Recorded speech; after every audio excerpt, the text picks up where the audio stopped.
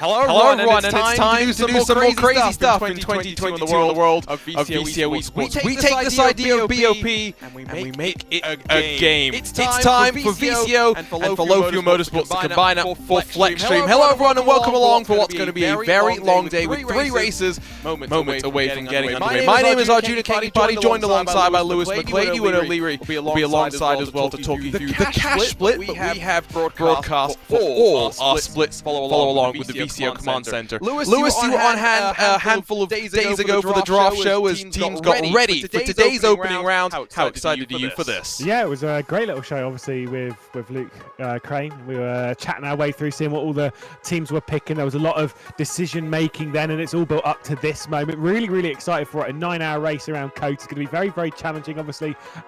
All of the cars have picked bits and bobs with their weight and whatever. We'll discuss a little bit how the BOP budget's worked and what drivers have picked. But it's been a very interesting process in the build-up towards this race, and I'm expecting some fireworks on that race down towards T1. Well, up towards T1, as it were. Let's talk a little bit about the BOP budget and how that's going to play out over the course of the season, because that's the main talking point and the main difference for this championship. Drivers in that draft show were allowed to go through various cycles of picking their car. Popularity added ballast to the car, and the car with the most ballast to work with over the course of the season is going to be the Honda Evo 2022. Now, of course, 4 GT3 specific races, 2 races that will be in cars different from what the drivers have picked, but of course these BOP choices, Lewis, have to carry over all 4 of those GT3 rounds. Yeah, it's like I say, it's an interesting bit when it comes to picking out which cars have picked what, which teams have picked what. A lot have gone with what effectively was the fastest car coming into it, which really was the Honda Evo 2022. Quite a few teams have gone for it. It's what's moved up from its initial BOP up to 106 kilos. But I say the teams now get to pick and choose where they are. If you're in the Honda Evo, though, you're effectively going for 30 kilos pretty much every round. You know, the maximum weight you've got to take into each round. So you're effectively going to be in a heavy car for the entirety of the season. That's obviously what's going to counteract the fact that the car's actually very fast. That is BOP. Let's talk a little bit about the BOP budget explanation. Just try and show you what we've been trying to verbalize. The drivers get to, and the teams get to choose how to spend the budget. A maximum of 30 kilograms per race, and of course, what you have left at the end of this, going into the final round of the season, must then be used. You cannot be left with any of your BOP budget left come the end of the championship. Do remember, thanks to our great partners at HyperX, it's not just the teams that are fighting for things, but you can as well enter HyperX into our Twitch chat to be entered into the drawing for a HyperX Cloud Flight wireless gaming headset. That's going to be over the course of this entire day of racing. But of course, that's not just for, like we said, those in the Twitch chat, but Lewis, for those on the track as well.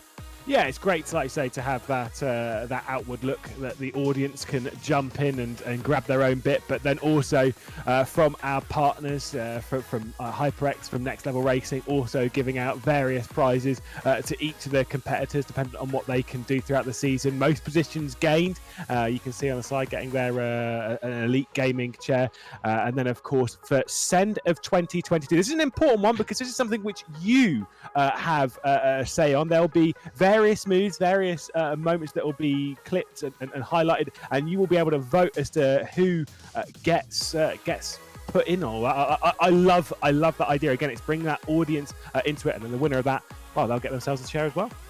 Yeah, it's going to be a lot of fun. It's not just Next Level Racing that joins us for some unique prizes, but HyperX as well, giving prizes across of our splits. Here's a look, though, at some of the unique things. Fastest lap, best pass and fight.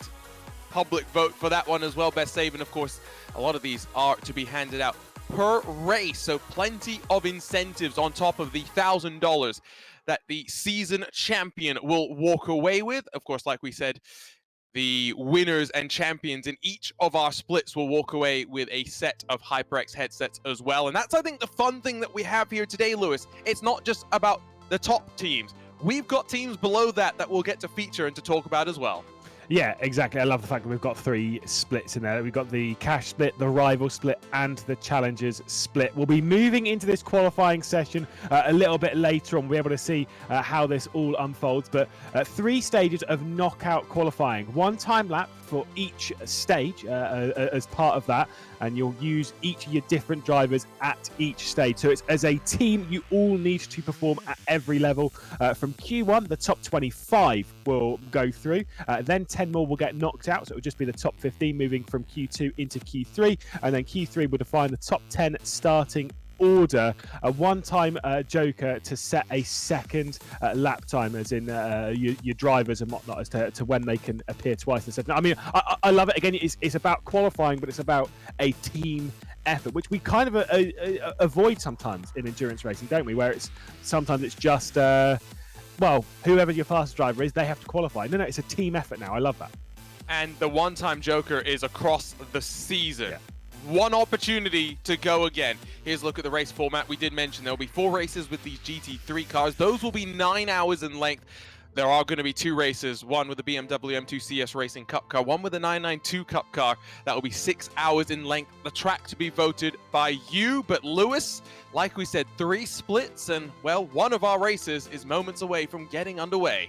Yeah, we'll be beginning, of course, the day. We'll be building up to that cash split, but we do have to deal with the rivals and, of course, with the challengers first. And I say it's going to be a long day for us in the commentary. It's going to be a long day for those production-wise behind the scenes, but also it's going to be a long day for the drivers. 9-hour race, and across 3 grids.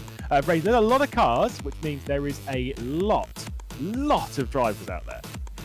And a lot of names for us to get wrong. But let's quickly just talk about the fact that the BOP budget is something that the drivers in Split 2 and 3, the challengers and rival splits, will have to contend with, Lewis. The only real difference is they didn't get the draft show and the draft process like the cash split teams did. Yeah, they, as far as I'm aware, they chose after the draft to come out, which meant that they were able to react.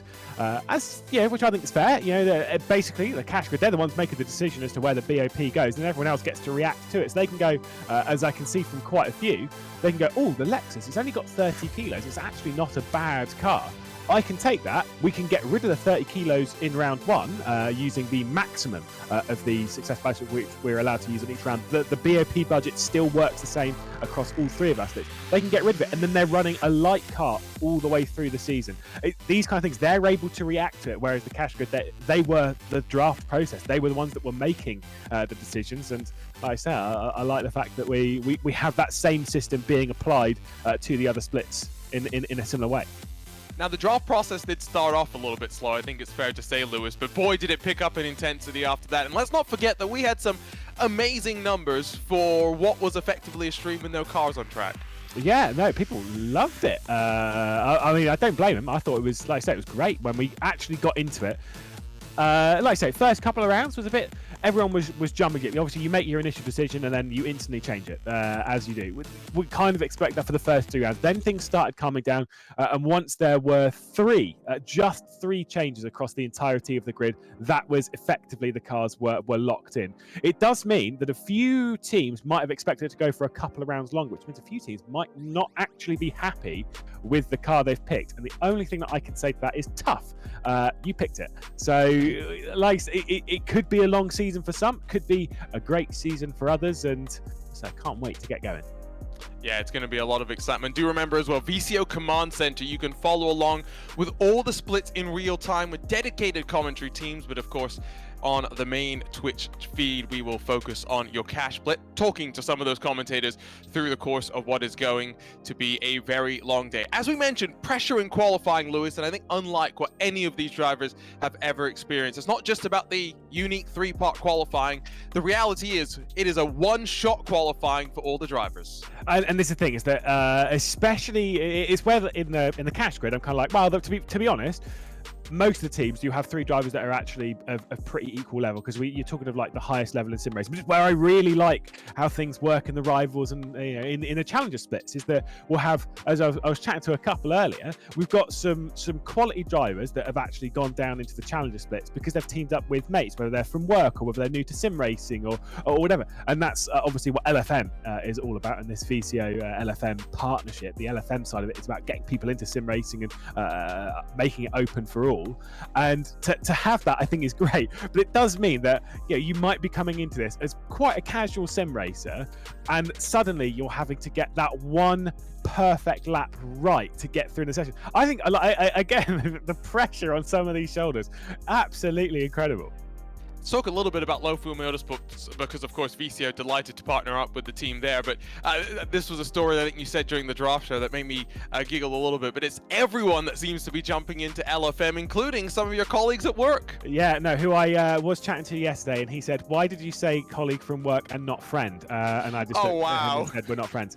But no, I said it's because it's more understandable then to the general populace. If I just said my mate, then it's just like, oh, it's another sim racing friend. Who cares? But no, genuinely, a manager from my job, I work in a restaurant typically outside of this, and they take part in sim racing as well. They do LFM as well, and they've been really getting into it, really loving it, putting the hours in, putting the work in, and like I say, it is open. It's reinvigorated things when it comes to competitions on AC, as well as of course over on R Factor 2 also, and it's something which has really got a fair few people that were maybe getting a little bit dejected with the world of sim racing for various reasons. It's brought them back into it with massive gusto, thinking this is great, I can actually enjoy this now.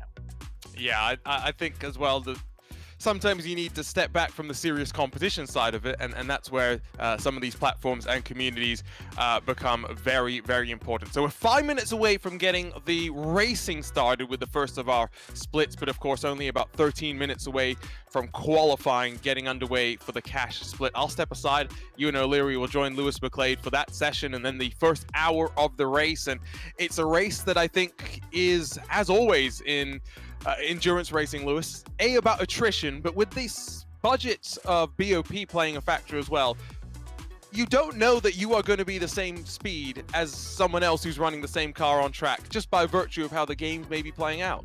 Yeah, depending on what car you've got around here and how much weight you're going to end up using. Honestly, there are people that are going into this. I'm not joking. This is across all 3 splits. There will be teams that are going into this genuinely not expecting to have a result.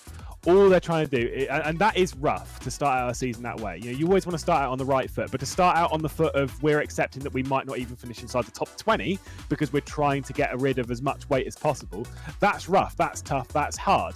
But that's the nature of this series, and that's what we're going to see. What you're doing is you're giving yourself a better opportunity down the road on a track where maybe you're more confident, where the car's better, and those kind of things. And if this is the track for you, if this is the track for your car, and it might be the only track for you and your car throughout the season, then suddenly you're only taking 5, maybe 10 kilos and going into this race with a lighter car. And that's the dynamic that we're going to see work all the way across this season. And that's what's making this season completely unique comparatively to the others, is that, like you said, we're moving the BOP into more of the hands of the drivers. And so when they complain about BOP, well, they can only look at themselves.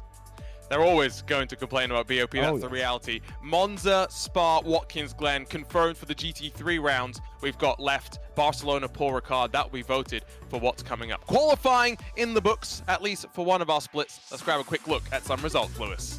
Yes, indeed. This one for the Challengers grid. So NSN Racing will be starting from pole position, 0.08 of a second clear of Revolution Sim Racing. Tight margins in this group. Creme de la Course, great name by the way. And then Apex is Lava. I mean, to be fair, if the Apex is Lava, starting from 4th place, I mean, if you've missed Apex to do that, not bad. Not bad at all. We'll flick through some of the rest of the grid. Of course, 28 cars, 3 drivers apiece. That is, nearly 90 drivers in this split alone, just in the Challengers grid. Shows how many drivers we've got out in action today. Yeah, no, it's going to be exciting, and I think even if you're not in that top split, Lewis, the reality is that these are opportunities for you to get to race against maybe, like you said, drivers who have stepped down, but have plenty of experience, and just to build up your own confidence moving into another year of racing.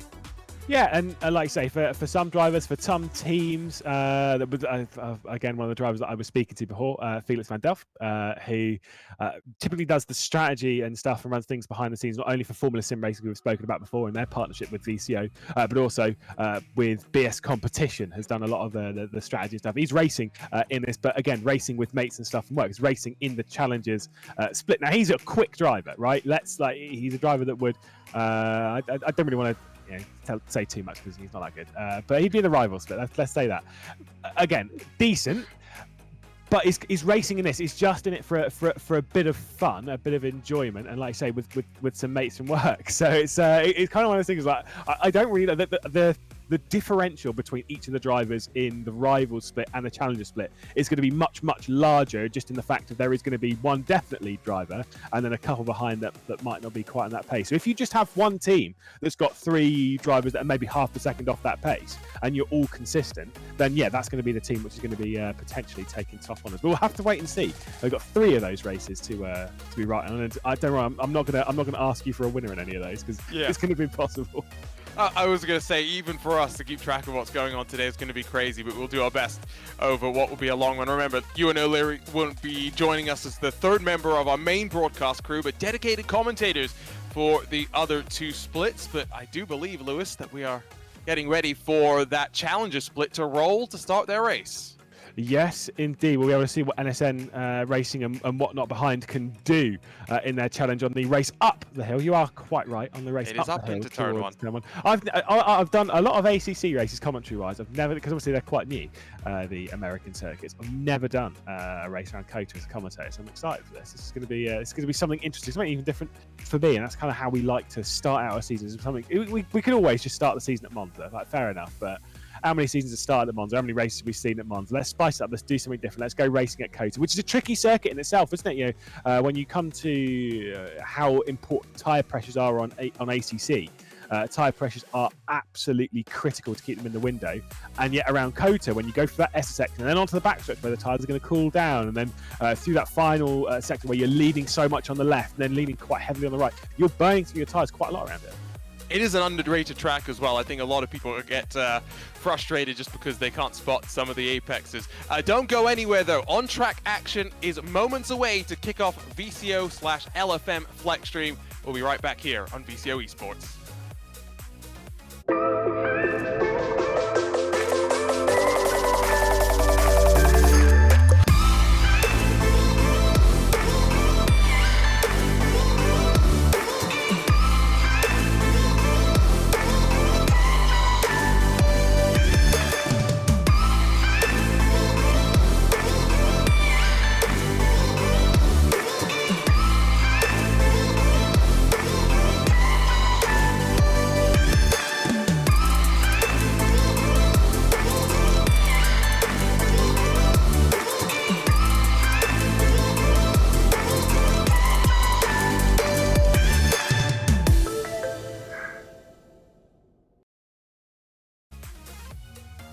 A big thank you to HyperX for their support of FLExTREME. Like we said, drivers getting ready in one of our splits to go racing. We're still waiting for qualifying to get underway for a handful more of our drivers. You talked about, complaints about BOP, but I'm going to point out that when Gregor Schill flew over to Indianapolis to win the ROG Invitational, what was the first thing that he did, Lewis? Start complaining about BOP for the 24 Hours of Spa Esports that was a handful of weeks away. Oh yeah, no, like I say, drivers will always complain about BOP, even if they're in cars that really don't need it for whatever reason. Like I say, I come from the world of touring car racing. I remember racing in a series where everyone kept telling me that the Ford was the best car because this, that, and the other, and I'm kind of like, they're all the same physics. They're all just the same car, and there is that thing of like people just. It's the thing with drivers; they will generally admit it if you do tell them, is that they will say for the most part of. Sometimes their car is better than they're saying, but because someone else is in a car that is different to theirs and might be slightly better in one scenario, like if it's got slightly higher straight line speed, that car is OP, even though it is absolutely terrible through the S section. Because it's the fastest in a straight line, it's better than my car, and that's how BOP discussions tend to go with driving. It's why we can't trust them. the BOP conversation has migrated from the real world to the virtual. It's been interesting to see some of those discussions behind the scenes myself as well. Now let's talk about this track, Lewis, and let's talk about it from the perspective of the racing. Because like you said, you can be fast in a straight line and you'll get a great run out of turn 12 on the run down into the heavy braking zone at the end of the back straightaway. But you'll be a sitting duck through the S's and maybe through the twistier stuff at the end of the lap. It is very much a track of compromise. Yeah, and it's a long one, of course, built back 2011, 2012 when it was first opened. It's a track which is love or hate. A lot of people don't like this place. I actually really enjoy it. I think it's Underrated. a fun. I genuinely think it is. I think there's some awkward bits. These don't happen. Where I'm sort of like, yeah, that bit can be bulldozed. That's fine. But I think it's good fun. I think it's good for racing typically, and I think we're in for a bit of a treat. It's kind of one of those ones where people obviously take to the racetrack like this, and then they assume that because in Formula One or whatever the racing hasn't been that great or whatever, it's going to be bad in GTs. And then I kind of go, yeah. I don't think so. The Hungaroring is one that's not typically great when it comes to open wheelers, and yet in GTs it's normally very, very good. So we'll have to wait and see. And of course, this is a track that joined Assetto Corsa Competizione earlier this year as part of the American Track Pack DLC, joining, of course, the Indianapolis Motor Speedway and Watkins Glen. And of course, if we didn't already say it, Lewis, we are racing on Assetto Corsa Competizione, basically the best place to go GT3 racing in sim racing. Yeah, I mean, GT3s galore on the ACC platform. It's where it's made its name for itself. GT3s, GT4s, a couple of other little bits in there, but it's mostly focused on that category, and with the data they've pulled from real world stuff. I mean, when ACC first launched, I think me and quite a lot of the sim racing community were like, oh yeah, that's cool. It won't last very long. And then, of course, here we are. I think it's 4 years later. I think it came out in 2018, which is mad, by the way. Yes. And it is, when it comes to the big platforms in sim racing, however many you think there are, whether it's 3 or 4 or 5 or whatever, it is a part of that discussion. It is one of the big platforms up there with the likes of iRacing, with R-Factor and whatnot, like all we've used in the VCO Esports racing. It is up there with them. And SRO Esports, very much one of the big embracers of esports and how it can very much benefit those in the world of motorsports as well. So it does look as though, by the way, we're almost ready to go. So it's going to be time for me to step aside and for you and O'Leary to join you, Lewis McLeod, for qualifying for the 2 race starts that we still have in front of us, and of course the cash grid main start. But you saw the pre-show and you saw a lot of the chatter from the drivers. I think the one thing that we are all is enthused about trying something different here today. Yeah, I think everyone's been behind it, when it comes to the drivers, and obviously everyone behind production and whatnot. We're all ready to see something slightly different. It's kind of one of those things with sim racing, is that sometimes we go, oh yeah, well that series has done that, so we've got to copy that. We're not going to do that. We're doing something slightly different. But now we're going to take a look at the grid.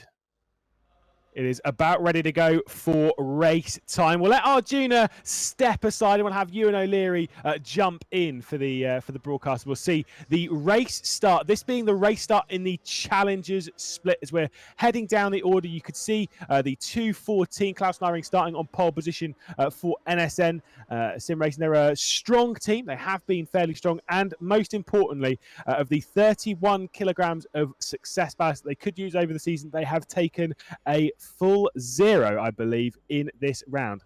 They are not taking anything when it comes to racing. They'll be starting alongside on that front row with the number 44 Revolution Sim Racing, who are using 30 kilos in an Aston Martin that might actually be quite strong. Ewan, we should get a good glimpse as to what to look for when it comes to strong cars coming into this round, into this race, and what to expect, potentially even for not only the rival split, but also for the cash grid as well. Possibly. I think that we're going to get a stronger indication, excuse me, of what we're going to see into turn 1, to be honest, because this is a slightly reduced field compared to what we've got in the top split, in the cash split. This is 28 cars on this grid, with 42, I counted earlier, on the cash grid. So we're going to get a bit of an idea as to what turn 1 is going to be like, but I think people are going to be very aware anyway. It's that kind of famous run really steeply uphill, which really helps obviously with braking distances, but then you've got a really tight corner to negotiate. or it's tight on the exit anyway, quite wide on the entry, and that's the problem. So we're going to get a very strong idea as to what we're going to see a bit later with this slightly reduced field. Yeah, I think, like I say, we'll see how it unfolds. Obviously, it's not a standing start. It'll be a rolling start in the Challenger split, and we'll just talk you through as to how we're going to run this broadcast through. So we're going to see the Challenger split race start. I think then we'll probably touch on qualifying as to what's going on in the cash grid, because this Challenger split is slightly delayed. We'll say the Challengers and the Rival split both are slightly delayed when it comes to the action that we've seen. We should be already done with the race start here and getting ready to go, but we're ever so slightly behind.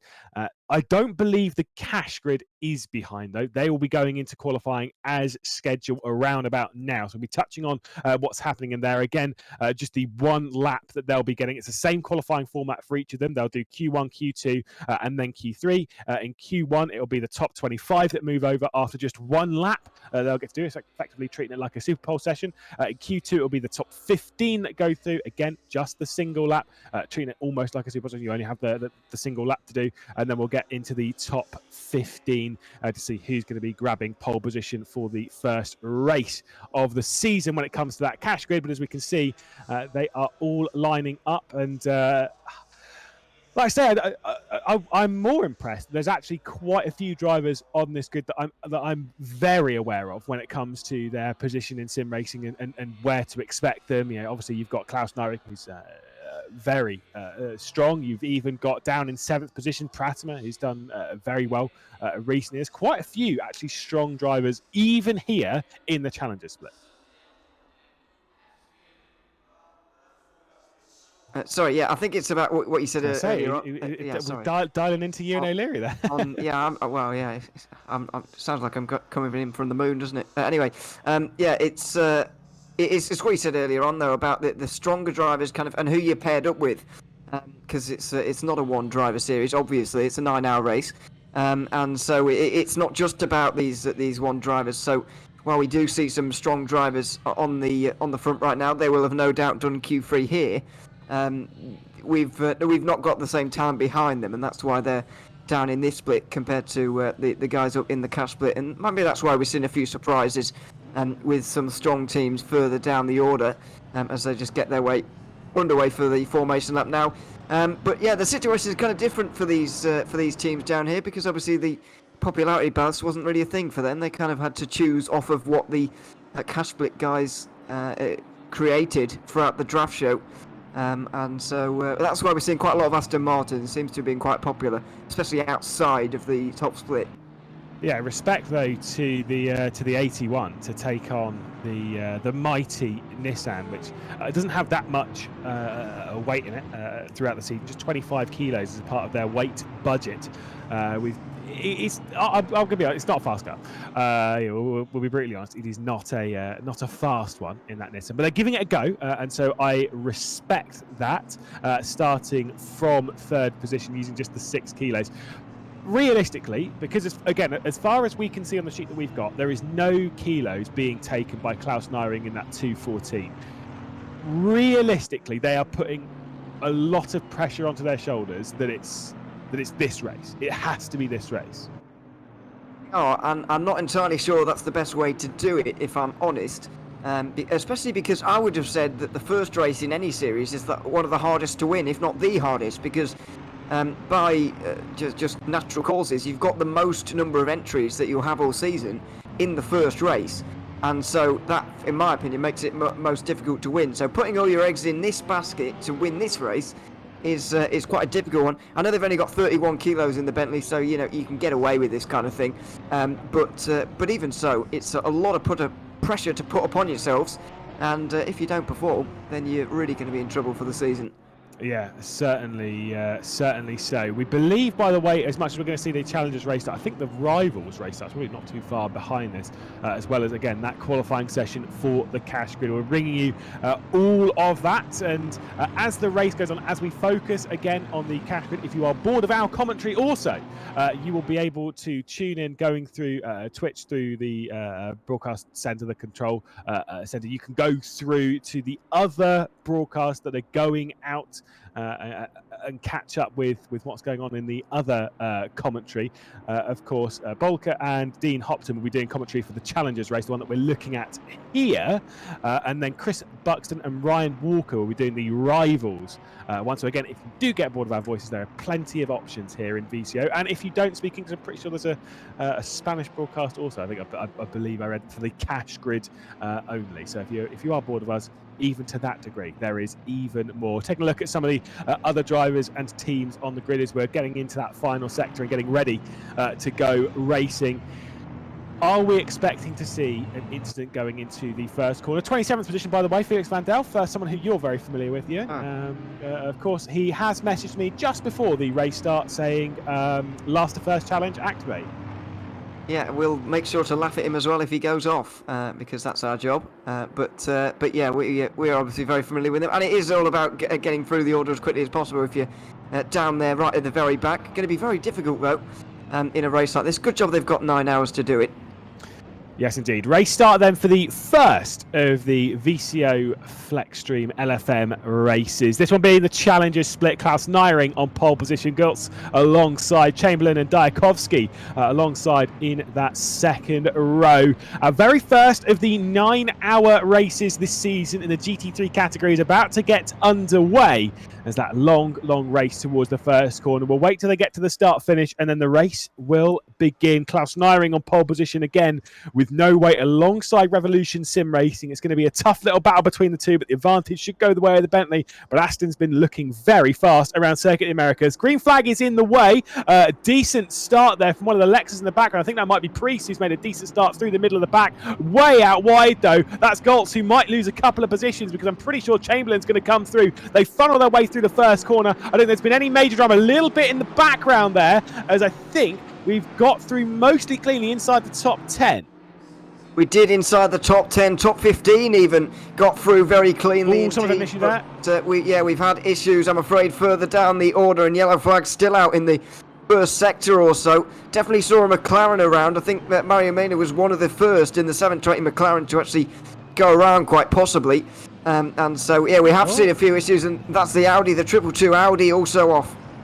Yeah, there's been, like I say, a couple of kerfuffles up here. Rhino in that 222 car. We've seen a few teams, few drivers moving their way forward and avoiding some of the chaos. A few that have been sent back in towards pit lane, as that is a big drive down the inside from the 67, making an absolute send. I mean, again, trying to go for send of the season already. Back at the front though, things will be quite close. Klaus Neiring under pressure from Goltz, but I think it's starting to have us a slightly check out.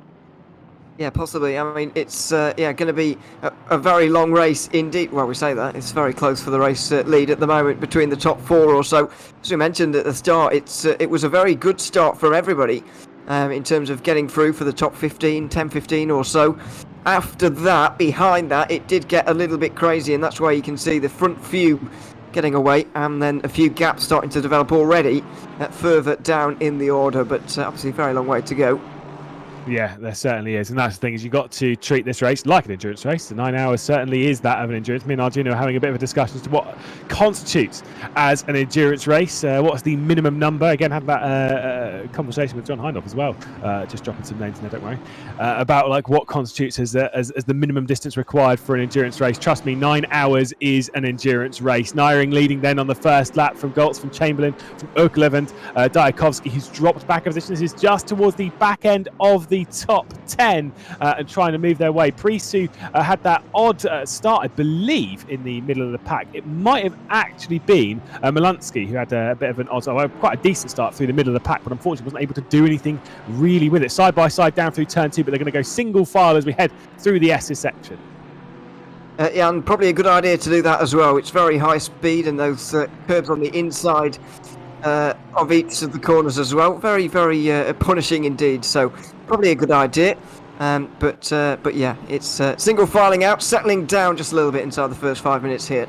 Now, again, you can keep your eye on this split using Twitch in the command center. But us here in split 1, we are going to step aside from this race. Like you say, keep an eye as to what's going on. And we'll be getting ourselves ready for the rivals split, as well as the cash grid qualifying as well. It's been quite an exciting start there in the challenges, but we do have another grid to go with. Rivals coming up next. We'll take a look as to what's been going on in here. You can see the 501 will be starting this one from pole position. That one, of course, being the Fusion Racing Honda. 30 kilos. That tells me the Honda's looking pretty quick around here, Ewan. Yeah, it certainly is, and I think that was pretty obvious to us by what we saw in terms of how many teams still selected it in the other splits. Not so much in the top split, in the cash split, because obviously it adds ballast when you do that in the draft show. But the other teams further down decided that maybe the Honda was a good idea, and it was given a lot of ballast at the start of the season. That car's going to have to remain very heavy throughout. But that doesn't seem to have affected it too much. Yeah, it seems to be still very quick, although it is a lone Honda, the next one down in 18th, so it's not it's not completely dominant. Yeah, completely different cars towards the front of this grid is what we saw in the challenges just a few moments ago. In the rivals, it is all very different. Again, you can catch commentary of this throughout the entirety of the 9-hour race by going again through the command center. We're going to watch the first 5 minutes or so of this race start before handing back over to the cash grid, where we'll be able to see that qualifying session unfold. The broadcast on this one being brought to you by Chris Buxton and Ryan Walker through this race. It's going to be an exciting one, but like I say, Audi's looking pretty decent. Audis have looked pretty strong, but it's more the fact that you've got a Honda that's qualified quite well on the way. But again, this could be the fact that you've got one really, really strong driver and then two others that are pretty decent, but not at the same level. Exactly. That's what we're going to see in the top split, is that you're going to have three real top-class drivers, and so it's and so that's why they're up there, and these guys are down in this split. But it's still going to be very competitive, as we've just seen in the bottom split. There, it's still very competitive despite the fact. Yes, indeed. Barrera and Chatska will start from the front row of the grid. Waninga can start from third with Chico alongside Santana and Adamu in the top 6. We'll get ready to go racing once again. Quite a few drivers in here that might be looking to move their way forward as the second of the grid. Slightly larger in this one with the rivals split. We'll get ready to race their way down towards the first corner. Only a few bits of drama in the challenges. What can we expect to see as we race once again? 9 hours underway. One of the Mercs in the background, I think that one might be Hamlin getting a decent start on the outside of the sort of about the 8th row. Bit of contact, bit of argy-bargy going through the first corner. It'll be the 349 that was getting into it just a touch as they all funnel their way through 3-4 wide as they race down the hill towards the S's section, still side by side, but as they start heading through, they're going single file. One of the Astons going straight over. I think that might be Sivek. Yeah, a couple just avoiding the chaos entirely by just skipping the S's, but a little bit of a cleaner start on this occasion. There has been one or two pieces of contact. There was a number of Aston Martins actually getting bossed around all over the place at turn 1, but they all sorted themselves out. They all facing the right way still, which is a good sign. And so, everybody seems to have gotten away relatively cleanly as Ivat Santana goes down the inside, down towards the turn 10. Big dive, but not been able to get that move done for the top 5 position. And now this could well be free wide when we get to the left-hander by the end. I think there was a spinner in the back. It might be Chartier in one of the Hondas a bit further down the order. There is Santana, as you say, after giving that go. It was Adamu who went straight over the S's section. They've got to worry about Witchak as well, who's also in there in that Mercedes, who almost makes contact and does indeed do so once again. Oh. And it's Witchak that goes for a spin from 7th position. We'll be dropping down the order. It's a bit more fisticuffs here in the rivals split. They're all trying to make rivals of each other. Well, there certainly was, as the lap continued on, side by side again, just outside the top 10 now, as Bastian Linder makes his way actually inside the top 10 for the first time, into 9th place now. But yeah, a bit of contact between Santana and Witczak with the Mercedes going around. Hard to really pin blame on either one of them there. Looked kind of 50-50 really. But you can be sure that the 808 team are not going to be very impressed with that one.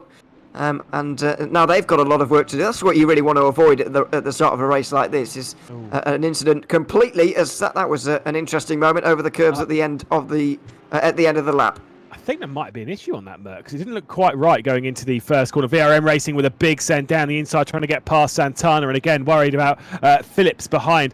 Phillips in that Audi directly behind. Wild Things Racing, one that is quite well known when it comes to even some higher competitions on the ACC platform. They've actually done quite well. They'd be one that I'd definitely keep an eye on in that 26 between Harry Phillips, Chris Hack, and Patrick Sodicat. Certainly keep an eye on them with how far they will move up the order. Same with this driver, actually, Dragos Simeon, who I'm pretty sure has done a bit of racing for West Competition Racing, if memory serves, riding for Rapid Esports in this, one of two, I believe, Romanian-backed teams in this rivals field. You've got the Digital Racing Squad that are actually quite far up the order. They're running in 10th position at the moment, being another one of the Romanian-based teams, as well as obviously having in the cash split at least definitely one of the West Competition Racing cars as well. So quite a lot of Romanian representation on ACC, and that is what we're seeing here in this grid as well. Yeah, it's a country that's getting a bit more representation in sim racing as a whole, really, as it gets a bit more popular, more drivers add in. I remember, well, actually, I probably can't say that, but in another series we were doing, Lewis, there's quite a few Romanians doing well in that one as well. So good to see. But battles continuing on towards the end of the lap, and this is what I really enjoy about COTA. Maybe not about the GT3s, it's not quite as apparent, but certainly in open wheelers where you can make those late dives, where you've got those late apexes and the doors wide open, you can jam it down the inside. Maybe not so early on in a race like this, but later on we'll be seeing some interesting moves through the final sector, and it's going to be very exciting indeed through there, hopefully. Yeah, Descalaski went a little bit wide and opened up the door for Degano to go up another position. He's got up to this lap as we look at Cox, who's trying to attack the rear end of that Aston Martin that belongs to Sivek, just outside the top 10, dropping down to 12th position. Fastest laps, obviously going to be switching and changing around. Didn't even realise Miato was on this grid. He's another absolutely feisty racer, as we'll see some switches coming down into this first corner again. Got to worry about where Hamling was going there, was looking to the inside on the recovery drive, and I think out a little bit wide as Cox will gain the position on Sivek. He went a little bit wide going into the first corner. I was talking rubbish, by the way, when I said about two Romanian cars on the grid. There is actually a third in Alex Cascatau Digital Motorsport, the 120s. There is actually three. It means there's three teams which have purely Romanian-based drivers. Again, it's one of those things that's actually rising up in the world of sim racing, which I do like. And obviously, we do have a few teams that have just German drivers, a few teams that just have just Italian drivers. Kind of think that makes things a little bit easier when you've got everyone from the same nationality. There's no discrepancies between language or whatnot. It makes things a little bit easier, surely. Yeah, you can all speak in your native language rather than sometimes quite broken English, which is what some different nationalities kind of as a common language, because everyone speaks a bit of it, because we make everyone, shamefully. But we are terrible with just our incompetence, to be honest. We are really terrible. But yeah, if everybody communicating in their first language, it makes things a lot easier and a lot more precise. As this is the Lexus of Nicholas Gross making his way down the inside of the 166 Aston Martin. Not going to be able to do that into turn 12, and so going to get stuck on the outside here. But it turns to the inside again. If he can stay there, won't be able to quite for the very end of that turn 16 when they hit the apex down there. But yeah, lots of single nationality teams in the field as a whole. So, we've got plenty coming up a little bit later on in the cash split, and so yeah, we'll look forward to seeing them, and it probably does help being all from the same country. Yeah, we are going to, by the way, just to keep you updated as to what's going on behind the scenes, whilst you're all getting ready to watch that qualifying session, the cash grid. Again, there's been a bit of a delay on that side, so we'll be waiting to see the cash qualifying start. It has not begun yet. So we'll be jumping over to that as soon as it begins. And until that point, we might as well get ourselves our money's worth when it comes to watching some racing action, because there's been plenty as of yet in the rivals split. Again, Yvette Santana still trying to find a way. Actually, he's dropped back behind the 349, so it's got a little bit of work to do. And again, there is Harry Phillips waiting behind. The thing is, I'm not sure how fast that Audi is in a straight line. So as much as it might be a good choice when it comes to overall lap time, when it comes to actually making a move around here, two very different things. And it might actually be quite tricky to get past, especially when that car ahead's got slipstream. Well, it partly matters what setup they've got on as well. If they've really jammed on the downforce, then they're not going to be able to get through in any car. So you can't imagine they'd have done that for here, but you get the point. You do have to factor that in. But bit of a mistake from Santana down at the bottom of the hill there at turn 11. And now going to be really exposed to the 26 Audi, which is down the inside and going to get followed through here by Bastian Linde, you'd imagine. Although late braking from the Ferrari might just have saved it. No, the 999 goes off. Well, not quite off, but far too late on the brakes. It was the right thing to do. Needed to brake as late as possible to hang it around the outside there, but maybe not that late. A little bit too late.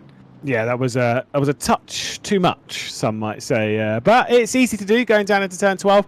You can see the Rising Panda purple car going a little bit wide as well behind.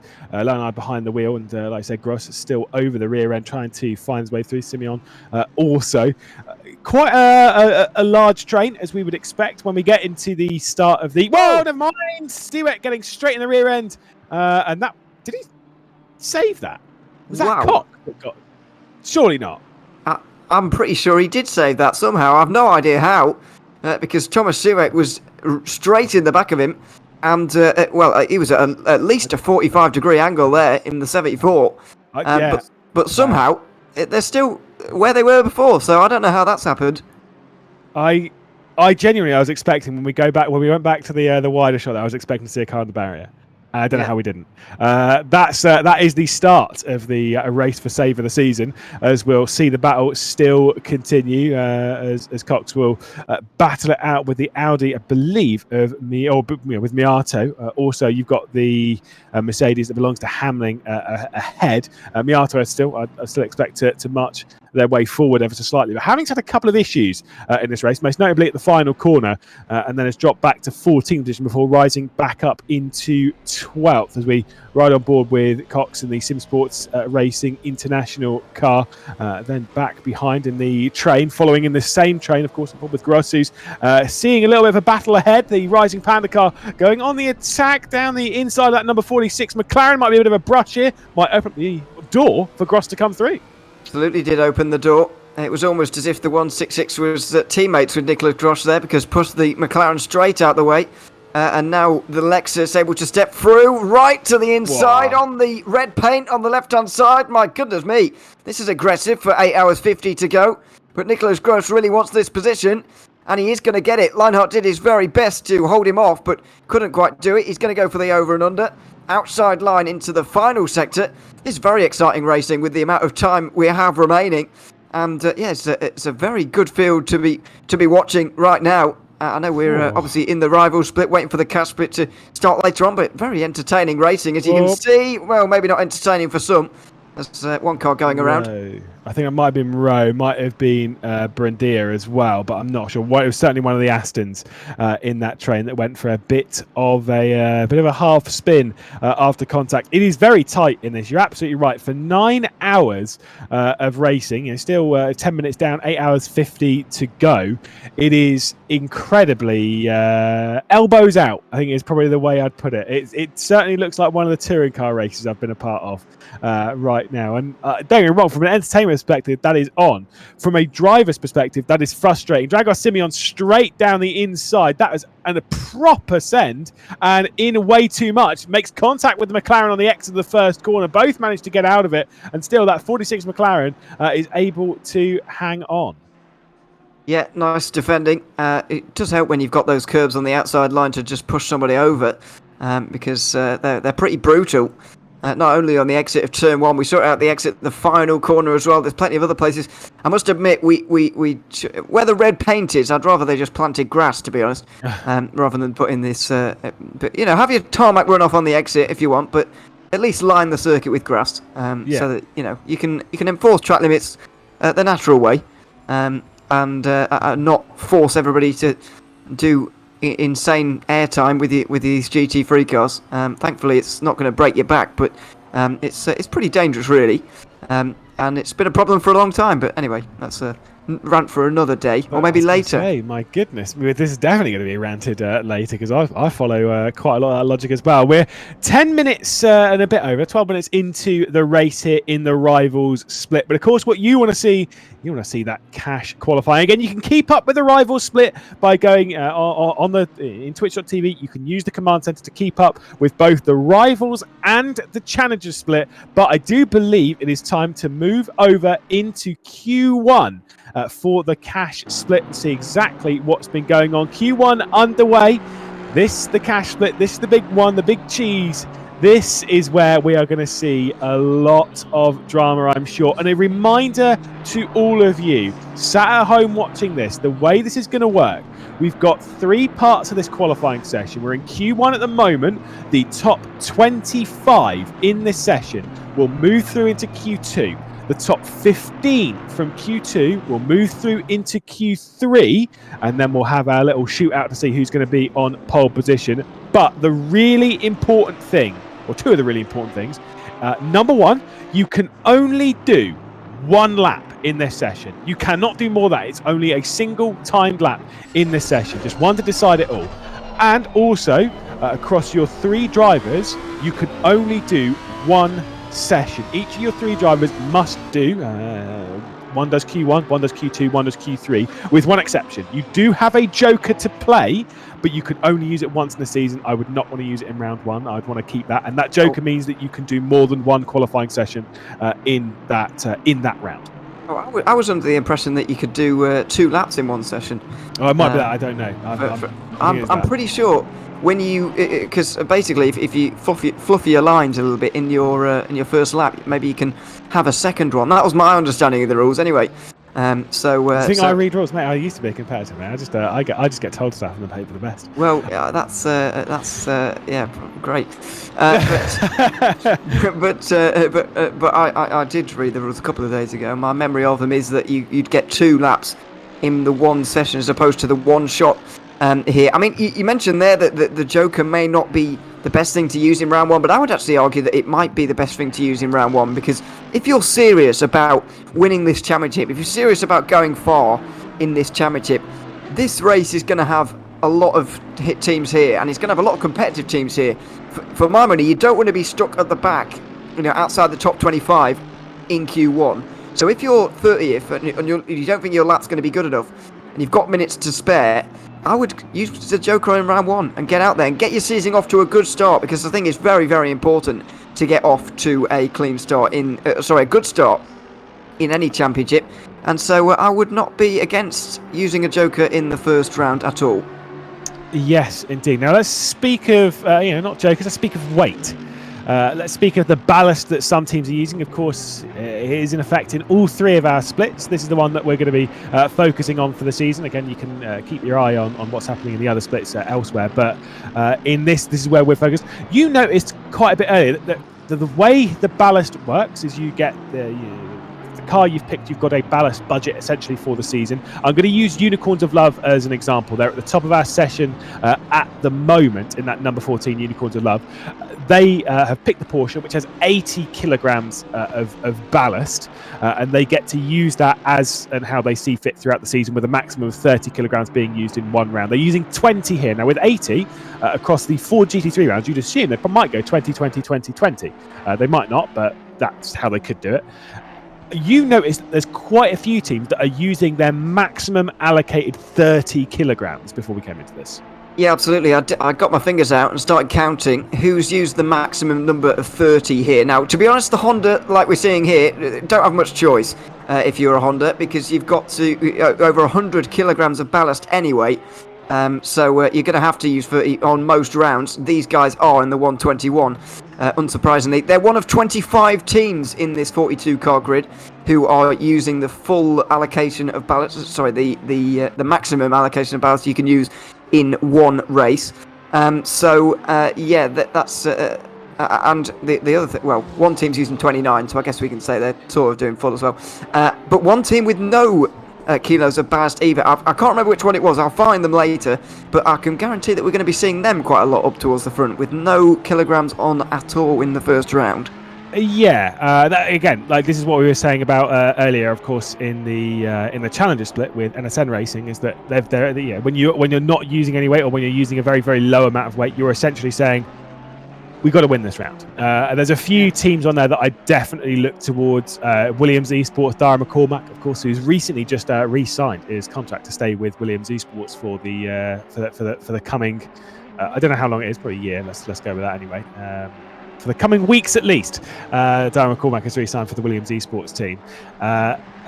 That's a team that I'd expect to be strong here. They've only used 10 kilograms of their car. They're in the Lamborghini though, which probably isn't favoured to this circuit. But again, that's how the BOP is going to work. First few laps then coming in and being ticked off. We can see those lap times across the board. Leonard Toki topping the timesheets, of course, being the Unicorns of Love driver. And I would say this is looking very, very good for Unicorns of Love, because I would say between the three of them, no disrespect to Leonard Toki, who is a good driver, but between the three of them, Leonard Toki, Bastian Richter and Tobias Pfeffer, Leonard Toki is the slowest. If he is the slowest and he is still topping the session, okay.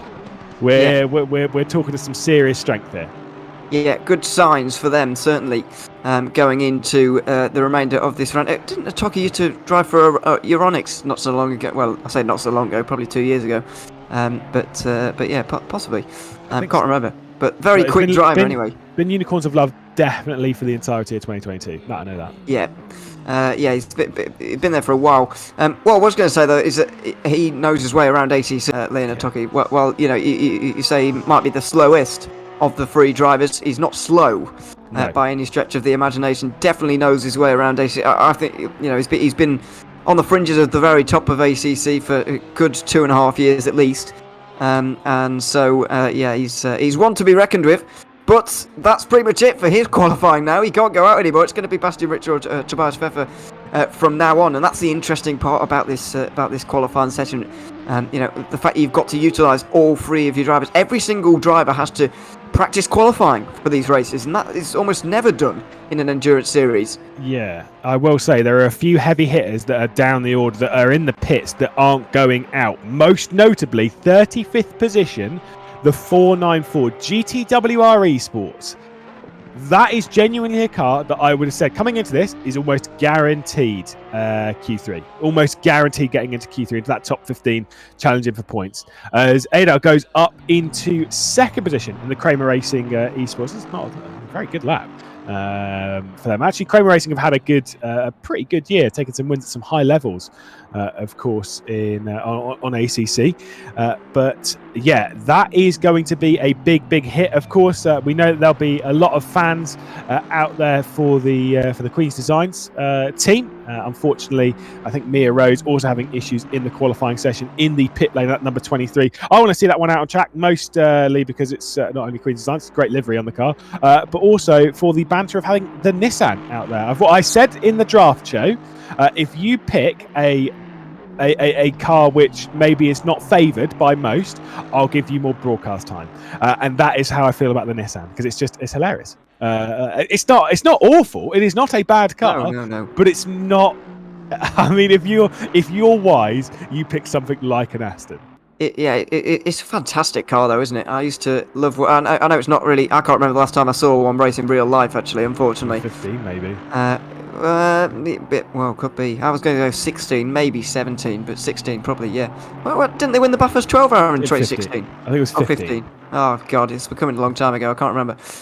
You turned 20, mate. You're getting old. Don't say that. But yeah, it's a wonderful car. I'm so glad that a few have taken the leap, I guess you could say, to choose it, because yeah, it's a really nice car, and I'm not as big of a fan as the slightly newer version than the old one, the old classic Nissan that did win Bathurst and whatever. But hey, it's still fantastic. And it's great to see it on there. Only 25 kilograms of ballast, which I guess has enticed a few teams to pick it, given that they don't have the extra weight. Which honestly, the extra weight might stop it entirely in its tracks, to be honest. But yeah, not too much to put on.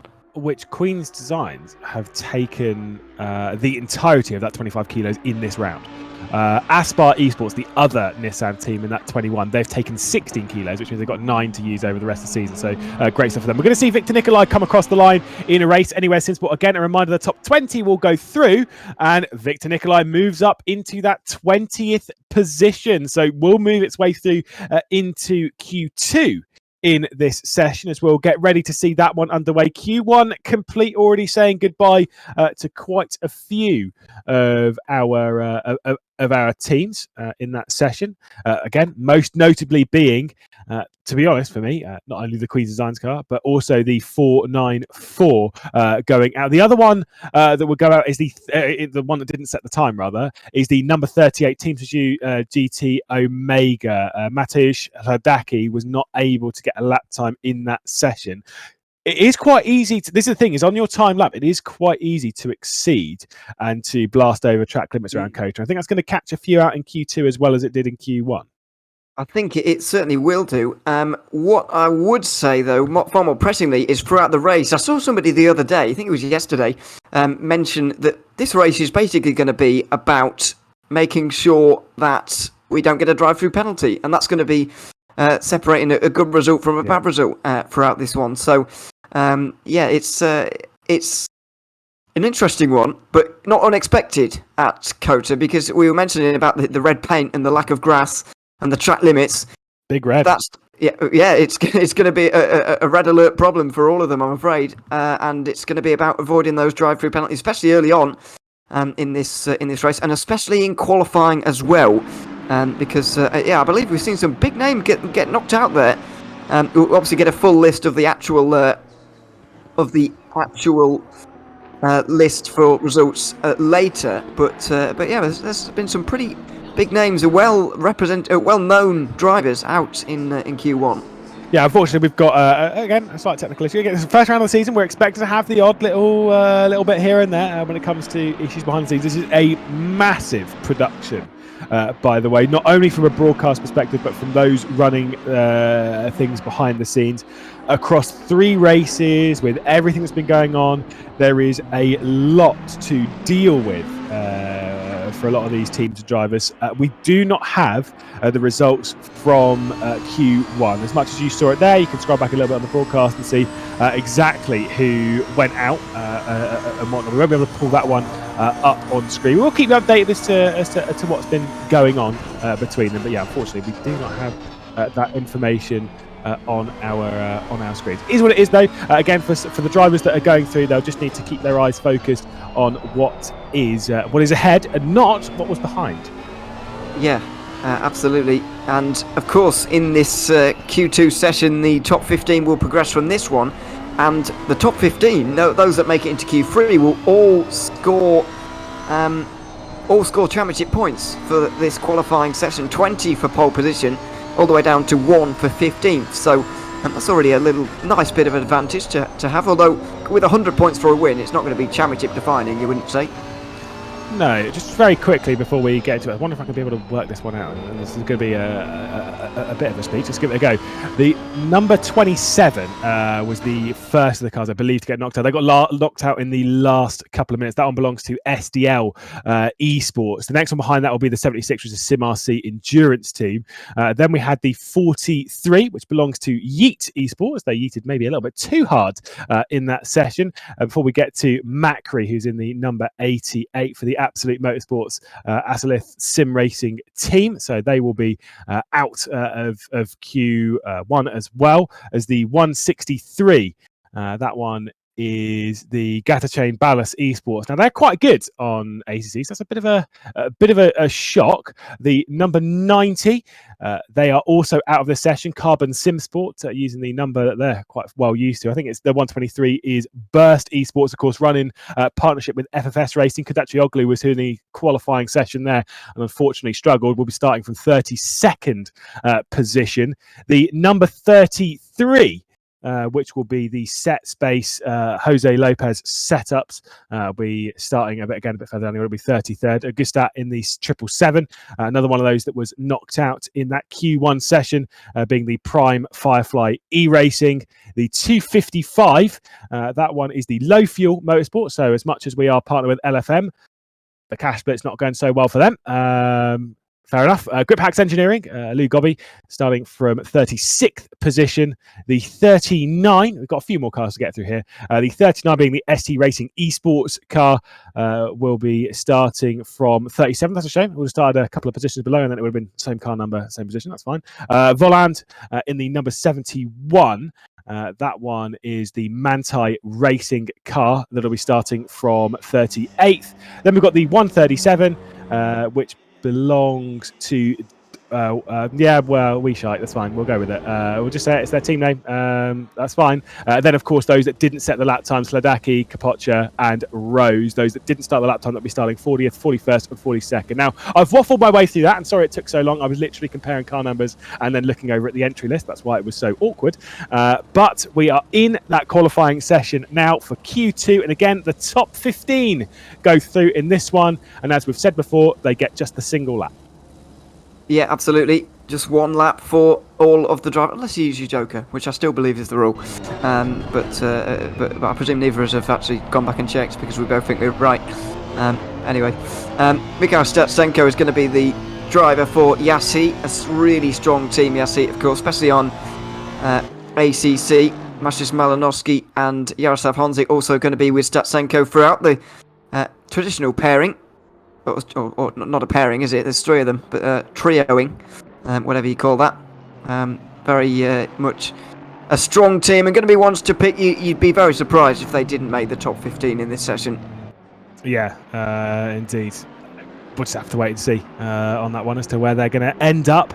But I'm not sure who I would say would be my favourites to be in the top 15. By the way, you will see some of those names that I've said that have been knocked out in the session, like I said before, the likes of Kapocha and whatnot.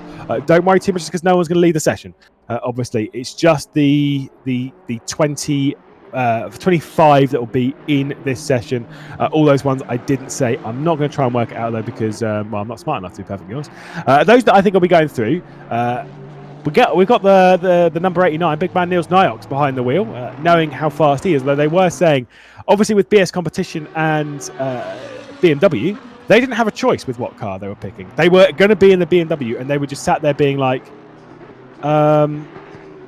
well, we might have a fair amount of weight on our shoulders, and yeah, they do. Yeah, some teams definitely do. I mean, it's really hard to know whether the weight is or how much of a bearing the weight is going to have, because I mean 106 kilograms hasn't put many people off the Honda, and 0 kilograms for 4 of the cars has not enticed anybody to choose it, obviously. So it's really hard to know quite quite how much it is going to affect things. But I think when they are putting the weight on and when they're going to be running light with 0 kilograms is really going to be more interesting and more telling about what these teams have actually got in terms of these races. It's really hard to work out for the moment, but it has given us great variety in car choices, which is great, especially for us. But it's obviously made some of these teams drive something they maybe didn't want to. Yeah, which sometimes I think it's good to jump into a car that you're not used to every now and then. It's helpful to sort of see what's going on and understand things. It teaches you the odd little bit that maybe you didn't originally know about your driving style. Maybe you go, actually, no, I hated the Aston Martin, and actually now you're forced to drive it, you actually really enjoy it. It's kind of one of those things. It's sometimes you just gotta take those, take the ups with the downs. Quite a few drivers are waiting in the pit lane to go out into the session later on. Of course, there is 5 minutes left in this one, and they can complete the lap time after they've crossed the line, so they will be able to just keep going until the end of their flying lap, which means you don't need to rush out onto the track. And with it being an open session, with everyone being out on circuit at the same time, as you would expect, timing is everything. You do not want to get involved in lap traffic. No, and that's well. I guess people might be wondering why the session's so long if you only have one lap to do. But it's all about finding that bit of free track space. It doesn't look like it's been too much of a problem around here, really, finding track space. I don't think it will be throughout the season, given the tracks that we have selected. Despite the obviously number of entries on the list, I don't think track space is going to be a real problem. But it is something that these teams have to figure out. And of course, you want to be slightly early in case you want to use your joker, because you can do that, but obviously you need enough time left in the session to be able to do it. You can't just extend the session time just for you. Yeah, exactly.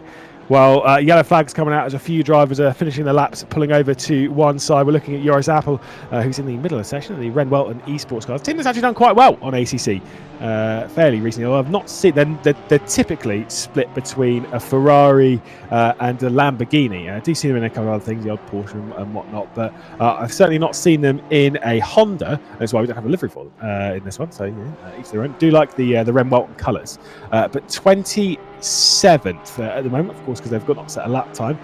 We're aiming for the top 15. I think if you can get the first couple of laps in, you're settled inside the top 10. I think then you might be okay. But yeah, this is going to be a stressful time for them. Bastian Richter then tops the session. We'll run you through what exactly is going on in this session and where people are, I believe, because I think it's Bastian Richter at the front of it. Yeah, I think so. We're trying to work out and scramble to work out quite who is where and who's going to make it at this point, because it's not always obvious. Our lap timing's not up to date. That's why. I thought so. It's I mean, it's going to be a bit of a scramble for the teams as well. The drivers who are actually in the session will obviously be very aware of what's going on, but we're not quite for the moment, and it's. Another driver across the line not going to set a lap time on that occasion. I'm not sure if that was due to track limits or something else. But not many drivers have set lap times at all here, and we are, only 3 minutes to go. Not all the time in the world left. Yeah, indeed. We're on board with Luke South or SOP Esports. Did catch up with quite a few of them behind the team of Symphony of Pistons. It's Snetterton. Of course, for British GT and whatnot. They come around to quite a few of them. Good bunch of guys behind us. It's Snetterton. Yeah, exactly. Just miss all of the middle. I did get that one repeated in my ear by our broadcast director here, Steve Proudly. Mike Yow not with us in the broadcast booth today. Steve Proudly bringing us the feed here in the primary cash split. Obviously, taking a mick over the fact that I can't speak English. That's a good sign when you're broadcasting like that. Yeah, no, Snetterton. You just miss all of the letters in the middle of it and just hope for the best. Luke Southall comes across the line, then we can see the top order. Bastian Richter, Van der Velde up there as well. Smoljar coming up towards the line, the SMP Racing Esports car. Smoljar's had a great year in sim racing. He's actually done some really impressive stuff. Of course, in the VCO Esports Racing World Cup back in January, was the only driver to be on a podium in a race on all three of the platforms. On Assetto Corsa Competizione, on iRacing and on rFactor 2. He was the only driver to have made that work. That is very, very impressive. Regards what you think. And then, of course, taking a race win, another race win in Formula 3, completing his third season of that for the top 10 finish in the championship. Again, quality driver for the world of sim racing, quality driver for the world of motorsport, and then taking a victory as well in the Monza round of the Le Mans Virtual Series as well. Yeah, it's been a good year for. I mean, we really are getting towards that stage in the year now where people are not doing a whole lot, and because everybody's done all of their sim racing for the year, so it's very rare to have a championship opener at this time of year, but we are doing, and it does mean that rather bizarrely for a championship opener, we've got a lot of form guide to go off of for this season for 2022. So it's a bit of a weird one, a bit of a weird situation to be in. But there we are. That's where we find ourselves at the minute. To be honest, I've not seen many more cars other than 15 actually set a lap time in this session right now. I can't see many more times than 15 cars out there. So there's not actually going to be much whittling down done here by the top 15 thing. We're going to see, not many eliminated due to times just not setting a lap time. We do have, like I say, Gerardis, Castorino, Smolia, Makavkin out on the laptop. Castorino goes inside that top 10. So we do see a couple of drivers getting kicked out. We'll see Smolia through the final sector. And like I say, there have been, as we were expecting coming into this, there are a few lap times that have been knocked off the board courtesy of track limit excursions, which will be mostly through this corner, to be perfectly honest. Smolia coming down into the final corner now. It doesn't look like it's 110% on the push scale for the S&P Racing Esports car. The 888 comes up towards the line and still goes to third. Didn't look, I'm going to say, I'm going to stick to it. It didn't look 110% going through the final couple of corners, but then why would you push to 110%? You just don't need to. You just need to get yourself a time that's going to move you through into that session. It is still, of course, though, the team that topped Q1 topping Q2 as well. Bastian Richter there behind the wheel, meaning Tobias Pfeffer is going to be the driver going out to do Q3. And again, that full team qualifying session. I mean, it's going to be a thrilling one. But Unicorns love showing themselves as the team to beat. Yeah, certainly are for now. It's been a strong opening to the session for them. But it's all about delivering in Q3 here. We're going to have the 15 the best teams in attendance, and so 15 the fastest drivers as well, obviously, that we haven't seen yet on the grid. You have to choose a different driver again, of course. You have to use all three. So we are going to see a very interesting end to this session now, or this qualifying procedure, or whatever you want to call it. And then we'll be getting into the race just after that. Yes, indeed. They're going to be moving into the final qualifying session. Before we go and see that, though, just going to have a very quick 45-second breather.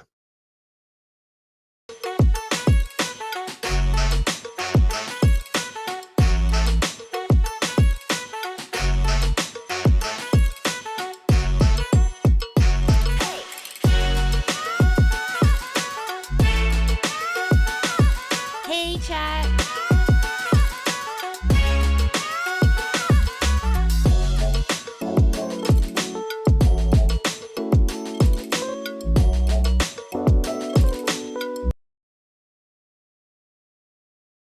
Indeed. Thank you again to HyperX that have joined us as partnership throughout the season, giving out prizes not only to the drivers, to the teams, to you as well, sat at home, because we're having a giveaway throughout the broadcast. So people enter HyperX in the chat. They're in to win at the end of the broadcast. We're talking about that a little bit more as the broadcast rolls on. But giving a little bit of a giveaway to those drivers at home, those that are sat there watching, thinking, do you know what? I do need a new headset. Why not? Again, courtesy of our partners at HyperX, and we couldn't do this championship without those partnerships from likes of HyperX, the likes of Next Level Racing as well. There's a lot of these that we kind of need to move forward. Yeah, absolutely. It's great to have them on board once again, and it's a good series. Good as we've mentioned before, talked about before. Good idea, and we're seeing it play out in front of us right now. We're going to see it more play out throughout the season, indeed. But qualifying format, just going to be getting a bit of a view as to how it's ended up in Q2.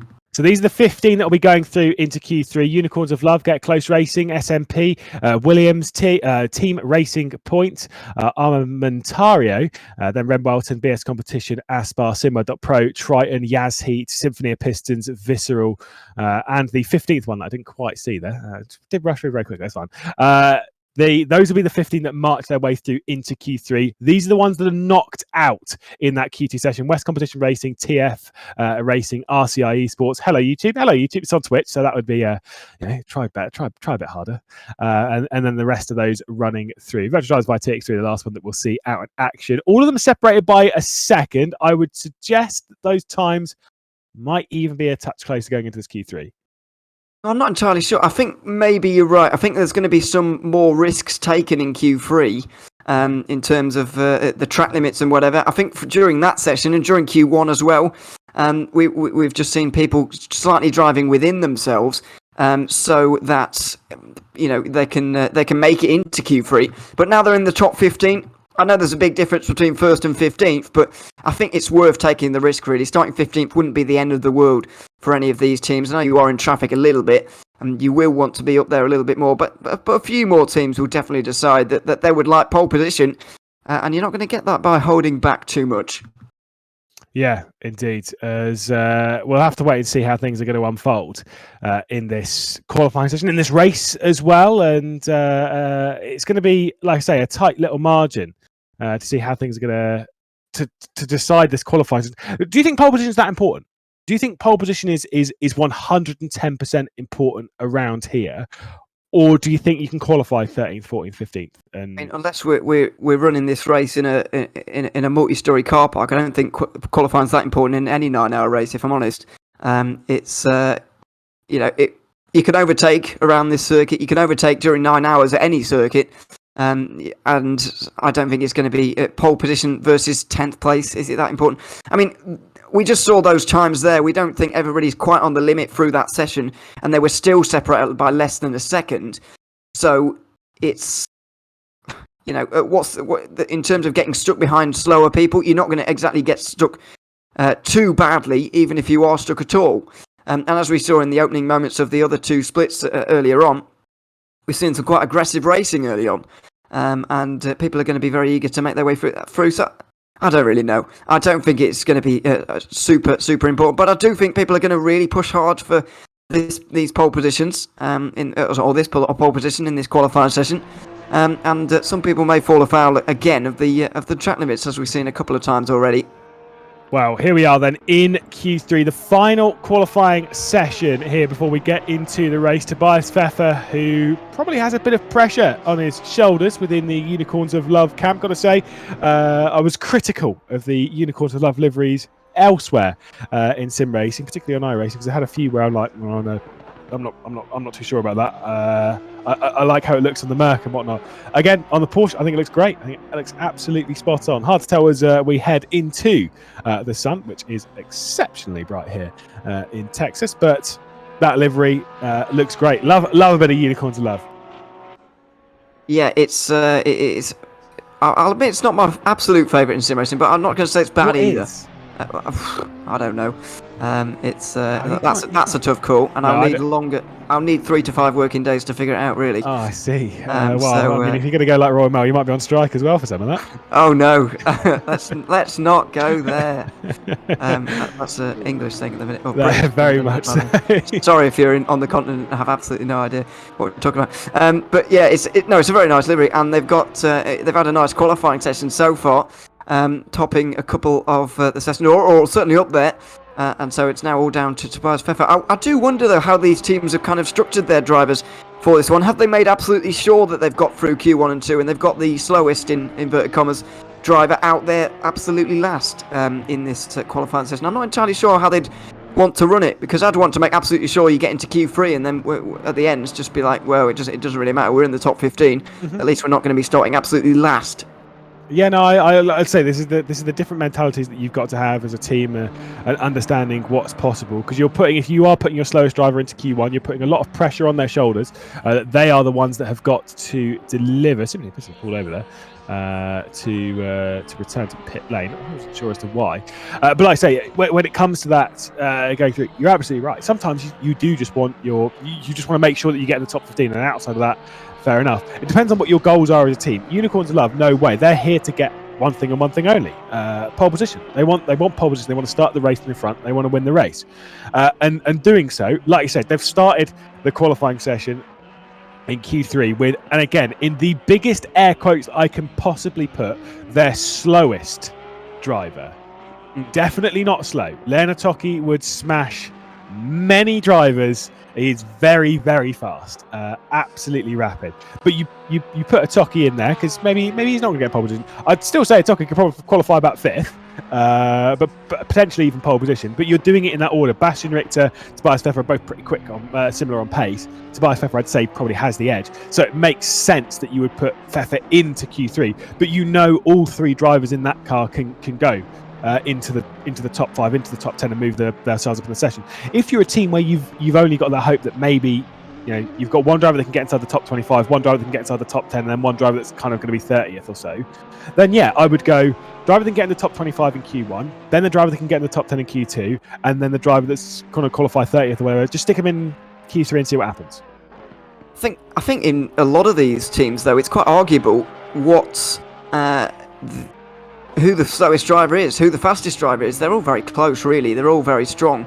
So I don't think it maybe it doesn't even matter that much when they're so close. Sometimes I'm not entirely sure, really. But yeah, I mean, we'll see now with the drivers we've got in front of us who's going to get to the top. Tobias Pfeffer has gone quickest first of all. To camera couldn't quite go as quick, and neither could Darren McCormack with that first lap time, or the only lap time for Williams Esports there. Malinowski goes into third as well. Yeah, obviously, like I say, those early lap times coming in, seeing where they're going to head onto the time sheets. Tobias Pfeffer doing a 2:04.3. I don't remember what they were doing in the previous session, but the 2:04.3 is very, very swift indeed. What can Mikhail Bykov do? A driver that we typically see more so in a Bentley, less so than a Ferrari, but obviously Sinwed that Pro Vides goes up into fifth. I've got to say, of the few Ferraris that we've seen coming through that final sector, of course, we saw Smoljar in the previous session. We've just seen Bykov there.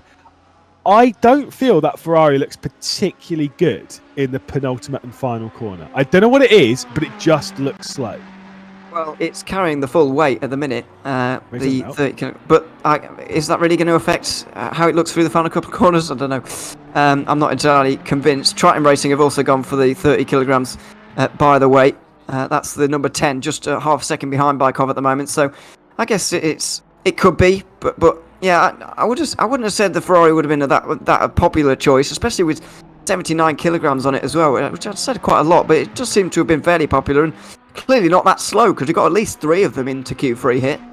When we were chatting to a few teams on the draft broadcast, particularly afterwards, and even chatting with Niels Nyox, of course, there was a lot of talk that the Ferrari might actually be a golden choice.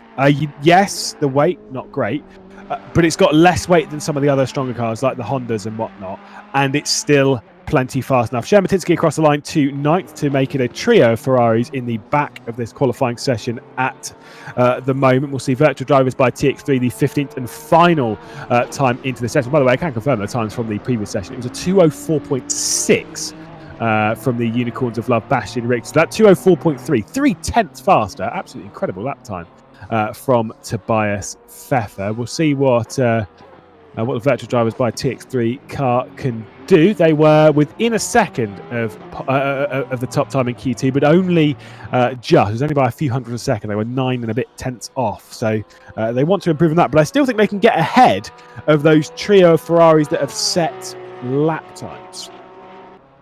Yeah, think so. We'll dear me, we are not far away from the end here now. Really, we've still got six teams to set a lap time, but yeah, we're running out of time. We're just over 2 minutes to go. The Triple Free going to be next, you would imagine. And I think most of the real top teams who I would have expected to, be on pole position or there or thereabouts have set lap times now. I don't know if Yes Heat have just yet, though. I think they have, yes. Have they? I do believe oh, yes, they so. have. Yeah, Sorry. Malinowski's in third. They're right in third. Yeah, sorry about that. So yeah, I would have said most of the picks for pole position may have already gone here, but we're willing to be surprised by someone. No, I do agree. Of the Ferraris that are in the session, there's 4 of them. There's more Ferraris in the session than any other manufacturer. And there is only one more to set a lap time in the form of Patil, which means that they might actually start towards the back end of that top 15. Although we just saw the lap time there by virtual drivers by TX3 going between ahead of 2 of them, but behind 1. There is the Racing Point car up across the line, 34th at the moment. Goes into that wall of Ferraris at the back end of what will become potentially the back end of the top 15. Pop though, great lap time in that number 7. Get Close Racing. They were second in the previous session. They're second in this session as well. Super lap time from Get Close Racing. They've done absolutely spot on this round. They have done a very good job there in the number 7. Only 12 kilograms being used for them at the moment, which maybe explains a little bit why they are up there right now. That still gives them 60 kilograms to use for the remainder of the season with the Aston V8, but it was a very popular choice at the start of the season, the most popular choice of any of the cars. 8 of them on the entry list for the cash split. Anyway, you can see why really when you've not got the weight on it. It's a very strong car, and we know it's going to be good in the rain as well from previous experience. But I was hearing in the week earlier on that it is going to shred its tyres to pieces if you're not careful. So that's be something to look out for. Yes, indeed. Now, again, if you do want to, we'll give a little bit of a shout out, and we'll do this throughout the broadcast as well. If you do want to go and see the Rivals or Challengers split, you can watch in the Command Center on twitch.tv when you just scroll down ever so slightly from where this broadcast is, and you'll be able to see the Watch and Command Center button. Click that, and then you'll be able to pick your way through to go and get some of the commentary, live commentary throughout the entirety of the 9-hour races in those splits also. And why not? Well, I did see that Moobot did throw it into the chat there a little bit, that courtesy of our sponsors in HyperX, giving away a wireless gaming headset in this race. And all you have to do to enter is type HyperX into chat, and you'll be a part of that giveaway. And like I say, great things that all of our drivers can win, but great things that you can win also. The first round of the season is on the horizon, the 9 hours at the Circuit of the Americas, and the 6-round championship, 4 of them being in the GT3. So then we do have those 2 rounds, those 2 6-hour races that are going to be very interesting indeed, where we push aside our differences, we move out from the GT3s that we're used to, and then we'll all be doing the 6-hour races in the same car. I think that's going to be very interesting. Obviously, the BMW M2 CS Racing, I think, is one of them, and then of course the Porsche 992, 911. I like the fact that we're doing things that are slightly different in the form of the BOP, but also the fact that in the championship we're throwing them into a race where there is no BOP discussion. You're on the same car. Yeah, absolutely. It does make it very interesting. And not often do you see a championship that's contested through different categories entirely. And they are very different. I'm going to put my predictions in already, though, for the BMW race. I don't know. We don't obviously know quite when that's going to be, or where that's going to be. Sorry, at what circuit. However, I'm going to place my bets that BS Competition are going to win. Yeah. Because they're very good. BMW. Because they are BMW. They did very well in BMW Sim Live, of course, on AC in that car, and they will. Well, I don't think it would be a surprise if they won. No, legally speaking, I think whoever wins that race, they're the ones that have to take the BMW mantle, and they'll become the next BMW Esports team. So if BS Competition don't do it, then they get replaced, and that's maybe why Redline obviously haven't taken part in this championship out of fear of losing that BMW affiliation. That is obviously complete rubbish. So don't act like that. Obviously, is not reality there. But no, I agree with you. I think they will. They should do quite well in that round. But I think it's a bit more of a level playing field, that one, because it's a car, as we've said time and time again. Every time we go racing in it, which is not often, it is always that car of like. It's not one they just go racing in randomly for fun. You know, it's not one that we see being raced at all, really. No, absolutely. Would Coanda also lose their Porsche sponsorship if they lost the Porsche took part race? And then didn't win the Porsche race? Yeah, no, absolutely. I think that should be the rules. Although, to be honest, considering how the Apex Racing team have been doing in the Porsche elsewhere in sim racing, I'm always tempted that they should probably lose it anyway. But anyway. Wow, that's a big call. Exclusive. It's a big call. No, of course they've done very well with the Porsche sponsorship, but they are not in. They're not in this championship. So neither's Apex. So each their own on that one. We'll take a look at the Q3 standings then, so we can see where the top 15 have ended up. Unicorns of Love top the session with that fantastic lap time by Pfeffer. Get Closer Racing did get closer. They did set a good lap time, and it was 100th clear of Williams Esports, who again, that number 5, said before, keep an eye out for them today. Malinovsky was qualifying for the Yaz Heat car that went up into 4th position. BS Competition in 5th. Visceral, great qualifying session from Visceral, of course, who moved their way up the order into 6th position. I know a few of the drivers and team managers and whatnot from that camp have done quite a lot of pushing recently, and obviously was rebranded to Visceral Esports not that long ago. I think, although I did make the joke that I'm pretty sure, I think it's the 4th team name in 2 years that camp's had. So each of their own on that one. Tiffany Pistons behind Ren Welton, Sim.Pro by VDES, Team Racing Point, Virtual Drivers by TX3, then Triton SMP, Armamentario, and then Aspar Esports team in 15th and 16th, as you can see there as they scroll through that. That's it. Ignore that 16th, it's fine. And they're going to be starting from 15th in that Nissan. What to expect from this race, Ewan? Is it going to be domination for Unicorn to Love, or do you think Get Closer Racing are going to get even closer and they might even challenge for the race lead? Yeah, I don't think we are going to see a runaway from anybody in this race. I think it's going to remain very close. What we did see in that Q3 qualifying session is people maybe taking things a little bit more cautiously than I was expecting. People wanted to get a lap on the board, not wanting to have an invalid lap. And so it's going to be... and so what we saw, was real big gaps there. I don't think, though, we're going to see a similar thing in the race. I think that the field is going to stay relatively close together. We're going to see a good race between a lot of these cars. Now, as we saw in that qualifying session, lots of manufacturers are available to win this race. 5 different cars inside the top 5 of this race. So yeah, that's absolutely fantastic to see, and it bodes well for the race. Now, as much as we just saw the Q3 order, I think we should probably take a look at the entirety of the qualifying order to see exactly what's been going on. As this loads in, you'll see, again, those 15 that we were talking about, so Unicorns of Love, starting this one from pole position, the order from the Q3 session. A few teams to look out for in there, of course, Williams Esports, some a bit further down, SMP Racing Esports to AAA. Keep an eye out for what they might be able to do within this as we head our way through. You can see a couple of others. I've seen a couple of Aspar, so don't worry about that too much. But a few on here that might want to move their way forward. Arnage Competition, 25th. Brabham Esports, 23rd. Kramer Racing Esports, said before about their great pace. They struggled a bit in Q2. That's what got them knocked out. Burst Esports, of course, in that partnership with FFS Racing. We expect to see them to move forward also, as well as, for me, the number 494, 40th position, GTWR Esports. For me, that's the big hit in that qualifying session. Without setting a lap time in Q1, they were knocked out in the first qualifying session, meaning we did not get to see them. And I genuinely think that they would have the pace to challenge top 5. They'd be in there with the Ferraris in Q3. They'd be up there, and they are starting from the back.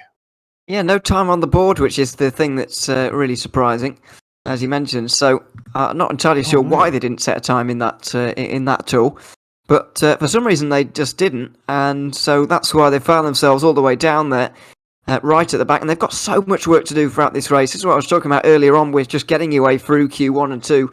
You don't want to be starting right at the very back, but that's exactly what's happened now to them. So it's a real shame, and they've got a lot of work to do here because the points do drop off quite considerably throughout the top 10. 10th place would lose 48 points to the race winner. And it's going to be a struggle for them to even get there. I think I'm in trouble, Ewan. Why? Well, I said about the how the co-anda need to have the Porsche sponsorship dropped, and it should go to Apex. Well, Apex Racing Team has just put in chat. I'll clip that. Yeah, send it to the co-anda. I'm in trouble now. Well, that's it. Yeah, so I'm off the Christmas list for co-anda, but hopefully I'm on it for Apex. So yeah, at least there's. It sounds like you are. From one into another. We'll talk a little bit of the prizes that these drivers will be fighting over. Of course, not only those prizes from our sponsors, but cash prizes as well. Plenty of money up for offer on a round-to-round basis, as well as in the championship. Starting from the top, fastest lap from each round, €25. The best pass or fight between the two, that will be split between the teams. It'll be 30 for those that made the pass, 20 for those that were the passee, which I think is great. I just had a chat with Niels about this. I think it's great because it takes 2 to tango, and I've always said that in a fight. And that will be a public vote that you can decide. The best save will get €25. Most position gained, the top 3 of those, 33, 20, and 13. between them. And then the top 15 per race, the winner of the race will get €100 and it will move down in the top 15. So not only are they getting points, they're also getting some prize money as well. And then the driver and team, or the team that scores the most points throughout the season will receive €1,000, then €600, then €400 in the prize pool that we have here in the VCO FLExTREME with LFM. It's been an interesting qualifying session, an interesting start, of course, in the rival and challenges, and we'll be getting ourselves ready for the cash grid, the grid that is fighting over that money that we've just said there. And we'll also see that not only are they battling for the money, but again, they're battling for prizes. You also are battling for prizes. I've seen plenty of you out in chat typing HyperX into the chat. Well, this giveaway, this HyperX Cloud Flight of wireless headset could be yours if you type HyperX into chat. I want to see a big wall of HyperX now. As a big thanks to our sponsors in HyperX for the championship. And like I say, you at home could be winning one of these and getting yourself a nice, comfy wireless headset. Which my headset is not wireless, and I sometimes do get frustrated by that. So maybe I need to enter. Yeah, oh yeah, I definitely do. To be honest, but yeah, it's good, and it's very easy, isn't it? Just type 6 letters and you could end up with a headset. So that's not bad for a day's work, a Saturday. So yeah, well worth having a go.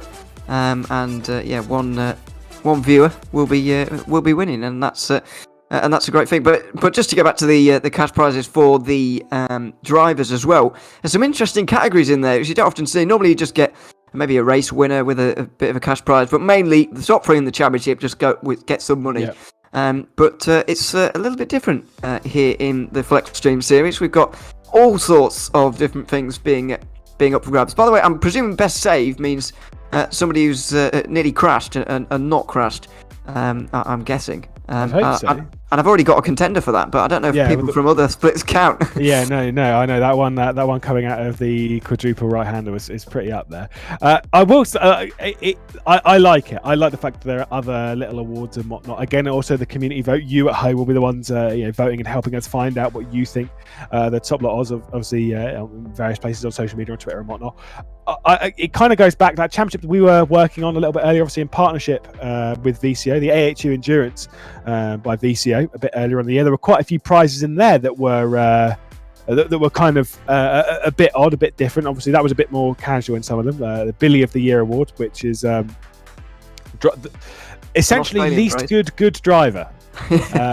Is about the way that I can do it. The Hunt for the Apex, which was the again, it kind of got a team name in that vein. That was the award for largest missed Apex. So obviously those ones are a bit more casual, but in that same vein, some of the awards in here, obviously being a bit more serious, but also kind of taking that thing of it's not just about the winning and whatnot. There are other ways that you can make a prize. Like you say, most positions gained is always an obvious one. I think it is one that sometimes doesn't go rewarded enough because getting through the order cleanly is hard. And again, the best pass, the best fight, I think that's an important one. And again, that the prize money doesn't just go to the person that made that move, but to the two teams that make that move. I think that's important because it always is a case when it comes to racing, is that to make an overtake, it does require 2 cars to give themselves room to fight between them with respect. Well, if it is best fight, then that doesn't limit itself to 2 teams, I would argue. That is true. We could see an amazing 3-car fight with 3 wide throughout an entire lap. You never know. That's a bit extreme, but you get the idea. Obviously, those Euros split between however many are involved, so you never know. But yeah, it is great to see some categories that are a little bit out of the ordinary to be able to win. But I can be sure that between those teams who are down the order and are having a pretty difficult day, in the final minutes, I get the feeling that quite a few of them are going to be pitching in and putting some new tyres on, low fuel, and trying to go for those fastest lap Euros. Yeah, like I say, it's a little bit extra. I think the thing is, when it comes to that best move, is that the move or the fight, you're absolutely right, it can be 3, it can be 4, but it's still €50, right? So the issue Well- is the more teams involved in it, the less money you get. So, Yeah. each to their own on that one. The grid is being set. The race is about ready to begin. We'll take a look at that starting order. So you can see them here, all in line or getting themselves ready. Bastian Richter, or the Unicorns of Love anyway, will be starting from pole position alongside Get Closer Racing. And then, of course, Williams Esports behind in that Lamborghini. We'll take a look at the starting order as we roll our way through. Yaz Heat on the left as well. Keep an eye out for them. And then the unmissable BS competition, obviously running in the very colourful rainbow livery. Love it. Absolutely love it. For BS competition there, starting from 5th position. Great qualifying session from them in the 89. The 77 will be starting alongside them, of course, in that Aston Martin that does belong to Visceral Esports, who had that great qualifying session. Symphony of Pistons there on the right-hand side before we get to the 171 that belongs to Rem Welton. Then the Simway.Pro by Vides. And of course, we'll see the other ones as we roll our way down the order. You can see a string of Ferraris, string of Porsches and whatnot. It's a strong grid, but there are a few out of position. Let's speak of those ones that are slightly out of position. The 12th and 13th position between, you got Dominic Blyer there on the left and you got Alex Smoliar here on the right. Those two, I'd say, are slightly out of position. A little bit further back even from this, though, you've got 19th spot, the 911 Bentley, of course, that belongs to Simway.Pro by Vides. That one, I think, is way out of position. Igor Rognikov, I think that car is massively out of position. I think they're going to be going full guns blazing through this race, and that's even before we get down to the back end of the grid, where we've got the 949, of course. This grid for the first round of the season is an absolute cluster of talent, of skill, of ability, of drivers that can challenge at the front and drivers that can get after a victory. Yeah, absolutely. I think Ogorondikov is right up towards the top of that list there. We were talking earlier about, especially in the draft show, you were talking about teams that may be selecting cars they haven't driven before and maybe isn't ideal for them. However, they've had to select them because of the way the balance was going, the situation was going. That team, the 911, has gone for the Bentley anyway. We know that Ogorondikov really does like that Bentley, and he's very, very strong in it. So it's no surprise, really, to see him driving that one. They've almost ignored the ballast entirely, and I think they'll be very pleased that it only got 31 kilograms. That's why I'm so surprised that the 142 didn't go for it as well, because, as you mentioned earlier, Simway.Pro are very used to that Bentley. Yeah, it's like I say, it is what it is between some of these teams. Some of them have, say, maybe seen the weight and then gone, oh, actually, no, we're going to go for something slightly different here when it comes to our approach in this race. You can see the final few on the grid, heading down to those last few cars, the 137. The 494 rather, and then, of course, the final couple on the grid, the 38, and then that Queen's Design car on the left, the 23. You will not miss that car, I promise you that. You cannot miss the Queen's Design Nissan GTR. But I am going to ask you, you know I am, and I'll spin on this a little bit whilst you think about which way you're going to go on this one. But who do you think, of all of these 42 cars around this 9 hours of the Circuit of the Americas, which car do you think is going to come on top? Well, it might be quite boring, but the teams that have ended up towards the front have made it through all the qualifying sections, which means all three of their drivers are very good. So unlike what we see sometimes, where somebody might have had a bad lap or a team might be out of position, and that is the case for us couple, the teams that are at the front are really the fastest teams. And I think this qualifying session, more than other qualifying session formats, has really highlighted that fact. So is it going to be from anywhere outside the top 4 or 5? I'm not entirely sure. I'll be very interested to see, first of all, how the number 7 can do, because Get Closer Racing was not a team I was expecting to see up towards this end of the grid quite at the moment. How are they going to get on throughout? Not entirely sure, but I think it will be very difficult to count against the pole sitters, really, based on how they were right up towards the top in all 3 sessions. We'll say Get Closer Racing aren't using that much of the weight. They're only using 12 kilograms of their 72. I know you brought that up in qualifying, but still, I think typically they're more used to racing, primary racing, probably. Used to racing in the McLaren, less the Aston Martin, if memory serves. Yeah. Certainly between Felix Arndt and Gorka. But I mean, they're a quality team. But I agree. I was not expecting to see them in the position that they are in.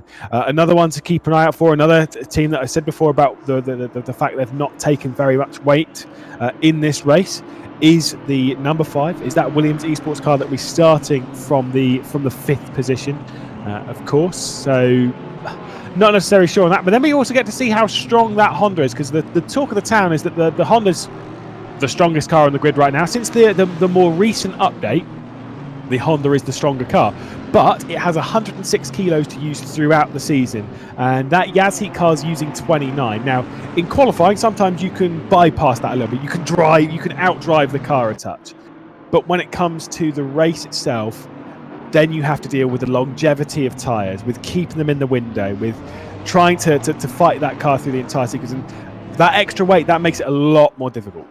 Yeah, this is my concern with the number 7, really. That are they going to be able to kind of keep that pace up through the entirety? Because it's all well and good, as you say, getting one lap down and getting yourself up there, but it's about the whole race as a whole, and that's a lot more difficult to execute. So that's going to be the real interesting part. But 5 different manufacturers inside the top 5. We're going to see a lot of those differences in the car. I know we've got the BOP kind of done by the teams, if you like. And that's obviously the big talking point of this championship. But that doesn't mean that these cars will behave exactly the same. It doesn't mean that they'll chew through their tyres in the same rate. It doesn't mean that they'll go through the fuel at the same rate. We are going to start to see those differences crop up as early as the first 65 minutes. I've got a question for you, though. When it comes to... I'm just looking at it. It's only one thing that's just crossed my mind now. You're Yas Heat, right? You've taken 29 kilos. Why 29? Why not just take the 30? Just get the extra kilo. That one extra kilo is not going to make a blind bit of difference. Just take it, and then, again, try and limit the weight for one of the rounds in the season where you don't have to take the full whack. Because at least that way, maybe you're saving up a touch. I don't know, but I don't know what you think about that. I don't know. I don't think 1 kilo here or there really matters in terms of whether they've taken it or not. They've only got 14 kilograms of wiggle room there. Yeah, exactly. So, they haven't really got much choice anyway. Yeah, it means if they took 30 on every round, then there is one round where they can take 16, which is still a fair amount. Still a fair amount, which would be 4 less than what our race leaders, pole sitters, have taken on the build-up to the first race start here in the VCOLFM FLExTREME series.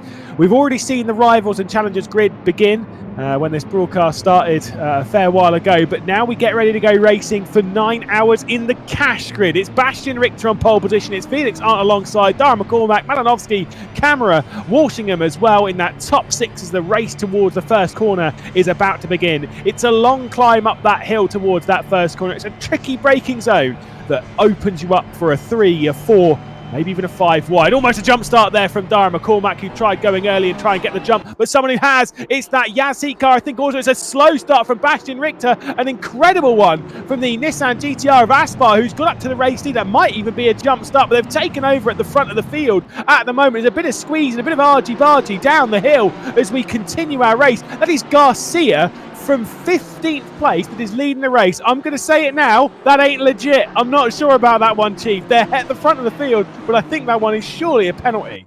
I don't think that's the biggest call we're going to have to make today. That has to be a jump start. It has to be a penalty. Surely. Although nothing has come up for the moment. If he's gotten away with that, it's unbelievable.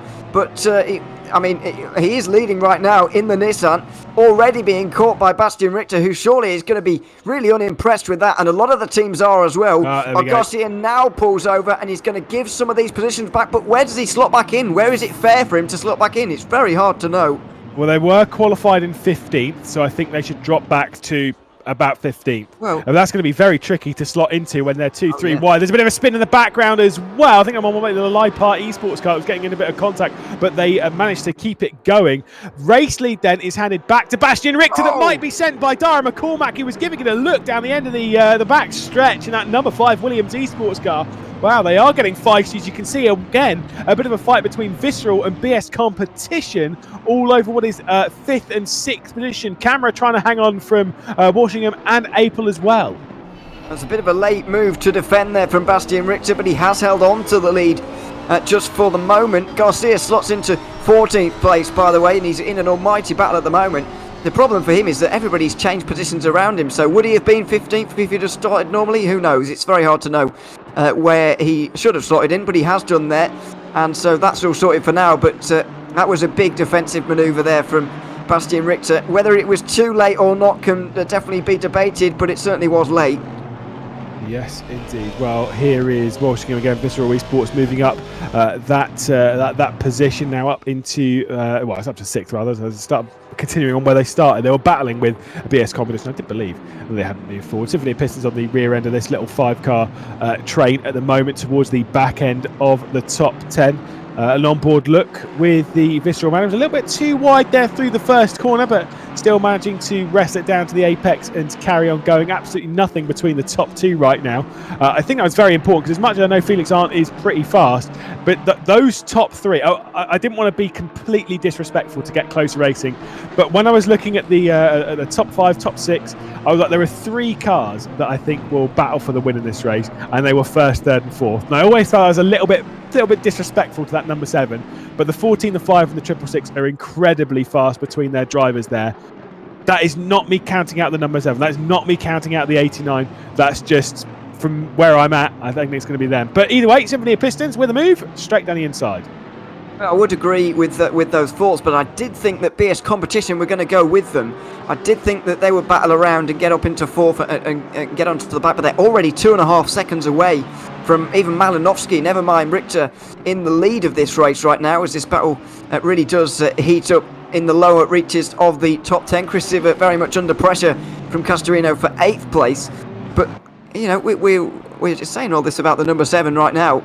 But Get Closer Racing are not exactly falling away right now, very much on the back of Malinovsky, and they are going to...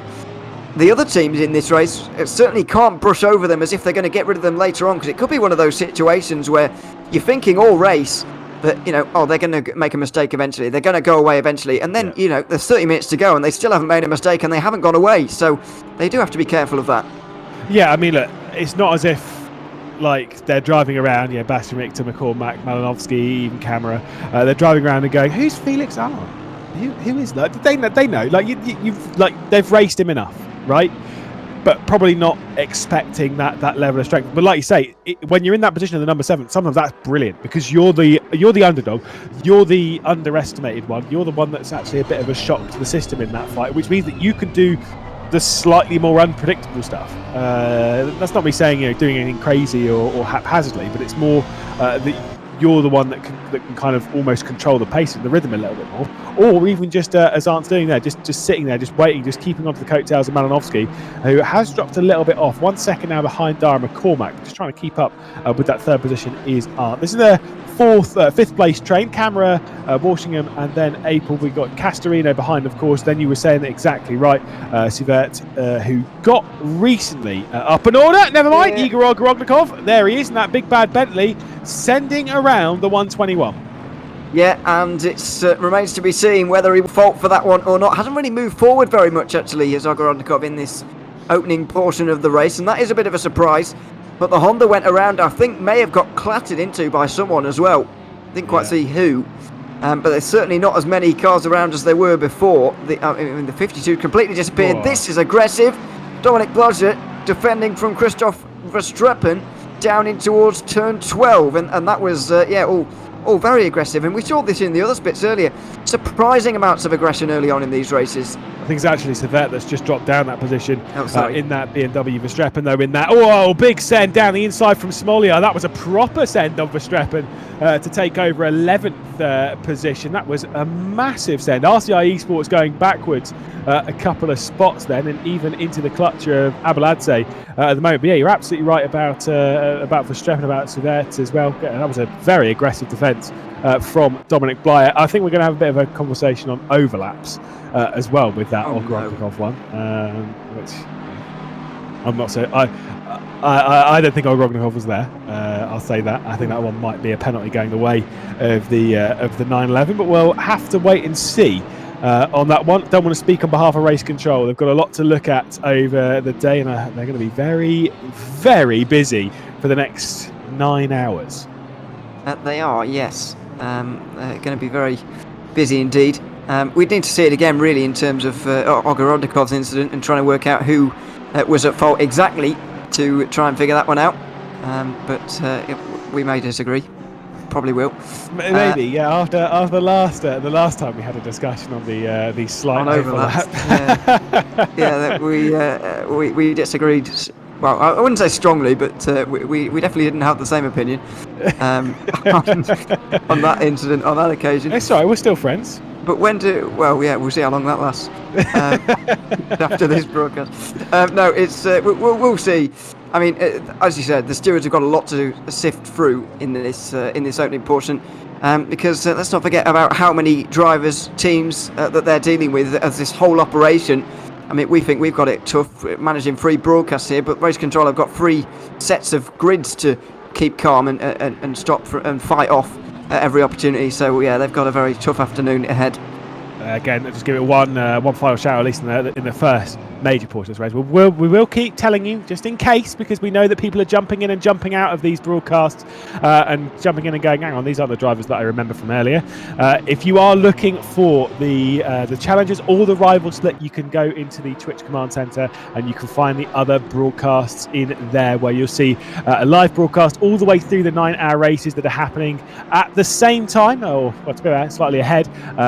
Still, they're on track at the same time as the cash split that we are seeing here. This is the top split of them. They're the ones that are battling for the big money, but there are those behind in the other splits that are still battling out over top honours anyway. We're on board with Castorino, though, who's in 8th position. Fastest lap goes the way of Dara McCormack, who we did take a little look on board with earlier on, trying to keep up with Bastian Richter at the moment. 2 super young talents at the moment at the front of the field. Castorino, though, trying to get past Walshingham. And got to say it, I said it before, Visceral looking actually really, really good in here. Do you remember what the other teams were, by the way, the other team names? I remember the most recent one, which was Volante Racing, or when Assetto came on, Assetto Simsports Volante. Yep, yeah, that's the thing. It was Assetto Simsports Volante, and then before that it was just Volante. Yeah. Before that it was Allied Racing Esports by TCS off, and then before that it was TCS off. So those are the names that I remember anyway. I'm pretty sure there might be 2 or 3 more in there as well. Yeah, so it's very, very busy indeed. Smolly are battling out then with Civet as well as Verstappen. That big send on Verstappen going into the double hairpin complex. I mean, that was a brilliant send, calculated, and I think he might well be trying a couple more of these to try and get his way past Civet. Yeah, I'm surprised at the amount of dives that are being made into this corner here, turn 11, because it does really ruin both of your runs onto the long back straight, the longest straight on the circuit. Why not wait for turn 12? But it seems that not a lot of these drivers have been doing so far in the first 10 minutes. Starting to settle down a little bit now, fortunately. But Smoljak is going to surely look up the inside at least into turn 12. He's going to stay behind. Well, Verstappen's not going to. Got straight into the back of Smoljak there, but didn't go through in the end. It has cost himself quite a lot of time. Yeah, as they'll all head their way through the... I agree with you. Why would you make a move going into turn 11 when you can just wait for turn 12? But each to their own on that one. Sometimes you see an opportunity, you got to go for it. Alas, on some occasions, you've got to play the slightly longer game. Whilst that train is quite close towards the back end of the top 10 at the front, it's just trying to splinter just a touch. Not too much between the top 2. Bastian Richter and Dara McCormack separated by very, very little. They'll come across the line to complete another lap. And this time, again, they're separated by just about half a second coming across the line. They're separated by just 1/10 of a second at the end of the back stretch. So very good straight line speed from the Porsche to be able to hang on for Dara McCormack, taking all of that slipstream. Malinovsky dropping back to around about 1.5 seconds off the rear of the Williams Esports Dara McCormack. Then we've got Felix Arndt, of course, for Get Closer Racing. Unfortunately, they're doing the exact opposite of their team name when it comes to the battle for third. They're not getting closer, they're getting further away. They are getting further away from those behind, though, as well, which is a good thing. 2 seconds is the gap now to camera in the BS Competition BMW. That's great news for the number 7 to just try and put as much distance between themselves and the rest as possible. This is where the real action is, back in the pack. It's kind of that big train from that battle we saw with Chris Siver and Alex Smoljak as well. They're all kind of making one big train right now, going all the way down, including Ogorodnikov as well, maybe. This is the midfield action, really, where we're seeing a lot of the overtakes being made. But it's so early on in the race. I am often surprised with the intensity that these drivers start this race. I don't, not in terms of pace. Obviously, they're going to drive as fast as possible for the entirety. But I don't get some of the battling that goes on sometimes, as entertaining as it is. Oh yeah, no. This is the thing is that as a commentator, I love it, and then as a driver, I hate it because I'm sat there being like, "What? Yeah, but why? But why? But why? Why are you fighting? That's a 9-hour race. Why are you fighting?" But then as a commentator, I'm like, "This is great." So yeah, we'll have to wait and see on that one. You've read the rulebook, Mr. You know, counter to, and unfortunately, probably a large percentage of the grid. What's the stint limit? Because obviously, normally in ACC, we normally have, I think, 65 minutes typically. Yeah, it's one of my least favourite rules in motorsport. I hate it. Absolutely hate it. As well. We do have it in operation. 65 minutes is the limit for one driver stint. I'm going to guess that ends when you leave the pit lane and starts when you enter again. Correct. So it'll be from the race. It'll be from the race start to the entry of pit lane, and then it'll be from the exit of pit lane to the entry of pit lane. Yeah. So 65 minutes on that, and with just over 2-minute lap times, you can probably figure out how many laps you can cram into that. But we're not going to. What I will say as well, I know you didn't ask this, but I'll say it anyway as well. The drive time limit for this race is 4 hours 20, which is effectively 4 stints for you. There's no minimum drive time actually specified. However, if you do 2 drivers, then you've still got 20 minutes left in the race. If you make 2 of your drivers do 4 stints, so you are going to have to make one of your drivers do at least 1 stint, at least half an hour or so, I would imagine, even though there's no minimum specified. Yeah, I think that's. I think sometimes the minimum specified's like because sometimes it's like even in a 9-hour race, sometimes it's like 2 hours, and it's like, well, yeah, but sometimes a third driver's bad, and just stick him in for a stint, and then you do the other 2 between. That's a really horrible way of putting it, but still, I'm okay with there being no minimum. There doesn't need to be, but you're absolutely right. The maximum is under half the race distance, meaning that even between 2 drivers, you can't complete the race. Yellow flag you can just see being waved by Marshall Mick over there. Not sure as to why there was a yellow flag being waved. It was coming down into the hairpin. Must be a back mark because of where everyone is. Castorino, though, down the inside of Walshingham, opening the door potentially even more so for Dominic Blyer with a bit of a hip check that Aston Martin sent off the road, and Blyer also comes through in the Triton racing car. Now going to go around the outside of the Racing Point machine into this double hairpin complex. This is where you can probably send one down the inside if you're brave enough, and trust me, Blyer is brave enough, but doesn't have the opportunity there for it. Yeah, I have to say, Walshingham has been driving very smartly so far, I think, in this race, by not getting involved in any of the fighting, pretty much, that has been going on around him. He's just been running his own race, almost, at this point, as much as he can in the fight that's around him right now. Both of the Ferraris here being able to get through. By the way, I really have no idea what that yellow flag was all about, because the last running car at the moment, driven by Mia Rose, 45 seconds off the front of the field, which is, nowhere near getting lapped just yet. Yeah, I don't know either. And also, the other thing that was a bit odd is that the yellow flag didn't go on at the top of the at the top of the screen where you've got the timer, race, and then the actual in-game time. You've got the 2 green checks there. That normally goes yellow, and it didn't go yellow. I don't believe anyway. So I have no idea what. The rogue marshal out here at the Circuit of the Americas trying to really throw us off in the commentary booth, and obviously the drivers. It's Skynet, mate. The AI, they're taking over. Either way, whilst I throw out references which Ewan O'Leary has absolutely no idea about, the top 2 again remaining quite close. Felix Arndt has closed up to Malinovsky. Please tell me you know what Skynet is. Well, it's one of those references where I was wondering if I'm supposed to laugh. It was a joke. Steve knows what you're talking about behind the scenes, so don't worry about that. That is good.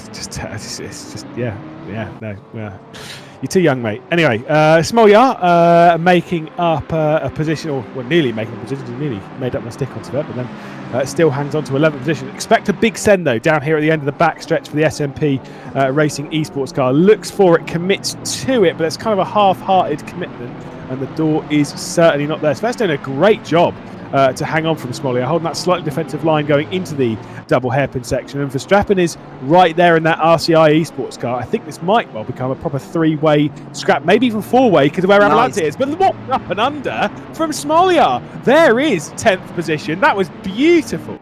And that is exactly why the final sector at Circuit of the Americas is so exciting, and why the racing there is so good, because you can do that kind of thing. A wonderful move from Smolyar. There was barely a Ferrari-sized width down the inside there, but he made sure to find it, and eventually he has got through. I was about to say, actually, that Smolyar is really starting to lose a lot of time getting stuck behind Chris Sivert, but that's no longer the case anymore. Smolyar now through, and Verstappen and Abeladze are going to try and follow through as well, because that BMW does look like it's struggling to get up to speed. Yeah, I got to say, in open wheelers generally, I hate that double hairpin section. I absolutely despise it. Whereas in things like GTs and even some of the sports car racing that I've done around here, it's actually pretty decent. It's still the bit of the track that I would detonate and change for something else. But realistically, in cars like this, it makes that section actually decent. Really is quite it's perfectly acceptable, and it's why I think Kota is actually a good track. It's almost underrated in that sense, and I don't understand why it's so Marmite. Well, I kind of get why it's Marmite, really. People don't like the stop-start of the final sector and the late apexes and the sort of clumsy nature of all of that, but and also the long right-hander afterwards. I suppose they don't really like it, but I like it. so I'll sing the praises of this circuit. But you know, it's I understand why not everyone is a particular fan of it. As we go into that final sector once again, Chris Sivert has hung on to Smolyar quite well through this most recent lap. Yeah, I think you got to compare it to a lot of the other, not even just Tilkedromes, but all of the modern circuits that are built in the last sort of 10 or so years, and then you compare this to those, and I think this is a proper racetrack, whereas compared to some of them you can they are a bit. So there is that why I actually quite like it when it comes to a modern racing facility. But anyway, we're gonna not waffle on about that too much, because otherwise we'll start talking about that pesky runoff that lets this circuit down. We'll discuss that a bit later on. We've got plenty of time to really dive into that. You got to put up with me for quite a few hours as we'll see highlights of the race start. Never mind, we'll catch up with that one later on. Don't panic. We'll see those. Wrong button. Fat fingers being pressed by Steve Proudley, our broadcast director. Still pretty tight with the race lead. 2.7 seconds though clear of Malinovsky as the top two are clearing away. We've jumped back to that fight a few times in the top 10, but there are plenty other ones in the race. The number one's quite close. Yonkers, Garcia, Chesset and Igor Ogrodnikov, who you're absolutely right, has not made much progress. Clearly struggling for a little bit of pace right now. Or maybe not struggling for pace, but maybe just stuck. He's gotten through on Maxime Chassin now in the 333 Porsche through that first sector. I think maybe into turn one that was. But hasn't made the progress maybe that was expected. And maybe it is harder to get through the order than first thought. Maybe qualifying is going to turn out to be more important than previously thought, because we are seeing the leaders get away relatively quickly here. I thought the field would stay a lot closer than it is doing right now, because 20th place sees you a whole back straight off the lead already. Yeah, and again with Ogrodnikov, and I keep saying Simba Pro Vides because that's obviously the team they're normally a part of, but I should really say them as their actual team name. But their team name is Hello YouTube, and not even broadcasting on YouTube. Exactly. It's like at least pick the right broadcaster. Oh goodness, they've only got 4 kilos though. They've only got 4 kilos in that car, so they've got plenty of time they should be making up, but they're just not making it up. Anyway, as we're watching these little battles unfold, I think it's probably about time we'll just take a look at some of the highlights from the opening 20 minutes of this race and see exactly what's unfolded. And when it comes to that race start, of course, we saw the incredible start from Aspart, who jumped up 1, 2, 3, 4, 5, 6. Oh, that's 14 positions gained, and definitely, categorically, a jump start on the run up towards turn 1. And of course, they did hand that back to the contingent behind them. They did hang on to the race lead initially, but of the battle for the actual race lead, of what we were actually expecting, Unicorns of Love You and were battling it out with Get Closer Racing on that race down towards turn 1. And of course, Yassi, you had a decent start, but it was really that number 5 that got the whole shot properly. Yeah, it was down the inside for the number 5, but just take a look at the Honda here of Yas Heat, by the way. Shoved out wide by the Porsche, absolutely, and the number 7 was as well. That caused both of them to go backwards, and it allowed the number 5 to go through. This is Igor Ogorodnikov involved in an incident with one of the Hondas. Was he entitled to go down the inside here or not? Well, that was very close, and a bit of contact. A couple of Aston Martins had to take big avoiding action. Yeah, that's going to be argued about. So the thing I think with that is, that is not an overlap. But I will say you could actually see what Igor Ogorodnikov was doing there. Is that he was looking for a gap, and then tried backing out of it. And it's that half-hearted bit, which is kind of like, it's the worst thing to do. It's not me going like, oh, he did that intentionally, or like that was stupid or whatever. It's because it's not like, it's fair enough. We've all kind of been where you like get on the brakes and go, oh my god, I'm actually going to take this guy out. At that point, you're better off just properly going for the move, because if there is contact, it's more likely it's going to be side by side rather than that front to rear quarter panel, and that's where you get the spin from. So it's that kind of like half-hearted nature of it. But either way, we're going to get some 3 wide ahead of what we're seeing here, because the BMW of Yonkers trying to hang on to those behind. This is getting very feisty in all of this. It is, and it's the joys of the final sector again, although it looks like the 42 is going to be hung out to dry a little bit out wide at turn 16. They're all going to slot back in for the triple right-hander. Yeah, the Ogorodnikov one is a very difficult one. I would always argue that if there wasn't an overlap, there wouldn't have been contact. But anyway, I do see what you mean, and especially agree about the half-hearted nature of a move, especially at that corner there. It's not often on, to be honest. Yeah. At turn 7, that is. It's not often on, and so you need to be absolutely committed there. I mean, normally you can't make half-hearted lunges, especially not there.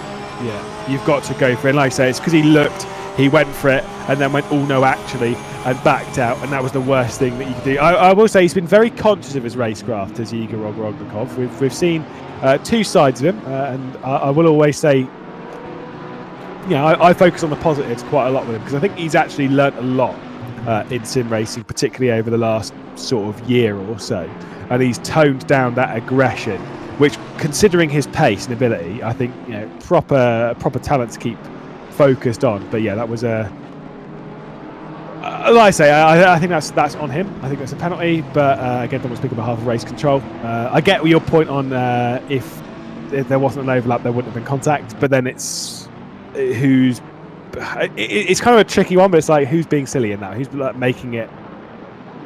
Who's going for the overlap, who's going for the overtake, and who's causing the incident? And for me, I think it is Ogorodnikov that's just going for it a little bit oddly. We're in this train though, as we can see. Ogorodnikov has checked out from it. This is the battle for 16th and back, and it is pretty tight. We'll take another look. So never mind, it's fine. So again, more fat fingers, it's fine. We'll take a look at again a few other points. It's fine. I don't know. I still stand by my point. Yeah, I get what you mean, but we're not having an argument. We're just having a discussion. No, yeah, it's just a friendly discussion about the incident. Yeah, I mean, at this point in the race, I would argue that for the Honda, is it worth, you know, taking your chances by turning in there? Is it not worth just running wide through that one corner to allow a bit of space there? I mean, obviously that doesn't. The fact that they didn't do that doesn't warrant a penalty for them. Obviously, that would be silly, but you know, is it worth trying to hit an apex there when there's someone already looking for it? I'm not sure, but we're removed from the racing side of things at the moment. They're all kind of zoned in on the racing right now, and you know, it's difficult, way more difficult to keep calm there than it is when we're just sat watching. Oh yeah, because the thing is, when you're in that car and you've got someone looking down your inside, and then you see them starting to back out, you assume they're going to back out enough, but then an assumption is not a good thing to have when you're in a race car. You need facts and pure data. And I say, being in it realistically, even if you do classify it as Ogorodnikov's fault and it being a penalty for the 911, still you're kind of saying, yeah, I still got spun around and still ruined the opening portion of my race. It's kind of like, well, if I'd have just given that extra little bit of room, then I'd still be in the position maybe -1. Rather than minus a few. So let's say you got to again play the long game when it comes to some of these battles. A 5-second time penalty has gone out of the way of the number 76 Aston Martin. So there has been some movement from race control. and that 76 Aston Martin belonging to the Sim RC endurance team. We struggled a little bit qualifying, got knocked out in the first of our qualifying sessions. Do you think the Nissan of Garcia deserves a penalty for a jump start? Since they gave their positions back, I guess not. Maybe a smaller one. Before, you would definitely have given them a drive-through if they had just stayed in the lead. But now, I mean, I wouldn't be mad at a 5-second penalty maybe, or maybe nothing at all, because they gave those positions back. But my point at the time was that it's hard to know where he would have been if he'd have started normally, because everyone's in different positions now, especially in that portion of the order where things were really crazy.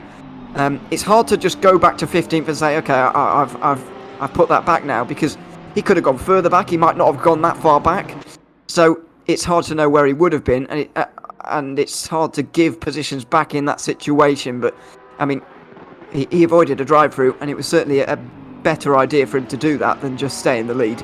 Yeah, I would. If I were going to give them anything, I'd give them a warning. I wouldn't give them a penalty. I'd just give them a warning and be like, right, you know you've done wrong. You gave the positions back. There's a bit of a warning so that we've acknowledged it from race control. Outside of that, carry on. Because they gave positions back. So I'm kind of like, you know. And next time, please don't accelerate 5 seconds before the green flag. Yeah, well. that's the warning. It's like the next time you do it, even if you give the positions back, you're getting a penalty. But like I say, it's just that that's all I do to cover it off from race control, because it can set a dangerous precedent. Is that if you've got a car with two teams. If you're a team with two cars, there we go, get the right way around, and then one of your cars jumps the race start and then hands the positions back whilst also blocking everyone ahead and slowing the entire train down, allowing the other car to go. Like I say, it says it can set.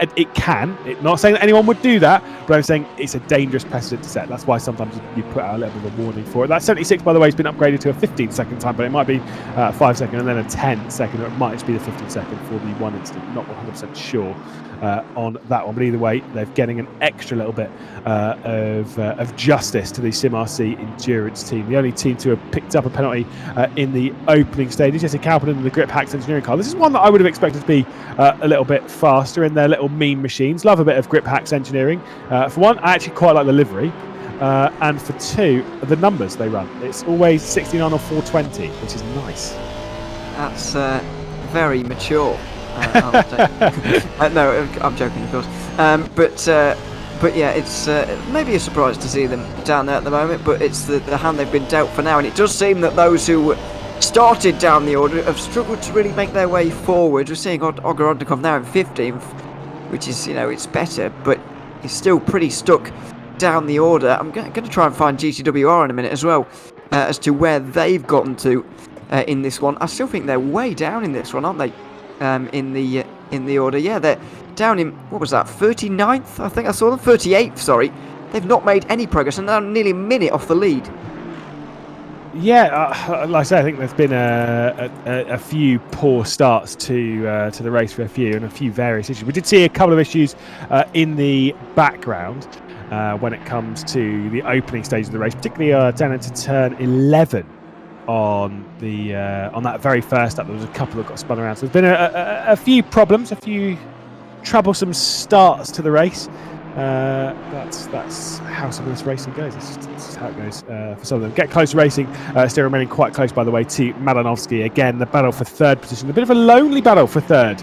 Got to be said. The top two have cleared away. They're 5.7 seconds clear of Malinovsky in the opening 30 minutes of this race. Arthur Camara not able to keep them quite close for company and joining that battle for third. Currently 3.7 seconds off. Then April in the 171. Then we've got the 85, the 10, the 77, and the 888 rounding out the top 10. Smolly doing a decent job of working his way forwards for now. Yeah, some big gaps there opening in top three is what I was going to mention. Malinovsky being nearly 6 seconds off is a bit of a surprise to me from the first 30 minutes in this race, and the gap's already nearly 6 seconds. It seems to be a really very big gap for this stage, and as I mentioned earlier, this is this race is spreading out a lot more than I thought it would in the first half an hour. Yeah, I agree. Considering the like I say, the level of competition that we've got in this field, I would expect it to. I would have expected it rather to have stayed quite close, but it's actually calmed itself down. It's cooled down very, very quickly comparatively to what we were seeing. Yeet Esports, who I said earlier, either didn't yeet enough or yeeted too much in their qualifying session, because they did not move their way through very far in the qualifying rounds. I think ended up in Q1 with being out of the session. They're behind the Race Anywhere Sports number 55 Lamborghini, of course. So Race Anywhere Sports, they're a team that's done quite well, as we'll see GT3 Esports and Arnage Competition going side by side, heading down into the final corner. Karashavin gaining a position on Batafulier, and a nice little move up there. I mean, again, brave and aggressive, it must be said there, for the 163, obviously in their recent partnership, Esports with GT3. You can see Virtual Drivers by TX3 defending from TF Racing on the race up towards the first corner. Virtual Drivers by TX3 in a touch deep, I do believe. Jesse behind the wheel, Kauppinen behind all of that. And like I say, a tight. We're getting the odd little scrap back here, but it's not conducive to good lap times. It's what's kind of allowing the groups to spread themselves apart. Yeah, exactly, and this is why I expected to see a lot more single file in this opening portion of the race, and a lot more people being sensible and getting into order. It's not even in order here, is it? Darren McCormack is trying to go through on Bastian Richter. He's got the outside line, but there's not going to be room out there. Wasn't really that far alongside, and so Richter will continue on in the lead. But yeah, I don't understand why McCormack wouldn't, lift off towards the end of the straight, save a bit of fuel, jump them in the pit stops, and then try and get away a bit later. It's nearly 8.5 hours to go. By the way, I'm not complaining that they're fighting. I'm enjoying it, but I'm just wondering whether it's the most sensible thing to do. Yeah, Ogrognikov getting down the inside of Abeladze. Now that one won't be too hard, because that's one Simware.Pro car getting passed by another in big air quotes. Simware.Pro car, hello YouTube. Of course, moving their way up into 14th. I do agree with you. Also, again, let's discuss this a little bit, because if there is 65 minutes driver or stint limits, how can you jump someone in the pit lane? What's the point in saving fuel if you're going for the 65 minutes? Well, of course, it's because you'll be saving fuel, which means your pit will be shorter, right? Yeah, exactly. If you've got more fuel remaining in the tank at the end of your 65 minutes, then you can't put any more in, because obviously the tank will get full. So you can chop some seconds off of your actual time. So yeah, it is still a factor, and of course, some of these cars may struggle to get to 65 minutes. They may be in 60, 61. So it may allow them to go that extra lap, even though there is a limit, and that's why I absolutely despise the. Well, not maybe that's strong, but I do hate it. The 65-minute rule. It does remove a fair amount of strategy options to you, when already there aren't many in a single GT3, in a single class race. I agree. It's where I think when we did the SimGrid VCO World Cup last year, I'm pretty sure the stint limits was 75 minutes for that reason. Is that realistically there was only one car that could get to 75 minutes, and that was the Bentley, but they could only just about get to 75 minutes, right? So which means that it comes down to each of the cars and your fuel saving. So it's kind of like, I quite like that. Here comes Felix Arndt, though, trying to take over third position down the inside of Malinovsky. Again, a bit of a push off the circuit. Is he going to lift out and allow Malinovsky to come back through after that contact? The answer is no, because Malinovsky's going to send it straight back down the inside. 13 ticked off, 14 ticked off, still side by side between the two, still contact between the two. Coming into the second of the double hairpins, out wide goes Malinovsky. Felix Arndt's going to take over third position, and that number 7 heading back up the order. Absolutely, very physical battle between the two. A lot of contact made between them as well. But Felix Arndt through now. Malinovsky once again deciding that going around those anti-cuts on the outside line at turn 12 was a better idea than going over them. But he did sacrifice a position in the end as a result. So, yeah, it was Felix Arndt clearly thinking that this Aston Martin can go quicker now towards the end of the stint. And he certainly has been closing on that Honda, just lap on lap. And we'll see now if he can get away. That was a big send from Smolyar to get the inside of Walshingham. Now through the final corner. There's a bit of a switch as well behind. So yeah, that was some aggressive defence from Smolyar. I gotta say, that might be over the line. Possibly. And both of them nearly ended up in the pit wall there.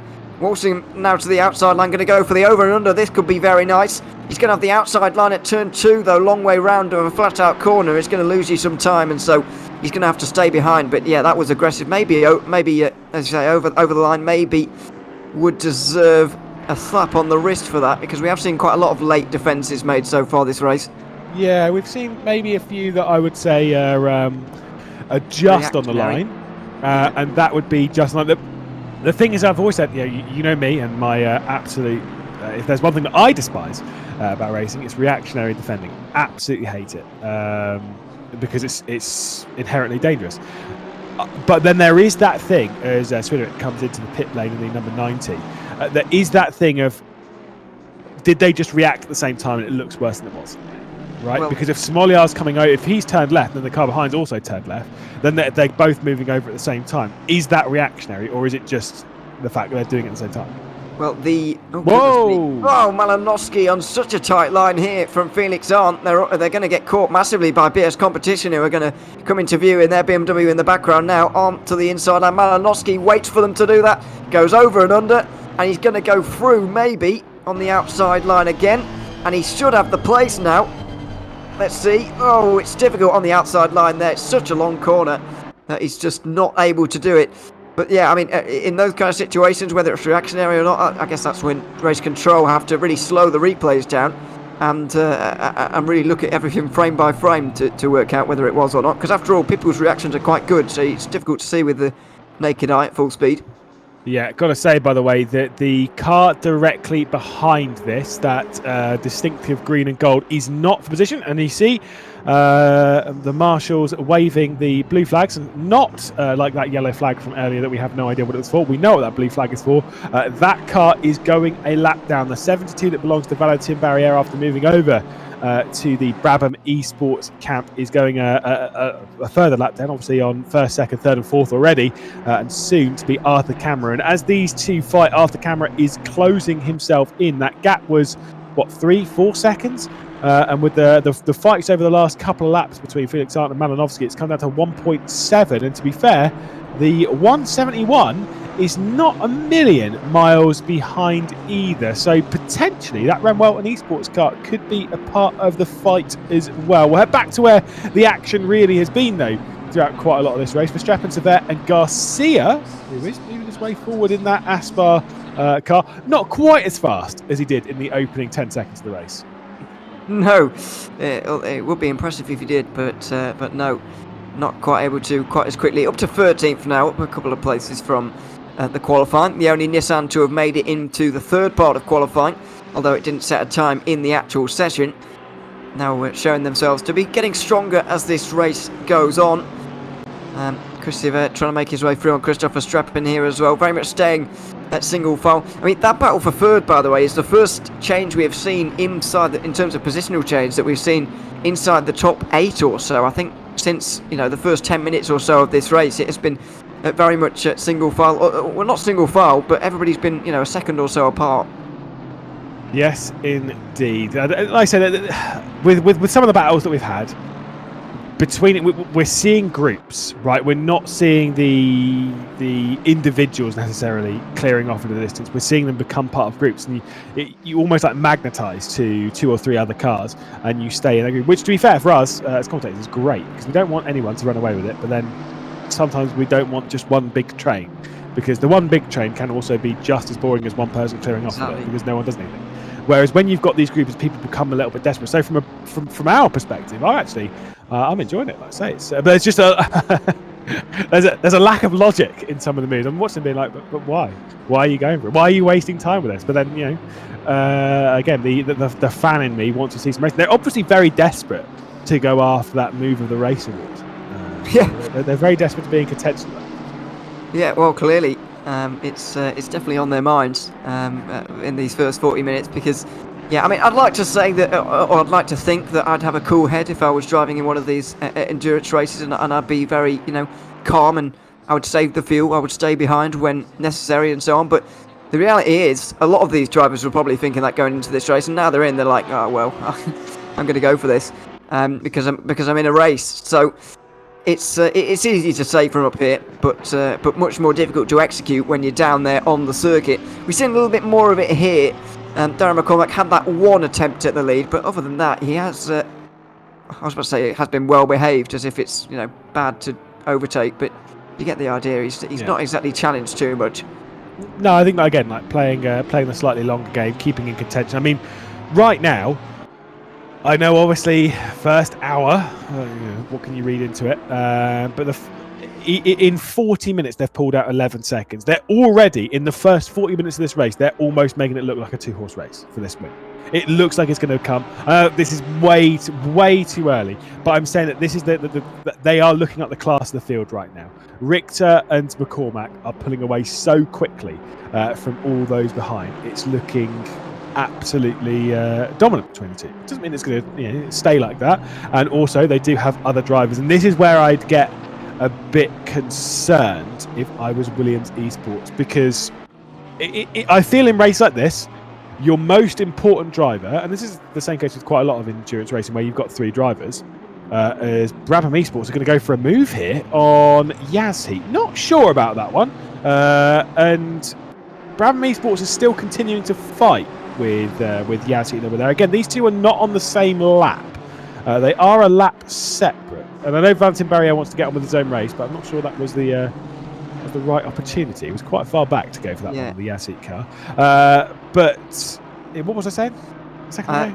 I can't really remember. Yeah, something about the slowest driver and Williams. Esports. Yeah, the third driver is the most important. Yes. That's the one that slowest. Yeah, it is. Your slowest driver is the most important because they're the ones that almost like the deciding factor. Because normally in a 3-car team, especially with these, a 3-driver team rather, the top 2 in each team is actually pretty close. And I would say it's the same with Williams Esports. Again, I don't mean to throw Rodriguez under the bus because he's not slow. Again, like you are talking the difference of maybe 0.3, right? But it's about your weaker driver in air quotes being obviously between Tinker van der Velde and Darren McCormack and then Igor Rodriguez versus Tobias Pfeffer and then Bastian Richter and then Leonard Toki. So which one's the faster between Leonard Toki and Igor Rodriguez? That will be, honestly, that could be the deciding factor for this. And also, how many mistakes do you make? Yeah, as you say, it's easy to say at this stage with a 10-second lead that those front 2 are going to be miles ahead of the rest by the end of the race, because they are now. But we are going to see some different drivers, not only for the 14 and the 5 out front, but also for everybody else. And so there's going to be big changes throughout the race with that. However, I mean, these drivers are all so close in terms of talent, in terms of pace. It is somewhat difficult to see how there is going to be a change there. Let's not forget that Williams Esports only using 10 kilograms of weight here. Unicorns of Love only 20. So not using the full 30 as more than half of these teams are, and maybe that is why we're seeing a bit of a 2-horse race right now, and that's what we're going to see for this one. But for a race coming up, we got one in less than a month's time, 4 weeks' time at Monza. Maybe these two will have 30 kilograms on and they'll be nowhere. Yeah, exactly. That's the thing, is that you've got to make the most of those rounds, those races where you are taking the lower weight, which again is the entire reason that we have this BOP system. We have this in a tank for the VCOLFM FLExTREME Championship that we're keeping up with, because it's something different for the drivers and teams where they take control of their own BOP in a sense. That's the entire point. And so, like I say, as we've said quite a lot in the build-up of this, for those teams that are taking a lower weight profile into this round, they 100% have to make the most of it. And I know that is the same with most rounds at most championships anyway, right? You know, going into Paul Ricard that this car, X car is the fastest, and so that is the car that you need to make the most of it. And I said before about the Supergrid VCO World Cup, and about how when we had that and we had Spa as the second round, it was a 24-hour race, right? Yeah. And the Aston Martin was the strongest car, which meant that if you were in an Aston Martin, it was like now or never. Top 10, like easy. Yeah, exactly. Yeah, it was of the top 11 cars, 10 of them were Aston Martins, and only one of them was a McLaren that belonged to Rockets as well. But you had to make the most of that round. Where it's kind of the same with how this BOP is. You've got to make the most of it, but you pick and choose which round you have to make the most of. Yeah, here we go with Darren McCormack. Oh my goodness! Oh dear me! Very nearly ended up in the end of the pit wall there. That was a big risk to take for Darren McCormack. He thought there was going to be space. He was going for the highlight showreel overtake there, but he nearly ended both of their races with that one. That was all very, very dangerous. Too close for comfort for my liking. Still looks calm. looks as if nothing's happened. His heart rate isn't. Yeah, probably not. I mean, I'd definitely need some new underwear. I mean, that was very much 2010 Hungaroring. Really, Schumacher 2010? Barrichello. Yeah, it was. Good lord. Yeah, you're also old, mate. I said this before. Thanks. Oh my God, you would have been 8. Oof. Well, not even that. Been Yeah, that's embarrassing. Goodness me. But yes. Yeah, that was that squeeze. It was almost like that.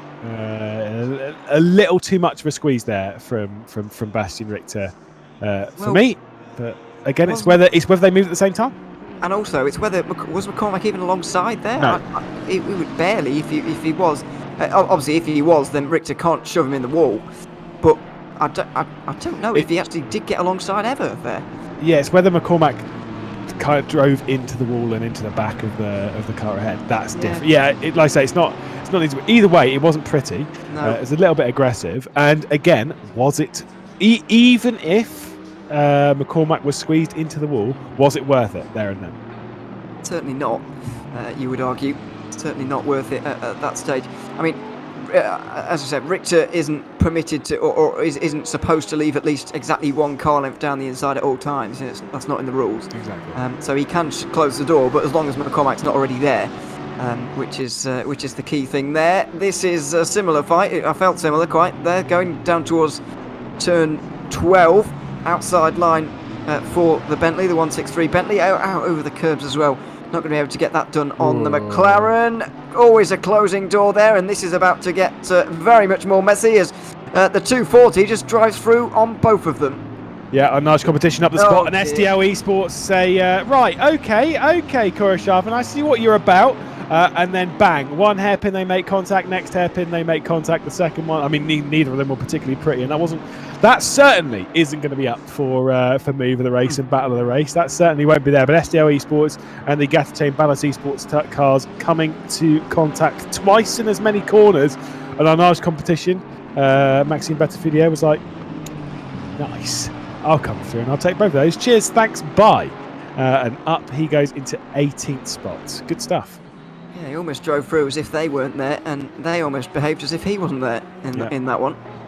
So that was all. It was all a bit weird, but hey, they made it work, and a great bit of opportunistic driving from the 240. But just going back to the discussion we were having about Unicorns of Love before that all kicked off, the kind of promising thing for them, in my opinion, is the fact that I mentioned earlier they've got 20 kilograms of ballast on. Their budget is 40 kilograms over the 4 races. So if they're just going to use 20 each time and this happens, then they're going to be really, really in a strong place. That was a little bit of a move from Virtual Drivers by TX3. And yeah, you're absolutely right. I think this championship is going to... The dynamic of this championship is going to change every single round. I know we said that with quite a few championships and whatnot, but there are some where you're going into it and you already know what to expect. The one that we recently finished was on Sunday evenings. We're kind of going into it going, yeah, we know which team's going to be really, really strong. And that's just how it goes. And that's fine. That is absolutely fine. But I said before, in sim racing, there is room and space for all types of championships and all types of different styles. You do not have to just copy and paste what someone else has done. And I like the fact that we're doing something different. And because of that, the dynamic is going to be completely different come that final round of the championship than how it is here at COTA. It's going to be completely different as well on those 2 6-hour races where we're all going to go in a spec format with no BOP at all. Whoa! Oh dear! GT3 Ballas and now making contact with Kauppinen in the 69 versus the 163s. Yeah, they're getting a bit elbows out.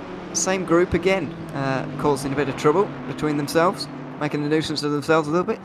But yeah, it's what we like to see, the twos and fros of a championship. And to your point earlier about not having to emulate every single championship, with the same rules.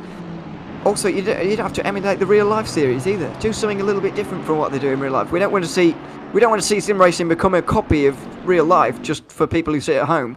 Like, we want something different. Even if you're trying to, even if you've got the same car setup as any GT3 championship in the world right now, we don't want to see the same format as every GT3 championship in the world right now, because guess what? We can watch them on TV.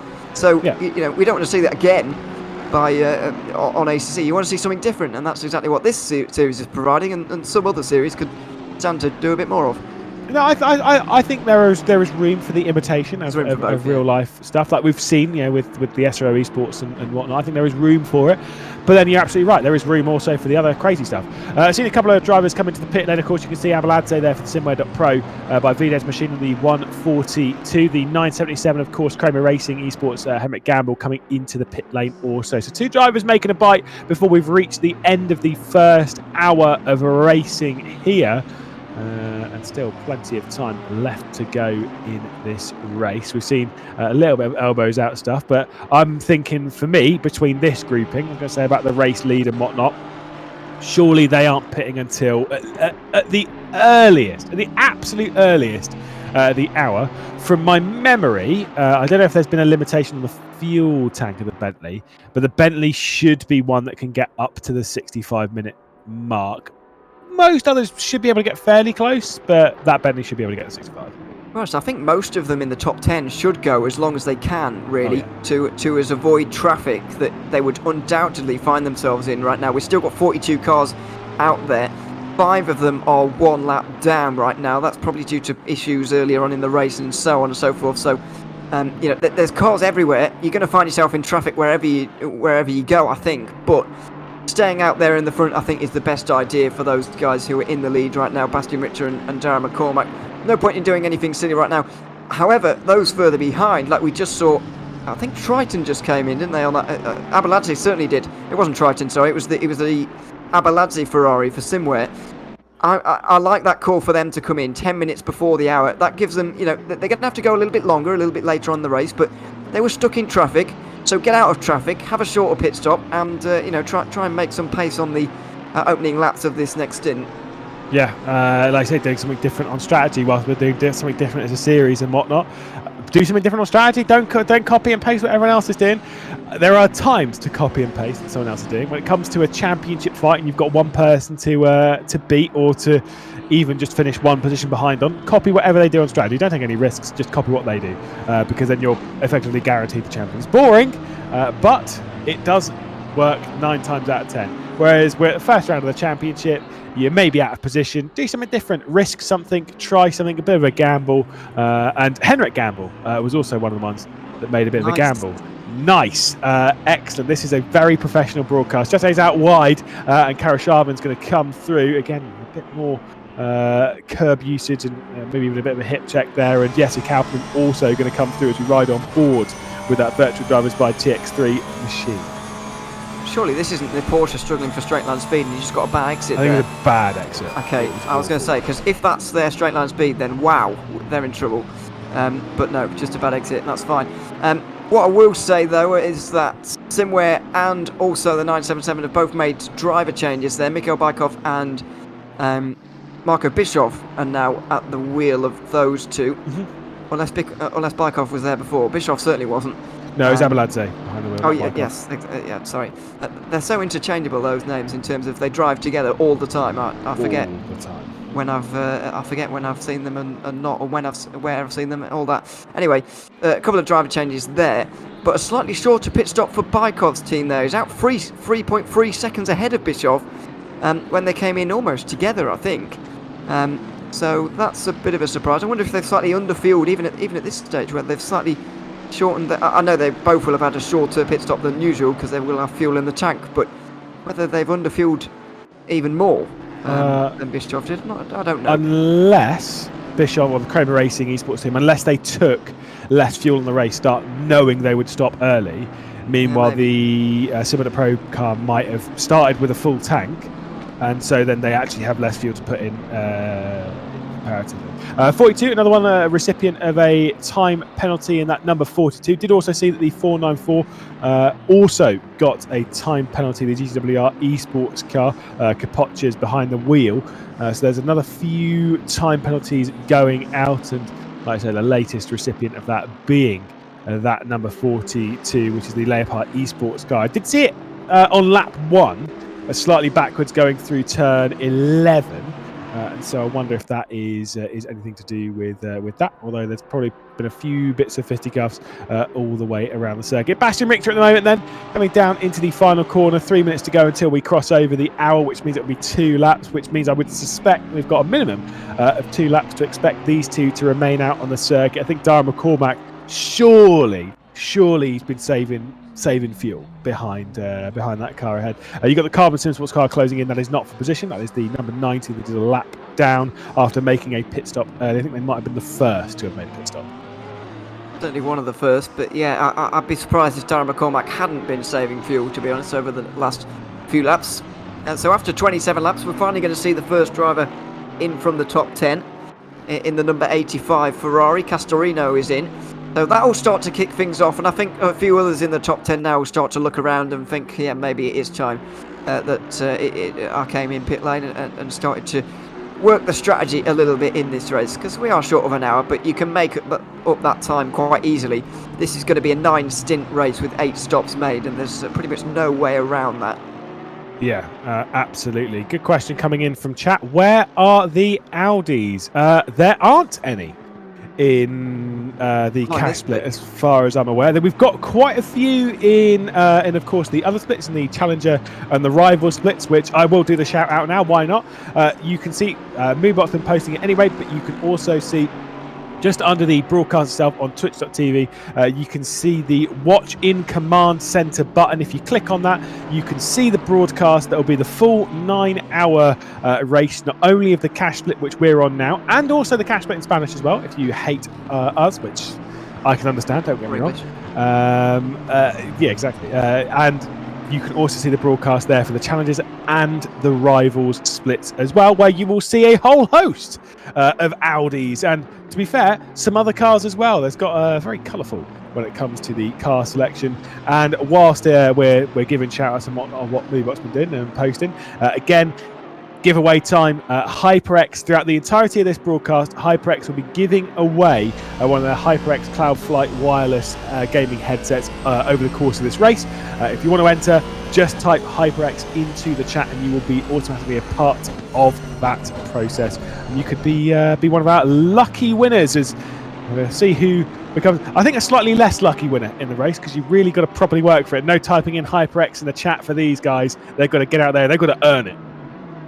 They certainly do, and a few of these drivers have been over the first hour or so. There's been plenty of battling going on, especially in this kind of area of the field, where the Jesse Kuppinen has found this number 69 Grip Hacks Engineering Aston right now. So it's been a difficult race for some. It's been one containing a lot of battles so far, which is what we like to see, of course, but as we said earlier, not always with the most amount of logic to them. Hours pretty much flown by, though. 8 still to go. Going to be a long race, of course, but the action has been very entertaining so far. Oh yeah, we've had some great racing in the opening hour of this race. Had some great action in qualifying as well. And we saw the starts to the Rivals and Challengers here on the main broadcast. We've had a lot of fun over the last few hours. This broadcast has been going on for 3 hours.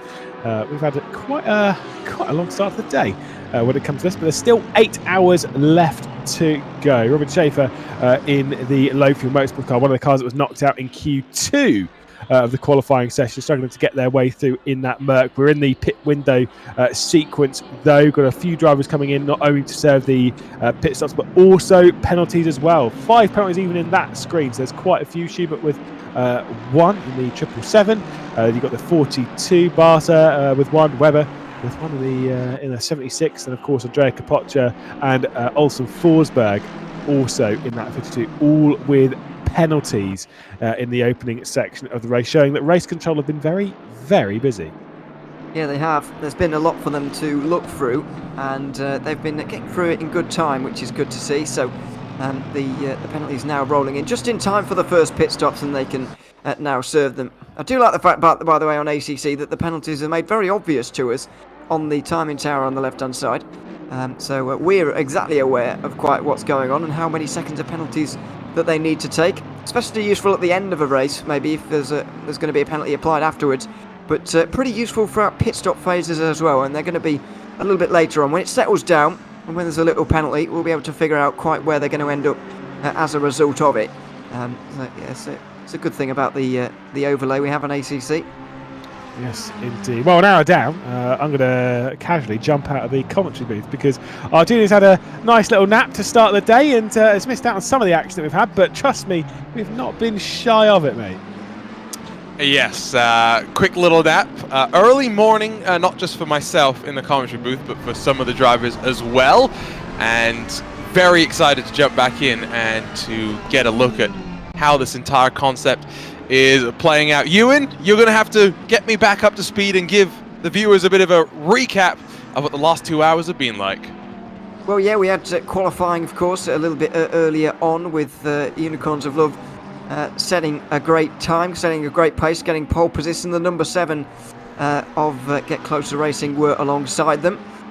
But in the opening portion of this race, it really has been about Bastian Richter and Darren McCormack in the Unicorns of Love pole sit, as I just mentioned, but also Williams Esports as well, who've been getting away from the rest of them.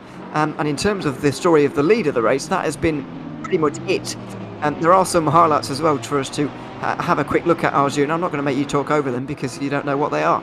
But I could have thrown you under the bus, but I'm not going to do that. We'll just take a quick look. This was kind of a big story early on as well, even before the lights had gone out. Aspar Esports just getting underway and just not stopping, gaining 14 positions in one straight. That obviously was given back again just afterwards because that was one of the most obvious jump starts seen ever.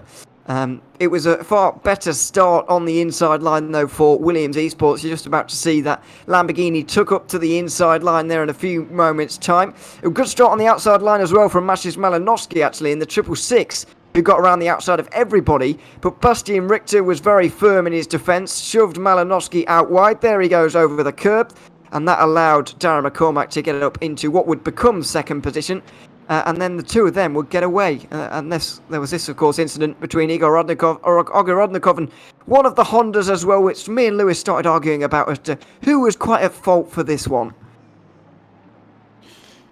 I only get one look at it, but glad I'm not in race control for some of these ones, that is for sure. And it kept going on as we look at more of this fighting. And of course, remember, some of these cars may look identical, but they're not necessarily going to be so with the BOP games that we've got being played, as the Porsche had a little bit of an issue down through the second sector. Absolutely. This was the fight for the lead of the race. My goodness, it doesn't get any easier to watch. Darren McCormack trying to go down the inside of Bastian Richter. Couldn't quite do it into there, as pretty much everybody has been in while we've been away, because we're hitting the 65-minute stint time limit here on Junior after 30 laps of racing. That's 8 of the top 10, 8 of the previous top 10 in all at once. And for those that are new to the world of Assetto Corsa Competizione, that stint time that Ewan refers to is an automated system. 65 minutes. If you're on track for longer than that and you haven't done your driver change, well, it's instant. The race control gods have already handed down the punishment. So 2 cars breaking away at the very front of the field. Here's another look at this, by the way, because, well, we were going to have another look at that little tussle down into turn 1, but rejoining with traffic just outside of the top 10. It's the Kramer Racing Esports 977. That's 3 wide as the Ferrari shoves the Bentley almost wide into the path of that oncoming Porsche. Somehow they get it all sorted out in time. But my days in this fight for about 15th position, it almost got physical. Well, it's very interesting to see, because Mikhail Baikov and Marco Bischoff are both now into their cars for the first time in the race here this afternoon. And an interesting thing about them is that they came in 15 minutes ago trying to avoid trying to come in early, trying to avoid a bit of traffic, get some clean air, and make up some positions. But the ironic thing is that they've got into clean air, and now they're straight back into a battle again. This is all the way back from 10th place. And Garcia in the Nissan, who is the cork in the bottle right now, sort of getting away, really. The 77 Aston Martin's very much still involved, and so is the 911, previously driven by Igor Ogorodnikov. But it's very ironic that they came in early trying to find clean air, and they found even more battles. Big send down the inside of the back straightaway by that Ferrari. The BMW sees him coming and gives him space, and now the Porsche will look around the outside of the SOP BMW that is struggling a little bit at this point. Sievert being swarmed, and well, 2 positions lost in the space of a handful of corners. Not going to be, I think, the worst situation in the world. I was just looking, by the way, at our BOP budget. Just again, a reminder for those new to this FLExTREME concept that these drivers are all having to gamify the concept of BOP. Kramer Racing Esports, for example, and their Porsche have the 80 kilogram BOP budget to adjust over the 4 races.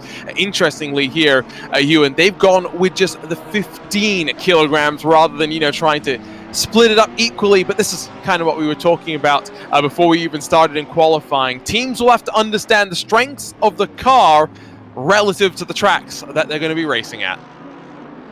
And it's very difficult to work out really when to take the BOP ballast and when to leave it, because it's just a bit awkward to figure out really. It's not obvious, I should say. So that's the interesting thing, in my opinion, with Unicorns of Love right now. They're taking exactly 1/4 of their ballast here in this race.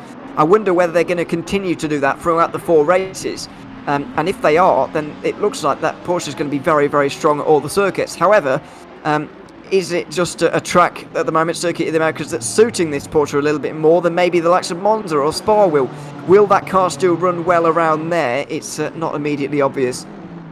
Well, and for that race leading Porsche, by the way, they have the 20 kilograms of the 80 of their budget. So as Niels Naujok gives us now a slightly different view of what is going on, at least we'll see how much he was working the wheel as he hunts down Ibrahimi in the 171. Of course, FLExTREME, one of the projects that Niels Naujok has been working on, but he puts the organization on the back burner, at least for the time being, to focus on the driving. We check back in with this gaggle of machines that continues to tussle. Still looking forward. That Kramer Racing Esports Porsche is very much on the offense. And now Soldatov, trying not to be swarmed, has already lost out to Bykov, and now Kramer looks around the outside. It's a long way around here, though. The triple right-hander, I guess you could call it, or however many apexes there are. Too many as far as Bykov is concerned. And he's going to fall back. Marco Bischoff wants to have a look down the side. Oh, Bykov misjudges that one, I think. He just went a little bit too late on the brakes into the penultimate corner. You could see, by the way, he was sliding already on the way in. He didn't mean to do that, but he's clattered straight into the 911 Bentley there, and he's spun himself around as well. So it is the Simware.Pro by Vides Ferrari that likely now will have to report to the incident room. And this is one of the unique things about this championship, and amongst the crazy ideas that we are doing, but the one thing that makes the most sense to me, Ewan, is the fact that if you're involved in incidents, it starts to take away from your prize money, and there is an incentive to stay clean out there on the track. It certainly is. And well, a monetary incentive, I suppose. You could put it, which is well, I'll be interested to see if it makes people a bit calmer, maybe, because obviously normally it's just like, penalty points or a drive-through in the race or something, but actual money, are they going to be a bit more cautious? I don't know. Based on what we've seen so far, maybe not, because we've still seen some very aggressive racing out there. But yeah, it's another way of redoing it. There's a lot of things we're doing here for the first time in a way that has not really been done before. Yeah, I mean, that just goes to some of the way that we're doing the championships as well. Like, even outside of the regular championship, there's a look from Sievert, jinking back and forth as he fights with the 977. Bischoff has it parked nicely, and They'll continue to fight. Sievert, by the way, it was an early morning for me. I set my alarm for about 1:30 in the morning. I'm glad that wasn't the only one, though, because I wake up, I jump on to get ready for us to go live, and Chris Sievert's there complaining about his early alarm clock as well. And I find it very interesting that Sievert willingly elected to be one of the first drivers as part of the crew. But of course, that's part of the way this format works, Ewan. You need all 3 drivers around in qualifying if you want to be up there in the top 10. You do. You need everybody in qualifying. You've got to use one different driver in all 3 sections of qualifying, making it one of the truest tests, actually, of pace that I've ever seen in a qualifying format. It's kind of incorporating an exciting knockout system as well, so that's very well thought through as well, as most of the things have been so far in this opening race, I should say. But yeah, it's not really an early wake up, is it? It's just a really late night, I would argue. At 1:30. No, it's an early wake up. Trust me. Depends which way around you do it. And I reckon quite a lot of these drivers were up until at least 1:30 a.m. their time before this race. To be honest, I know it's a fairly early morning in Europe as well. If you're in the UK, if you want to be awake by the time qualifying starts, then 8 or 9 in the morning. On a weekend, maybe you don't want to do that on a Saturday, but it's certainly not as early as some of the Americans have had it so far in this race. Move up into turn 1, maybe forthcoming as Piffet tries the up and under. It was well set up, but just not executed down the hill in the Absolute Motorsport. The Assetto Sim Racing machine had a little bit of an overlap on the run down into the S's, but was never really going to slide his way through on the Honda NSX that is running the maximum 30 kilograms of ballast. Of course, that Honda has the most ballast to work through over the course of the season, and Piffet looking very, very handy at this phase of the race, although, of course, still a very long way to go. We were having this discussion relative to something else, Ewan, but one thing to note when it comes to Assetto Corsa Competizione and the way that endurance racing tends to work here is you're going to see drivers basically pushing on the limit of the tires for 60 to 65 minutes, but then they'll come in, they'll get a full tank of fuel, and crucially, they change all 4 tires. Yeah, they'll do it all again for another out. Where things do get interesting, though, in these races, that does make it seem very one-dimensional and very obvious what's going to happen throughout, but I don't think it is going to be like that, because what we do have is a little bit of wiggle room for everybody in this race. If you're doing, as we're seeing, a nice battle here for 29th overall between Manisha and Piffet, well, that's a bit of contact, and Manisha's going to have to, well, I thought give up on that one, but not quite inside line to final couple of corners. But yeah, what you do get is up to 45 minutes sort of spare at the end of the race, because you're doing 65-minute stints and not quite an hour. You do have if you did 65 minutes all the way until the final stint, there'd be like, what, 20 minutes left in the race, 15-20 minutes left in the race, so that's quite a lot of wriggle room for some of the teams, and we've already seen Baikov and Bischoff's teams into the pit lane 10 minutes early on that very first stint, taking a little bit less fuel, so that's where the interest comes in. When you take your kind of short fill, or do you take a number of short fills or throughout the day? That's where the interest comes in.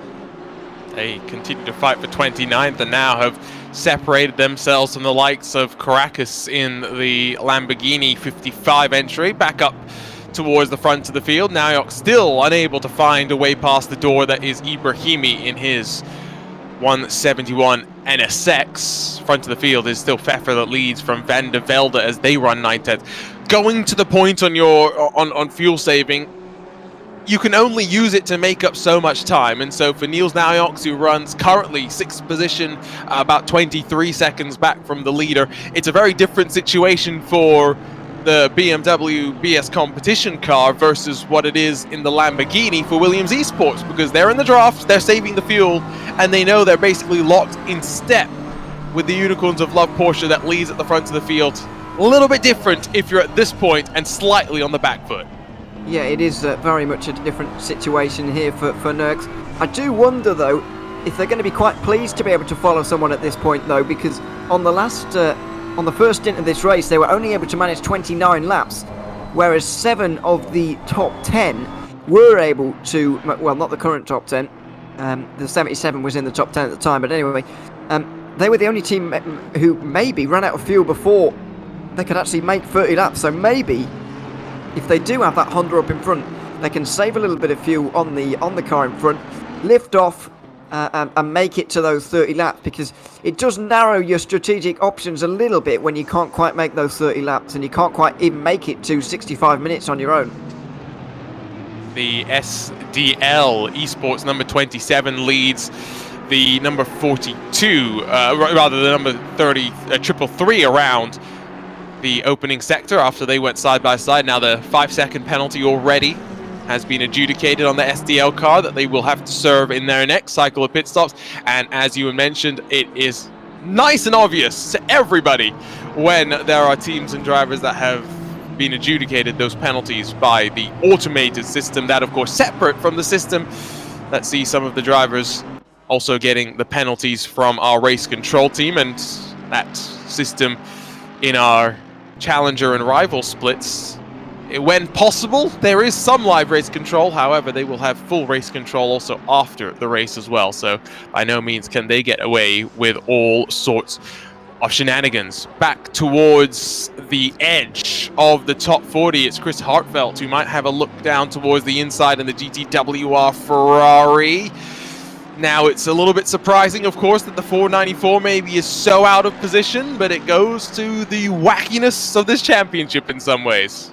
Yeah, it definitely does. Chris Hartfeld, not a driver you'd expect to see down here. GTWR, not a team you'd expect to see down in 39th, but I don't think they set a lap in the qualifying session.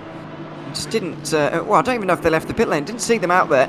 I wonder if they had an invalid lap in Q1 and that really put them back. But either way, however they found themselves back there, they've struggled to really climb through the order any further after that, which is a real surprise. Overtaking has been a little bit more difficult than maybe I was expecting throughout these opening moments of the race. I thought it was going to be quite easy, really, for all of the teams and drivers to make progress where they were previously struggling, but it's not been possible for some, and we're seeing it with battles like this. We're seeing real trains develop because people just can't overtake some other cars sometimes. Ooh.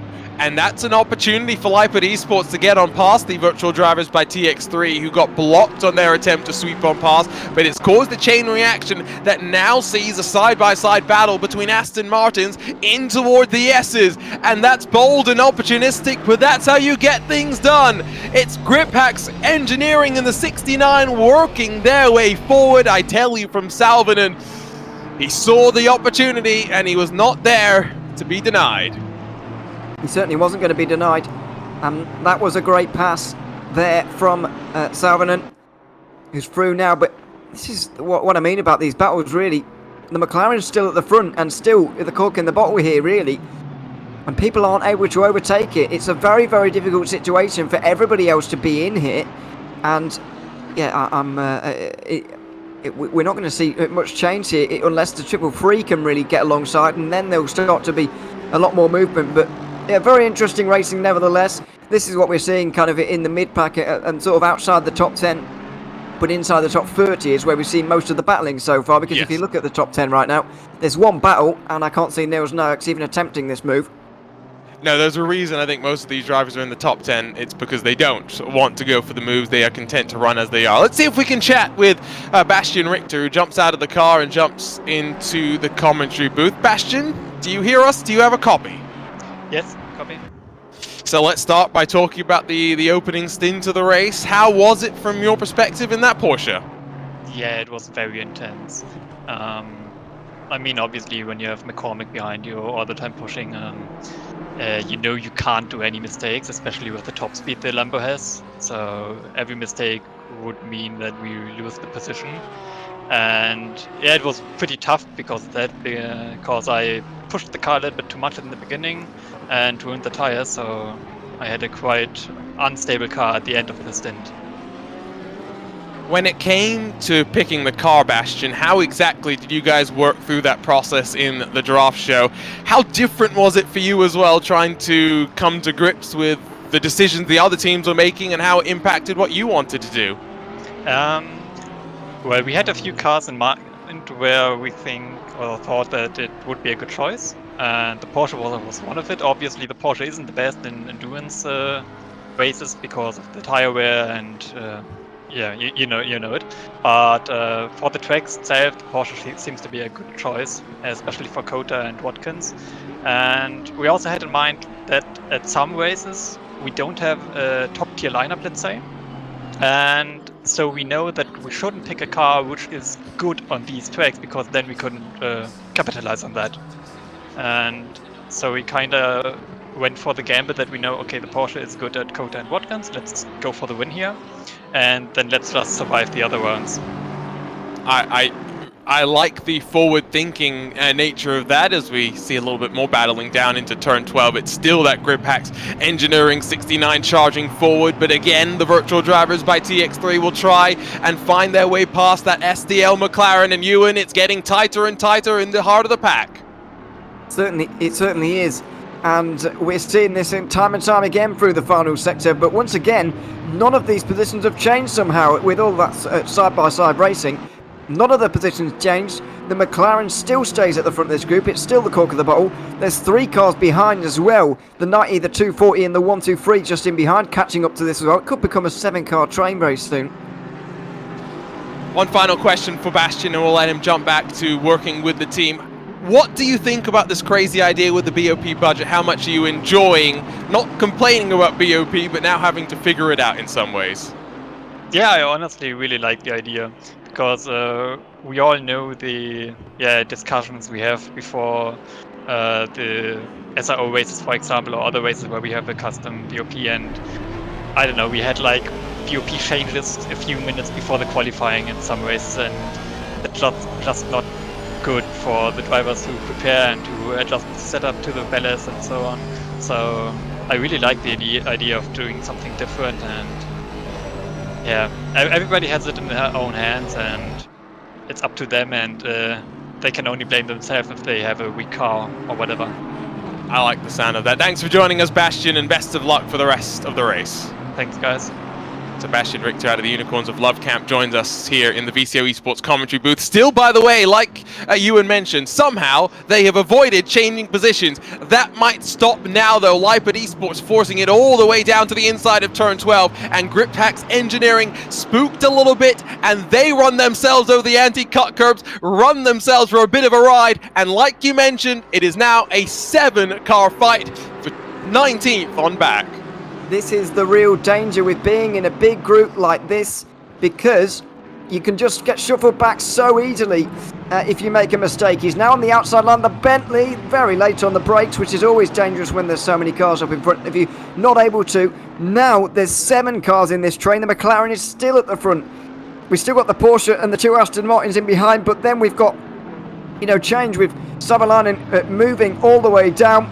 And this is the frustration for a lot of the teams as well, because it's really just frustrating for some when you're stuck like this. And this is why, as I was talking about earlier on, you want to use that pit stop strategy. Sometimes you want to come in a little bit early, have that shorter pit stop, get out of this traffic, as Bykov and Bischoff tried to do in that most recent stop. But obviously Bykov had that spin at the penultimate corner, so some of that's been undone.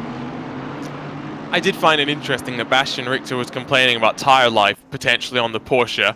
That Porsche has already built now up a 2.6 second advantage over Tinko van der Velde in the Williams Esports Lamborghini, so maybe not struggling so much on the rubber, at least for the time being, as we refocus back in on Niels Najoks in the BS competition number 89 machine. Now, that Honda in front is not the best of the Hondas, but for such a popular choice of car, maybe I'm not so shocked that Honda is then, with the BOP budget, pegged back a little bit into 4th. But so far, it's worked out quite nicely with 4 different manufacturers inside of the top 4, and a nice healthy mix of them completing the top 10, Ewan. Yeah, and if Najoks was able to get through here, it'd be 5 in the top 5. So we'll be cheering him on, but not really. But yeah, it's worked really well, I think, actually, in terms of getting the variety that we want I'm not sure that teams and drivers really want variety like this, but in terms of spectators and commentators alike, it's really good to see the amount of variety. I mean, we've got 3 different manufacturers here, all fighting over 36th position with GTWR involved as well. Still so interesting to see them involved down here, and nearly a lap down now. I don't know whether they actually are a lap down. I don't think they are quite, but they're getting that way, and that's going to be a real danger for them. Sorry, they are a lap down already, aren't they? In this fight now, good 10 seconds off the leaders, about to be lapped by 3rd place as well. So it's, well, biggest shock of the day from me so far. Yeah, they are well and truly a lap down now as well. I think you are right that this is probably the most unexpected of the results, and maybe we'll get the opportunity to talk with them at some point. Send down the inside by the 137 Mercedes, able to slow it down in time and get the power off the corner. Let's not focus in on this too much though, because as much as it's interesting, again, these are very much just drivers looking for participation points and whatever they can salvage as well, because there are incentives for teams and for drivers to reach the checkered flag no matter how many laps down they are. Let's bring in off the camera out of the BMW BS competition team. Ewan O'Leary is standing by with him. So, Arthur, welcome to the commentary booth. Good to have you here. You guys are running now in 6th place, but you spent most of your stint in 5th place there, which is roughly where you qualified. How is that first stint gone for you overall? Were you pleased with how this race has opened up? First of all, hi everyone. Yeah, for sure. I think we can say we're pleased with how it's going, considering we took the maximum available ballast for this round, just to get a few kilos off from our book. It's a little bit unfortunate that Niels is stuck behind the Honda now. That was due to me losing time during the pit stop, unfortunately. And I think if you look at it, we could be faster than the Honda, but there's just no way of passing with our lack of straight line speed, unfortunately. Yeah. It's certainly a struggle. Are you concerned about future races then in terms of this BMW now that you've picked it up? It's obviously the 2nd heaviest in terms of how many kilos you have to put on throughout the season. You've got put on the 2nd most of any car. Does that concern you throughout the rounds so far? Does some of the rounds concern you? For sure. It's the BMW is not an easy pick. Yeah, I do have to say a few other cars are a bit stronger than expected. Not factoring in the kilos, just like their overall pace is a bit of a surprise. But yeah, I think we'll see for the next rounds. It's hard to judge. This is a new format being brought up by VCO and LFM, which no one really knows how it's going to be, how it's going to turn out in the end. But yeah, excited for it. So I can tell you that you're distracted by Niels out there at the moment making moves. He is up to 5th place now. Just got through. It was a nervous moment for a few seconds there, but he has gotten into the top 5 again now. In terms of the other races, we've got a BMW Cup race, a Porsche Cup race coming up as well. You guys must be really looking forward to that BMW race at BS competition, because you guys are so good in the BMW, so well versed in the BMWs. Just to tell us a little bit about what you're expecting going into those 6-hour races. Yeah, I think speaking about the M2 CS Racing, we got everything to lose, nothing to gain. I think in the sim life we showed that we were quite quick with the car. I think I can just hope that the others don't catch up and find pace in the car. So maybe we can take a little bit of an advantage with us there. But the Porsche, at least from my side, I have not driven this car a single meter yet in the game so far. But yeah, I think it's probably going to be a nice car to drive. Curious to find out, but not just yet. So that's to come a little bit later on. Arthur, thanks very much for coming to join us. You're up in 5th place now, so good luck to you guys for the rest of the race. Thank you very much. Thank you very much. Arthur Camera there, 5th place. Quite nerve-wracking when you've got someone you're interviewing actually making an overtake with their car as it's going on. That's never a nice feeling. But they're through cleanly, and they're up into the top 5.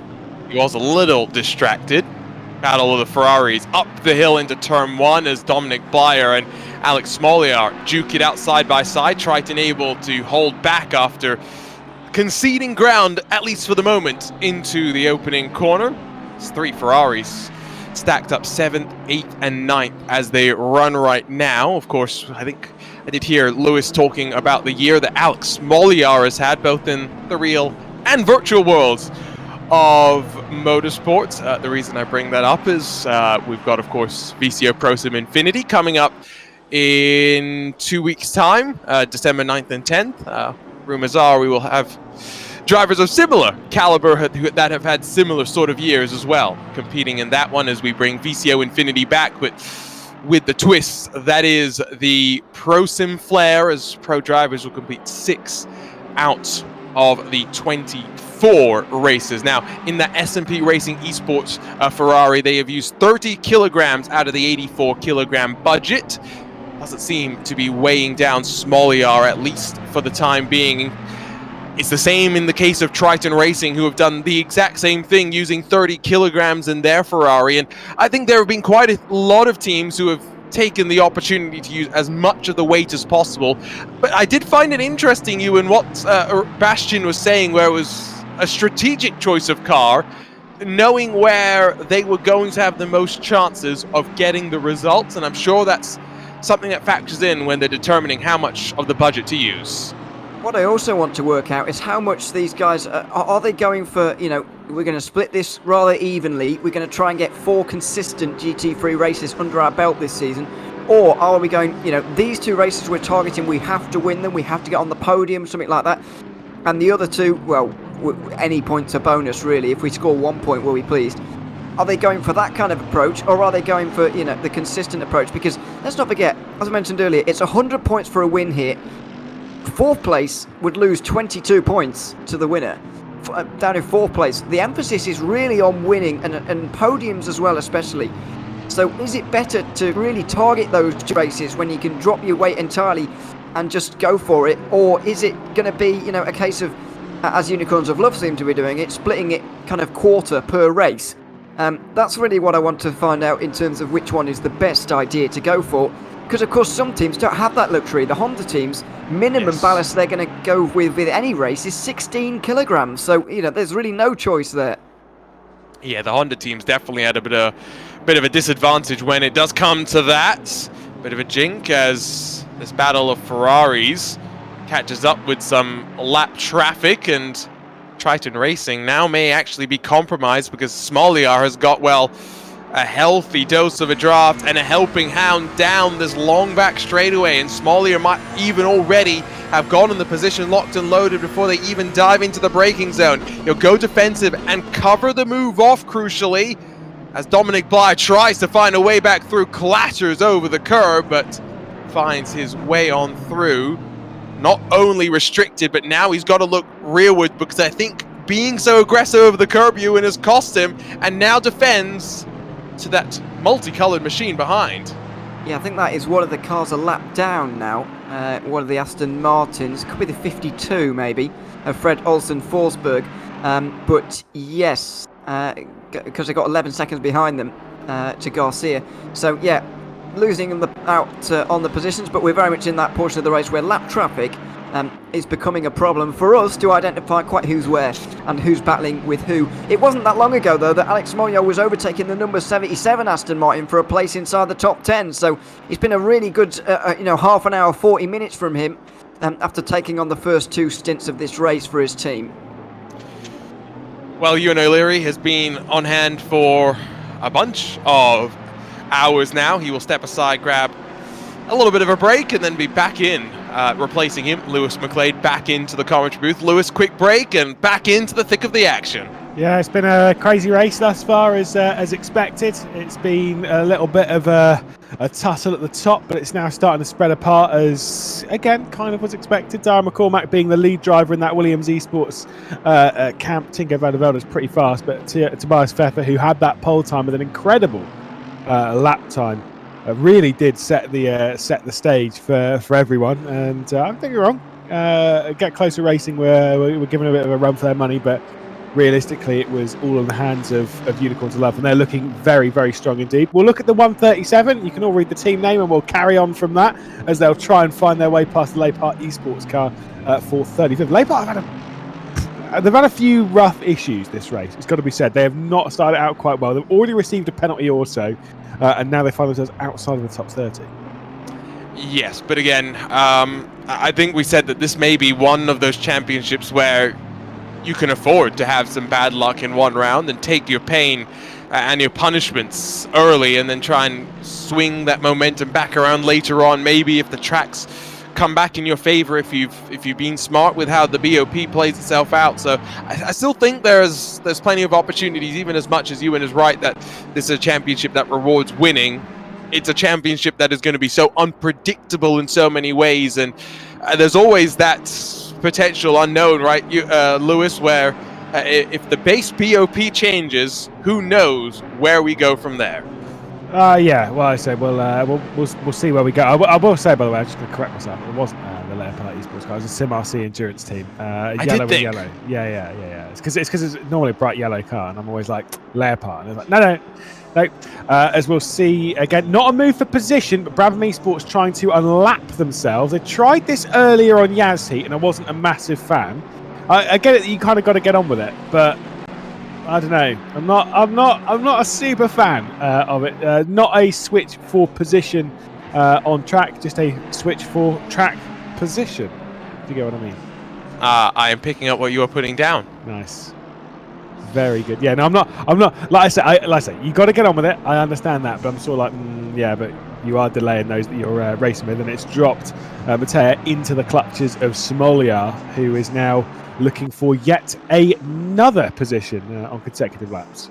Yeah, and just in front of these machines, Niels Nayox has not really run away after getting past Ibrahimi.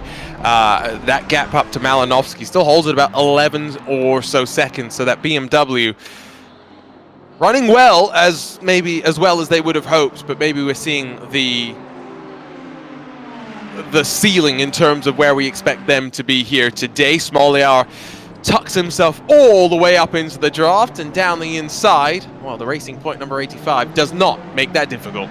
Now, Triple Eight's on a charge after looking really good in qualifying and then failing in Q3. They are looking very good in the all-important race session, marching their way forward, up now to 7th in the opening hour and 40 minutes of this race. Not saying they're going to be challenging for a race win, but top 5 absolutely is on the cards, because Niels Nayox, that final car inside the top 5, isn't that far down the road. Tobias Pfeffer, who's been ticking off some great lap times, just consistently checking them off at the front of the field.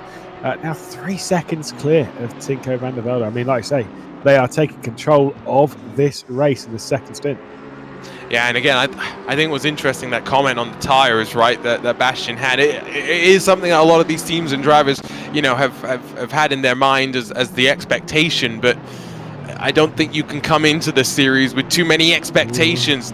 Grippax Engineering covered off into the braking zone by the Bentley.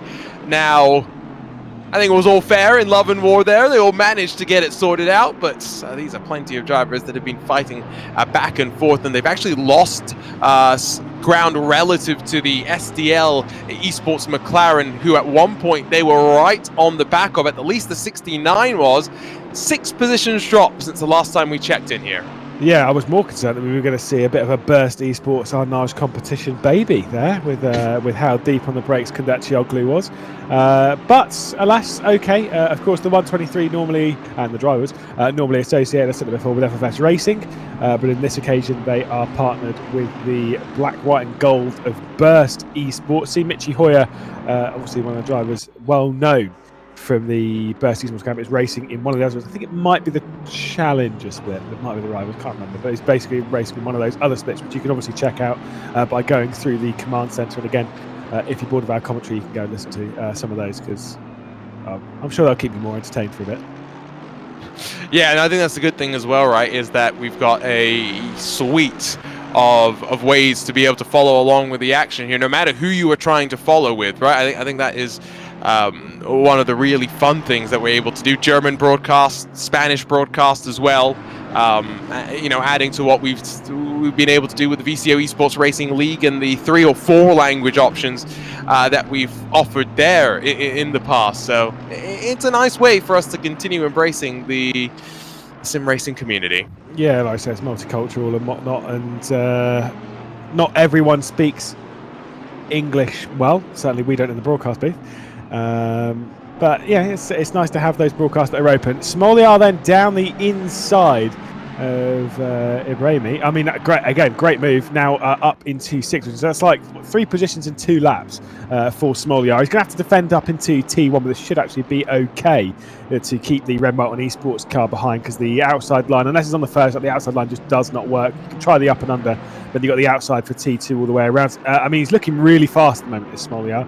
I don't think it'll be too long before he's knocking at the door of Niels Narks. But again, the important thing is that comparatively to quite a lot of other cars, Smoliar's doing a second stint here, and not many other drivers are doing a second stint. Yes, I do wonder though now as well if this is an opportunity for Naujoks to maybe claw the gap up forward if he just follows Smoliar for a little bit. We check back in with the Racing Point number 85, who is on the back of the NSX, but of course has got Dominic Blyer on the back of him, and it does feel a little bit weird to see Triton Racing in that Ferrari. We've seen them in a lot of different manufacturers across of different simulators. I don't think I've ever seen them in a Ferrari before. No, but like I say, is what it is. This is a championship where you sometimes try different cars. I'm sure there are more people, genuinely, trying the Honda now than have ever tried it before. Yes. Because I will say the Honda it's had flashes of being okay, as we'll see. Look to the inside, Dominic Blyer trying to try and find a pass on the Racing Point car of Mateo. But the Honda's been okay on some tracks. I remember it was actually quite okay at Bathurst, actually, back in the start of 2021. It's gone through phases of actually being okay to being bad to being okay to being bad. It's never been good until now, until the recent patch that came out. That Honda is actually a good car now, arguably the fastest, which I am okay with because I do quite like the NSX. It's a car that's had some success in the real world as well across the globe, so it's not a surprise to see it towards the front of the fields as well. And I must say, I do like how it looks, just personally. I just love this GT3 class, and I'm so excited for next year as, you know, we get 2 new GT3 cars with Porsche and Ferrari adding to the stable, and then of course a new Evo of the Lamborghini, which joins the fun as well as the Kramer Racing Esports car. Slightly forces its way through on the visceral Aston Martin. That is lap traffic, we should say. No, I don't think visceral are. Oh, it's not? No, Visceral's for position. You're assuming Visceral are doing a classic Visceral. No, they're right. No, this is where I misread the left side of the screen, because timing tower works differently in Assetto Corsa than it does in iRacing. And that's because Arjuna doesn't have enough experience on as many platforms as I do. And that's why you should vote for me in the VCO Simi Awards. Bang, bang, bang. Yes, but Lewis is just a terrible person, so don't vote for him. Oh, dear. Yeah, I am awful. Truly awful. But yes, no, solid attempt there. But no, that was a switch position. It was a pretty aggressive move from Bischoff. It was, yeah. And I don't think I'd be too pleased with it if I was Visceral. Visceral have actually run really well at the start of that first stint. They're running inside the top, comfortably inside the top 10.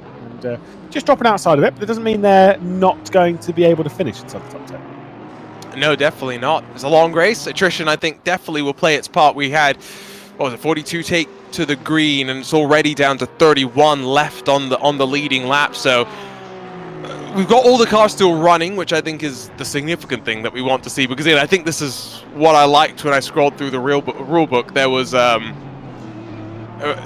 you get 100 points just for getting basically to the finish line. As long as you start and finish the race, you are guaranteed a base haul of points, which is what endurance racing is all about, Lewis. It's about having the perseverance, even when things are not going your way, to buckle down and to keep pounding away the laps. Yeah, like I say, sim racing, endurance racing and sim racing is a very, very different place than where I was.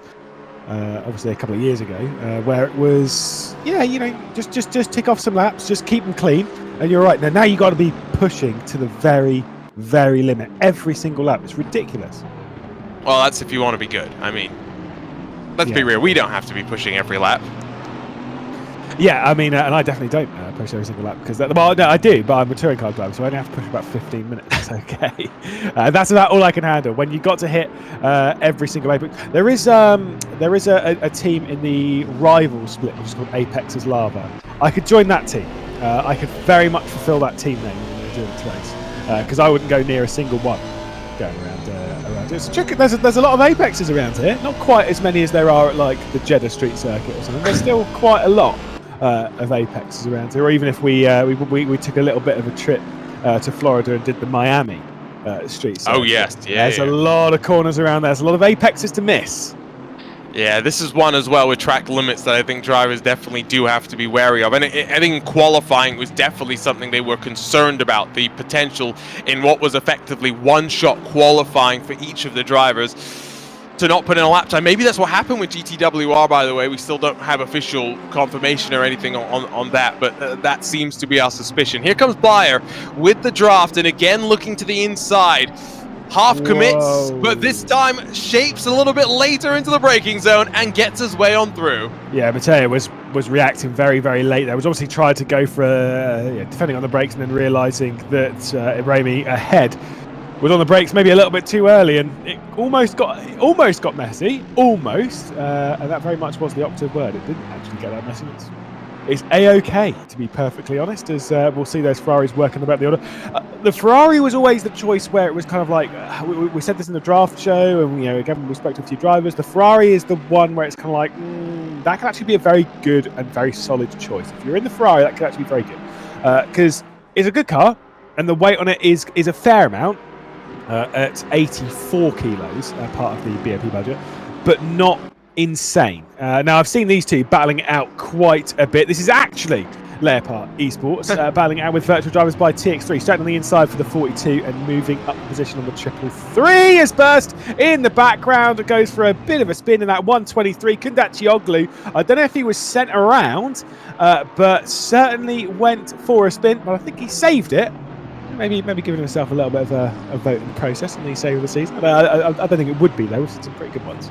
So it wasn't Blast Esports, is what you're saying no, there? It certainly wasn't Blast. And I was trying to work out as to how they would blast around. That doesn't really work. Yeah, I know. Yes, for those that missed the reference, that's an ode to Luke Crane, who has dubbed Blast Esports in the Esports Racing League.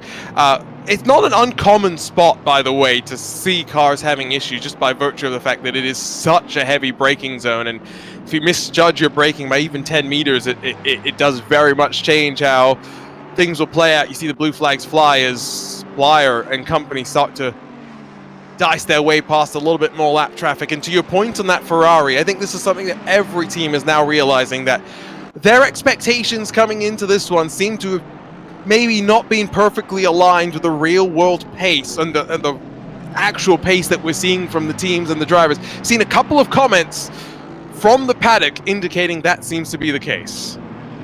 How so? What, as in, like, have they been complaining? Oh no, was it Bastian Richter, or was it Arthur Camera who said straight up that that it's just been interesting that certain cars have been faster than they expected?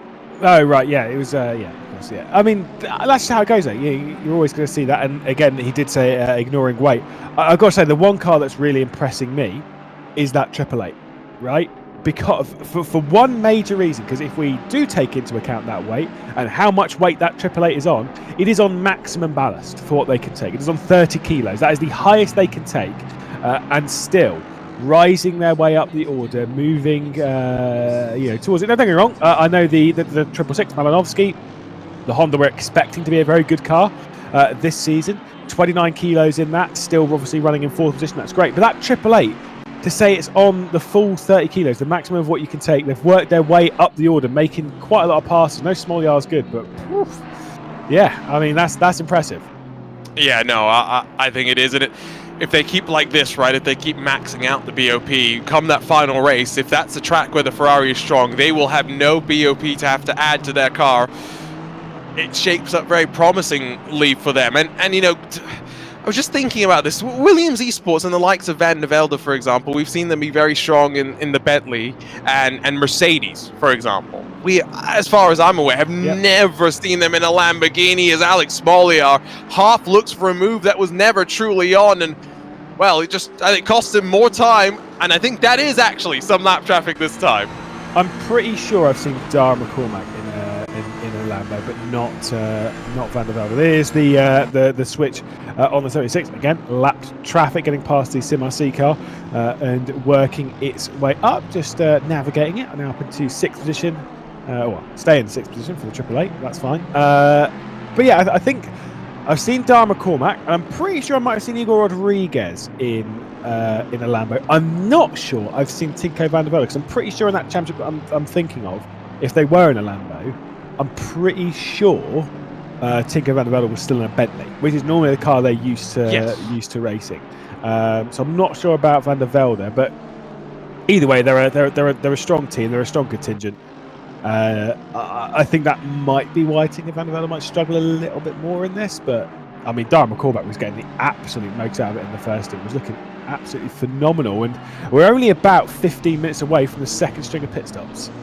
Yeah, but and I think that's a good point to bring up as well, right? Is the fact that some drivers maybe will have more familiarity with the car, and so maybe Van der Velde is expected to be maybe the quote-unquote slower driver in the trio of that Williams Esports car. But I have no doubt by the time the season comes to an end and he's got more experience under his belt, he will be right back up there in terms of the pace. That gap has grown, though, to 5 full seconds, as I do believe if we want to, Lewis, we can have a chat with Dara McCormack. Oh, can we? We'll drag him in. I think we should probably have a little bit of a chin wag with the guy himself. Do you want to take it, or do you want to take it?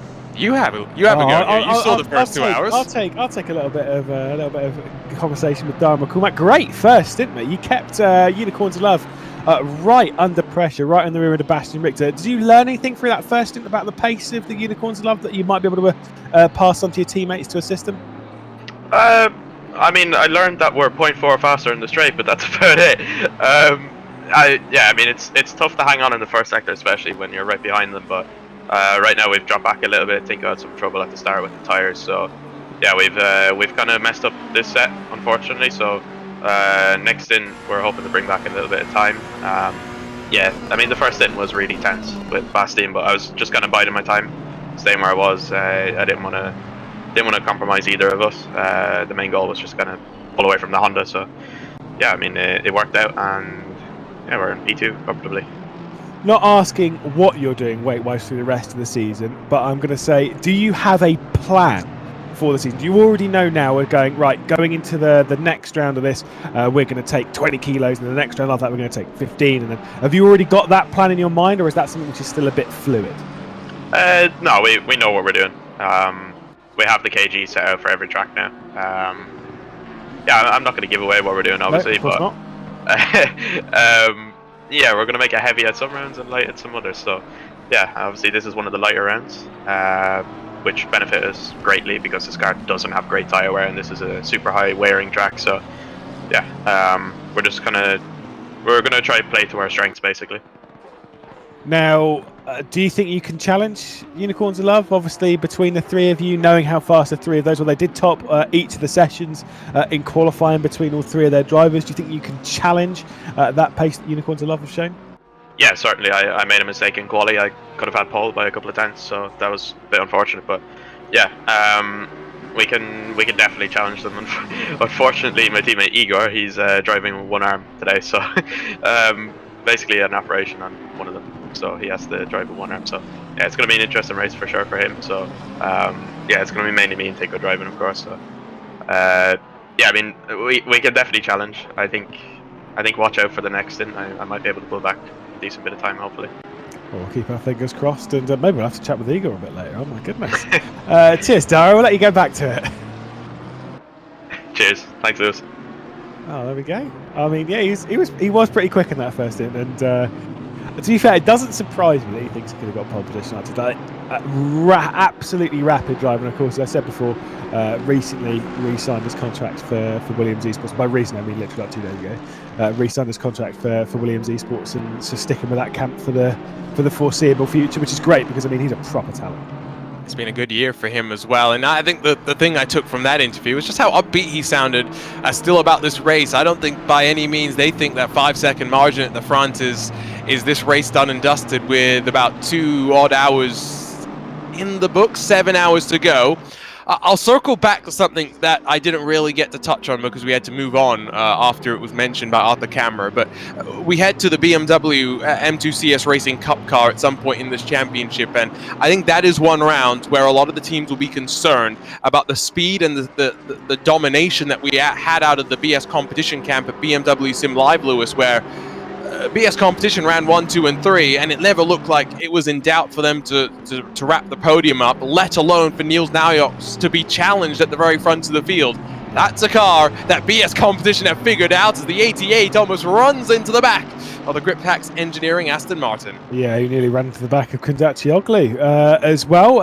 It's quite a train here with Urbrick as well at the front of it. They're all nice and tight and close together. This is going to be a fight that we're going to see for a little bit. Bykov comes into the pit lane early. We did see that on the first stint. I think it's about a 65-minute stint from Bykov there in the 142 Simweb.pro cars. That makes sense. That's on target, going for the hour. Dominic Blyer for Triton, though, trying to make a move here on a Bramy. I was going to say that would have been a brave one to try and get around the outside at the final part of the S's section and up the hill. I've seen that move before. I've seen it move a few times, and I've seen it badly. Yeah, there are a lot of places at this track where I just see side by side and instantly I get flashbacks and PTSD to the various things that I've seen over the years. Lewis, I don't know if you remember, but there was a specific endurance race that I had here at the Circuit of the Americas where I think I sent you about 15 separate clips of me just ranting about different incidents. Do you remember this? No. Okay, probably good. I tend to, like, genuinely, all that stuff goes into one or a No, genuinely, it's probably good because I think the Circuit of the Americas was my epiphany for when I started just ranting about how the prototype class really should stand for "Let Me Pass." Oh yeah, no, actually no. Now you're saying it. Now I'm starting to recall some of these now. Yeah, I've seen some pretty egregious things here in the past before. Overall, though, today I think it's been quite good, and that includes in those first 2 hours just having a quick gander through what we did have. I think top to bottom, I think the reality that these drivers know that any incidents they have will actually hurt the bottom line and the amount of prize money they walk away with definitely is an incentive to keep it clean. Yeah, your penalties cost you money effectively, as we'll see that move from Blyer into the pit lane. Behind all of this, Mattea comes in the racing point car. So there has been a move through the pit lane there, as well as a move into the final corner from Blyer, who's going to have to defend from Ibrahimi. Wow, that was dicey. What's it about this run up in towards turn one? We've seen that on a number of occasions now, where it just seems like they want to have drama happen. I do think, by the way, that's a bit early to be pitting if you're in that 85 camp. Ewan O'Leary was indicating that maybe it's the final stint of the race where you're looking to just shave off as much as possible with stints able to go above a full hour. It's a bit early, and they have put themselves on the back foot, I think, when it comes to strategy. Yeah, indeed. Now we are going to be joined by Austin, who's been doing the Challengers broadcast. Now, very quickly, because we don't want to keep you from the broadcast for too long, give us a little rundown as to what's been going on in that race. Yeah, what have we been looking at? Who's leading, etc.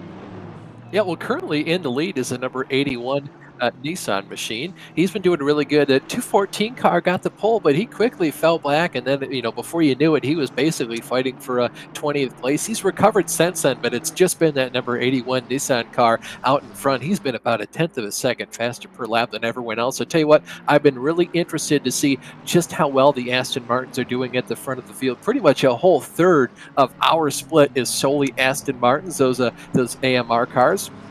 So it's been really neat to see those guys kind of dominate about, second through maybe 6th or 7th. And then I've really been interested in how well the Porsches are able to fight with each other and other cars in the slower sections of the track. Most of the S's in Sector 1 and then Sector 3 especially. But those cars are hurting for certain when they get to those long straightaways. It's been nice and clean though, right? Oh yeah, very nicely. We've seen a couple accidents, mostly just a Constantiner effect, but when guys do make contact, it's been very minimal, few and far in between though, hits from other drivers. I've been really though looking at to see other low weight cars are a lot faster today, so I'll be really interested to see how that affects them in the later rounds as we go forward too. A lot of the cars different, taking different weights compared to what they're budgeted to later in the season. Well, cheers, Austin. We'll let you jump back into the Challengers broadcast and get back on with it. Super stuff. Thank you. Yep. Thanks, guys. There we go. 3 races going on, Arjuna. We've had a great one, but a nice little look there as to what's happened in the challenges, and I'm sure we'll be hearing as to what's happened with the rivals as well at some point. Yeah, I'm just glad that we don't have to try and follow 3 different races going on at once, because boy, would we have our work cut out for us, as we have officially ticked past 2 hours in the books, and now we've got 7 to go. Yeah, we do. It's I mean, they've already ticked. I think I've got 5 hours 40 was what I just saw then, as to how long they've got left to go, because obviously they went earlier than we did, but we've already ticked off 2 hours of this race, and I get the feeling that it'll be very quickly, and then you'll be looking back, you'll be like, oh, hang on, there's less than half the race left to go. It will fly past when we start getting into the rhythm. There's what's very quickly what was happening in the challenges. We'll keep our eye on this. Pit lane, SDL Esports have come in. Meanwhile, we look at the set space, Jose Lopez of Victor Martin battling it out with one of the West Competition racing cars in that number 1. Addison down the inside and going for the move. Some quite nice looking cars up and down. I do like the West Competition racing car. Even that McLaren, the Mercedes behind it. I mean, pretty impressed with the field as the SDL McLaren will come into pit lane, by the way, and it did have a 5-second penalty, so it will drop back likely in the pack that it was at one point running at the very front of. And again, I'll just go back to this because as you have called out already, I'm somewhat new to the world of Assetto Corsa Competizione. There is a stint timer at 65 minutes. It is automatic. If you cross that, you'll get a penalty. Yeah, and it is not a light penalty. I can't remember what it is. I think it's a stop and go 30, but I don't remember. Might even be more. Might even be more than that. Might be stop and go 60. It's certainly if you cross the line with breaching something on the driver, I think it's 90 seconds you get added to your race time. But again, you genuinely you do not typically see people overrun that driver's stint limit. It happens sometimes, but it is quite rare. You say this, but that's my first experience with SRO Esports was the 24 Hours of Spa, Lewis. I lost track of how many of these penalties that we got, legitimately, and it was very, very confusing to me until I then came to that stark realization of, wait, pit lane at Spa is an age, and so the reason why they were getting caught out was because they hadn't gotten into their box in time. No, that's not how it works. Was it not? Okay, so then I misunderstood what's going on. I think you were getting like stop and go 30s for track limits. We get that, but the stint time is pit entry to pit exit, or pit exit pit entry. Really. Okay, so I just remember Michael Hamlet in my ear saying it was the stint timer. So that was it. I mean, I don't know why some people came across of it, but no, it really doesn't happen that much. Anyway, here's Kramer Racing Esports down the inside of Lopez, obviously in that Aspar racing car, and you've got Manisha as well, who's one of their drivers or one of the teams that was spun out by, of course, Ogrodnikov in the early stages. But yeah, the driver stint, honestly, like, I've commentated on ACC for nearly 2 years now, and I have seen that driver. I could count it on 2 hands. No problem with how many times it's come. It is not often, and so I don't suspect it's something that will come today. It is like. You can't miss it. It is on your screen. It's obvious as to how much. The only one that you could do is the maximum stint time. That one is probably one that we've seen go over a few more times. Where obviously in this it's 4 hours 20 minutes, which is effectively 4 stints. Yes. That one maybe we'll see go over, although I do doubt it. Yes. No, and again, it was my first experience, doing proper SRO Esports, and I needed 2 hands to count it by the end of my 5 hour stint, which was quite. So that's impressive from one race. Like genuinely, I've not seen it. Exactly. That's why it stood out to me so much as well. Like when you have something like that, it's always just it's going to occupy a place in your mind. So I'm glad to hear it's not going to be such a concern, and it should be obvious at the end of the day. But a lot of these things, as we found out in another series that we commentated on last Saturday, it was 0.2 of a second that cost the team a potential chance of fighting for a victory. Yeah, like you say, like that one being mandatory stationary times and whatnot. It happens. Like fair enough. In this scenario, like I say, with the stint time, it's all pretty simple. Like 65 minutes. I think the Williams is what we were hearing there from Dara McCormack. Is I do get the feeling that they're going to do basically 65 minutes with one driver, being obviously starting with McCormack, then Van der Velde, then McCormack, then Van der Velde, McCormack, Van der Velde, McCormack, potentially like that until the end of the race, with the exception of one stint, where they can do it as the short stint. Like as there is no, as far as we're aware, there is no minimum stint, it is just the maximum. So you'd only have to put, even at that point of the race, you'd only have to put Igor Rodriguez in for like 10, 20 minutes, right? If that. Which, if he is driving, well, he is driving with one arm, Right. at the moment, courtesy of that surgery. I mean, bless him. That is hard work. I just went through the rule book because I wanted to make sure there was no minimum drive time. There is only a maximum drive time. So hypothetically, I think that would be the right way to put it. I think the question is also just how hurt is Igor Rodriguez, because we're all racing drivers at the end of the day. We want to get behind the wheel of the car and we want to drive even when we are hurting. And as much as Igor will be the one that is having to be pulled away from the wheel, it's not maybe feasible to plan it out like that. Maybe it's smarter to try and give him a little bit more of a window just to make sure there are no dramas with anything. But there's a long way to go. I mean, that's it. There was one race, a guy that I know was battling for a championship. It's been quite a competitive field. Like, we had some decent drivers on there. Some drivers that some of you might recognise, like Risto Capet and Lewis McGlade. I was on the grid.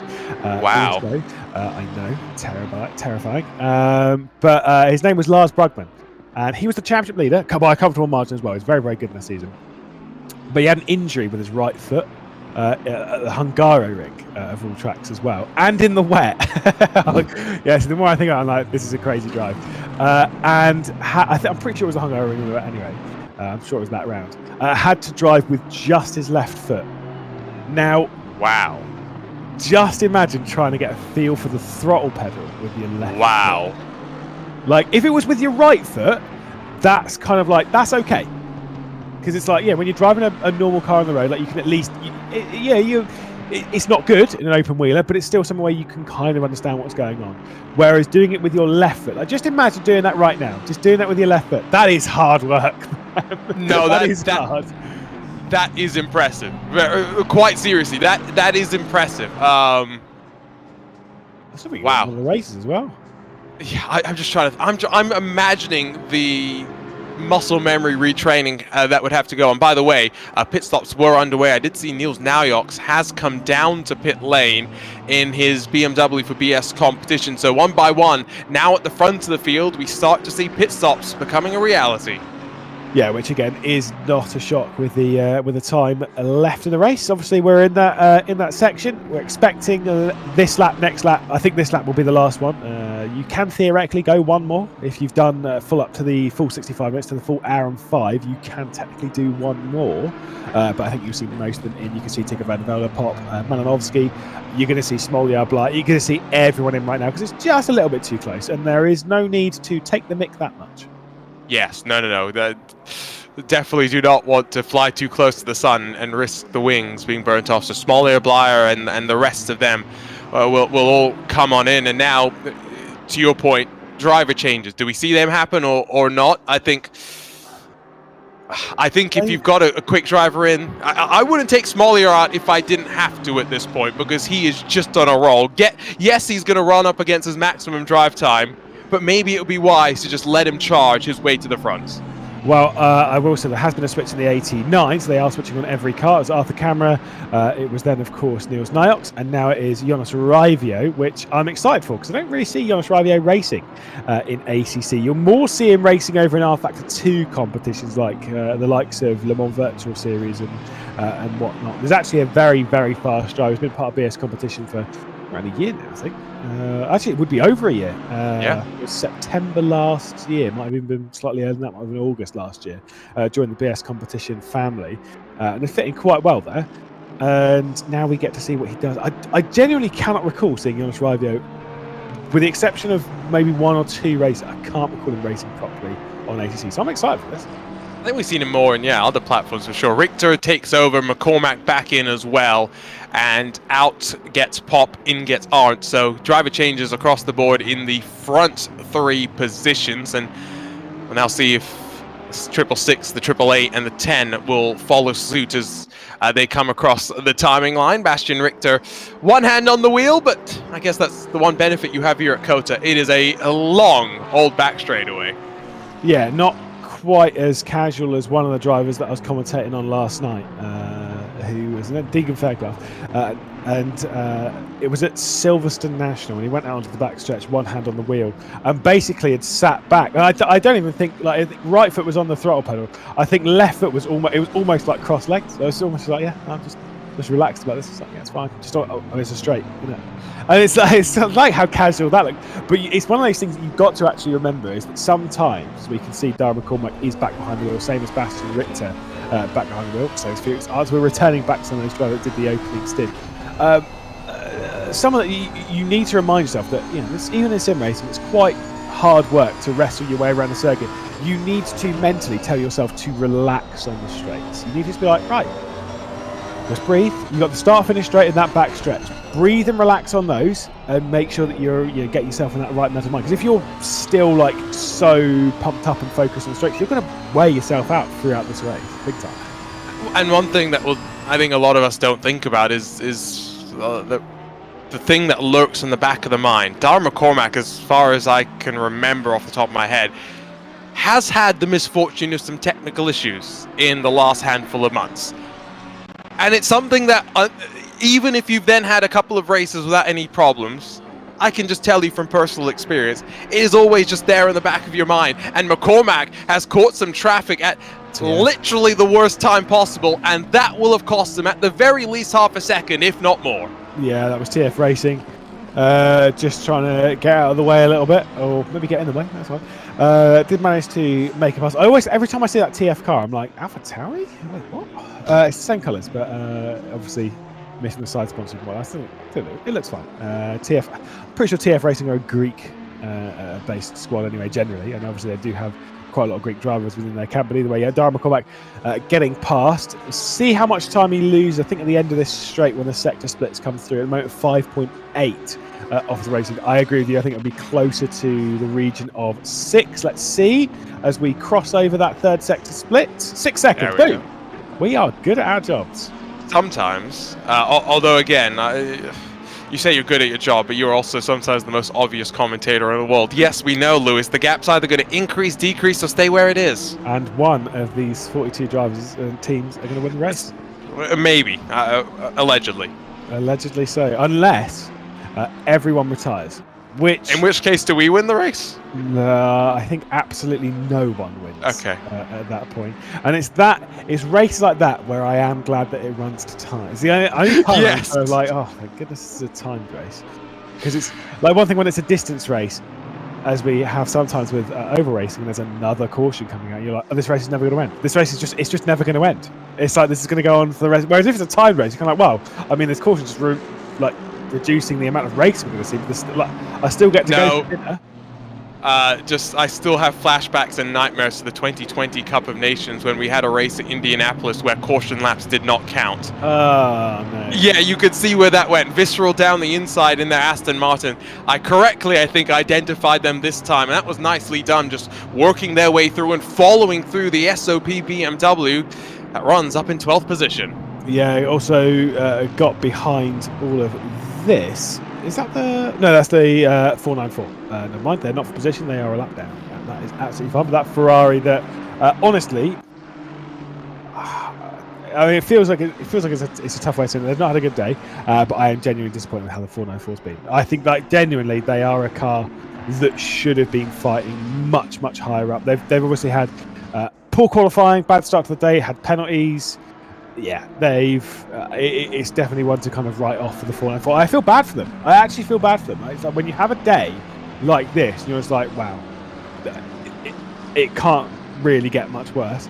Sometimes you just got to sit back and go, well, at least all of the bad things have rolled into one race. It's one of those races where you just have to get through it, right, without any more trouble, without any drama where you got in contact with the leaders, XYZ.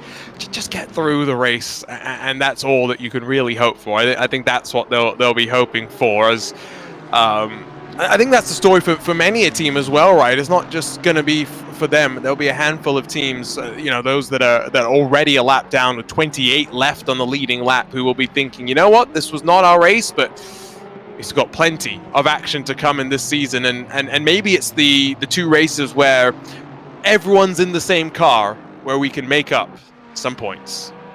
The 171 that we're looking at here, Ren Welton Esports, they dropped back quite a bit over the previous stint. Bramy, I think, struggled with the tyres ever so slightly in that Honda LSX. Now it's Brent that's got to do all the work to rise back up the order. That car directly behind is not for position, so just trying to get past Lopez at the moment in that 21 Aspar car that did start from 15th, and I still genuinely think crossed the line before the leaders did. Yes, that is how I think much so. the jump start it was.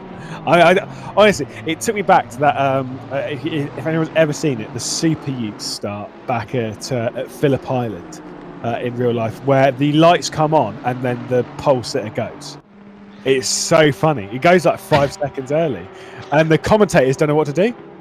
It's not the most ludicrous start that I've ever seen in the sim racing world, though. That, without a shadow of a doubt, goes to a Nürburgring endurance race where the GT3s and the Porsche 911s were starting in a combined starting group, and I was either the leader or second place in the Porsche 911s. Decided to jump the start to the point where they led into turn number 1 rather than the GT3 leader. So it's not the most ludicrous start that I've ever seen, but you're always trying to find whatever advantage that you can, and starts are so chaotic that I'm not saying that I've never done what the Aspar machine has ever done before. Is Team Shizou Racing sees the move to the inside, and that's just clumsy overall. Yeah, but it sent him back around, so all's good. Apparently. I mean, obviously there's some redressing that needs to happen in there, but I mean, if I got sent back around the right way, I was like, all right, as long as I give me the position back, we're okay with it. Koroshavin back behind the wheel of the 163, who's got into a few fisticuffs throughout the race thus far. Behind Lukacek, behind Addison. At the moment, of course, the Carbon Simsport car ahead, I think is way off on strategy. I'm not sure when their last pit stop was. We'll just have a quick look about that number 90, because I'm pretty sure they were the first car to come into the pit lane, but I don't have live timing at the moment, so I can't tell you. Hashtag blame Lewis. What I can tell you, by the way, is across of our 3 different splits right now, this is, of course, the cash split that we watch, where Unicorns of Love leads in their Porsche. In the Challenger split, we have a Bentley that's leading. Of course, we talked with Austin Belke. But then in the Rival split, we have a Nissan that is leading. So it is nice that not only... Excuse me, I got this flipped around. Challengers is the one where the Nissan is leading. I think Rivals is the one the Bentley's leading. But it's nice that the Nissan, which is a car that definitely is not in vogue anymore in GT3, is getting its day out in the sunshine. Oh, big time. Big time. Koroshavin then getting down the inside of Lukacek and getting past. And now I have actually sorted out my lifetime. It was a hashtag blame me. It was nothing to do with anyone behind the scenes, but definitely me think this one. Lukacek is probably about 30 minutes away from a pit stop when a lot of the other contingent have just made their pit stop. So that's kind of how far out they are. About half a stint out. The 72 Brabham Esports car that's kind of just behind them is a similar way, but even 10 minutes further off than they are. So they're only 20 minutes away from a pit stop after making just a 25-minute one. Those that have made short pit stops to start the race, for anyone who's panicked or worried of being like, yeah, but the team that I'm supporting, they made a pit stop in the first 20 minutes. It's fine. Actually, it's absolutely fine, because the stint timer is 65 minutes. So, if you do 8 hours in the race, you do your 65-minute stint 8 times. You're doing 8 hours, and then 5 minutes times 8, which is 40. Let's not talk about how long that took me to work out. It's fine. So it would be 8 hours and 40 minutes, which means if you've done a 20-minute stint and then you do 8 stints from that, meeting the 65-minute stint limit, which they are doing pretty much, then you are fine. You're still on sequence to finish on the same amount of stops. It's just you're taking your short one much earlier. Hashtag never trust the commentator's mouths. And it's beneficial because it gets you out of traffic, right? If in the opening hour of the race, if they're fighting tooth and nail and costing each other time, it's a good idea to get out of that and to try and just put in some clean lap times down by yourself. However, there is a risk when it comes to this strategy, which is that if you come in too early, have you left yourself too short? Because I've seen this in races before, Lewis, where the leaders suddenly manage to extend the race distance by a lap, and those that tried the alternate strategy find themselves having to save a lap of fuel at the very end of the race. And it's not a comfortable situation to be in, to say the very least, as they battle side by side for 18th spot. Yeah, I'd say if you're going to take those gambles on strategy where you're pitting early to try and get yourselves basically ahead of the race when it comes to that strategy, and try and make the most of it and get out of traffic and whatnot, those are great, but I think they more work for the teams that respectfully are struggling on pace, right? Yes. You won't see... I don't think you won't see someone winning a race running that strategy. Not really. But you look at the top two. You look at Unicorns Love and Williams Esports. They're running it out to the end of the stint time because they've got the pace to do so, and they don't need to take any risks. They know where they stand. They know where they're at. They know what they're doing on that side. But if you're one of those teams lower down, maybe outside the top 30 even, and you run that strategy, it's not about necessarily where you finish. It's about where you finish compared to where you started that strategy. That's the important bit that people tend to forget, is they go, oh, I didn't win. And it's kind of like, yeah, but were you going to win anyway? Like, were you going to get a top 20 anyway? And that's the kind of thing, when you're running those kind of counter strategies, you go, where would you realistically, being completely truthful with yourself, where would you have finished before? You would have finished 25th. Well, you finished 23rd on the alternate strategy. Thus, it's a win in that sense. Yes. No, exactly. You got to keep in mind the goal as well, right? Because there's only one winner. Right? This is the conversation that I have had with some of these teams and drivers, because this world of esports is so competitive, right? And everyone wants to be number one. Not everyone can be number one. In a field of 40-something, only one team and one set of drivers can be classified as the best on the day. So if your goal is to win, then that's great. But sometimes the goal should just be for a top 10, especially given the level and the quality of the field that we have here today. Yeah, I've kept track of my race wins in sim racing. There's not that many of them, realistically. When it comes to, iRacing one's fair enough. As we'll see, a little bit of contact between West Competition Racing rather and Carbon Sim Sport. Now I've tracked race wins and iRacing, or in online lobbies and whatnot. I don't really count. When it comes to league racing, I've kept track of all of the race wins that I've had, and when you compare it to the amount of races I've done, it is terrifying. Like how small that percentage is. But then again, when you compare it to the grid itself, as a percentage chance, being realistic, and obviously if you were to do the real odds and whatnot, like fair enough, but realistically, your odds to winning on a grid like this are 1 in 42, right? With all things being equal, which is a very low percentage, right? It's not far above. It's less than 3%. Is your percentage chance of winning? That's very low, realistically, and that's why, like I say, sometimes you just got to be satisfied with the result and not go, oh well, I didn't win, so this has been a terrible race. And I mean, your 1 in 42 chance, right, is also in this perfect world where all the cars are identical and all the drivers are identical as well and never make mistakes, right? It's like such an idealistic way of looking at racing, because racing is never perfect. The reality is that it's going to be messy. The question is, how much time can you minimize losing? Down the inside, nice and easy up the hill. The 121 does overcommit though, and that's what the opening corner allows you to do. It's to allow someone the opportunity to throw a move and to say, well, thank you very much, you didn't get it done, I'll hold on to my spot. Yeah, which if I was in the 777, I don't really mind that much, because it doesn't really cost you that much time. Don't lose time. Yeah, you're just like, oh well, yeah, you've overdone it, well done, mate. Anyway, I'm going to just continue on the racing line and completely blast past you again. Visceral back on our screens again. They've been inside the top 10 courtesy of a great qualifying session, a great opening stint from Walsingham, who we're looking at right now on the rear end of Southall. Verstappen, nope, not Verstappen, directly behind, because that is the 494 directly behind, not to position a lap down. That one coming through the quadruple right-hander. Behind that was Verstappen. So car behind, not for position, but we want to get on with it. We want to get a little bit of track position past these two, and I can tell you for free that ain't how you do it.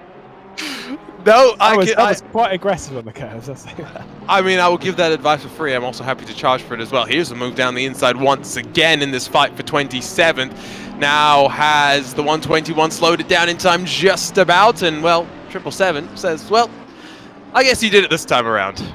Yeah, it's kind of like the whole, go on, get on with it, for goodness sake, go on, come on, mate. It's some Apexes, that's what, and then suddenly it's like, what? Sorry, who's that coming through? It's Dara McCormack. It's second in the race, who does not want to be held up by these two at all. And right now, he's 5 seconds off the race. He's already caught up a second, has Dara McCormack, but I can tell you this is not going to help his challenges at all. It's 4.6 seconds, but this is going to cost him an awful lot of time. Yeah, he's got to get through quickly and nicely now as they power out of the final corner. Don't think this will take him too long, to be fair, because the gap has, you can see, visibly grown between the NSX and the Mercedes AMG, and so pulling to the left ever so slightly, nice and tidily, McCormack will work his way past one of the lapped cars and now dives down the hill. Gap for these two, of course, has shrunk, but it's kept relatively constant back to third on back, who have been unable to really close in any sort of quick and effective manner. It's still Statsenko that runs in fourth, though, Lewis, with Rivio now 10 seconds back. It is starting to grow in terms of the mid-pack and the gaps between the cars. Oh yeah, their groupings are starting to switch up and change, and that's fine. That's what we expect. Some gaps will grow, some will stay the same, and some will close. And it is factual, and I don't care. I'm going to stick to it. I'm going to write that on a T-shirt, and I'm going to stick with it. Either way, McCormack gets past some of that lap traffic, and now we'll have clear road ahead to try and catch. Meanwhile, virtual drivers by TX3 machine, Chesay behind the wheel, Kalpanen now behind, and Aporius, of course, in that Leopard Esports number 42, directly ahead. Aston Martin's either side of a Porsche sandwich because of the filling. Yes, Just no, to it's just clarify. It's more for the audience. I know you know. Porsche sandwich. He's in the middle. I was waiting for you to bring it up as well. Had to. Aston Martin bread does sound quite tasty, though. I'm just saying. Yeah, no, it sounds expensive though. I know, but can you only imagine? 20 quid for a slice of bread. Love how you just said 20 quid as well. He's not actually American, don't worry. Yeah, so that's the thing that people forget about me, is at heart I am a Brit. You did say Z though. Yes, unfortunately 10 years in America has started to get to me. Can't accept any of that. Kalpanen might try and get past Chesay up into the first corner, but doesn't actually do anything. They all kind of hold in line. It's quite tricky. I think T1's actually really tricky to pass that, more so than people think. And they're going to be caught by better video as well, because our nice competition, they actually had really good pace today in our nice competition. I'm not just saying that because I'm being sent T-shirts and whatnot. But, are you actually being sent a T-shirt? Yeah, of course I am. It's only about a year after mine. Yeah, no, well, they did ask me, they were like, are you a sim expert? And I was like, no, sorry, I'm busy that weekend. They're like, oh, it's a shame because we were giving it there. And I was like, I'm just saying, our wardrobes are going to start getting a lot more collected when teams realize they can buy our favor with pieces of clothing. Absolutely. If you are running a team right now and you want some unnecessary bias on a broadcast, chuck us a T-shirt. I'll send you my address. You say unnecessary, I'll use inappropriate bias on broadcast. I'll go even further. Yeah, no, I just need clothes. You just wear them around town. Nice. No, I mean, if not, what you should have done is picked a random wacky car and then... oh, yes. Yeah, that's the Rex GT3. Yeah, I mean, I was kind of hoping that, we'd get a few of the crazy ones. Like, for example, BMW BS Competition. I was like, all right, they have to be in a BMW. Niels Naujoks will force them to be in the BMW M6.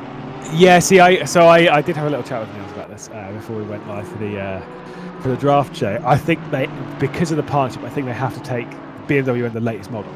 Fair enough. I think they have to take the M4 because I suggested the same thing. I was like, well, why don't you take the M6? And I was like, no, we can't. I'm like, oh, right, okay, fair enough. Yeah, I think there's some solid reasons as to why. But no, I mean, like, you've got the M6. I'd like to see it back out in action every now and then. It's just a bit nice. I still maintain the Aston Martin V12, of course, the DB9. Want to see that back out on track, but again, I understand. As a team, when you're entering a grid where the prize pool is €10,000, and then you've got all the prizes and whatnot, courtesy of our fantastic sponsors, HyperX, and yeah, whatnot.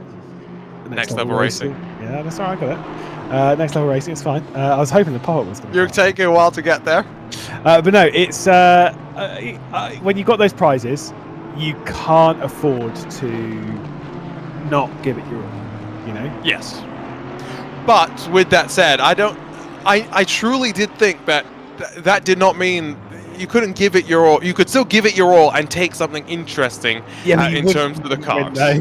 You would probably not, but like that was the vision, right? That we were kind of hoping for with this. Is that we could, with the base BOP, get the cars into a ballpark where then the BOP budget and the ballast that we'd have from there would play things out in some regard as well, which I think is an interesting way to look at it. And the BOP budget is something that by the time we get to the end of the season, we'll have a lot different opinions on how we started things out. Yeah, like I say, I mean, the thing is some of the cars on there, regardless as to how much BOP you throw on the other cars and whatnot, you're still not going to be competitive. And that's the thing, with some of those older cars, like I said, the likes, particularly towards the Rex GT3, the Writer, which is Lamborghini Huracan, Gallardo, whatever it is, Gallardo, I can't remember what it is, based on one of those. Then you've also got the Aston V12. They're just not going to be competitive. They are not quick. They are hilarious, and particularly in the form of the Aston, very loud, as there is a little bit of a look down the inside from Jesse Kaufman on the Porius. That's going to be a terrible exit. Chelsea might do a move up into the first corner, but yeah, those switches, like, I get why. Like, part of me deep down is like, go on, do it, and then the other side of me is like, yeah, you should.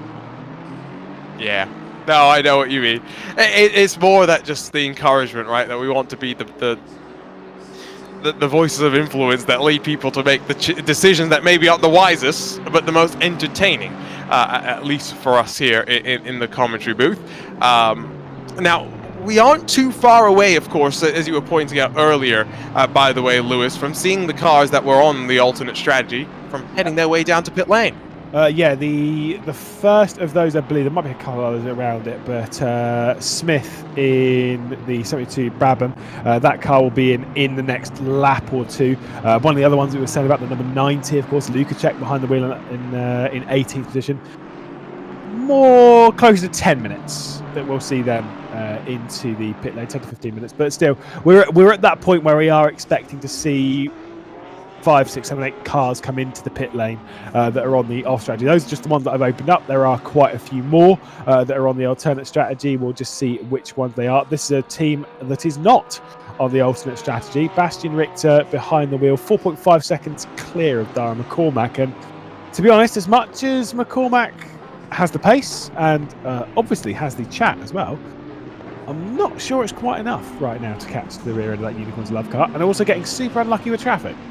He is closing the advantage, though, which I think is the main thing, right? There's a bit of a nervy moment there with the Bentley, I think, for Burst Esports.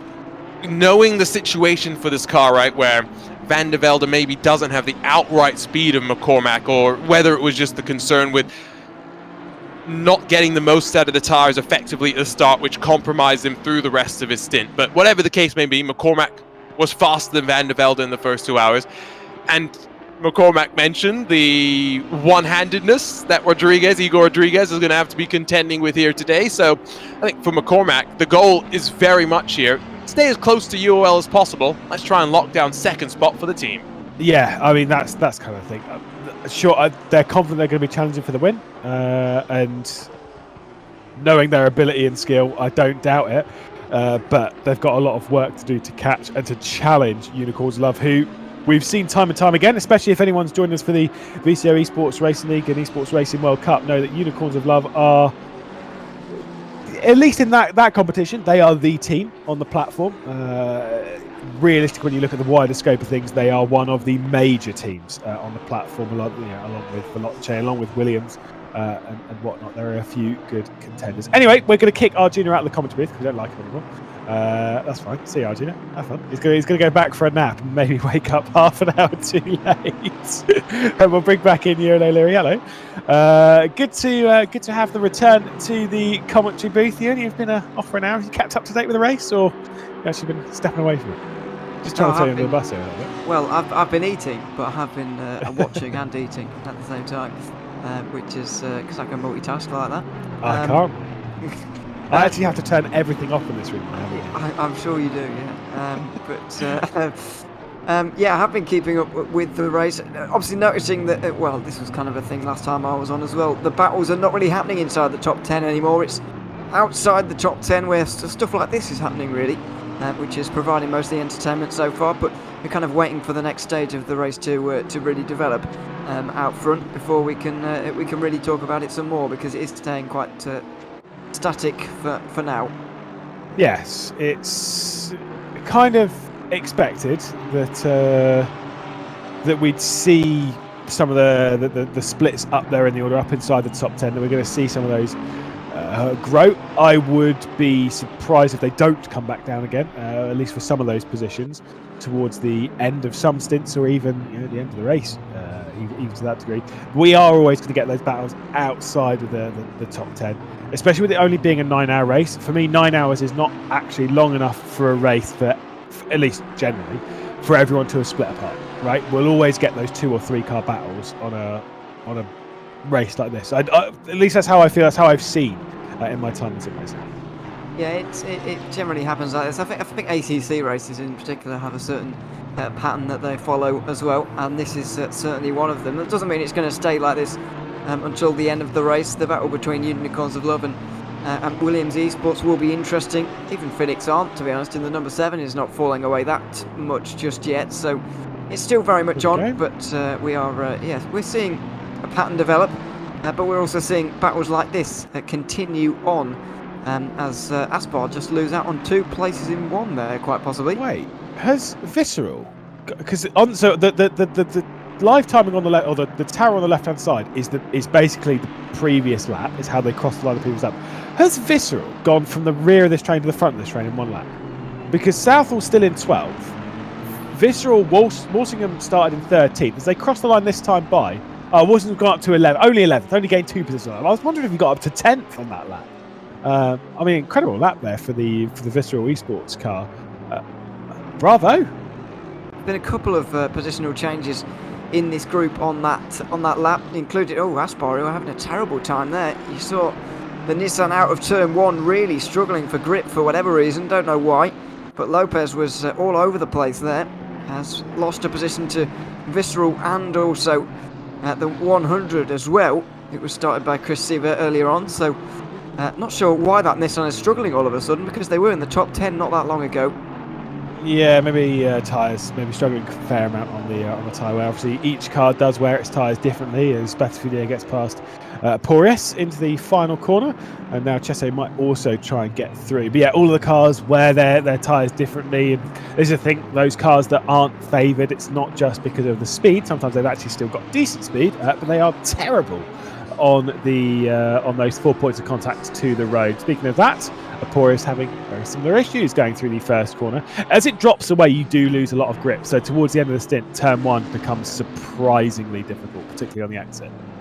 Well, yeah, but I mean, I know traction control doesn't save them from everything, of course, but it certainly does help. And that was too late on the brakes. Yeah. Well, where are they? The Aspar car, straight off and miles out of our camera shot as well. Lopez really struggling to find a rhythm again after the last couple of mistakes, after the last couple of laps.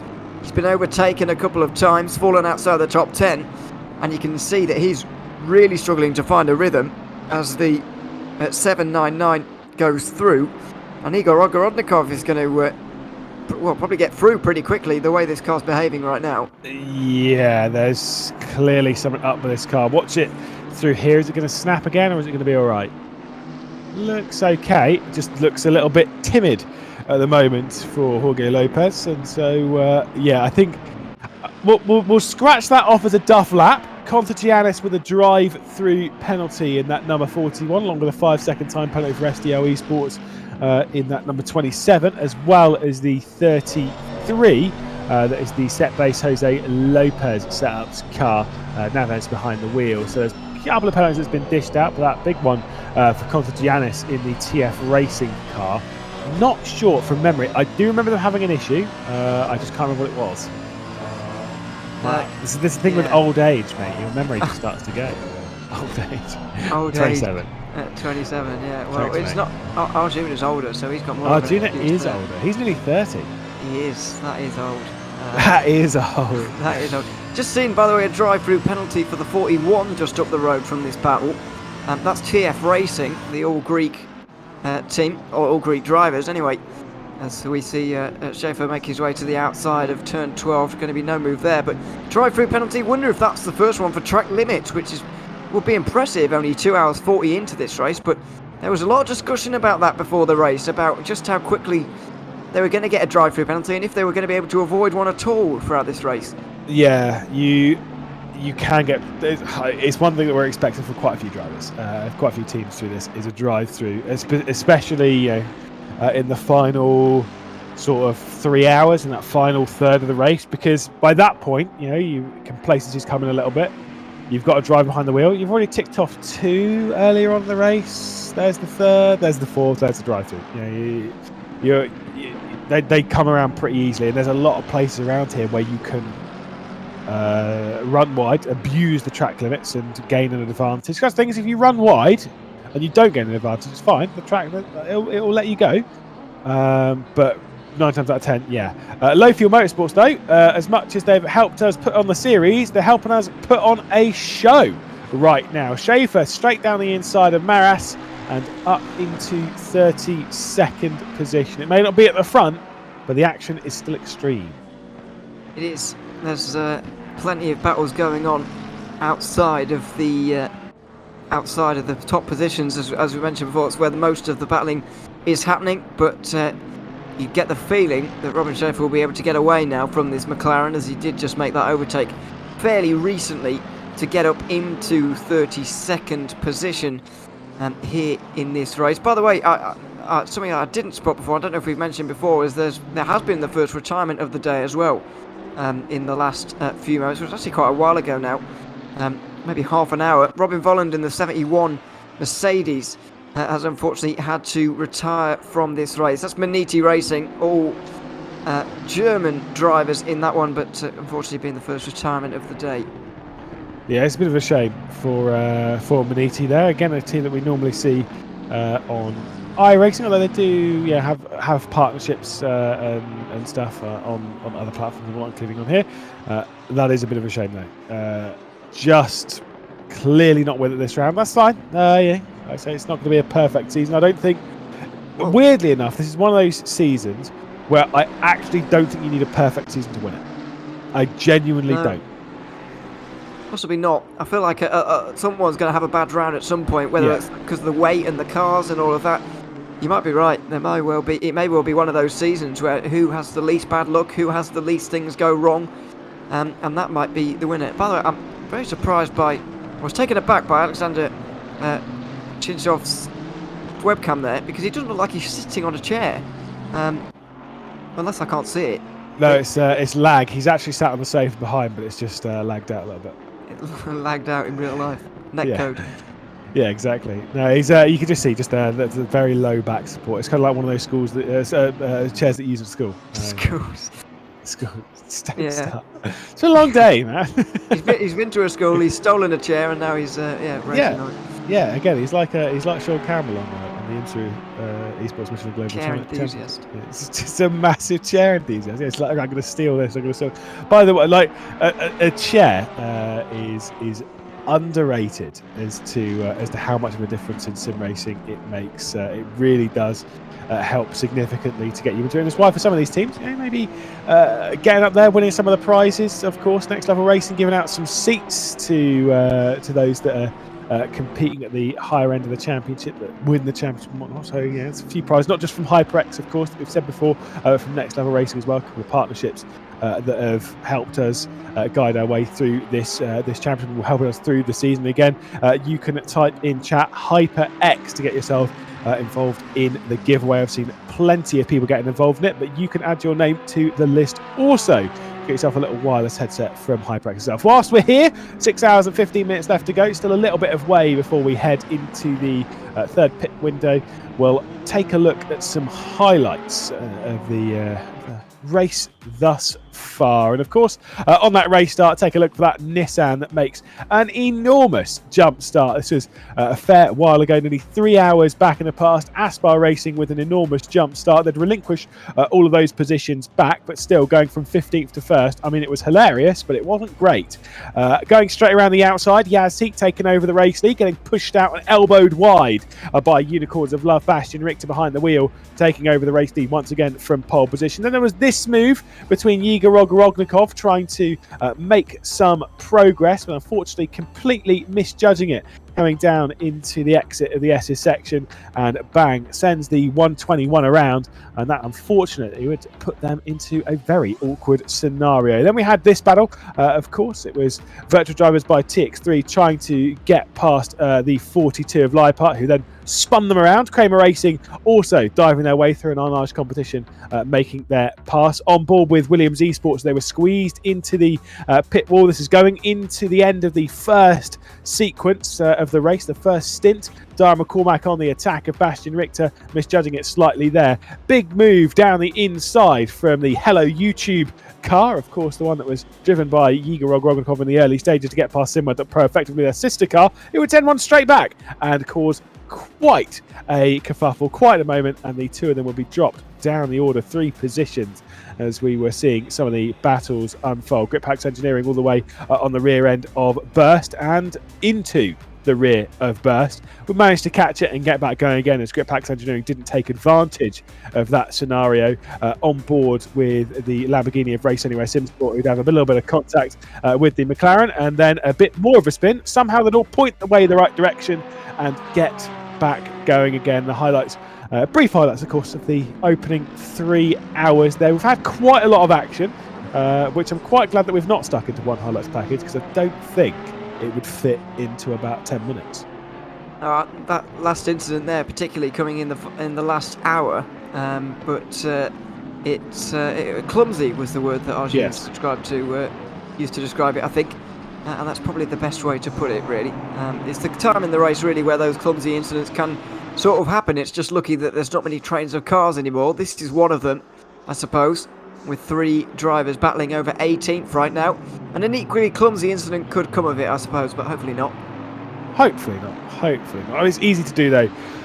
You know, that's I can't remember what the radius of the corner is. I think it's about 120 degrees, but it's just it's the way that it tightens up. It kind of funnels you from the outside to the inside. It just gets a little awkward, shall we say, as you're braking and going through. So yeah, it's not ideal, and it's easy to make those occasions. But the only reason I've always said it before when it comes to this is that a lot of people go, "Oh, well, we shouldn't have raced here because of this, that, and the other." I'm kind of like, well, it's not the track's fault, is it? And so in that scenario, whilst you can kind of go, well, yeah, it's how the track funnels. It comes down to the drivers at the end of the day. Yeah, it certainly does, and you've got to race with the tracks that have been put in front of you as well. You can't really complain about the selection that has been made. Maybe if it was a really boring race in terms of the track, and the track was definitely causing that, then maybe you could have a point, I suppose. I don't know, but other than that, no, you can't really complain about the track choice, I suppose. Just because it doesn't suit your car, your driving style, just because you don't like it very much, I suppose you can't complain too much about the actual selection that has been made. And I'm sure there'll be a few, especially at the Watkins Glen race. Monza and Spa are fairly common circuits that are used quite a lot, and people are very familiar with them, so there'll be less complaints there. But maybe these American circuits that people are a bit less used to, they'll be a little bit more hostile to, maybe. Hostile? Such a way maybe. of putting it. No, I mean, I said, we were talking with Arjun about it being, and as we've discussed, being a love-hate track. Some people love it, some people hate it, some people that'll be the same with quite a few tracks. It's not quite the same as going race at somewhere like Spa, where pretty much everyone loves it, until that, as I've said before, that one time in the year where it is just raced way too much, at which point, at that point, I actually really don't like Spa, because I'm like, oh, it's Spa again, is it? course it is. Monza is another one. I actually don't enjoy Monza that much.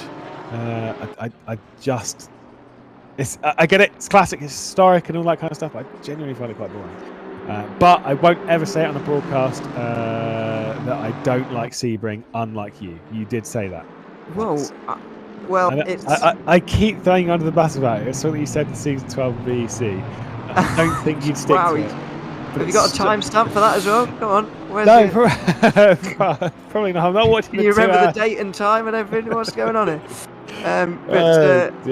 But yeah, it's one of those things. It's all personal preference, though, isn't it? Really, I'm sure there are plenty of drivers out here right now who are driving around here absolutely hating their life because they don't like this circuit.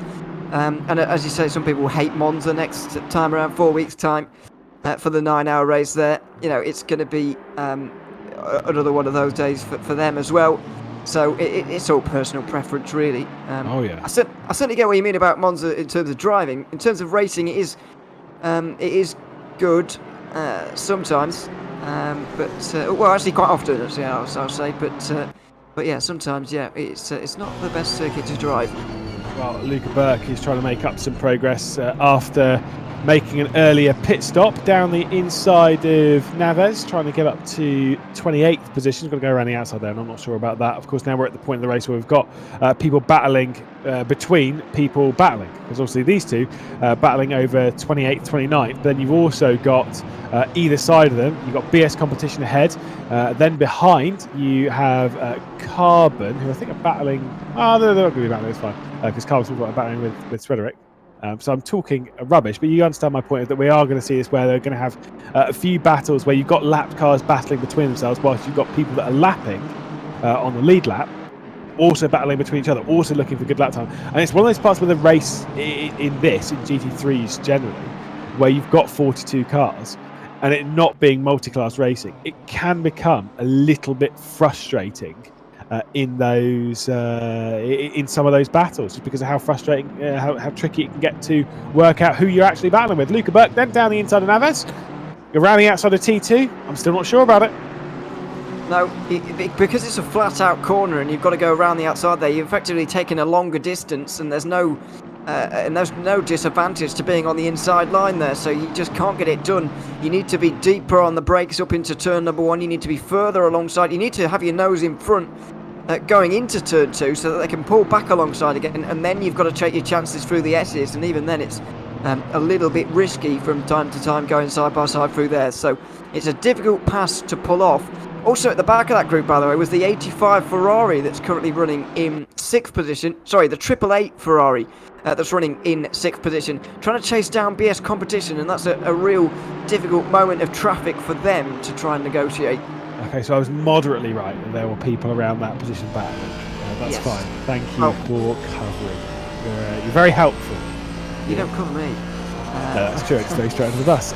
Porius then with a drive-through penalty in 23rd. Oh, you know, whatever, it's fine. You need to be more grateful, mate. We'll see that move once again from Burke. A bit more contact with Naves. I'm not, again, it's getting aggressive between the two of them, and you're absolutely right that 888 SMP racing cars closing in, thinking, oh my god, can these not fight like this?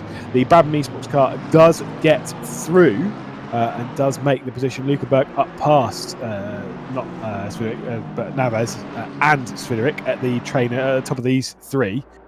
But yeah, if you're in that SMP car, you're wanting to get these three out of the way ASAP, because there is a position genuinely down the road which you need to get. Yeah.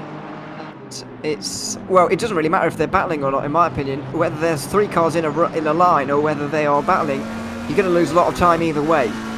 So it's never a great thing to see when you're a faster car. Not a great exit off the final corner there from Daniel Naves, and let's see if he's going to come under any threat at all from the Aston Martin. Oh, he is. Dive down the inside from the number 90. That's how you're supposed to do it.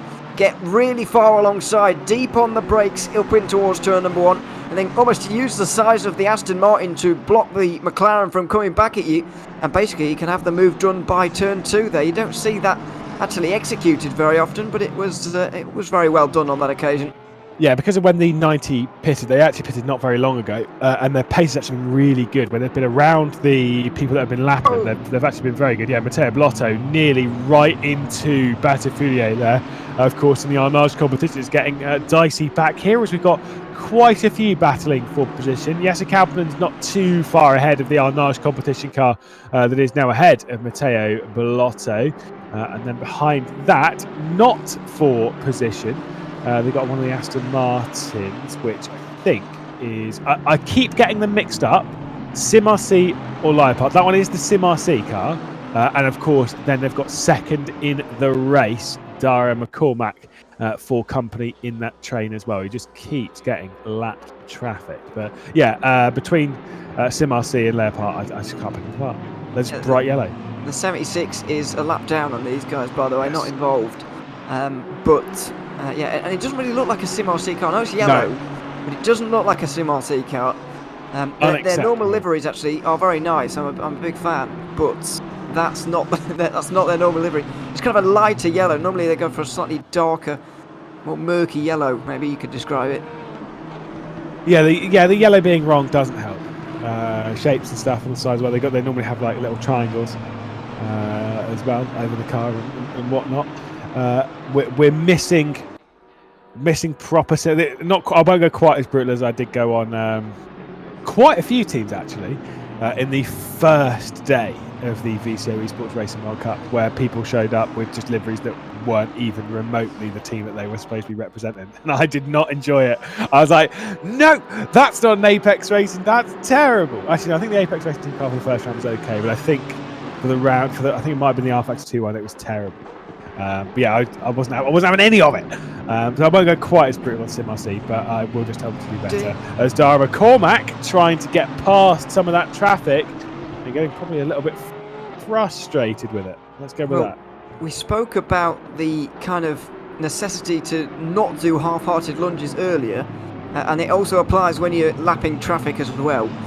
You can't make half-hearted lunges on lapped cars either. And Darren McCormack very nearly did there. Well, he did, but there was no contact, fortunately. And he's going to be able to get through now. The gap did fall to 3.7 seconds to the race leader. He was putting in some good work, but now I realise that Bastian Richter was just making his way through that bit of traffic. Yeah. And McCormack's about to lose a bit of time, as Richter did earlier. Well, as we look at the 121... Armamentario, as again they were the ones that had the issue earlier on when they sort of spun around. They've recently got ahead of the 123 Burst Esports car. If we're speaking of liveries, by the way, that gold isn't right on Burst. Just saying, that's fine. It's fine, absolutely fine.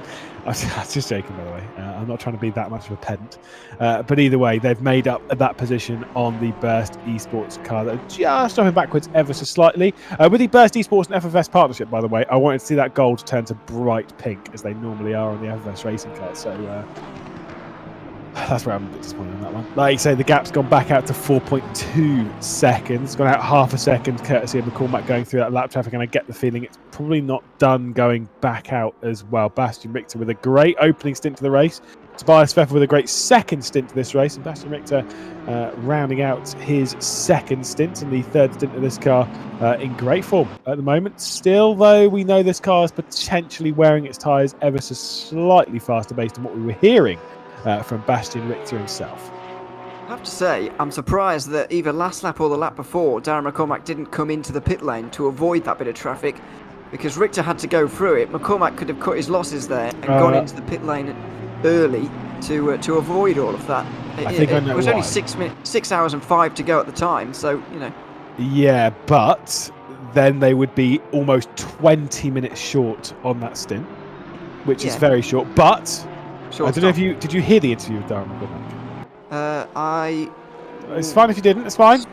None of it went in. I'm pretty sure I did hear it. Yeah, but Igor Rodriguez, who is their third driver, has an injury. Has had surgery, and is driving this round using just the one arm whilst the other one heals, and so clearly will not be at 110% speed. Which means, considering there is no minimum driver time, they need to maximise Darren McCormack and Tinko van der Velde. And if they don't take a full hour and 5 minute stint, they're then basically saying, "Oh, yeah, Rodriguez, you're going to have to do more time later on.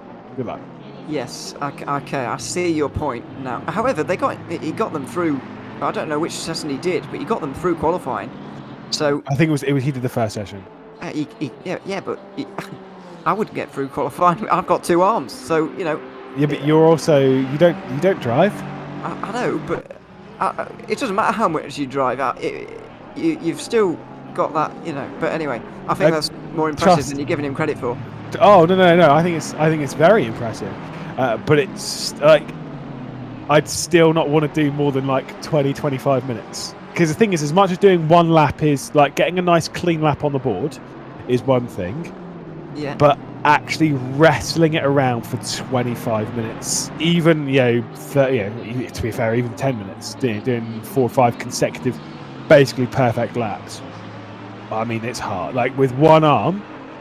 Just using 1 arm is hard. Really, really tricky. Yeah, no, I don't disagree. So I do now understand why they have obviously gone for that and gone to the other option, which is of course to just run as long as possible. But this is where Williams Esports are at a disadvantage here today, is because they haven't got that flexibility on strategy. While they obviously could have pitted then within the rules and everything, it would be, but it's not the best idea, as you just explained. So that's where they're really at a limitation here with this race, with the fact they have basically no flexibility. I would imagine that McCormack and Tinko van der Velde are going to rotate 65 minutes each time until the very last stint of the race, and I presume Rodriguez is going to take the car over the line for however long that's going to be. That's how I would do it in their scenario, because I think it would only be like 15 or 20 minutes at that point. It might be slightly, but it should be around it should be around the 20-minute mark. Yeah. Which is fine. Like 20-25 minutes. So that's okay. It's not great, but it's fine. But yeah, you're asking for trouble. Anyway, Kramer Racing have been into the pit lane, as of Aspar. They've also been in, as is the 142. So we've seen a few come in. 142 belonging to Simware.pro by Vides. We've seen all 3 of the Simware.pro by Vides drivers as well. Charapena doing the previous stint, the stint that we've just done here. Abeladze doing the first stint from memory, and then Mikhail Baikov taking over, as that was very close. And that was a proper send from the Racing Point car on Arnage. That was really big from Castorino. That was brave. Yeah, and he will feel that he needs to make these kind of moves at the minute, because he's obviously pitted early. For some reason, the guys in the 85 Ferrari are doing 28 lap stints every time, which is slightly less than an hour, but they're keeping more or less on the exact hour. And presumably taking slightly short pit stops throughout the day rather than one really short one at the end, which some people are going to decide to do. So it's an interesting call from them to do that, and they're being chased by the 977 of Gumbel as well at the moment. They were fighting with them, or they were close together on the circuit before the pit stops. 977 also having come in early on the very first stint of this race have really played their way into the top 10. So Castorino will really feel that he has to make those kind of moves even at this stage. Yeah, it is odd. I mean, it's on strategy with them, but like I say, it is bizarre. Verstappen going around the outside, or trying to make a move around the outside of Southall, and not doing it. The 121 also receiving a drive-through penalty. That was Armamentario that we have seen a few times today. They are the third team that I've seen with drive-through penalties. I do believe they are for track limits. I don't have a note from race control to tell me otherwise, but I do believe they are for track limit excursions, which again, as we've said time and time again, very easy to do around here, particularly in this section here. Running wide in the penultimate corner, you can get pinged very easily there. Burst Esports come into the pit lane. Simar in, same with Shinov, also into the pit lane to serve that drive-through.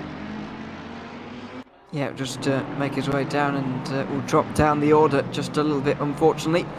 But has to be done. Now, this foul hasn't seen materials. I wasn't expecting this. But Zolobov has been able to get close to Yunus Rabio, and this battle for 5th position in the race is on right now. I just wonder if Rabio has gone out a bit too hard and ruined his tyres towards the end of this stint. We are now down towards the final 10 minutes now of this stint for them. He will be in on lap 89, which is in 3 laps time. He's got to hold off the 888 here.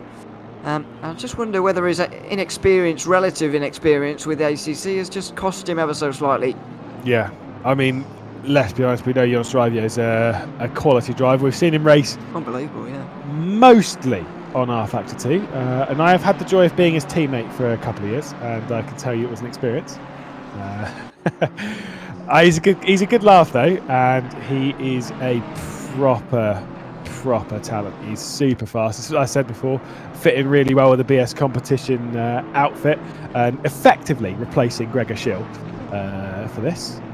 See, normally it would be you'd expect to be Niels Nyox, Arthur Camera, and Gregor Schill. That's normally the lineup. So filling in some pretty heavy boots in those in that camp. And I will say, I think he's doing a good job. Like I say, I mean, he's kept it on the road, which sometimes I've seen Jonas not do that.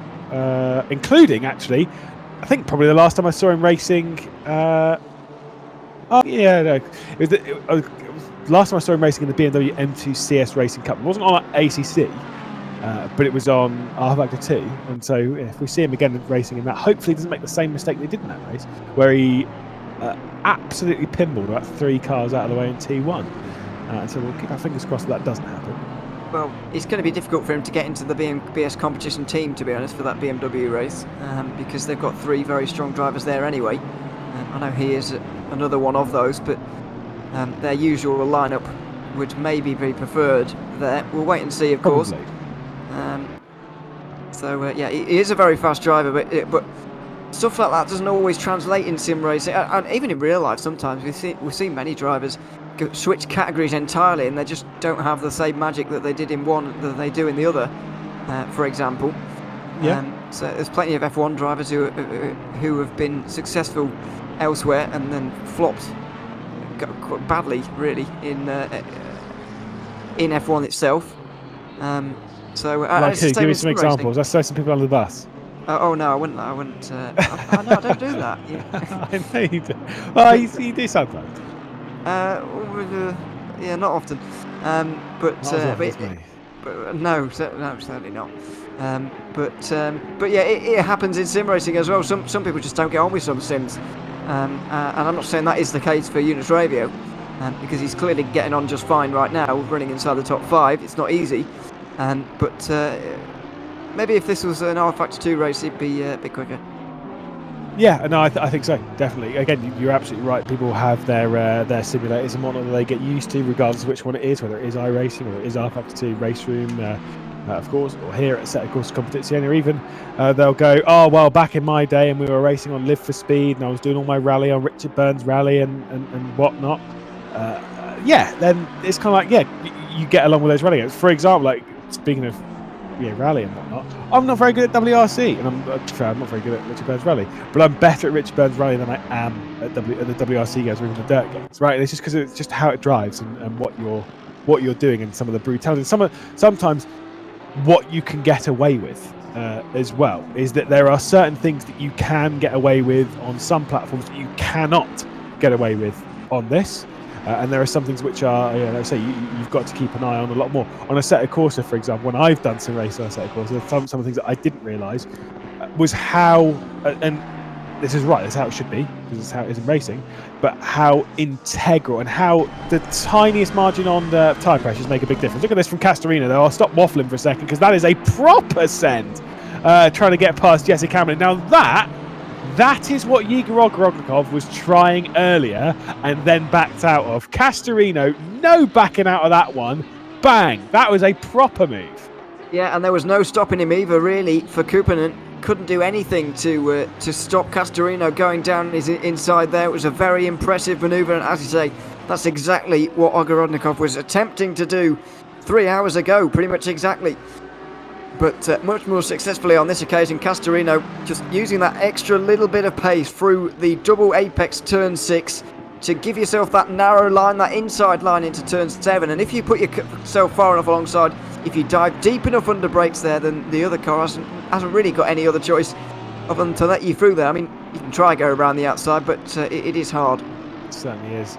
Jonas Raivio into the pit lane. BS Competition making their third stop of the day, and we'll see where they end up coming out in comparison, see if there is a switch of driver, if they're going to put Arthur Camera back in, because it would make sense for them. It's normally how I see BS Competition attacking these styles of races. They switch drivers fairly frequently. I kind of think that's how it's going to go as Henrik Gamble. Wow, that was just about an overlap going through the quadruple apex, but he's got to be on the outside of the penultimate corner, and so he's gone for the switchback. He's gone up and underneath, and he does make his way past Balafilia, who wisely, after running wide, lifted out. And I think that is telling. I think our nice competition are probably a track cut away from receiving a drive-through, because that was a big lift.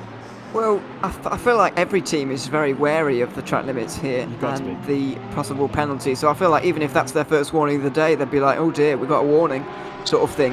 I doubt it is, because we are over 3 hours in now, and it's a hard circuit to stay within the white lines, of course. As silly as that sounds to say, but I just think that no matter what situation they're in, they'd be very wary of that. Plus, there's no real point in holding Henrik Gamble back at this stage. Gamble's already been into the pit lane. Brad Foulier is probably going to be in the next 2 laps or so, when we finally get everybody in for the third time today. Coming up very soon, because Bastian Richter is on to lap number 90 now, where he will be in about, oh god, it'll be about a minute now, just over a minute.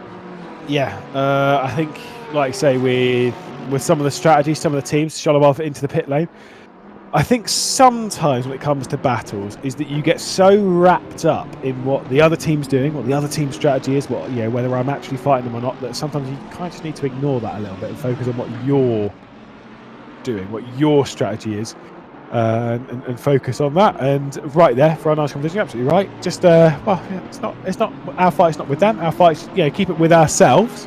And so yeah, even if they weren't on multiple warnings before that, even then, just backing out, saving it. There's no point in wasting a one of those warnings there and then. There just really is not the point. So yes, absolutely wise. Bastian Richter on board with here, and let's see if he dives into the pit lane. The answer is yes, you're absolutely right, with less than a minute left to go on that stint timer into the pit lane for Unicorns Love from the race lead. Darren McCormack will also join him, as well as we'll see the likes of Arndt, Statsenko, Tushkovic, Bernd, Southall, Verstappen into the pit lane. I was going to say Sholobov as well, but obviously we know that Triple Eight has just been in. Yeah, and there was a drive change there actually. It's no longer Sholobov. They've switched that one out. Felix Arndt also in. It's very early actually commitment line there, isn't it? Yeah. It's not normally there. I think it's normally a little bit deeper, isn't it? It's normally after the curve. Yeah, just before when the pit wall boxes, if you like, sort of start on the right hand side there. You can sort of see a lip where there's sort of a pavement there, if you like, sidewalk, whatever. We're in America. But no, we're going to go with pavement, mate. But yeah, it's but anyway, you just have to sort of stop halfway around the corner here, which is slightly weird, and slightly more difficult as well to do. Yeah, it's not crazy though, because you're off the line and then you can start braking. It's not the craziest pit entry in the world. Certainly not the most dangerous. I mean, if you really want, I swear I've got a list somewhere of most dangerous pit entries and exits in the world. As we'll see, Igor Rodriguez behind the wheel doing his stint now. Interesting. Well, how long is this stint going to last? Is the next question really? Maybe he's actually really quick with one arm. Who knows? Let's have a look. Yeah, you can see. Is he using? Let's see. Hang on. Well, let's see the other hand. Yeah. Oh no, he hasn't. Definitely one. It just looked like it from that angle, didn't it? Yeah, he can just where his arm was. Respect. Absolutely. Honestly. It is. Oh. Honestly, I respect this so much because it is hard. And sometimes your choice is I'll either sit out the round, or do you know what? I'm just going to give it a go. And right now, we'll see what the lap times are. If he starts lapping 3 seconds a lap slower, then respect's gone. Obviously, joking aside, just doing laps, very, very impressive. And we'll see if we can keep it on the road. And we'll keep our fingers crossed that he can. And I do wonder if this is going to be a full stint. I think this might be the only time we see Igor Rodriguez in the car. I almost kind of hope for his sake. for his sake certainly, but for us entertainment's sake, it'd be quite good to see him again. Although I don't think we will. It puzzles me even more though as to why Darren McCormack didn't come in early, I suppose, because Igor Rodriguez could have, I think he'll end up doing more than he needed to by the end of this stint anyway.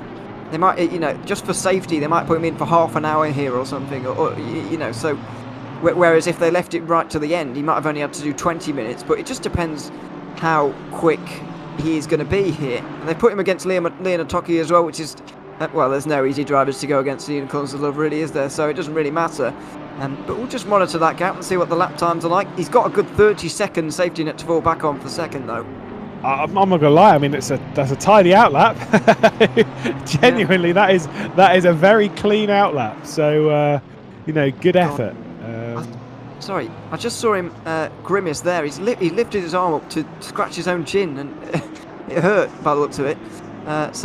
He's or he would be in even more pain, to be honest, by using the other arm, obviously. And in case you're wondering, by the way, he's using a button on the steering wheel, I'd imagine, to change up the gears. Well, we're facing him the wrong way, so I'm trying to work this out the right way. I think he's going up the gears with a button on the steering wheel and down with the paddle, as you would normally. Sometimes it depends on the power. Obviously, I can't see too close, but you can it's actually how they do it on some rally cars.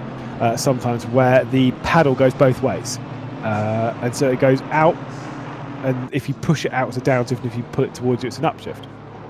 It could be that. It's not how I would do it. If I was driving with one arm, absolutely, I'm going the way you were talking. And in fact, I might actually do it slightly different, where I'm just using buttons for gears, and then I'll change the paddle on the back to do something else. So, sort of a WRC sort of style. Yeah, exactly. Paddle. Which, by the way, I don't like. No, I don't either. It's not even a thing anymore either. I forgot about that. But yeah, I know. Yeah. No, I either want a paddle on either side, or I want a big stick. Yeah, they've gone for the sequential stick shift. Love a sequential stick shift. Yes, they are great, and thankfully PH Supercars have preserved them for a bit longer. So yeah, because they were going to move to paddle shift. They were this year. Well, next year, weren't they? I thought it was going to be this year, but they were like no. Because all the drivers kicked off. Yeah, well, because it's just cool. It's just cool. There's nothing quite like going back and watching. Like Rick Kelly driving, how fast he used to be. It was like a karate chop straight over to the gear. Bang! There's a downshift. And like, whoa. Yeah, he was. Ninja. on the sequential shift, it was unbelievable.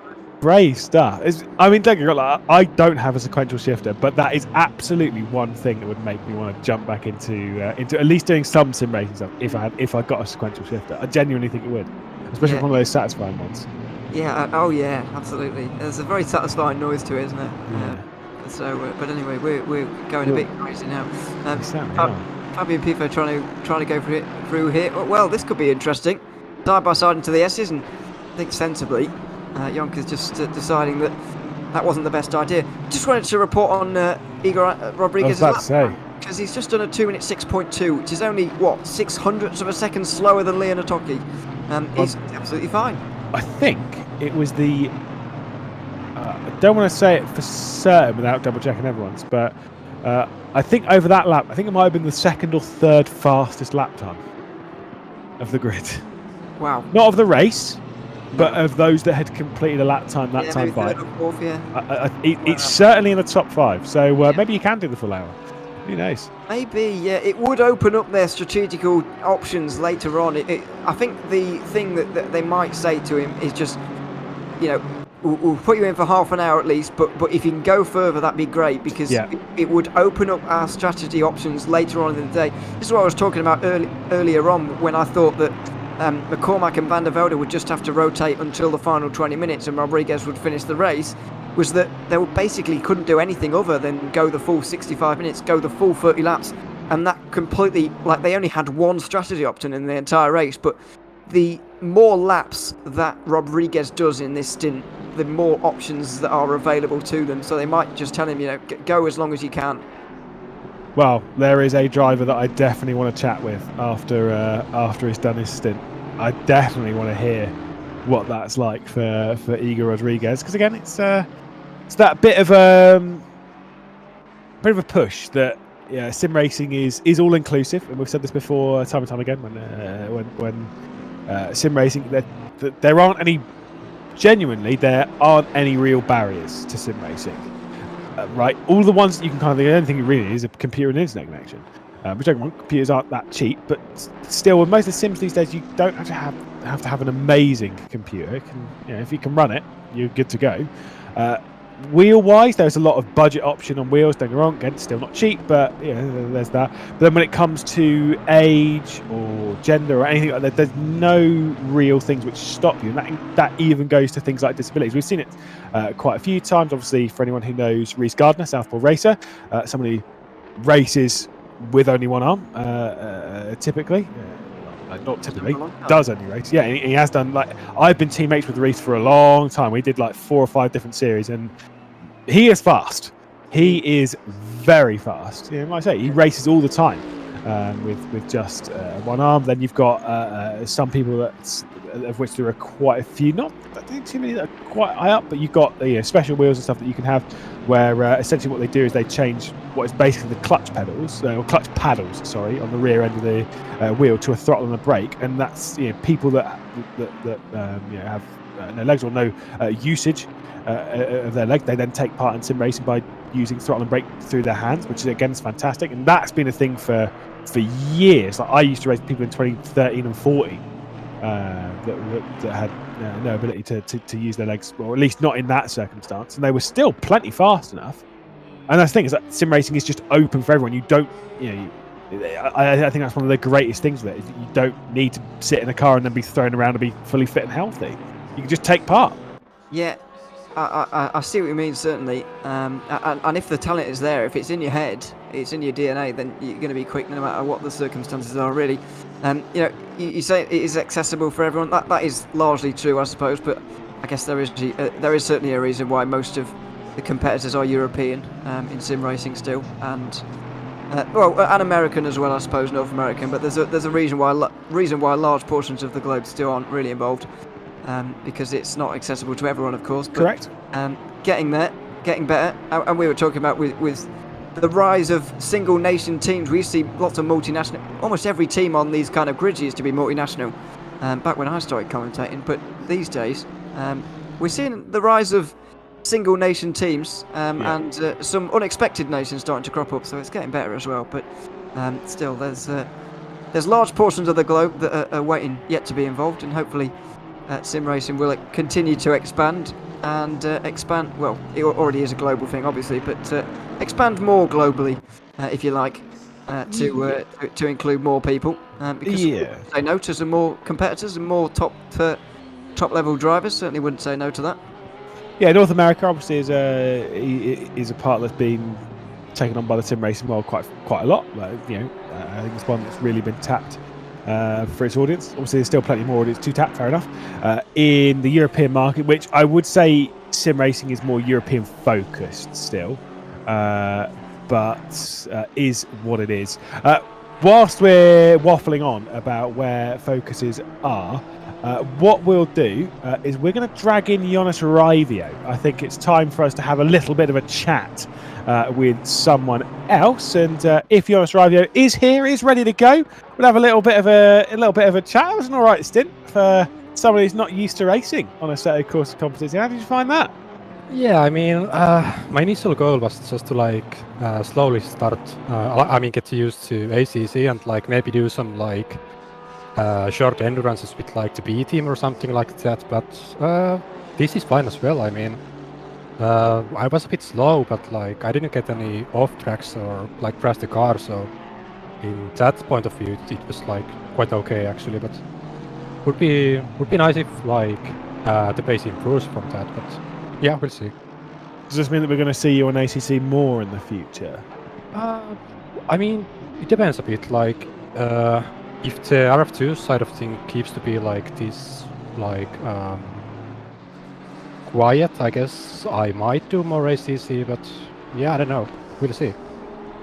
Now, talk to us about, for one, jumping into ACC, of course, with people that are very experienced. It's not as if you've jumped over and you've kind of been thrown into it with a few mates and kind of trying to figure it out. You've been jumped in, of course, with Arthur Cameron this and Niels Knight. I don't know how much Gregor Shield's been helping you in behind the scenes and whatnot. But does that really help, having their experience not only on the sim but also in this car? Yeah, definitely. Like Niels and Arthur like to like push themselves to improve, and like they are constantly showing like data and also like telling me like what I should do and what I should not do, and like yeah, it's been like a massive help like for me. And finally, it's kind of one of those things that a lot of us do wonder when it comes to some teams when they've got their team spread out over multiple platforms. Obviously, here on ACC, on FLEx2, on iRacing, how much do you kind of communicate with the ACC side before even this, and then even with the iRacing side? Are you all kind of like one big team? Do you all get along? I mean, to be honest, before like having like chat with Niels about like possible doing some races in ACC. I didn't really like talk to them too much before. Like they might have been like in the team Discord voice for like some days, but like yeah, not really. No. Yeah, it's just how it goes. Like I say, it's a big team and whatnot. Anyway, Jonas, we'll let you jump back into it. Super effort in your stint, and hopefully we'll chatting later. Yeah, thanks, man. There we go, Jonas Ravio, jumping in from BS Competition in that very colourful livery. And I mean, like I say, honestly, I'm going to say it, I think he did a great job. Yeah, he has done a good job. It cut his stint actually 1 lap short on that last one there, did 29 laps, but what difference is that going to make by the end? Not a lot. But I've got to say, it's not only is it the first time I've seen Jonas Ravio on ACC before actually, but it's also the first time I've seen him doing a sim race like this for a little while really. I don't know if I've just not seen him about, but it's the first time I've seen him for a little while. But it doesn't distract from his skill, of course. I've been paying attention to Le Mans Virtual, mate. Oh, well, right. You're not a big fan of me, mate. I'm not a big enough commentator to be on that broadcast. Just watch it, mate. Neither am I, to be honest. Anyway, as we waffle, we'll just step aside for a short moment as we head into 5.5 hours left to go.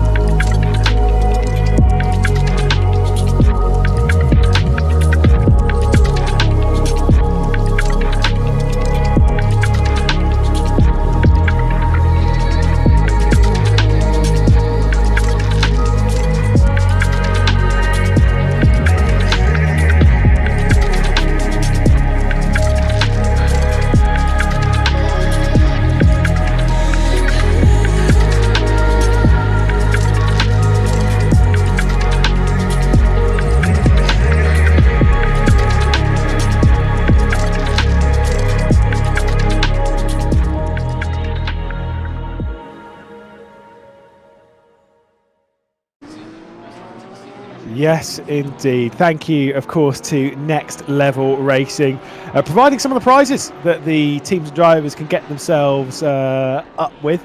The Next Level Racing will be providing an Elite Gaming chair, leather, for the most positions gained over the season. And also, they'll be giving away a second seat. But this one's to something which you can help us with on social media and stuff after this. It'll be for the send of the season. Now, we've seen a couple of big sends this so far. Smolliar's had a good couple of efforts with it. The post-season will be having a vote of the top 10 passes of the season. So again, you'll be able to get yourselves involved. Obviously, there's nothing to do right now.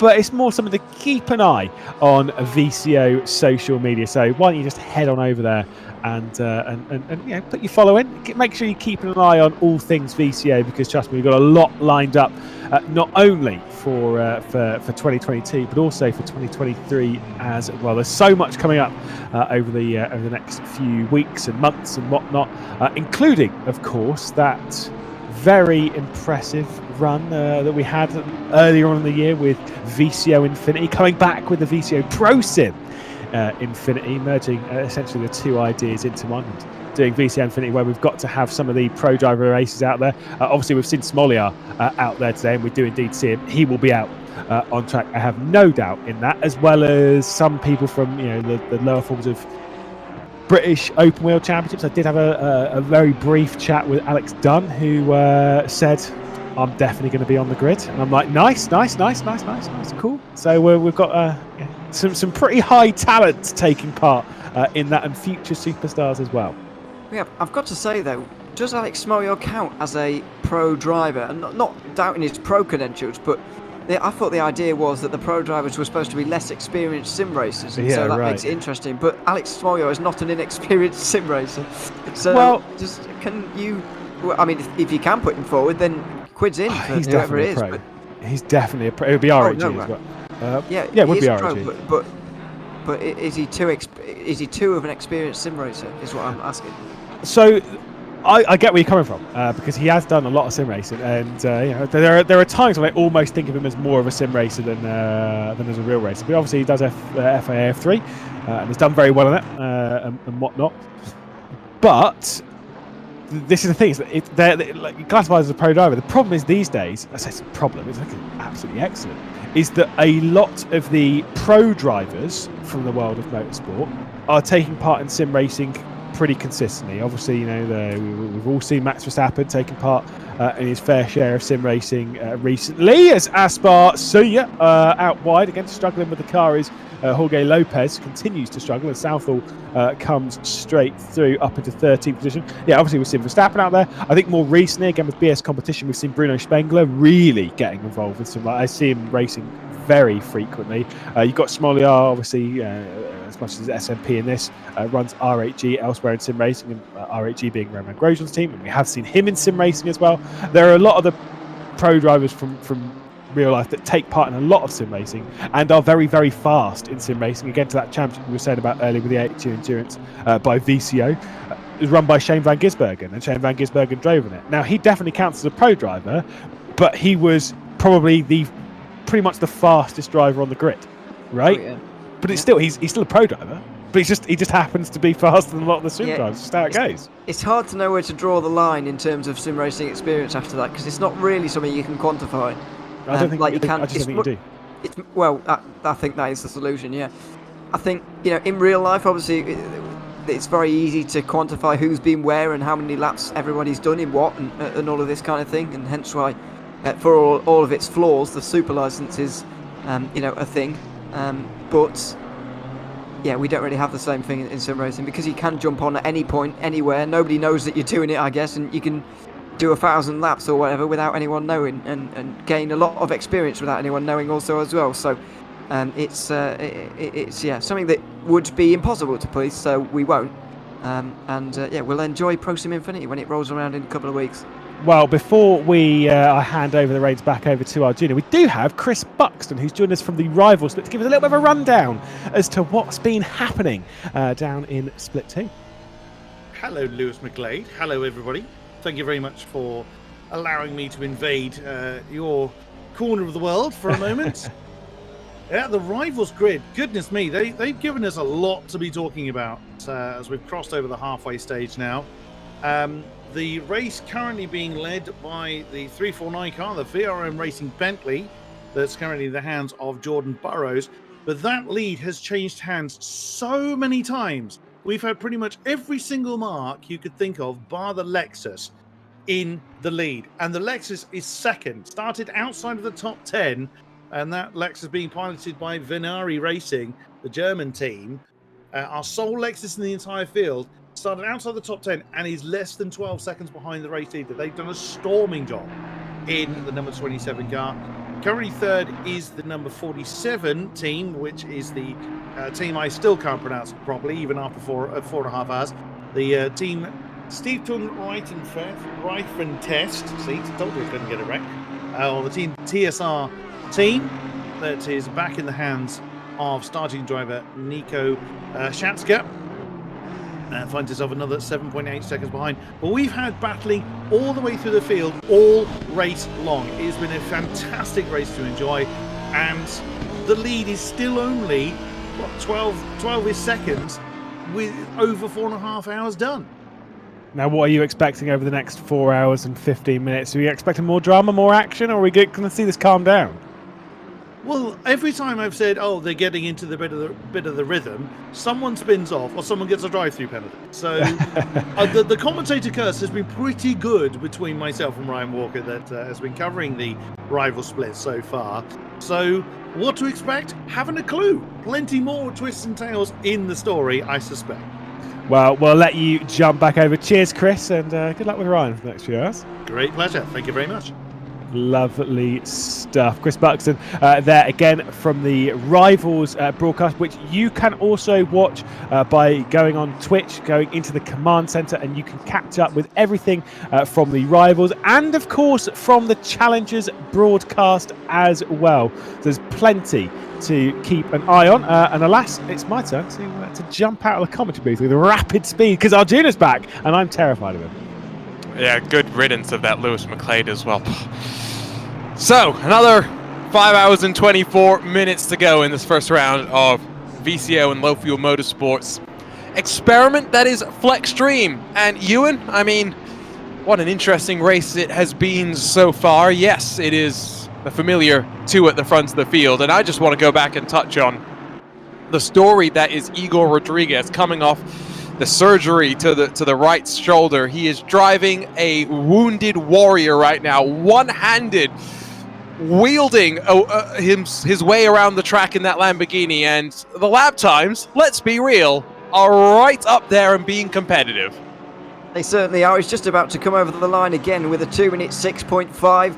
That is very, very competitive. It's less than a tenth slower than Leonard Tocchi. There you can see him in the bottom right-hand side of your screen. Not using his right hand, not going to the top of the wheel there. These real tight left-handers, of which there are at least 3 on this circuit, by the way, are really hard for him, I would imagine, at this stage of the race. But he's been in that car for a good while now. I think he's been in there for just over 20 minutes, 25 minutes approaching, so I think they could get away with bringing him out already, but first of all, they would put themselves really tight on strategy in terms of actually not falling afoul of the 65-minute rule, but also they want to open their strategy options a little bit later on, so they're going to make him go for as long as possible, I would imagine. But it's a great story. I've thought for a long time that sim racing sort of sometimes misses the faces and misses the personal stories, the sort of, in other sports, the kind of personal sometimes pain that they go through, I suppose, and Rodriguez probably is right now.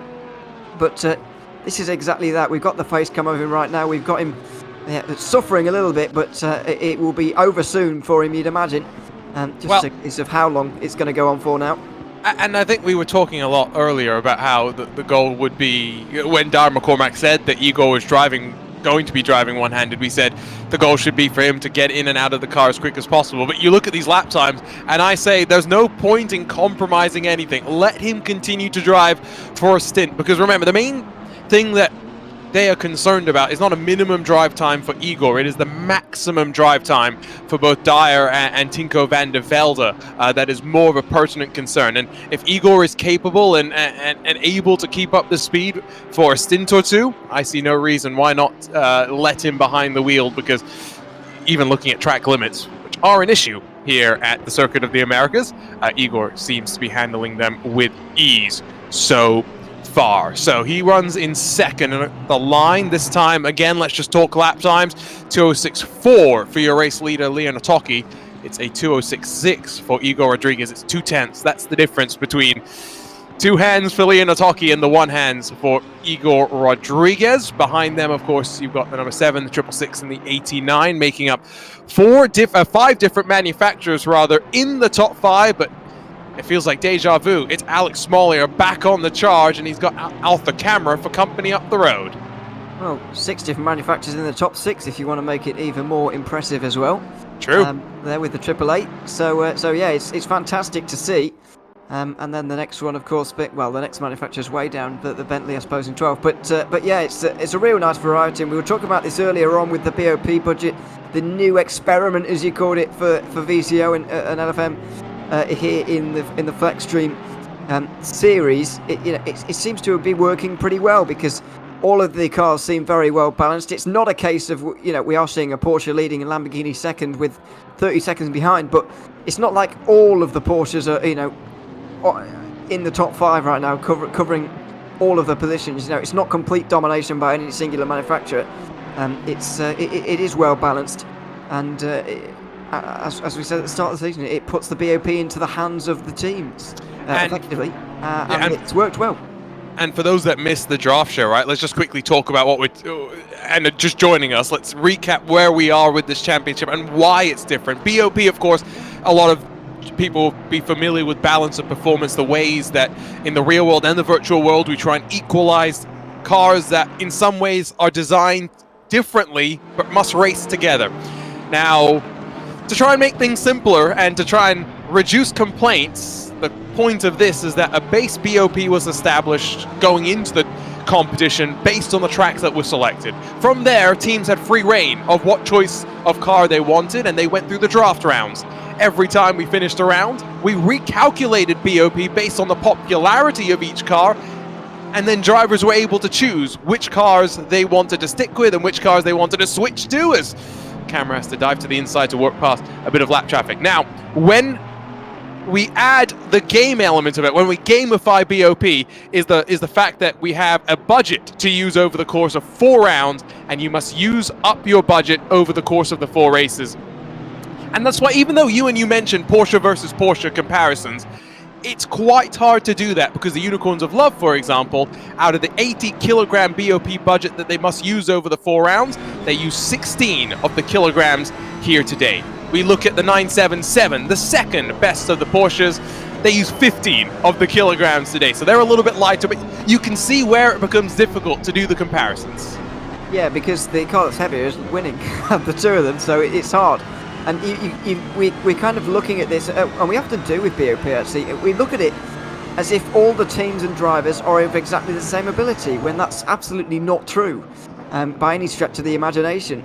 The talent variations are, while this is a real elite level series and the talent levels between first and last are small, relatively, there's still a fair difference in there, and so we can't act as if all these teams and drivers are of the same ability. And so a heavier team may well be a lighter team because of the talent that they have at their disposal, or whatever, or whatever they've done throughout the race. So there's a lot of factors to put into this, and that's what we often brush over when we talk about a usual BOP system. But yeah, to alleviate complaints, certainly they've done a very good job with this BOP budget, because while you could view it as an easy way out of just doing the BOP the normal way, I suppose. First of all, it's a new and inventive idea, which it hasn't been done before, which is a great thing.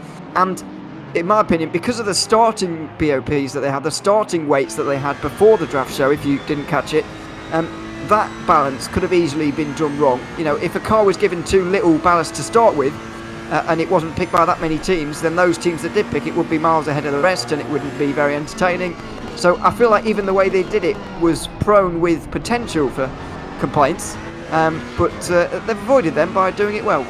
Well, I mean, to that example, I'll just say that if there was a car that clearly had too little BOP, you'd expect more teams and drivers to have therefore picked it, at which point it gets more popularity ballast. So hypothetically it would equal out, but I know what you mean. Should note the Honda NSX is the one that has the biggest BOP budget to use over the course of the season. 106 kilograms. The rest of the cars are about 80 or so, 85-ish in that kind of bracket. That they must use over the course of 4 rounds. You can't put more than 30 kilograms on the car, though, in any one particular race, we have 8 Aston Martins, the 2019 V8 Vantage, 6 Ferrari 488s, 5 BMW M4s, 4 Mercedes AMGs, 4 Bentley Continentals, 4 Honda NSXs, 3 Porsches, 3 McLarens, 3 Lamborghinis, and 2 Nissans. I mean, up and down through the field. It is a nice, healthy mix of the manufacturers, which is exactly what we would have wanted to see. Now, in terms of strategy, Ewan, again, if people are joining us midway through this race, we're seeing the drivers go for around an hour, maybe a little bit longer. They cannot go longer, though, than 65 minutes. No, that's the maximum stint time limit, as me and Lewis were talking about. One of our least favourite rules in all of motorsport, but it is in operation. And it's very common in GT3 championships, actually, to have that rule in place. So no team is able to go from pit exit to pit entry again for longer than 65 minutes. That's translating to around 30 laps on a stint. And most of the cars, well, all of the cars actually pretty much are able to do those 30 laps, both within the 65 minutes and also before they run out of fuel as well. The interest is going to come when they've got those spare minutes left over towards the end of the race. Could be as many as 40 minutes left over.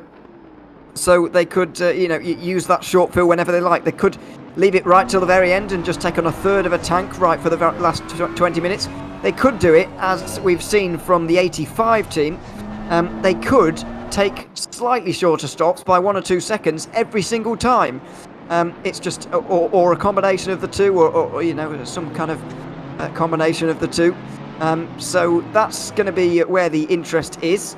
But still got another good 15 minutes to wait, really, until the next pit stop. So I think at the very earliest, lap 111 will be the stop for the 85. They may be able to go a couple of laps longer than that, even. The 85 has just been trying to get some track position, so slightly different thoughts on strategy relative to those looking to go longer in this race. Let's not forget we're racing on Assetto Corsa Competizione only. We have 3 splits going on. The cash split, which you're watching right here on the main VCO Esports Twitch channel. The Rivals and Challenger splits have commentary and broadcasts available via the VCO Command Center. So head on over there on our Twitch channel to be able to follow along with all 3 of the races. And of course, there's a platform which has seen Real World Motorsports very much embrace esports racing in Europe. The Fanatec Arena has now followed the SRO GT World Challenge Europe around for now 2 years, while it's landed up in the US as the ROG Arena for the very first time just this past year. And SRO now paying out real world points, of course, in Europe, and the likes of Williams partnering up with some of the Mercedes teams in the real world to help them find a little bit more speed in their sim. And of course, it is not insignificant. It's effectively a race victory if you win every single round of the championship. This is the battle outside the top 30, and I mean, it goes to show what a strong field we have. Victor Nicolai down in 35th in the Race Anywhere SimSport Lamborghini. Yeah, it's a real somewhat surprised to see a driver of his caliber out there, as well as Grantas Caracas as well, the Lithuanian who was in that car a little bit earlier on. A real strong driver himself. Seen more of him in the McLaren, but even so, he doesn't lose all his ability in the Lamborghini by any means. Still a very strong driver. Somewhat surprised to see him down there. Also, the GTWR team that we spoke about all day long, really, being down the order. Andrea Capoccia has managed to get them up to 30 seconds now. But, I mean, they're nearly 2 laps down. We've got some big surprises down the field today. Yeah, again, the GTWR one, I think, is going to be the major shock to start the season off. But with so much unpredictability, who knows? Who knows how things will shake up? Here's the Team Shazoo McLaren hunting down at now 494 as they work their way through the mid part of the lap gap. By the way, between Otaki and Rodriguez, I'm just going to continue to call out the impressive stint that we're seeing out of the Williams Esports Lamborghini. Still 4.3 seconds. Last time by, it was 600 slower for Rodriguez, well and truly holding on with the one arm that he has right now as we near about the halfway point of this race. Have not seen any sort of rain, which is not really a concern for these drivers. However, conditions from this point forward, of course, will start to cool off potentially, Ewan, but crucially, will go into the night. absolutely. I was going to ask actually earlier on just what time of year this race is being held at in sim. I know the date in real life, obviously, but in sim where we are, because that could very much affect when it gets dark. 5 p.m. already, it seems that it will get dark before the end, which is going to be a challenge. Also heard about the rain in the week as well, whether there is going to be any. This race is kind of has been calibrated. Has been calibrated to real life when the SRO series is here in real life. So the chances of rain is about just less than 1 in 4, I think I heard the other day. So not particular worry for the teams really. Oh, and Smoliar to the inside through the stadium section. Sorry to cut you off there, Ewan, but the S&P Racing Ferrari is trying to work its way through. Camera trying to defend, and they'll continue to go side by side. Smoliar tries the up and under, which will put him to the outside through the triple right-hander. Camera should be able to hold on, but there's intent lurking in the triple eight. Looking to the inside, looking for another up and under there, but wasn't able to do it, and so will stay behind for now. The two of them were catching Jaroslav Honzik in 4th place just before that battle. The gap 1.2 seconds at the last sector line before turn 12. It's probably extended out ever so slightly again now after that battle. Yep, 2 seconds. Just one little bit of battling can cost you 0.8 of a second.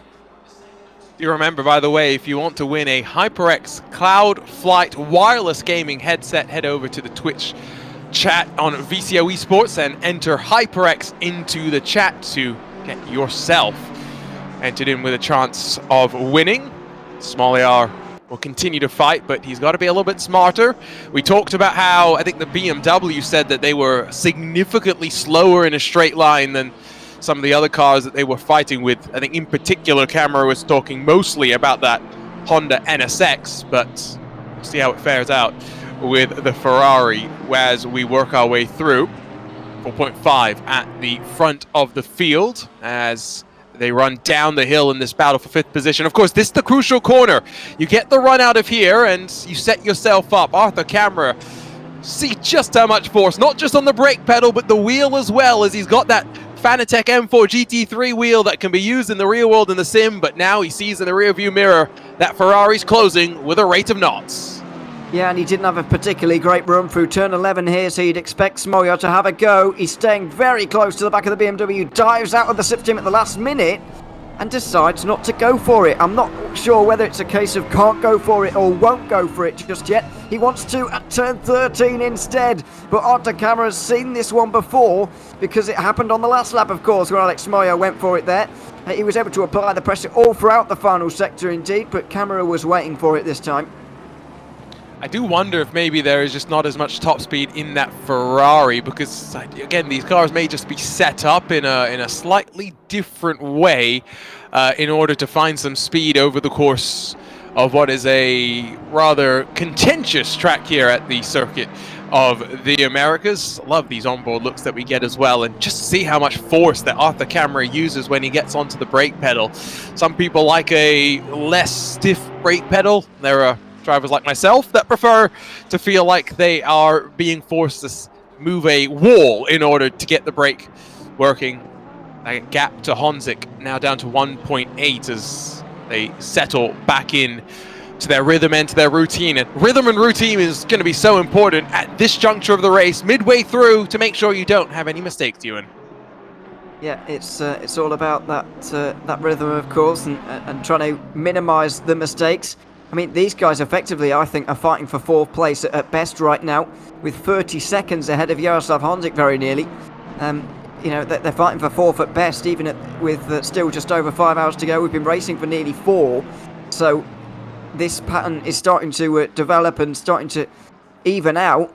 So it's going to be hard for them to get anywhere near 4th place. At the podium, I would say at this stage. We'll see what Alex Smoliar has got up his sleeve this time, though. It was a nice line, a late apex, a straight run out of turn 11 there, but I agree with you. I don't think this Ferrari has the straight line speed to get anywhere near the BMW. You saw even after Camera's mistake on the most recent lap, Smoliar still couldn't dive down the inside at turn 12. Yeah, I'm not...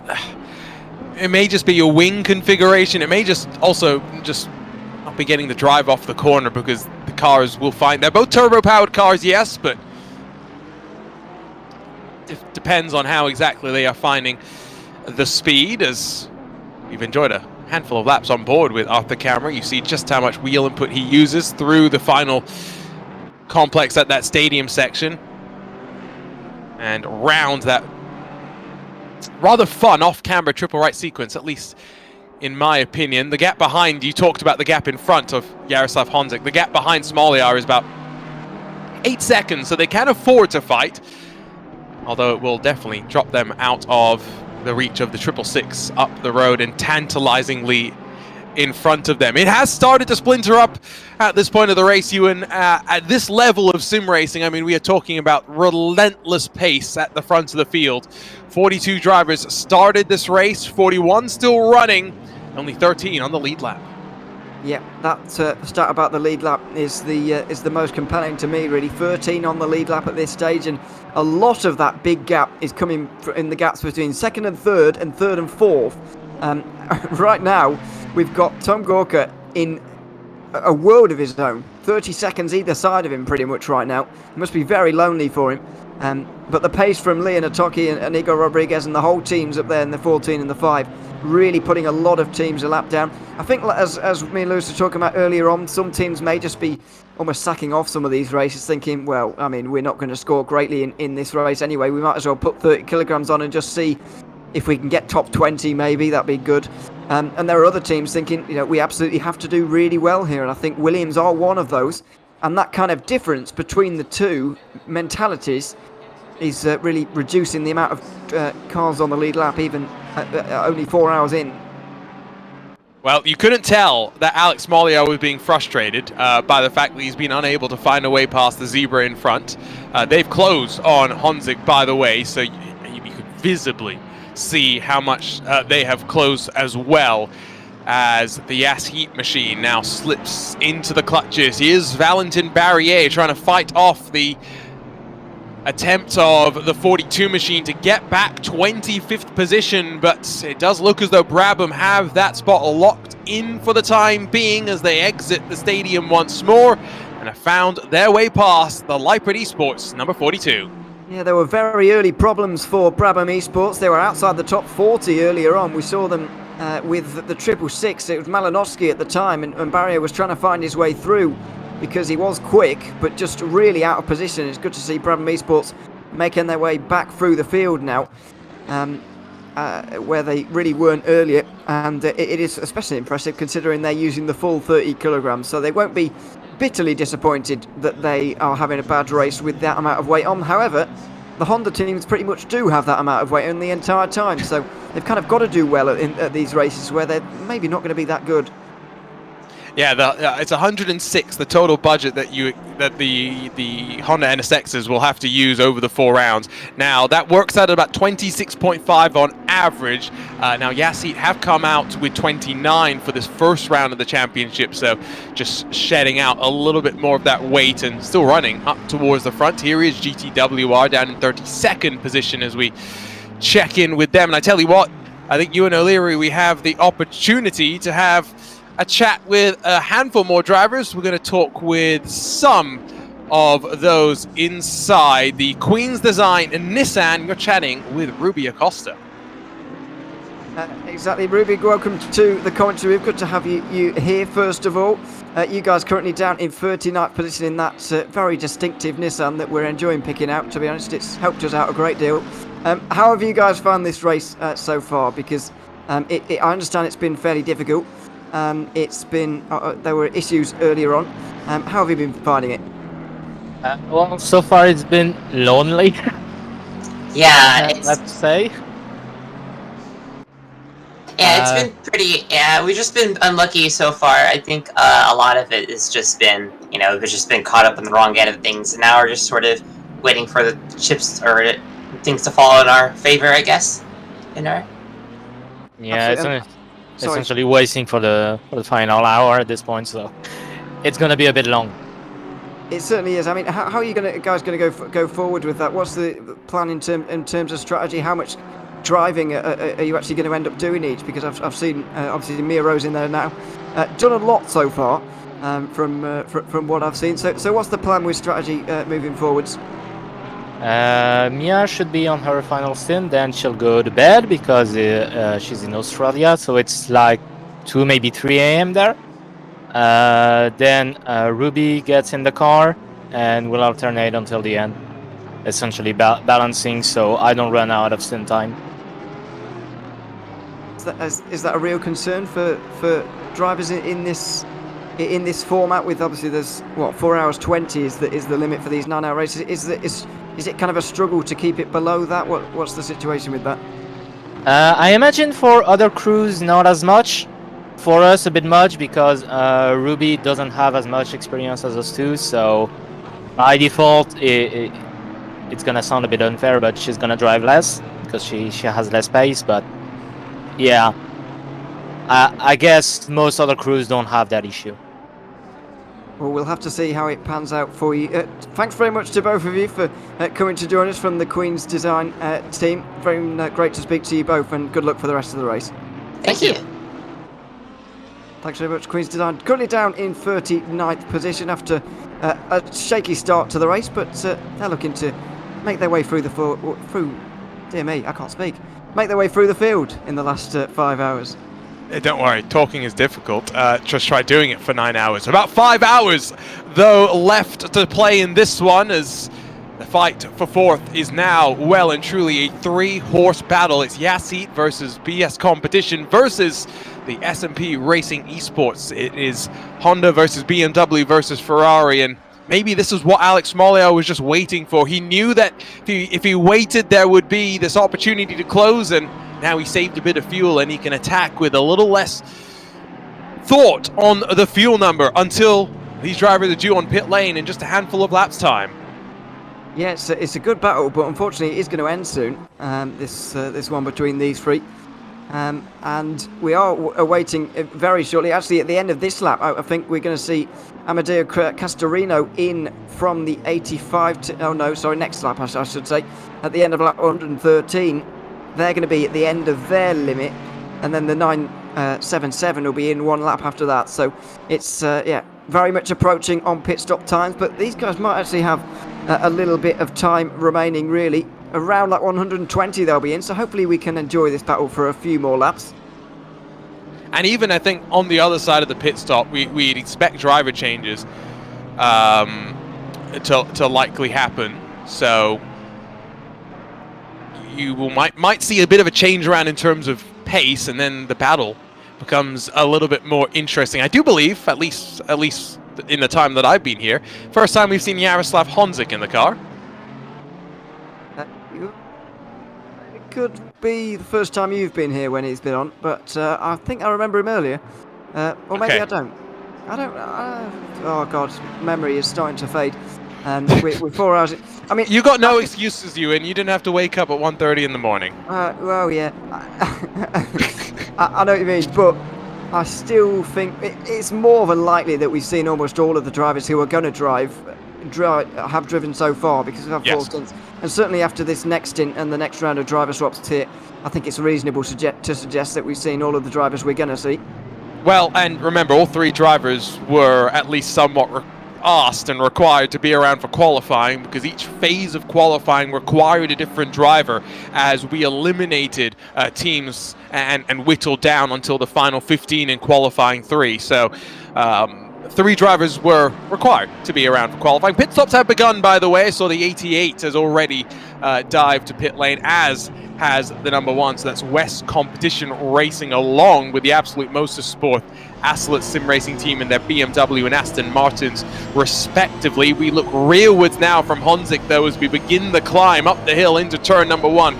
Use gravity as an aid in braking, but look how close camera got, and maybe a bit too close for comfort, because got a little bit loose midway through the corner, stacks back up, and they'll fly through the S's with dirty air to contend with for the machines behind. Front of the field, quick update, Ewan, 5.2 the gap between Otoki and Rodriguez. Yeah, it's slightly extended now. Over the course of this stint, I think it's extended by about 1.5 seconds maybe. But that's really impressive considering the situation Rodriguez is in. He's done a great job there. I think how long has he been there now? Maybe 50 minutes. I think he's been in that car, and yeah, he's not losing much time at all. This Honda, though, is starting to lose quite a bit of time. It's not just the driving of Jaroslav Honzik here, I wouldn't have said. It is a bit of a coincidence, really, that he's gotten into this car and it started to lose a bit of speed, I would have said. The Honda just not going as strongly as this race goes on. We're seeing it with the 171 as well, which has fallen from a top 5 position in the first hour. Now it's a long way down, and now struggling to cling on to the edges of the top 10 as Alex Smolyar makes his way down the inside finally.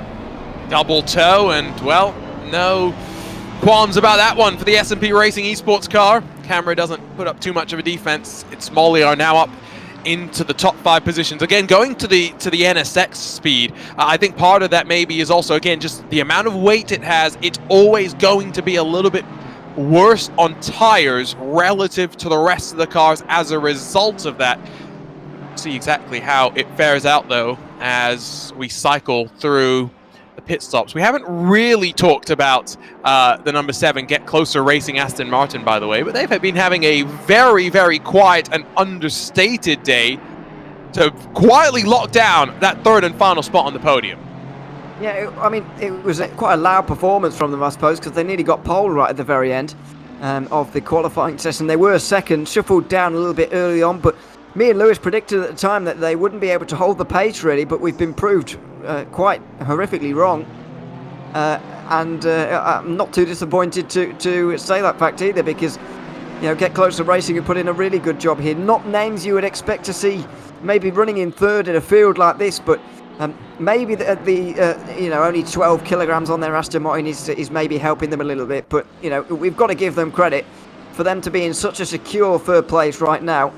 It's a great place to be, and of course there's a long way to go, but they are putting in a good performance. I'm just hoping I haven't brung down the commentator's curse on them. To compare the speeds out of the 2 best Aston Martins in the field, by the way, is the 977 down on pit lane, and Smolyar looking to the inside of Honzik down into turn number 12. He'll squeeze his way on through and force Honzik almost onto the anti-cut curves, and S&P Racing is now up into 4th, but is going to be absolutely swarmed on the run down into the braking zone. Almost 3 wide for a moment. Camera splits the difference and goes down the middle into the braking zone. Smolyar has the inside, but does he overcommit? He'll be able to lock it down just in time. The Yes Heat Machine now drops to 6th position, but what a battle continuing to fight on. Stop here.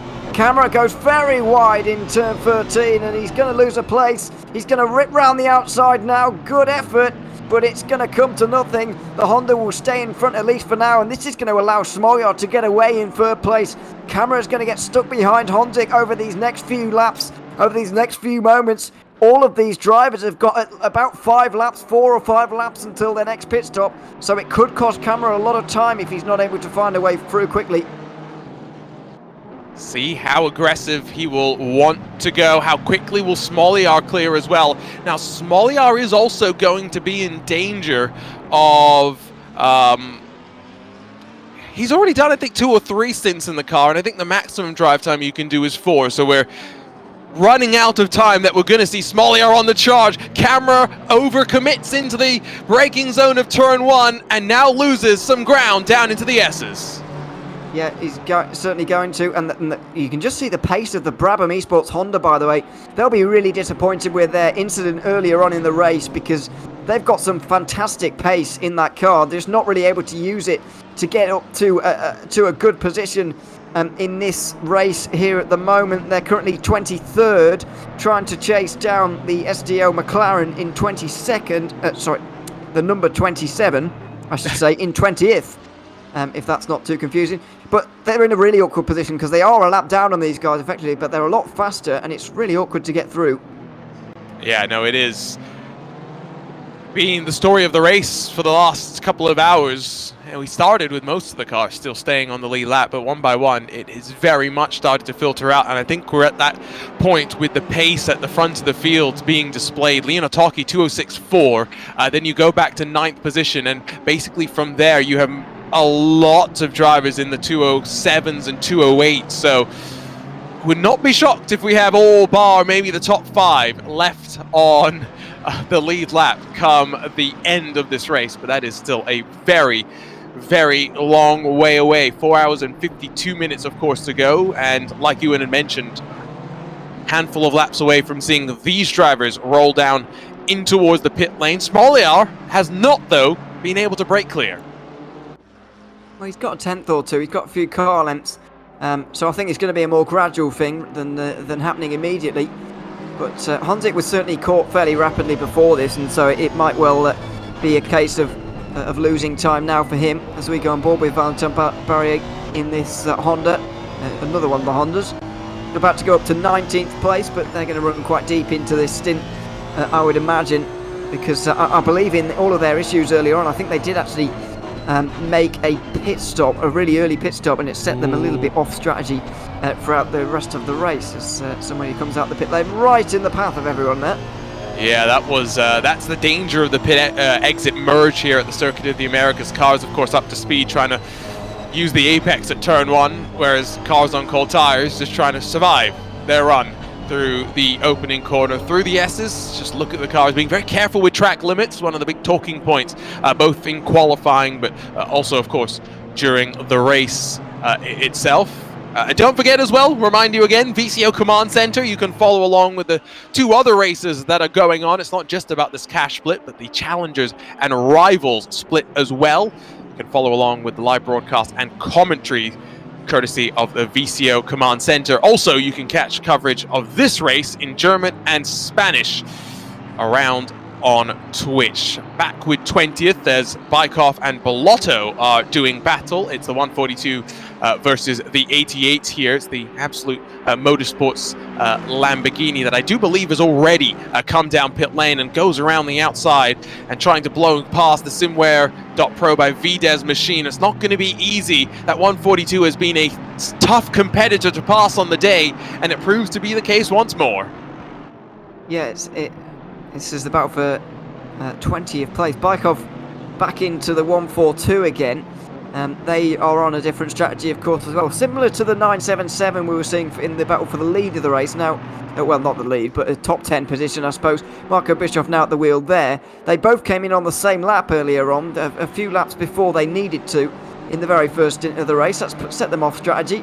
And so sometimes they do have to make their way through drivers like that. Here we go. Quite regularly as Camera comes in after another 29 lap stint for the 89. They seemingly would rather sort of stick to the hour, sort of stick to 29 lap stints really, rather than going the full distance.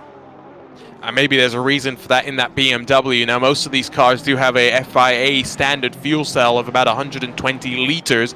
Got a handful of cars not at that marker. I think the Bentley, Ferrari, and the McLaren are the 3 that I remember off the top of my head that are different, but they will go through the fuel in different ways, and so maybe that is just the limit of what the BMW can do. And it goes to speak of the lead that the Unicorns of Love and Leon Otaki built up. We just saw Camera 20-odd seconds ago peeling down to pit lane. Otaki's coming around to the final corner. I don't think he'll be in this time by. He's got a handful of laps left in the stint, but I mean, we haven't touched much on the number 7, Aston Martin, running in 3rd. We haven't touched much as well on the number 14, running at the front of the field, other than to sing their praises. Yeah, we haven't seen them too much. We did see, obviously, a great battle with them in the first hour, particularly with Bastian Richter versus Darragh McCormack. That was a good fight. But other than that, apart from that, it has been all one-way traffic here. With well, it would be, it's a racetrack, but Unicorns of Love with them leading. 6.4 seconds is now the gap. Igor Rodriguez is starting to lose a bit of time.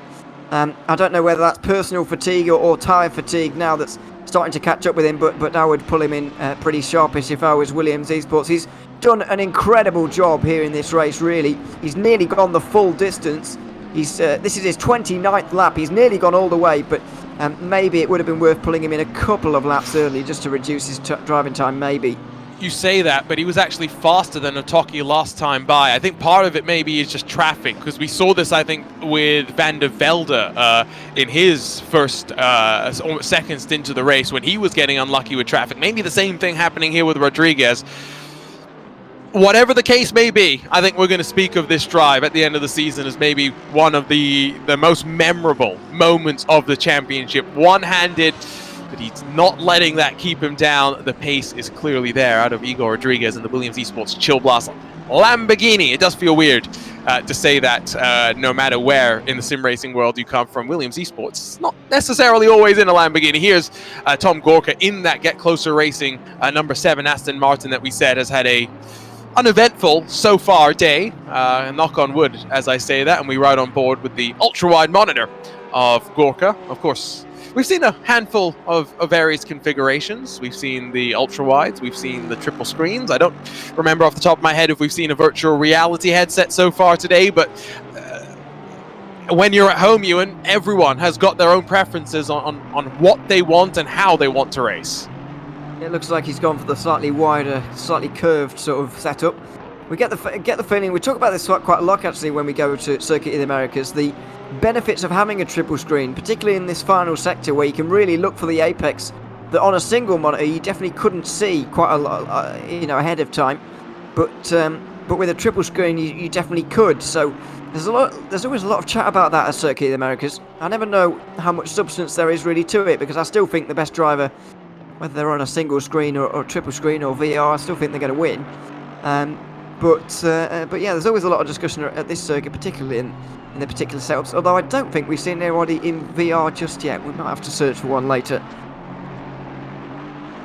Trying to think, I'm pretty sure there will be someone in the field that uses VR. Can't remember who it is, but I'm sure there is. And Niels Naujoks, by the way, takes over from Arthur Camera in that number 89 BMW M4 for BS Competition. So another round of driver changes, not unexpected, given that in Assetto Corsa Competizione we do tend to see drivers just pushing the Pirelli tires as hard as possible for an entire hour and then swapping them around. Smoliar and Honzik are in this time around, and so now it will be interesting to track the progress of Niels Naujoks and what he'll be able to do in terms of trying the undercut to leapfrog the Ferrari and the Honda NSX as they trundle down pit lane. Yeah, it's not unusual for the 888 there, because they've done 40 laps now as a result of a 29 lap stint that they did on their previous one, although that's interesting from Honzik there to react. It's only 29 laps from him, so he's reacted to Smoliar clearly, and he's left the 3 leaders out there along with the 171 of Joris Appel actually, who's going to be out there in 4th place as well. But it'd be very interesting to see where the 89 is in relation to this. Niels Naujoks is back at the wheel of the BS Competition BMW, and so yeah, we'll see where he ends up in relation to them. Here's Marcin Swiderich in the Carbon Sim Sport entry, right behind the Lippert Aston Martin. 3 Aston Martins, 20th, 21st and 22nd, as Barca goes defensive and Swiderich looks all the way around the outside. Will give him a great drive off the corner, but he may have overcompromised himself in trying to leave racing room. Be door to door all the way down this long straightaway, which does undulate up and down, and it's not very flat, if we're being honest. Opportunity for Carbon Sim Sport to defend the inside and to throw the block pass. And again, racing room is given, but Carbon Sim Sport are now through. They are. It's a good pass made up into 21st position, and will probably get away now as well, considering the pace that they had before all of that as well. The usual move really, down in towards turn 12. It's a big long braking zone down there, slightly downhill, and it does help when there's when that is the case, as up the hill again goes the Unicorns of Love number 14. Bastian Richter back at the wheel again for his 3rd stint of the race. They're going to have to be slightly careful with him, because he's done quite a lot of driving already, and he's got a wonderful invitation to his stint as well with all this traffic. I just wonder if now the plan is for Tobias Pfeffer and Leon Atoki to ride the race out. Tinko van der Velde does take over from Igor Rodriguez in the 2nd place Williams Esports Chill Blast car. Now again, where will Naujoks fare in relation to the 666 and the other car they were duking it out with? I'm just trying to look on the timing screen to see exactly where the gaps have played out. Now Smoliar has gotten out 2/10 in front of the 89 though, as they've rolled off a pit lane. Tatsenko replacing Honzik has lost a little bit more ground in the cycle of pit stops.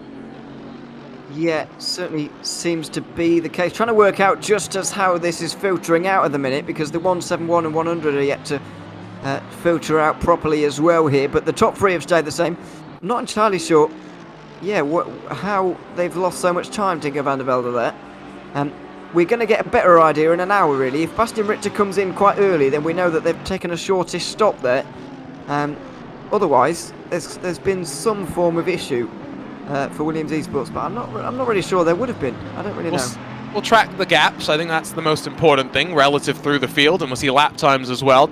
No indication on the lap time, at least for Otaki, relative to anyone else that he's done, or rather Otaki / Richter on the in/out lap so far, that anything different has really gone on. There is Niels Dowjox, who's tucked up behind the S&P Racing Esports Ferrari 888, which is now up all the way into 4th position. It's been a great drive so far, but just like you were saying with Bastian Richter, Alex Smoliar running out of drive time as we near the halfway mark of this race. 4 hours and 30 minutes to go. That will mark 50% distance done in the season opener of VCOxLFM FLExTREME here from the circuit of the Americas. Lap time for Bastian Richter was about 4 seconds quicker than Tinko van der Velde on the second phase of the pit stop. So on the pit stop itself and on the out lap. So maybe there is a slight difference there, but I don't think there was anything too abnormal about the lap time and the pit stop time for Tinko van der Velde. Maybe just better execution from the Unicorns of Love team. Yeah, maybe. As I said, it will become more apparent in an hour, and if they take a bizarrely short stint over this next hour, then we obviously have our reason why. But yeah, they may well have just executed a little bit better. Another word on the 888 as well. You mentioned there that Smoljar has, taken on a lot of the driving so far, and that is certainly true. Zolobolov has done the rest of it. Ivan Shermatinsky has he been in the car yet this race? I don't think he has. He must have qualified, of course. But I don't think that Shermatinsky has been out there in the race yet. So that'll be one to watch, and they'll have to just keep an eye on their driving times, make sure that they don't do more than 4 stints in this race. Otherwise, they'll be, well, we were arguing earlier about what the penalty is for that. We'll hopefully not find out. Yeah, no, we'll find out if we have to, I guess. Let's bring in another driver in for a quick chat. Let's talk with one of the Yas Heat drivers. It's Maciek Malinowski who joins us now. And I mean, Maciek, talk to us about how the Hondas fared in the first 4 and a bit hours of this race. Yeah, it's not too bad. We're more struggling with our own driving than the car. Car is so far really good. So we were P4, just now dropped to P6 unfortunately. We had also a little hiccup on the pit stop. But yeah, still 4 hours to go, so let's see what's gonna happen. We had limited practice, so like extremely limited practice. So we're like all getting better and better throughout the race. Like my second stint was so much better than the opening one. Jardier throughout his stint, like, okay, at the end of the stint he got caught, but his pace, he was really improving at the end. Misha now is jumping into the car. I can see that straight away he's way more comfortable with the car. So let's see, we're definitely gonna fight for that P4 to the end. It's gonna be fun. How much experience have you guys had in this car before? Because of, for the most part, I don't think this is a car that many would have picked in competition until recently.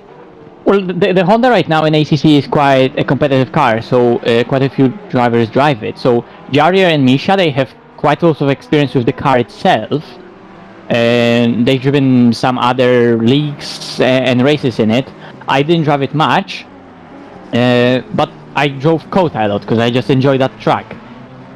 Which many people hate, understandably. No, they're wrong. For some reason, I really like it. So challenging, but so rewarding, so technical. I really like it. So I felt good at Kota, and I was able to just jump in the car. I made the setup because it just happened that I had that one day yesterday when I was able to make it. So it felt fine to me, but yeah, Misha, like last week, he was doing something else, some go-karting event. actually don't really know full details, but he was not home. I was not home for majority of last week, so we had absolutely no preparation. So in terms of Honda, like we know what to do to the car, but in terms of Honda quota, that particular combo for this particular weekend, we just have very limited preparation.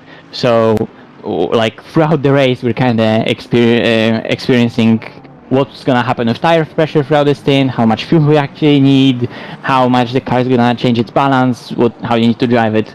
So, but yeah, it's getting better and better. So like I say, I think we're gonna definitely fight for that P4 to the end.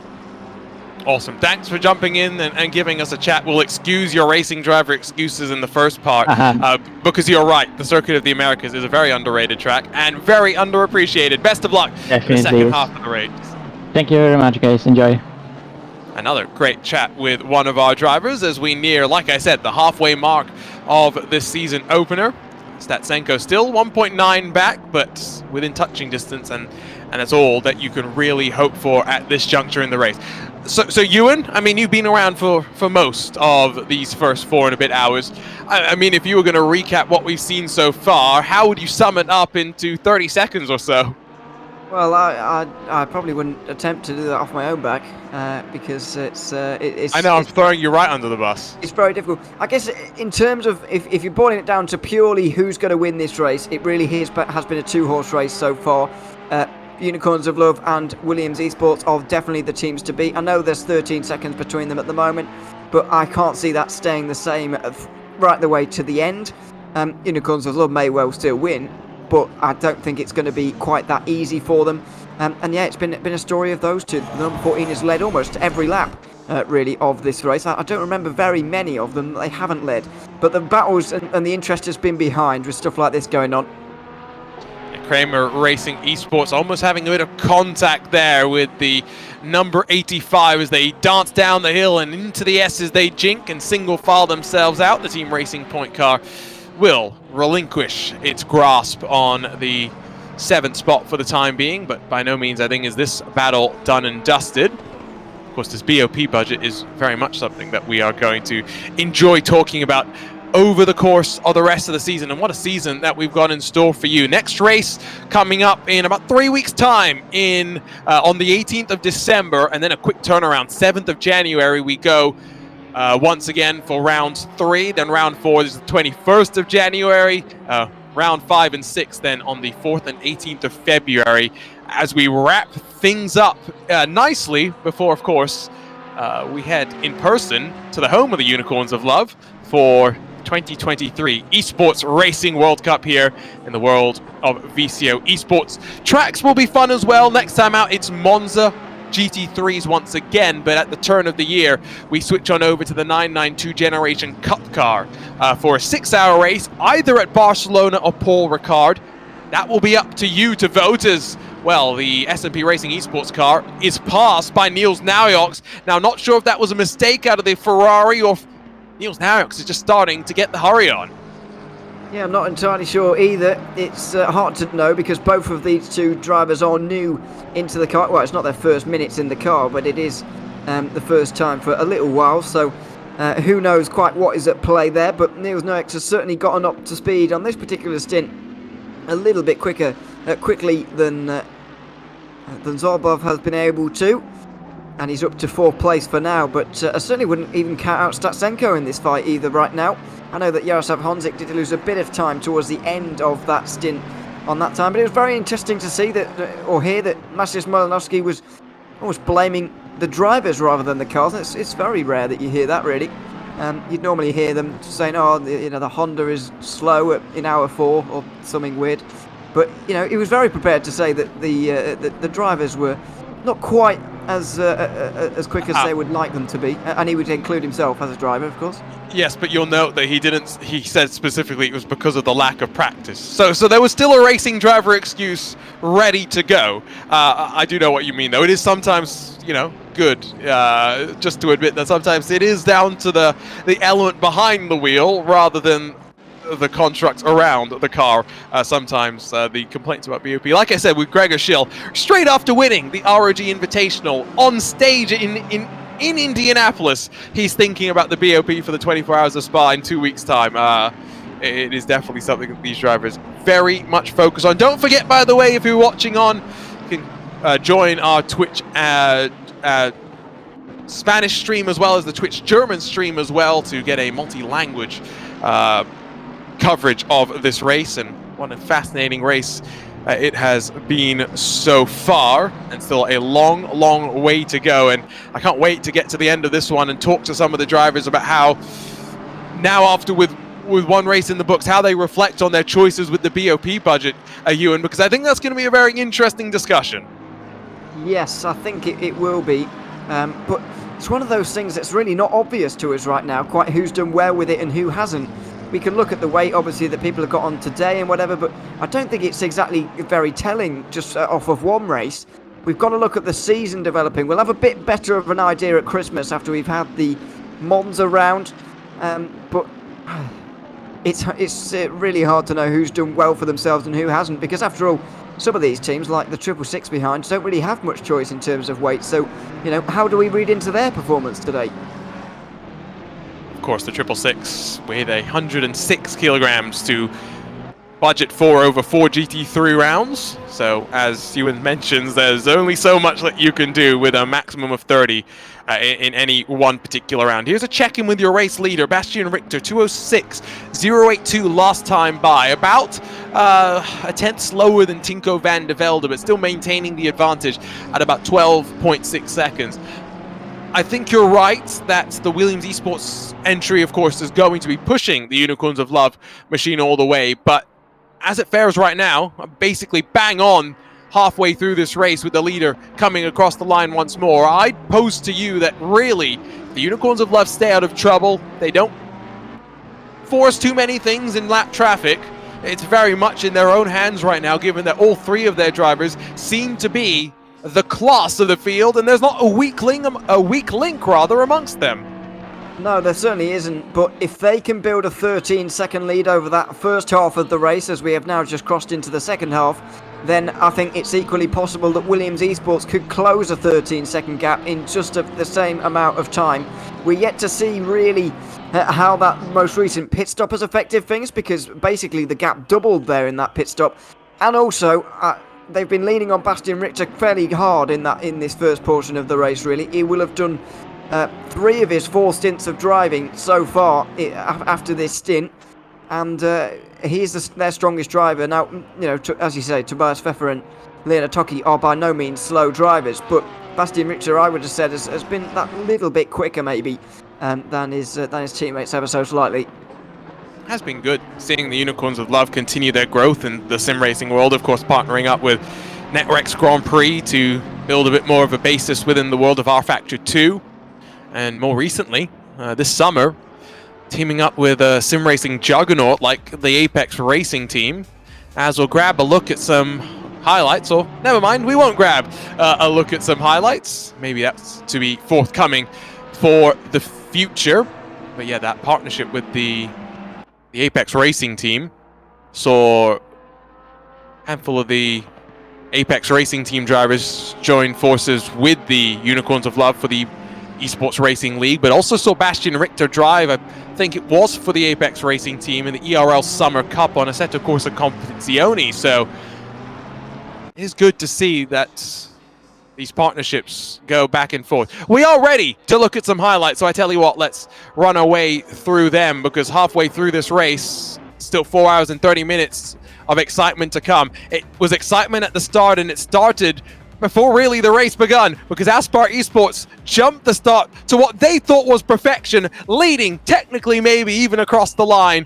They would hand those positions back, though. It was the Unicorns of Love that would lead. Yasit around the outside, a bit of contact. Cars going wide as well as they battled over the sausage curbs, the sleeping policemen.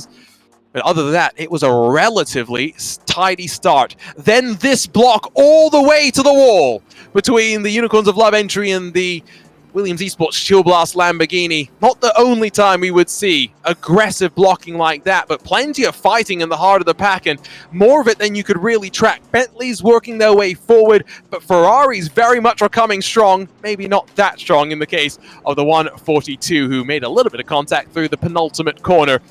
Fortunately, coming off worse for the wear himself. Then it was Burst Esports down at turn number 12. A little bit of contact from behind in the number 69 Aston Martin, but redressed rather quickly, and no harm, no foul on the harm of Grip Hacks Engineering. This one a little bit more maybe aggressive, and it caused a bit of a concertina stack up.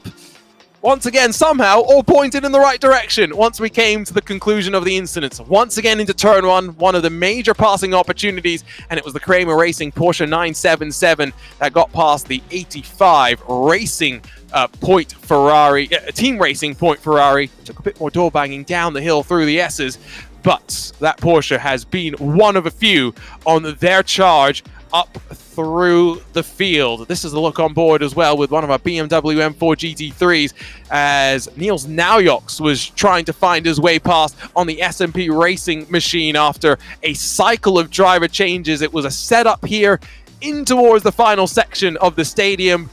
The SMP car running wide, and Niels Naujoks taking full advantage. So that's a look at some of the highlights of the opening half of this race. My name is Arjuna Kankipati, still alongside temporarily with Ewan O'Leary, but he'll be momentarily replaced by the one and only Lewis McLeod. Ewan, final thoughts before we let you go for an hour or so. It's been a fascinating opening half of the race, and still plenty more to come. Has been a good first half to the race, but yeah, still plenty to play out, and the real interest is yet to come here. In terms of the battling, obviously it's quietened down inside the top 10. There isn't any battling inside the top 10 as of right now. So, you know, it is calming down, as you say, but we are yet to see what people are going to do on strategy. How are they going to do the last 4.5 hours of the race in terms of pit stops, and who's going to take their short pit when, who's going to take their short field when? That's where the real interest is going to come in this race, and it is all still in front of us. Oh, thanks for joining us once again, Ewan O'Leary, and now Lewis McLeod, unfortunately for myself, is back in the commentary booth. Yeah, too right. Again, this is where everyone really does tune into the rivals and the challenger splits, which again you can do through through Twitch and TV, and then of course going into the at the bottom where you got the command center, and then you can literally turn on to another broadcast, because let's be honest, this is just handbags out in the broadcast booth at the moment. But yeah, things are interesting in the race. Things have calmed down, obviously, somewhat, but again, we've got to shout out that stint for Igor Rodriguez. I know you did it a fair few times, but what a stint! Yeah, it's so hard to really illustrate just how impressive that is. Like, to have lost 2 seconds, I think it was, over the course of an hour, driving with one hand, it's incredible, and it goes to show the determination that he had to get out there and put a performance together as well, because that couldn't have been easy. I think you noticed it as well. A couple of times he had to wipe his face with the shoulder that had just gone through surgery. It did not look comfortable. No, certainly did not. But you know, the things we do for the hobbies we love. I mean, for some people, it's no longer a hobby. That's for sure. Gustat and Airbrick potentially going to switch over one of the Prime e-racing affiliated cars, the 777 that we're on board with right now, and Airbrick, of course, for our nice competition. See, there's still plenty of smaller fights up and down the order, just not that one big one for the race lead. Yeah.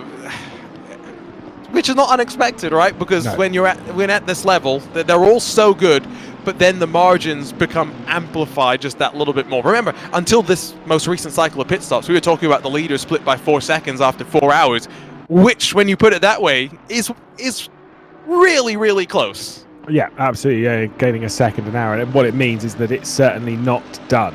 That is for sure. I would think he'd be unwise to count out Williams Esports. I think they've got, a lot of work to do in this race, for sure. Thankfully, the pace for Igor Rodriguez was actually really, really good. It's very similar to what Tinko van der Velde is doing at the moment.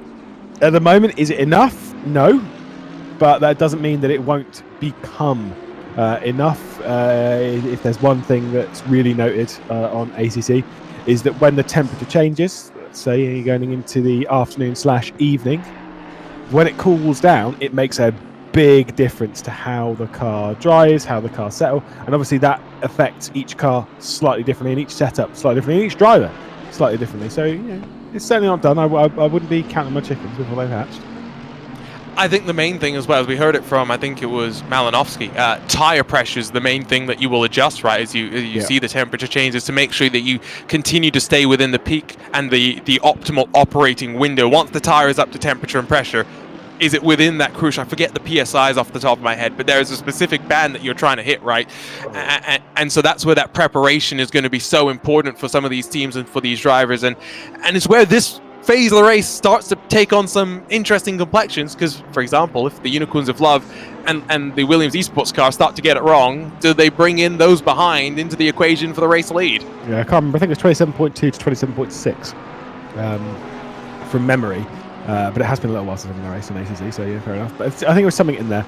And again, my old favourite, the old faithful spreadsheet comes in very handy in that to at least tell you roughly where to go when you prepare it right. You kind of follow it, you track the trends, rather than going, oh well, yeah, maybe 0.2 differences. There could be a switch here because Kundachioglu is getting past the number 21 Aspar Nissan. So that car's the 21's dropping backwards quite a bit. You know, the Nissan, let's be honest, whilst it started out great, I think the pace of that Nissan is not great over the longer run, and that's where they're kind of struggling just a touch. Yeah, I think that's the thing for a lot of these cars, right? Is the longer run is where things are differentiated. The pace in qualifying, I think we did see some of the trends there, but it's very different over the course of these very, very long runs. And especially because I think this is something that you and I have talked about in other places within sim racing, Lewis, but there's no safety cars in these races, right? So they are effectively sprints. You don't want to talk about them as 9-hour sprints. We've talked about what really is a sprint versus an endurance race. This is a 9-hour sprint endurance race, if you put it to be that way. Sprendurance race. Yeah, we'll go with that. It's sprint. End sprint. And yes, it doesn't really work. It doesn't work. It's endurance. No, it's tricky. Like I say, it is an endurance race. But as soon as that green flag drops at the start of the race, you're in it for 9 hours. Like the next flag, you'll see a few yellows and probably a few blues in your time for the majority. But realistically, the next proper flag that you'll be caring about is the check-in. Right, that's the one that makes difference. You don't, like I say, no safety cars, no virtual safety cars, no nothing. You're just racing until you see the stop sign, basically, and it's tough. It really is tough because, again, even when I started doing endurance racing and whatnot, yeah, it was at the point where you could have a few sloppy laps a stint, and it was fine. A few sloppy laps a stint, a few loppy slaps a stint is what I was nearly about to say. I thought I'd commit to it. If it goes wrong for a couple of laps, you're going to be well out of it for a battle for the race win, for the podium, even for 10th spot. If you keep making those 2, 3, 4 laps per stint that aren't great, these days you need to be basically pretty much perfect for 9 hours. There's not much leeway in that. And this is where I think just before you left, about an hour ago, you were talking about some of the real-world drivers crossing over, right? This is where they find the difference. Because it's not to say you're not having to be perfect in the real world, but when you get the physical sensation, I think it's different in that you can get away with things because you can correct them a little bit faster. Whereas in the sim world, by the time that you've noticed something is going wrong and you're sliding, you've already started to heat up the tires, lose time, whatever the case may be. That is time that someone else will not have lost, and you will need to try and find up in another, catch back up in another way. And so that's why the muscle memory and the repetitiveness, it's why these drivers practice so much. But they're also careful not to practice too much, because there's this careful tipping point, right? This inflection point where you practice enough where your muscle memory is good, but then you start practicing too much and you start making mistakes, which then get entrained as muscle memory. So got to do it the right way. Yeah, I mean, this is the thing. Is that I think some teams don't practice too much. They practice just the right amount, and I've done my fair amount of research as to what is too much research. More than 5 laps is too much for me, but that's fine. For 5 laps? For the most part, no, actually. That's why more than 5 is too much. No, it's like I say, you got to treat your practice differently these days. there are teams that will just go out there and do thousands of laps of practice, and some that will go out there and do a couple of hundred. I think a couple of hundred is probably about right, as we'll be able to catch up with someone in a minute who will be able to tell us how much practice he's done for it, because he's a busy boy, because we're going to get Jardio in here. I'm very curious to see how much. I know that some teams genuinely will, for pretty much every race, will do 600, 700, 800, even up to 1,000, and even beyond that. Whereas I actually think that the good cut-off point is actually between 200 and 300, because then you've done a lot of practice. If you're making them work right properly, you've done 200 or 300, maybe even 4, but you've not over-practiced to the point of, like you say, you're getting those bad mistakes in your muscle memory. You're getting ahead of them, whilst also still being able to react to the car and not be surprised when it does.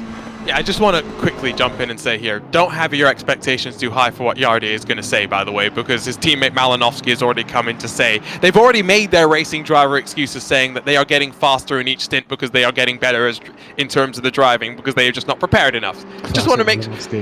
Right. He put the racing driver excuses out there right at the start. So, just want to make sure our expectations are nice and clear.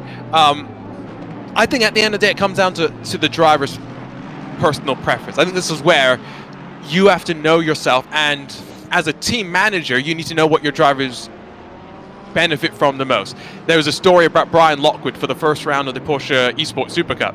He put in 70 plus hours of practice. Now that was a one-time occurrence, because that's not feasible with a real job and stuff to maintain for 10 rounds of a championship, right? But it goes to show that there are some drivers that benefit from that, whereas I've talked to others that say, like you say, 20 hours is the most they want to do. Yeah, I think, as they say, past that you actually start to get yourself into a little bit of trouble, and it's where the amount of times where you'll see someone who'll go through like the SS section around here, and then the car will snap, and then they'll drop it, and when you speak to them and they go, yeah, but that never happened in practice. And I'm kind of like, do you know what, that to me is a massive red flag if you've practiced too much. Because you if you hadn't practiced much, I guarantee you would have caught that, because you would have been more ready for it, because the car, you're going into it expecting the car to do only one thing. Counterpoint, I'd also say that if you haven't experienced that in practice, are you practicing effectively? Because there's a difference between good practice and practice, and I think that's where the best drivers as well will find the most time, because not everyone is full-time as much as we'd like to talk about it. Niels, for example, is someone who quote-unquote is a full-time sim racer, but will probably spend more time doing things within sim racing rather than sim racing, if you know what I mean. Yeah. He's a busy boy anyway. Right, I think, did you have a chat with Matej Malinowski, or did you? We did. Was it you or was it Ewan? Oh, it was me. Yeah, you can chat with him. You can chat with Yardi. No, you can as well. You can carry it on, because then you know what questions to not ask, because everyone's already heard all the other Yassi questions. We'll let you do it. Bring Yaroslav Honzik in here, and then we'll let our junior have a little chat with him. Well, Yaroslav Honzik's energy is going to keep me awake after having to wake up at 1:30 in the morning. That is for sure. And I'm sure, Yardi, you are awake as well after that stint that you just had. It looks like the car was a bit of a handful towards the end there. Yeah, hello. Yes, it was... no, I mean, the car wasn't too bad. I just didn't have pace, since the beginning of the stint. So, instead of doing, a really good lap times at the beginning of the stint, I just kept, a bit of a consistency during the stint. But, yeah, it was blast. I was really on my tippy toes in the end. This seems like a format which is perfect for you, because you are someone that has experience in so many of these GT3 cars, and so no matter how this draft had played out, you would have been comfortable no matter what car you're in. How are you finding this NSX, especially with all the weight that you guys are having to manage over the series? Oh, I don't mind the weight too much. The Honda is overall very slippery car, so it's drifting everywhere. But especially on this track, the car is behaving really strange. It's locking up the rear wheels in the hairpins, and in those fast corners you can't really lean into the grip.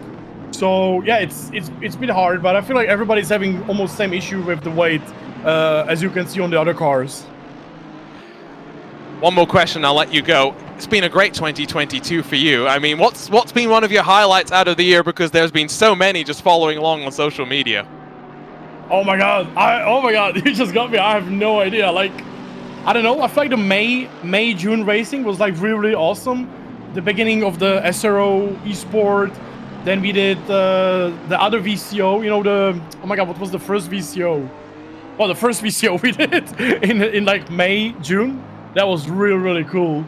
And yeah, the endurance racing, like we obviously the best race and the biggest highlight of my season was in January already when we did the 24-hour charity race, and that was probably the best race we ever had in terms of like driving and also in terms of like, I don't know, helping someone and doing something for the good cause and enjoying the racing at the same time.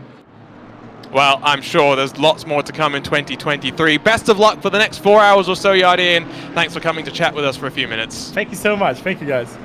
Always good for the opportunity to chat with him. And I like that he's talking about the slipperiness and stuff as well, because it's interesting that the car maybe is different with all that weight. Because I thought the main difference, quite honestly, would just be in terms of tire wear, but it doesn't sound like it's as simple as that.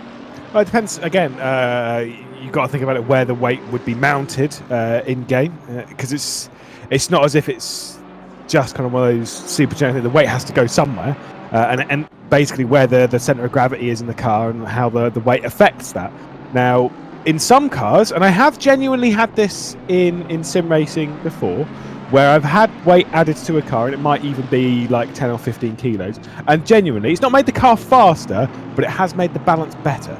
Now, I'm not saying that's what's happened there, not at all, but my point being is that you kind of have to treat it as a completely different car, because the balance of the car will be different with that weight on, even if it's only 20 kilos, 30, you think 30 kilos isn't that much, but 30 kilos, depending on where it's put in the car, obviously they can't change that, I'm not saying that, but that it makes a difference, where as to where the centre of gravity of the car will be, and how the car in turn responds to that. And like you said, that affects everything. That affects even subtly, it will affect your fuel usage, sometimes positive, sometimes negative. I think by the way.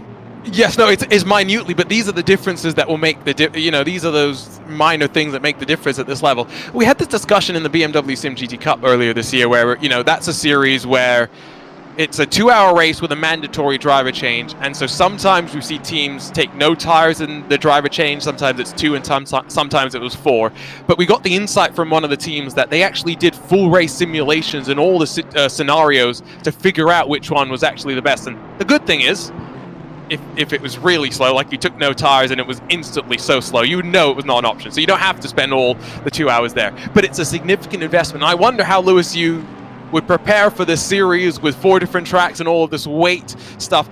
Surely there are some of the bigger teams that will use like these data analysis and stuff, which is becoming so prevalent now in sim racing, to optimize as much as they can. Yeah, this is the thing where it comes down to how I prepare for series in practice. It's very, very different. This is why I'm not a pro esports racer, and never really was. There was a point where I was practicing like loads and prepare, like when I was going into a series where I had multiple cars to choose from. There was a point where like you would genuinely, even if it was just 20 laps, you'd pick 3 or 4 cars that you were kind of like you knew were good, and then you would just throw them around.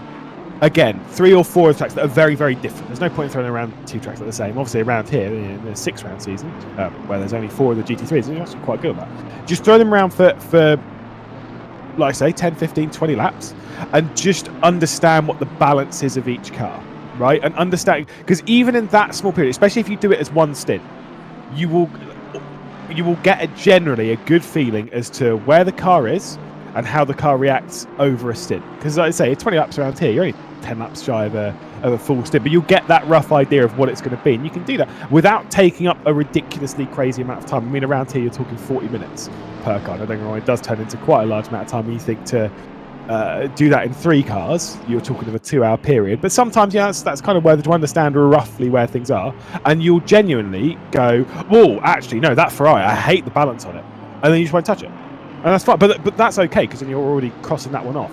And then you use the data tools to try and get up to speed with it. Basically, the preparation to go into what car you pick, you have to narrow it down before you even got into that selection period to just 2, 3, or 4, and then kind of hedging your bets from there. And I can tell you for sure, I would never have done that. I would have literally just gone, yeah, Ferrari sounds all right, doesn't it? Yeah, no. Well, I would have gone in with one car that I wanted above all else, and then I would have been very unwilling to compromise. Move to the inside by the Ferrari. He's going to be able to squeeze his way to the apex, but by no means are the 255 going to give this one easily. He'll still have the inside as they fly through the final part of this complex, but by no means this is battle done and dusted. Fun fight so far. Yeah, Chaldakis trying to go for it. TF Racing, who've not had a great day. The Greek squad now behind Tipak at the moment, way further down than where they would want to be. The thing is with TF Racing is that typically I'd say in most broadcasts that I've seen, they're not exactly at the front. I'm not trying to be disrespectful to them. I'd normally say they're typically outside of the top 20. And yet they are a car and a team where I'm like, no, they 100% have the pace to be inside the top 10. And that is not a joke. They are actually genuinely fast. The TF Racing guys. So hopefully they nail around this season. Hopefully they nail this move down the inside of the first corner. But once again, that 255, great traction off the corner, great line, great bravery, and great grip at the moment in that Merc, must be said. Yeah, no, I think again track conditions must surely be starting to favour more the drivers than it would have been during the mid part of this race when that sun must have been baking down on this surface. Even with that said, yeah, that was a big snap of oversteer, and these cars by no means are balanced to perfection. The fast cars are loose cars. It is as simple as that. TF Racing there with obviously looking on board with Chaldakis, seeing a TF Racing t-shirt. That is one that myself and Arjuna would typically take to add to our collection. If anyone from TF Racing is listening, as many sim racing shirts as possible, thank you very much. If anyone, again, any other team, Virtual Drivers by TX3, I'll take a black and green one. I'd wear that around town. Why not? Like I say, I want to build my collection of sim racing t-shirts. I'm just saying, as the host of the VCO Esports studio, I need sim racing things to wear on the show. So you never know. I may be wearing your shirt next to who I may be wearing your shirt next to is what I'm trying to say. You see, I'm trying to figure out ways that I can incentivize more teams to send me t-shirts as well, Lewis. Yeah, exactly. Hashtag Mike Yao, where are my t-shirts? I just ask, just straight up, just be like. Hashtag Mike Yao, where are my t-shirts? Mate, I'm a part of that team. Hashtag Mike Yao, where are my t-shirts? Now that Mike's not here, we are throwing him straight under the bus. Great point from Steve Proudly there. Hashtag where's Mike Yao? Great point. He's not here doing the broadcast. Steve's doing a great job. He's too busy in London. That is true. He's having too much fun. He's just too busy. Just needs to not be busy and then just come and do these. Actually, no. To be fair, I prefer Steve. No, don't clip that. Don't clip that. Clipped. Mike Yao. Yeah. I've got him on WhatsApp. 1 sec. Let me shoot it over to him. And I'm sacked, so that's fine. Either way, we'll keep. I'll be taking over from here. We'll keep our eyes focused. Sorry, I'm never leaving the commentary booth. No, actually, no. Yeah, you just have to make sure that you can never leave. Oh goodness me. It'd be a very smelly commentary booth if it's just me sat in here for a few weeks. Unpleasant. Either way, we'll keep our eyes focused on the race without making our audience feel very uncomfortable in that idea. We've got still a few close battles. This one for 14th between Blotto and Kalpin. Also noticed 4th and 5th is quite close. You see Niels Nyrox making those moves. I think he's being closed down on by Sholobov. Gap's kind of going up and down level. It's still only 1.3 seconds, and Senko's not a million miles off. No, they've kind of locked each other into a sort of draft train, if you will. Not really pulling each other along, but within touching distance and seeing distance, which is the more important thing, right? When you have visual contact with the person you're fighting, it gets you riled up a little bit more. There's a mistake from the 255, and here comes the TF Racing Ferrari around the outside and chopping the nose off to get the move done. Yeah, Chaldakis timed that one brilliantly, and like you say, the mistake from Tipak. I think we're seeing that Merc actually struggle a little bit on the scripts, maybe on the rears, maybe asking a little bit too much of it, overcooking it ever so slightly, overheating those rear tyres, and the struggles are pretty obvious. I mean, that snap coming out of the S's was it was a pretty impressive snap, but alas managed to catch it and carry on. But again, even that would have been enough to just throw them over the edge ever so slightly. Now looking at the battle for 14th. But whilst we're doing this, I did say earlier I wanted to have a chat with the man himself, Igor Rodriguez, who is going to be joining us here in the broadcast booth. And we'll have a little chat with Igor because, again, when it comes to impressive stints in sim racing, that one's got to get right up there. Igor, have you got a read on us? Are you there? He's still. Oh, there we go.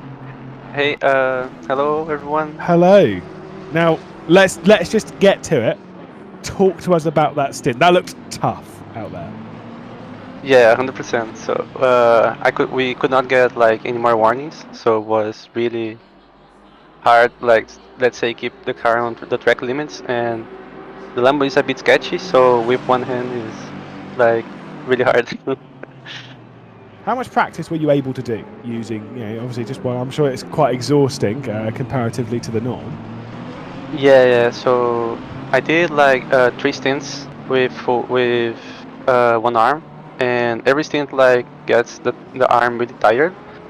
And basically the main problem I have is when upshifting, I was shifting on the thumb. So when I was like doing right-hander corners, putting the thumb on the button was really hard. So yeah. Now, I got to ask, what's the recovery time on the shoulder? When are we expecting to see you back in full form? Because after a stint like that, I mean, I can't wait to see more. Yeah. So the doctor said I would be like 100% on mid-February. And I don't know when I will be able to use both hands to the wheel. Maybe in like a month and a half from now. So yeah, let's see. Is that still, you're still motivated to take part in sim racing as much as possible, even if that is a month and a half until you can get back up to full working order? Yeah, like I love sim racing. I love the challenge. I love battling, competitiveness, and that's why I do it. So when I can, I'm doing. Well, one final question before we let you jump back over to the team. 15 seconds now. Bastian Richter is clear. Do you think Unicorns Love are just out of reach, or is there still hope? I think there is still hope. So I was able to maintain, I think, a gap to 4 or 6 seconds in the whole stint, on my stint. But in literally the last lap, when I was going to pit, a BMW behind crashed us, rear-ended us in the end of the straight, and we lost, I think, 7 seconds, because it was 5 seconds of damage repairing the car on pits, and plus like the on-track last time. Right. But I think we can manage to get back. Well, we'll keep our fingers crossed. And again, wishing you a good recovery also. Fantastic to have you. Thank you.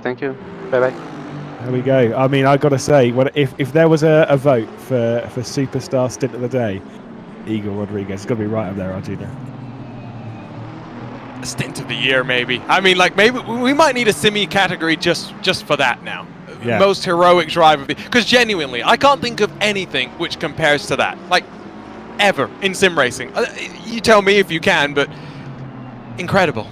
I've seen some pretty impressive stints in my time. Although, like I say, it's one of those things where it's kind of like, I'm sure it's something that we'll bring up on a broadcast even like 3 or 4 years from now. It's like, wow, mate, do you remember that time when Igor Rodriguez did a stint with one arm? It's those kind of things where you do remember and you think it wasn't a slow stint, like it was a great stint. It's those kind of things where you see that battling side of sim racing. That's where mentality really does show between some drivers, because some drivers will look at it and be like, do you know what, I'm just not going to do it. Whereas others are like, no, I will. I am going to take part. I said, even that Lars Brugman thing that I was saying about earlier, how he did the race just using the left foot. And it's like those kind of things where you kind of, I remember that. That was 6 years ago. It was 2016. It was 6 years ago. So still, you remember it. Yeah, no, we're never. The Tauscher is going to live on. Oh yeah. Sorry, mate. Sorry, Mitchie, but that is living on as the defining moment of why the Esports Racing League and the Esports Racing World Cup is such a great idea. Because boy, oh boy, was that funny.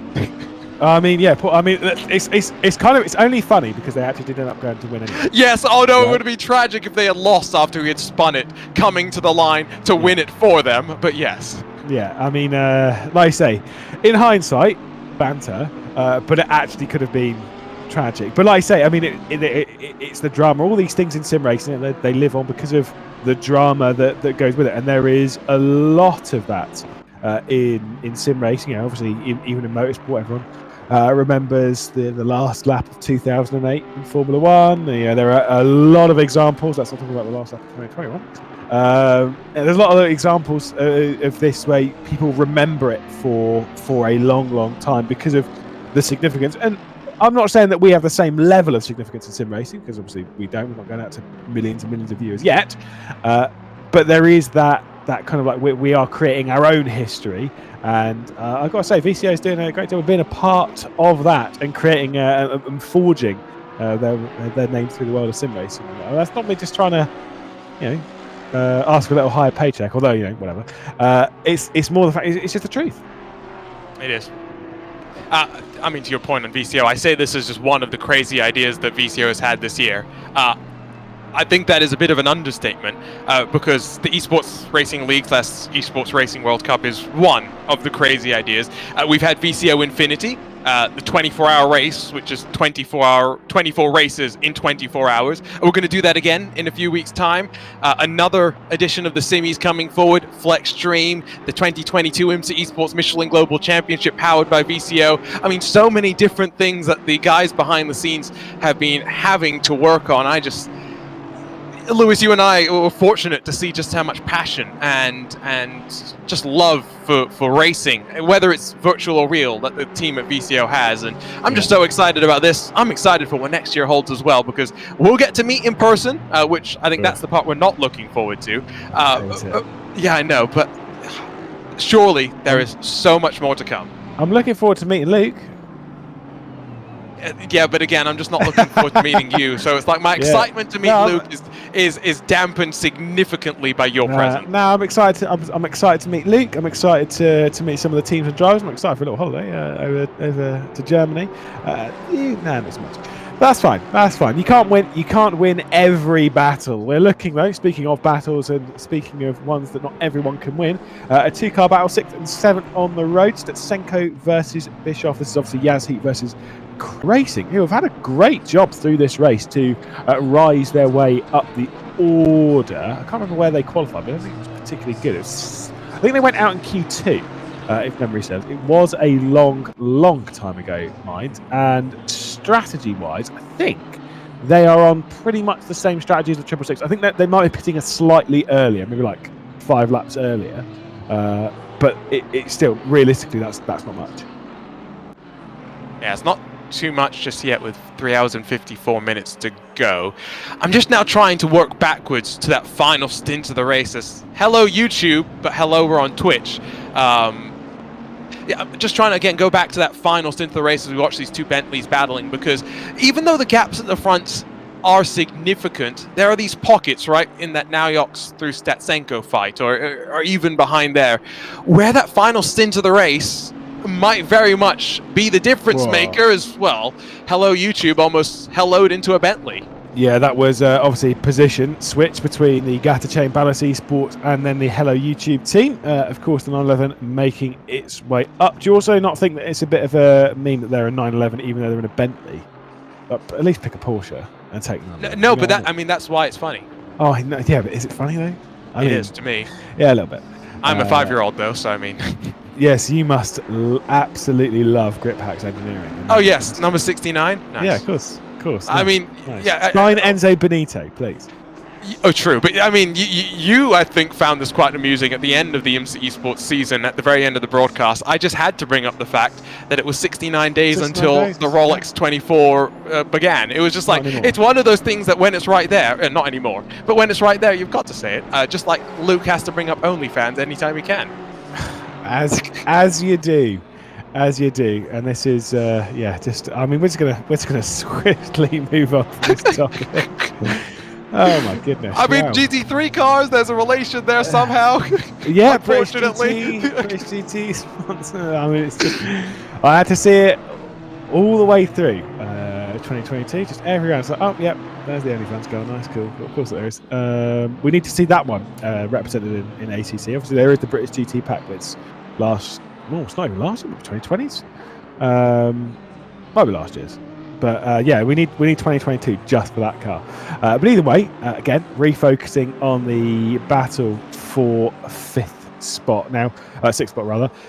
Stutsenko, they've said the car's quite slippery, but it's quite heavy. I mean, I don't necessarily know if they can keep that that 977 behind for too long, or if I'm perfectly honest, if they should try, because we're too long to the end of the race and you're just going to waste time trying to do it. Yes. Keep on your own strategy, keep focused on what you're doing.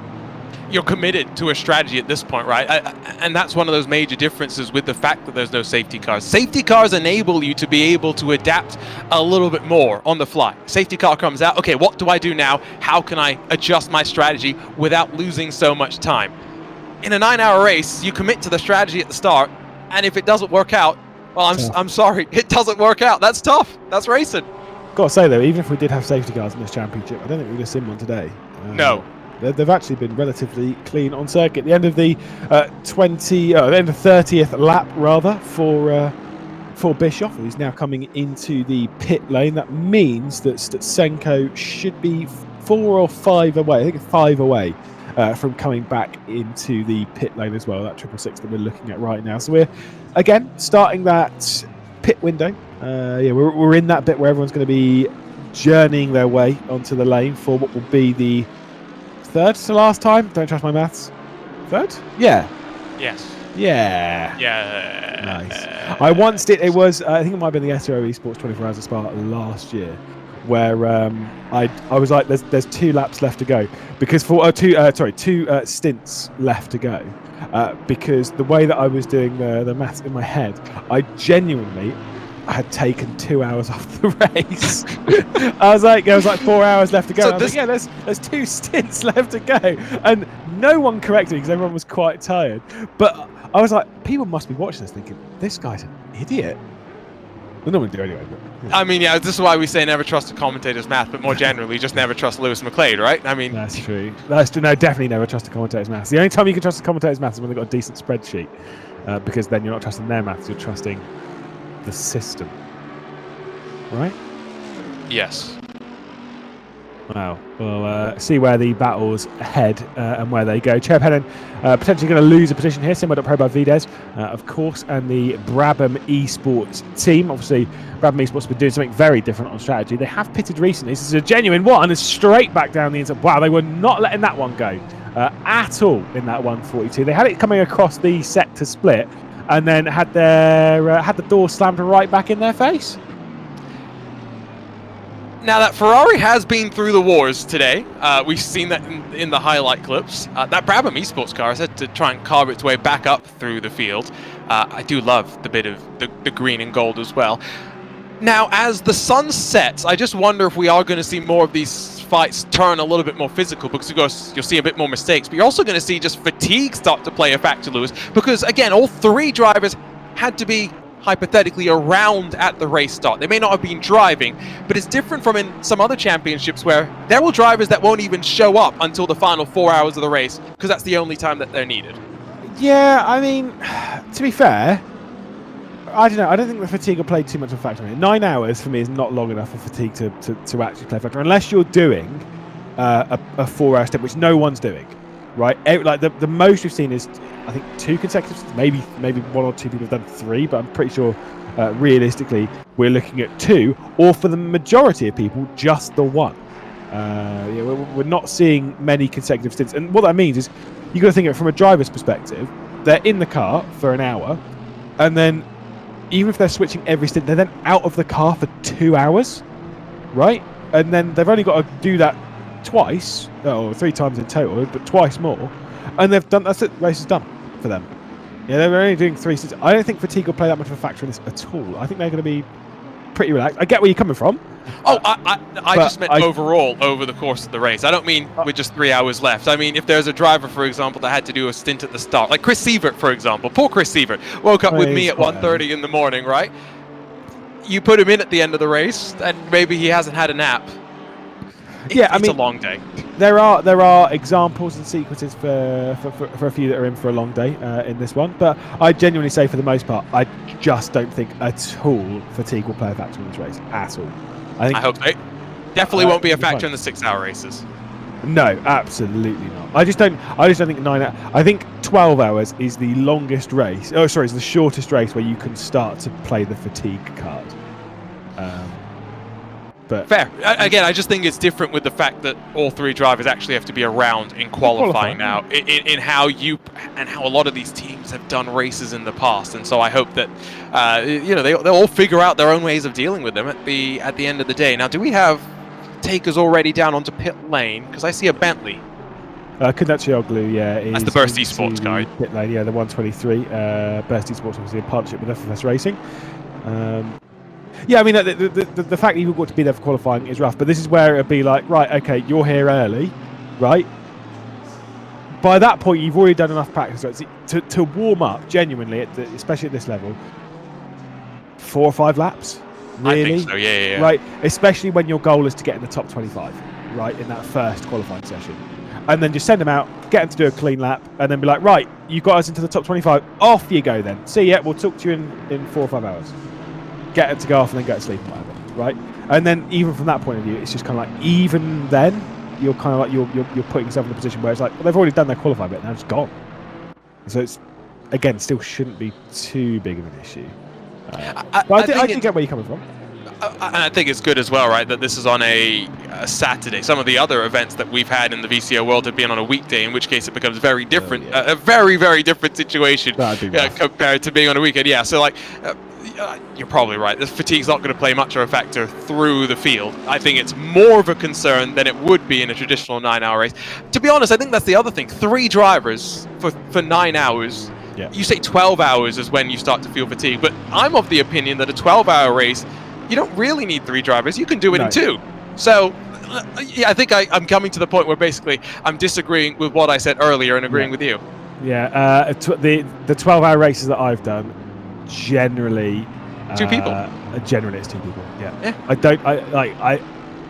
Otherwise, it's kind of like you've done all this practice for like 4 hours. I've seen 12-hour races where they've done it with 5, and I'm like, why? No, even 24-hour races, I'm of the opinion that I at most will do 4. But if possible, if we can make it work, I love doing a 3-man 24-hour race. Yeah, because you just do 8 hours apiece. Easy. And I feel like the tiredness that comes with that is part of doing a 24-hour race as well. Like I don't know. It feels normal. Like I say, it depends. I mean, I've been around in cars with a few pretty large names in the world of motorsport. I wasn't taking part, but I was doing some of the race engineering and whatnot for them, as we'll see a move down the inside. That'll be Pivot getting down the inside of Augustat and switching for the spot. The 88 moving up into 17th position now. But yeah, I did. It was around the 24 Hours of Spa in 2020. And we had a team where there was a few big names from motorsport. You know, we had Fernando, we had TK, we had Barrichello, and whatnot, and then a few of the Sancho drivers and whatnot. There was, I think it was 8 drivers, 8.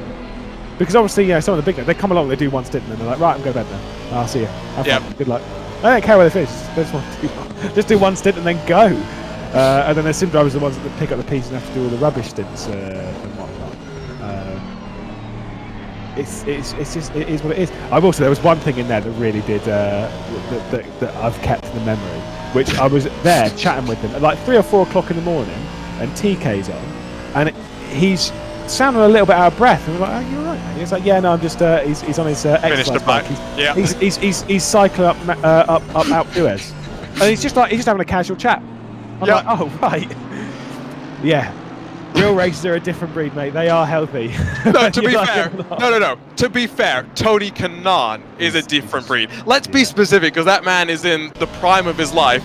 at 45 plus years old. Like, it is incredible as here's a move from Pivot to now get another spot as the Arnage Lamborghini is not going to fight that one too much. Remember, they have been on the climb up anyway, so they're not going to be too disappointed to give up a singular position in the form of 16th for the time being. But yeah, I can attest to Tony Kanaan's next levelness. I had the privilege of being a spotter for him during a 500-mile race in the sim world once, and that was an experience unto itself. He's a good lad.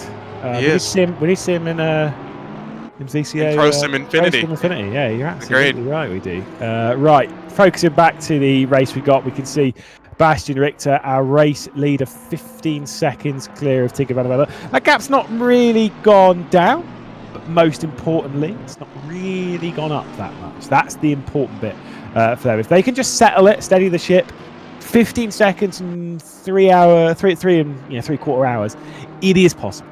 It genuinely is possible, but it might require the most mega stints that you've seen and potentially just a touch of luck. Touch of luck, maybe a mistake. It's gone up from, 12 to about 16 seconds since Van der Velde and Richter both got back into the car. So I still think that the fastest man in the Williams Esports camp is Darren McCormack, which is... Yeah, it's not a shock when I say that, let's be real. Darren McCormack is on fire in 2022. And then Igor Rodriguez, as crazy as it sounds, is probably the second fastest in that car, despite being down to just the one hand and the one arm. Whereas, unfortunately, Tinko, I think just by virtue of this being his first time competitively in the Lamborghini, still trying to maybe get to grips with it. Still not slow. I think that's where I'm trying to be careful. But he's just maybe not as rapid as what his teammates have been able to put forward. Well, yeah, I mean, like, very consistently, with the times it's putting in, realistically, he's the second fastest driver on the track. But the problem is that the person that's faster is the race leader. That's it. They are absolutely destroying the gap to all those behind, to the point where, again, near enough guaranteeing the fact that car will most likely at this point finish in second. Yes. But still, you say destroying. I think, by the way, we should also just... 3 or 4 tenths a lap. No, but the top two destroying to the rest of the field is not, I think, unfair to say, because third place is, a minute off, and then you go 30 seconds further back to find fourth. So, like, the gaps are large right now. We haven't talked much about Get Closer Racing running in their Aston Martin in third. This is where the BOP budget is really playing a factor, right? They've got 72 kilos to use over the course of 4 races. They've used 12 kilos here today. So they've not used too much, as we see the 888, the 66, 666, and the 14 all down to pit lane. The 77 is the next best of the Aston Martins, and out of the 72 kilos, they have put 30 kilos onto the car here today. It's a very different look at how they have approached this first round when it comes to the weight, and it's why this championship is so intriguing. Which is interesting, because when we were catching up with... would it have been... No, it would have been with the Challenger split. I think Aston Martins are running really, really strong in the Challenger split. Because there are a lot of them in that split. There are a lot of them, to be fair. Because the Aston Martin's a really good car when it comes to consistency and predictability, right? It's one of them that I've actually raced on the platform, which, to be fair, I think I already raced like 3 or 4 of them properly. Yeah, I also just driving them on your sim by yourself. But realistically, the Astons, when it comes to doing a season, if you want a safe choice that's going to be good across all rounds, Aston's a really solid choice, because it's one of those ones that's normally pretty predictable. It might not be the fastest, but it won't kill you, most of all. We can see, though, coming into the pit lane was the Aston Martin with Get Closer Racing. And here comes a move from Cherepedin straight down the inside of Airbrick. And pushing just out onto the sausage curbs on the exit of the second of those hairpins.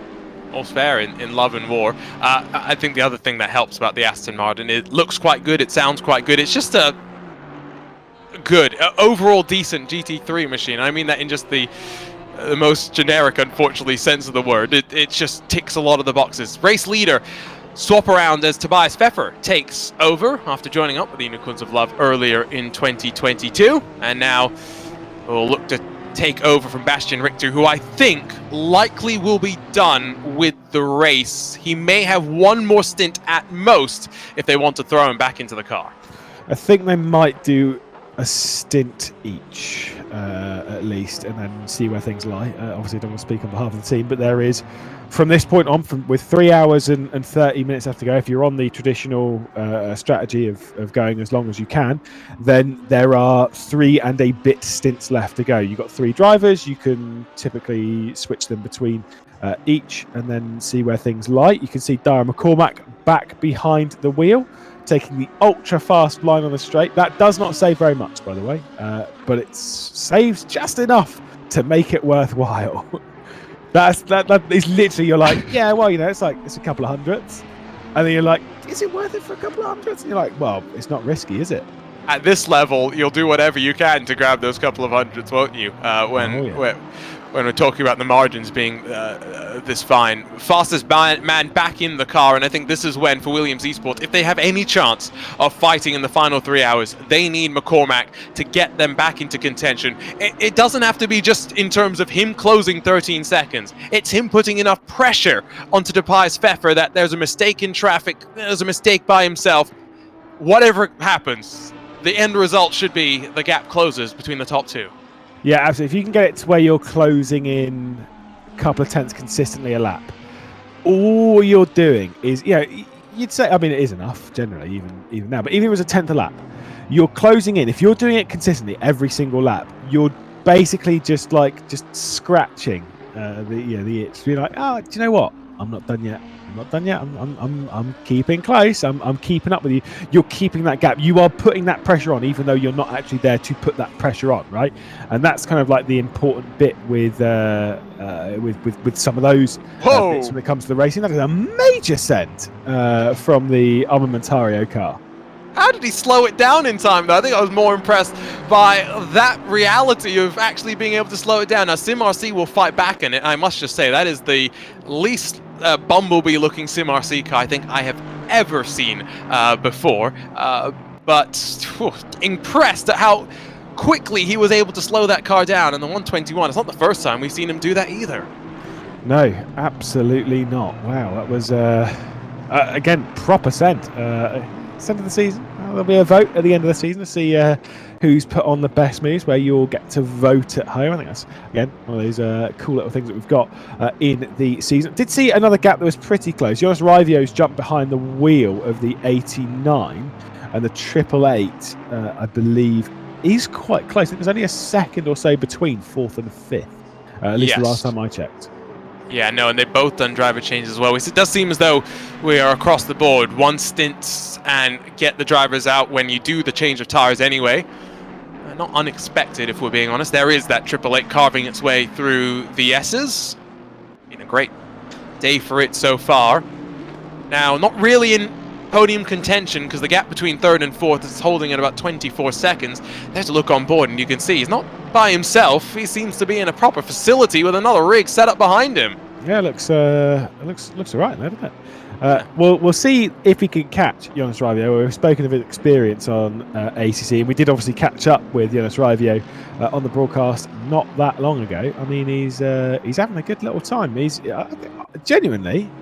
I've known Jonas for a while, probably about 7 years now. Was the first time I probably spoke to. It might have been longer than that. Goodness me. I've known him for a while. That I've not heard him sound that happy in a while.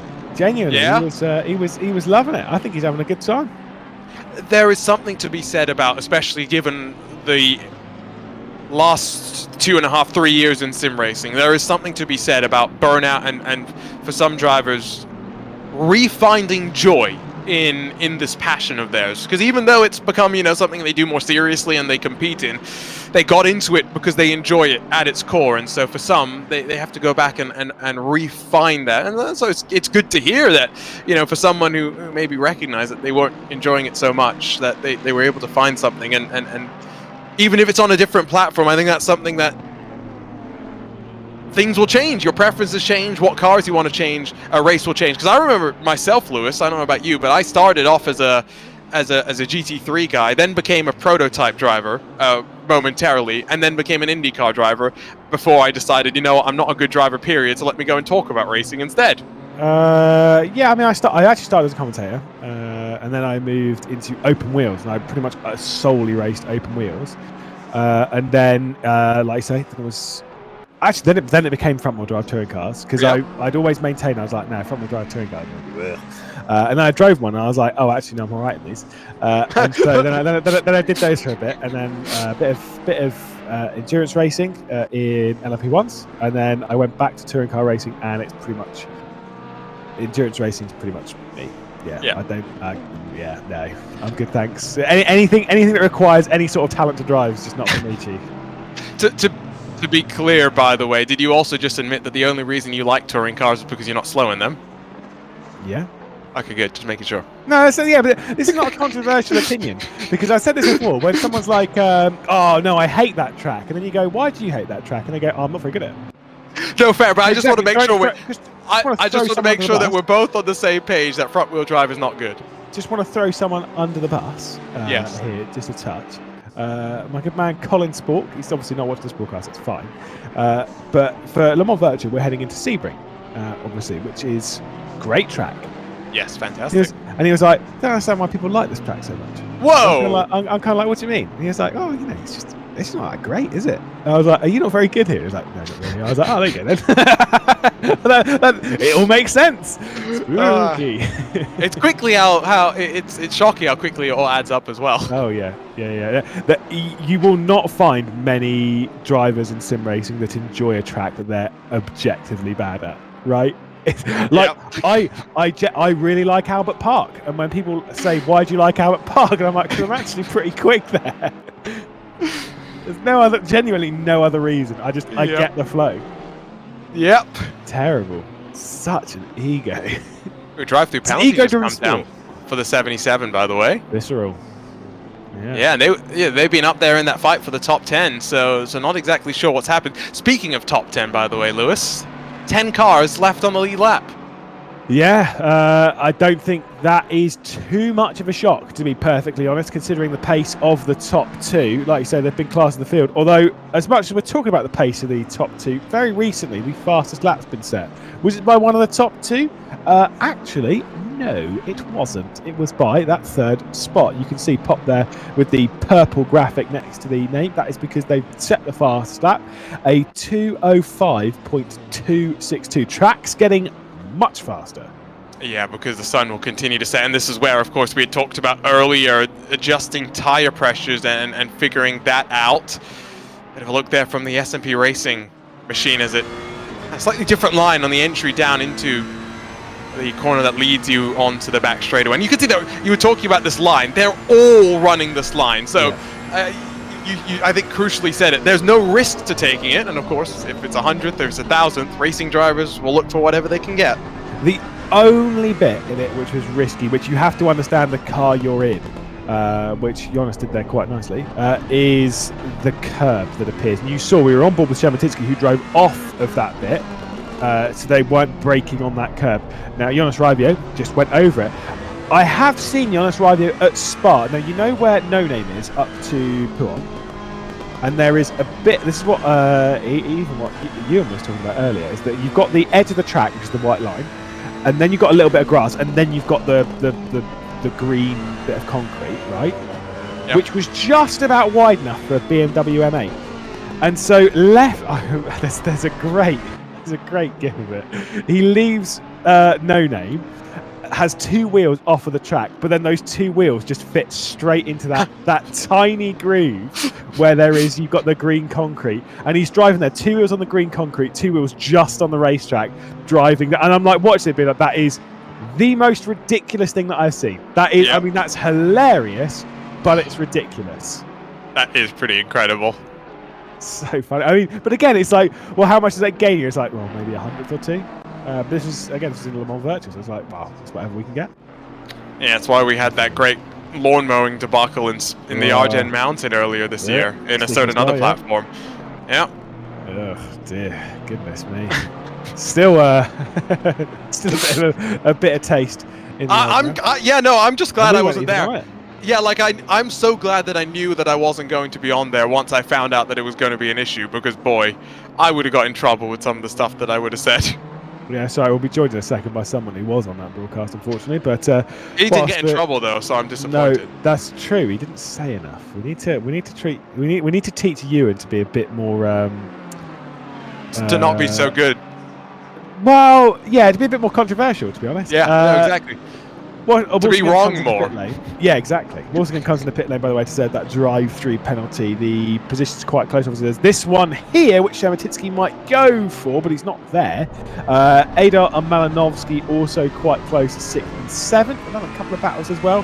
Smith versus Savalainen. It's obviously being Brabham versus Grip Hacks Engineering, pretty close for 16th. Obviously, this one being the highest place of those battles. It's obviously the one that's going to take our attention. Shout out to that 977, by the way, the Kramer Esports car. Another one, not just the 888 that's been moving forward. That Porsche, since hour one, has been on a charge forward. But really, once again, I think it's this 888 that has been the most aggressive and assertive with its intentions since the start of the race. It was Smolyar that carried the torch initially, and the other two drivers have been more than willing to pick up from there. But they've all got it. This is the thing, is that when you compare Smolyar to Sholobov to Shemetitsky, they've all got great pace, they've all got great skill, and it kind of asks the question, had they not qualified poorly in that final Q3? I mean, they were third in Q2, and then they dropped back in Q3. Had they not messed up that qualifying, like maybe they would be contending, certainly for the podium, surely for the podium, maybe even for the race win. But again, that's what we love about this one-shot qualifying, and it's where this strategy and mindset as to when to use the single joker, and I say single joker because it is one repeat lap that you're out in the entirety of the season. It's not one repeat lap per session in one day of qualifying. No, it is at one time during the season you can go again for a second lap. You definitely did not want to use it today. No matter how badly you qualified, you did not want to use it today. It's as simple as that.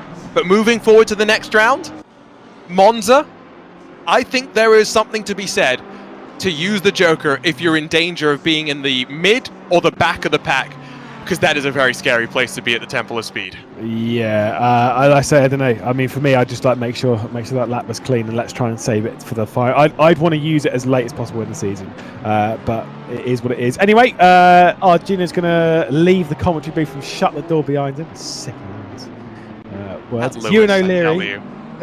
Get out! It's Ewan O'Leary jumping into the commentary booth again for the next hour. We'll let Arjuna have a little bit of a rest, a little bit of a breather, and it means that potentially some of the handbags can be put away in the broadcast. We don't need to be hitting each other with them. It's fine. I don't know about that. Yeah. What are you saying, that we're going to have some arguments? We'll see what happens in this race over the next hour, I think. But, see what conversation of overlap we can talk about. Yeah. See if anybody's got an overlap here or not over the next few moments. To be fair, Noah Adair might well do in a couple of moments, because he's very close to Maciej Malinovsky, but not willing to go through for the moment. I feel like I've jumped in at the right time here, because before these pit stops, not an awful lot was happening inside the top 10, and now we've got two fights going on at once, so I've timed myself quite well here, I think. Are we saying the broadcasts get better when Arjuna leaves and you joins? Is that what we're saying? Well, I'm not going to. I'd agree. It's fine. I'm not going to say that's always the case, no. But the racing has gotten better as I've gotten back in. I'll say that much. I don't know about the... Again, we need more controversial. Oh, no. Oh, dear. So middle of the road. Passive, the fence sitter. I'm starting to get a few splinters in uncomfortable places from sitting on this fence, to be honest. Yeah, I bet. Either way, you're absolutely right. Tight battles. Ada versus Malinovsky, Shemetitsky versus Raivio. We're going to see surely a position switch somewhere in this grouping soon. Also, to keep you updated over the last few laps, the gaps come down a little bit for the race lead, down to now 13 seconds. Of course, we did see it around 14, 15 seconds not too long ago. It's not coming down to a major degree. We're just going to keep you updated on it anyway, just in case, because Dara McCormack and Tobias Pfeffer, I'd say arguably the two fastest drivers in each of their cars, going toe-to-toe, at least on the timesheets. How much closer can Dara McCormack get to that race lead? Well, the problem is they can only use him for 4 stints of this race, and there are 9 stints, and I don't know if he's going to be able to pull, nearly 13 seconds back in the time he has remaining. I think I'm right in saying this is his third stint in the car, Darren McCormack. Both just checking that. Yeah, I think this is his third. Yeah, because he's been rotating with Tinko van der Velde normally, apart from that one by Igor Rodriguez. So I think this is his third, and so he'll get out at the end of this one. Van der Velde will probably get back in. McCormack will be in for... Well, will they do it that way? I'm not entirely sure which way they're going to do it, but the point stands. He's only got 4 stints in this race. I think that's too big of a gap for him to pull back on his own, and it is going to have to be on its own by what we've seen so far. I've got to say, we were saying about Tinko van der Velde, right, and the lap times and stint time that he did. I've just seen, so if you look for the entirety of the stint, right, the last time McCormack was in the car, now obviously conditions, etc. So there's so much is different in over a 3-hour period. This is the period that we're talking about here. Darren McCormack, his full stint for 30 laps was 1 hour, 2 minutes, 56 seconds, 0.5. Tinko van der Velde's 30 lap stint was 1 hour, 2 minutes, 56.9, which means over a hour-long period, over a 30-lap period, Tinko van der Velde was only 0.4 of a second slower. That is mad. First of all, yeah, that is mad. But second of all, do you think then the gap fluctuating is a result of Unicorns of Love drivers being faster and slower than one another? Because I actually thought it was McCormack doing the kind of pulling the Williams Esports car on his back almost, and and Unicorns of Love kind of pulling back again when Van der Velde or Rodriguez were in the car. Maybe that's unfair to say on Van der Velde. Maybe it is Unicorns of Love losing time every stint and again maybe. Well, again, you got to treat it as it is. Igor Rodriguez again. He did come in and said before that they lost quite a lot of time from that damage they got. Right. Oh yeah. And again, if we compare stint to stint. Okay, so the last lap, the last stint time, that one that I said from Tinko van der Velde, 1 hour 2:56.9. Bastian Richter's was a 1 hour 2:55.3. So over the 30 lap period, again over an hour period, was only 1.6 seconds faster over that stint. Again, if you look back to the stints before, even closer, because I'm going to ignore the Lerner Tocchi and Igor Rodriguez one because of the damage for Rodriguez. The one where it was Bastian Richter against Darren McCormack. This is crazy how close this is, by the way. Just 8 thousandths of a second over a 30-lap period. Just 8,000. That's how much the gap changed in that period of time. How crazy is that? 8. Yeah, it's unbelievable. I think, but when you think about it logically, I suppose, it's actually not that big of a surprise because the gap hasn't fluctuated wildly throughout the day. If you, as crazy as it actually is, it kind of makes sense from what we've seen in the race. So yeah, but it is interesting, and I'm not taking away from the fact that it is still wild that is actually a thing. But it's the gap hasn't fluctuated much today, and those two have been the class of the field. There's no doubt about that. There's no other way around it. Those two cars have been the class of the field by an absolute mile. I still think that, a team of the day, certainly surprise of the day for me, is Get Closer Racing in third place right now. They're looking really good for that position as well, with more than half a minute back to Eunice Radio right now. But, they're nearly a minute off second. Nearly a minute, and we've not been racing for 6 hours yet. And, that's a really big gap. So, not taking anything away from them, but the top two have been absolutely unbelievable today. Yeah, and again, another thing for that 7 to show how good they've been is they have just at the fast lap of the races. Here comes Shermatinsky. He was looking, he's committing, he's trying again, and Jonas Raivio's not gonna whiff that one. He's all right. But yeah, fastest lap of the race does actually go to Pop in the Get Closer Racing car. So they're at least trying to, but they're way too far. Unless something happens between the top two, they ain't in the race for the win. But I think they're doing an incredible job. They're putting themselves in the position where they're trying to again get third spot. Maybe they weren't even challenging for a win, and they were going for a win. They were like, if we can get top 5, that'd be great. And they might be walking out of the race to the podium. That'd be an excellent effort. because they are, as you say, comfortably clear of this little fight for fourth, Rivio versus Shermatinsky. They're not too far ahead of Malinovsky, who's found a decent bit of time over the last few stints as the temperature's cool. They've got a car between them there, you can see in the Race Anywhere Sim Sport Lamborghini, just coming through shot in that green car there, and then the one behind that is Malinovsky. And Ada, who's dropped off at the rear end of that 666, is also only 2.5 seconds back. And to be fair, Patil right in the hunt also. This is a really interesting battle for fourth place, actually, in the field, all the way from Yunus Rabio down to, maybe Patil. I thought Ibrahimi and Dominic Blager would also be involved, actually, based on what I saw earlier, but they're starting to slip away now a little bit, the 171 and the Triton Racing number 10. So it probably is between those 5. But it is going to be interesting, and we'll see just how much Rabio can hold back Malinovsky over this, Shermatinsky over this next stint, because after all, this is Ivan Shermatinsky's first stint in the car during this race, which is a surprise, as there's a long period of yellow flag here for someone. Whereabouts is it? Oh, I can see someone in the gravel at turn 11, actually, there. Was that a car? Oh, yeah. 33. Car 33. Oh, dear. Someone's having I did say that we hadn't had a safety car race. Now that we don't get safety cars in this, but it's Daniel Neves in the that'll be the Jorge. Which one is that one? Jorge Lopez. It is Jorge Lopez. Okay, it's fine. It was, yeah. The just the bare commitment to that one. Yeah, clearly having a bit of an issue. Got back going again, and again, there's obviously no risk of safety cars in the championship, but still, that was not ideal. I mean, I don't want to jinx things, of course, but it's the first incident we've seen in a while.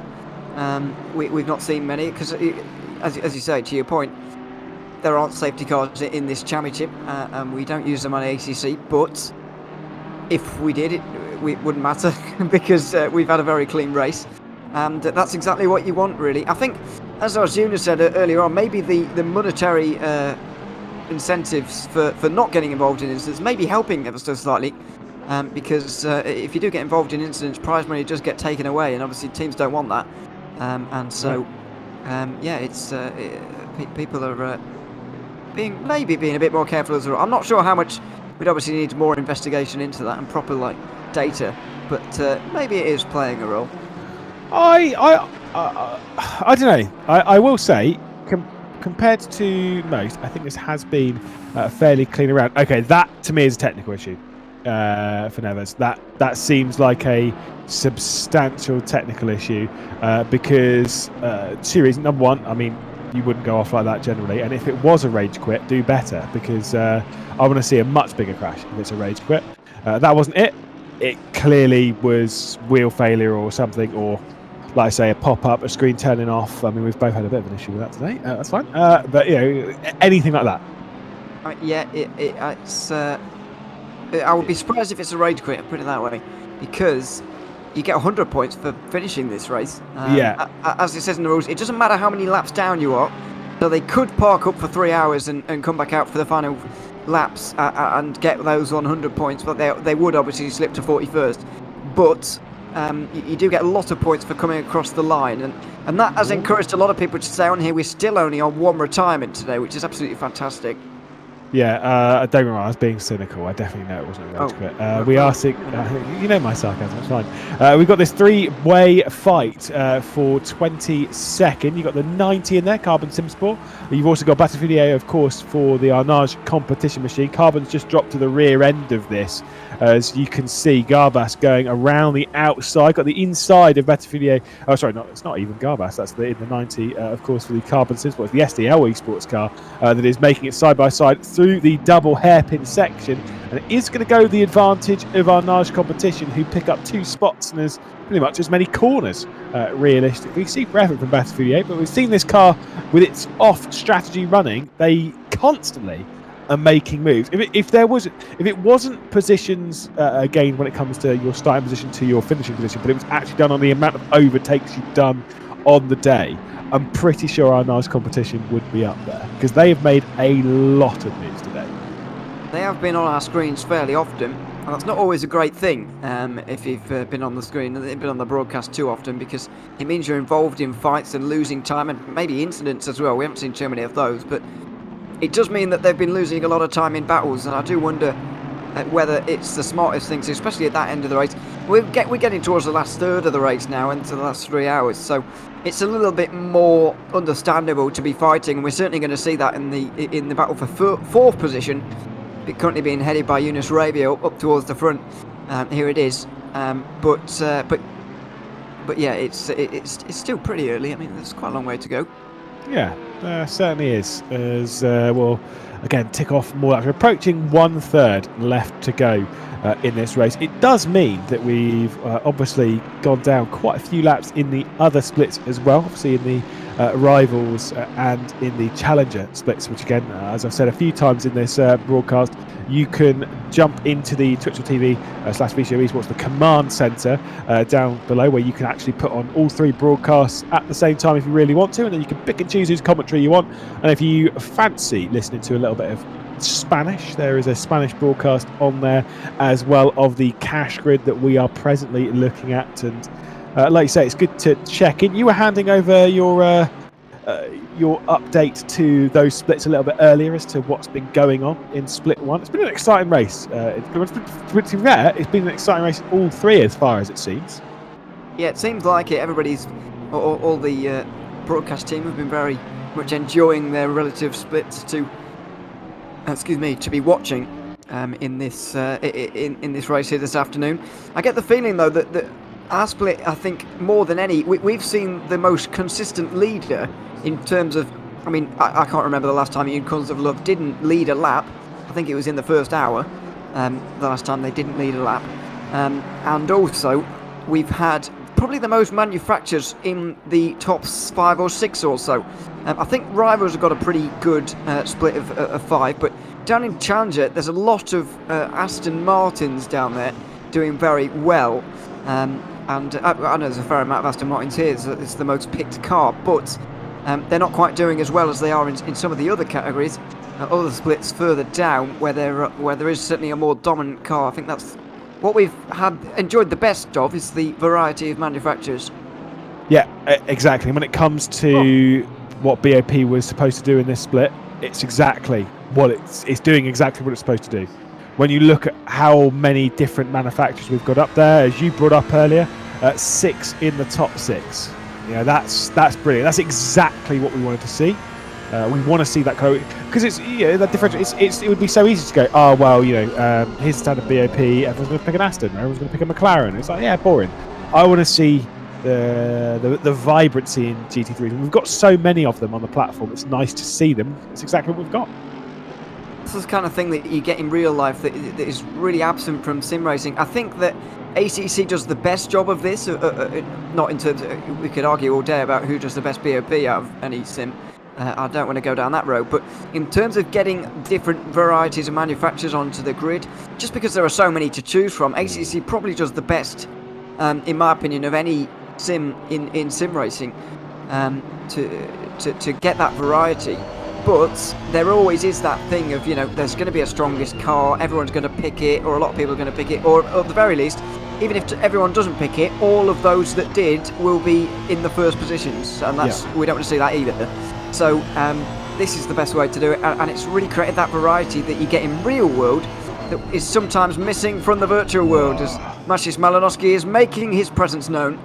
Yeah, battle for 4th place, 3-way fight. Raivio, Shermatinsky, Malinowski, very, very tight between these 3, and you're absolutely right. I'm liking this idea. It might have been a little bit overly complicated when you looked at it from the start, but I will say, after I had a little sit down with Niels Nyaks and he explained it to me, I was like, oh, okay, no, actually, no, it makes sense. It makes sense. It's a lot to take in because it's different, but when you actually let it happen, let it roll through, it makes sense, and we've got this kind of, like, you can't argue it. I mean, it's working, and it seems, in that sense, unlike some other systems where I've seen this draft, even a remote attempt, where it does become inherently unfair and completely random. This system, to me, does seem fair. Like, actually, it seems pretty fair. It's open to everyone when it comes to the choice, and then they choose how they want to spread their weight across the season. We'll focus on this battle though, because Malinovsky is really closing in. Shermatinsky might well be a sitting duck, and let's see if the Honda NSX for Yazheat can make its way through. Deep onto the brakes into turn 12, straight down the inside and up the spot. Wow, that car has got a few bumps and scrapes on it this afternoon as it works its way up into 5th position. Maciej Malinovsky going up the order. Next target, Jonas Raivio in that unmissable BS competition rainbow car. Yeah, you can't miss it, but he missed that apex, dear me. Right. That was a little bit wide from Jonas Raivio, who is going to be under a lot of pressure now. I do get the feeling that he's just not quite as strong as Camera and also Niels Nuyks in that BS competition BMW. He is still quick, there's no doubt about that, but he's struggling compared to his teammates. For my money, he's just got to stay with these two throughout this stint. To be fair, he didn't even need to do this stint. He's already done his minimum driving time. He could have let the others take the other 4 stints of this race, but clearly he wants to buy them a little bit more time. They want a little bit more rest and so on. So he's in for a second stint now where he didn't really need to, and he is coming under pressure now. Oh, smart though from Raivio, just to when you have a big send like that, let him have it. He might well try and fend off Shermatinsky though. Maciej Malinovsky moves up in the 4th position, goes from 6th to 4th in 1 lap basically, and also straight out wide. Jonas Raivio, I'm going to say, I think the tyre pressures might be ever so slightly off for BS competition here, just a touch. It does seem as though Jonas Raivio is struggling with the balance of the car, as you would kind of expect that a few might do as it heads to 7 PM in game time. Sun setting, tracks still pretty warm but cooling off ever so slightly. Getting those tyre temperatures in the window is even more tricky than normal.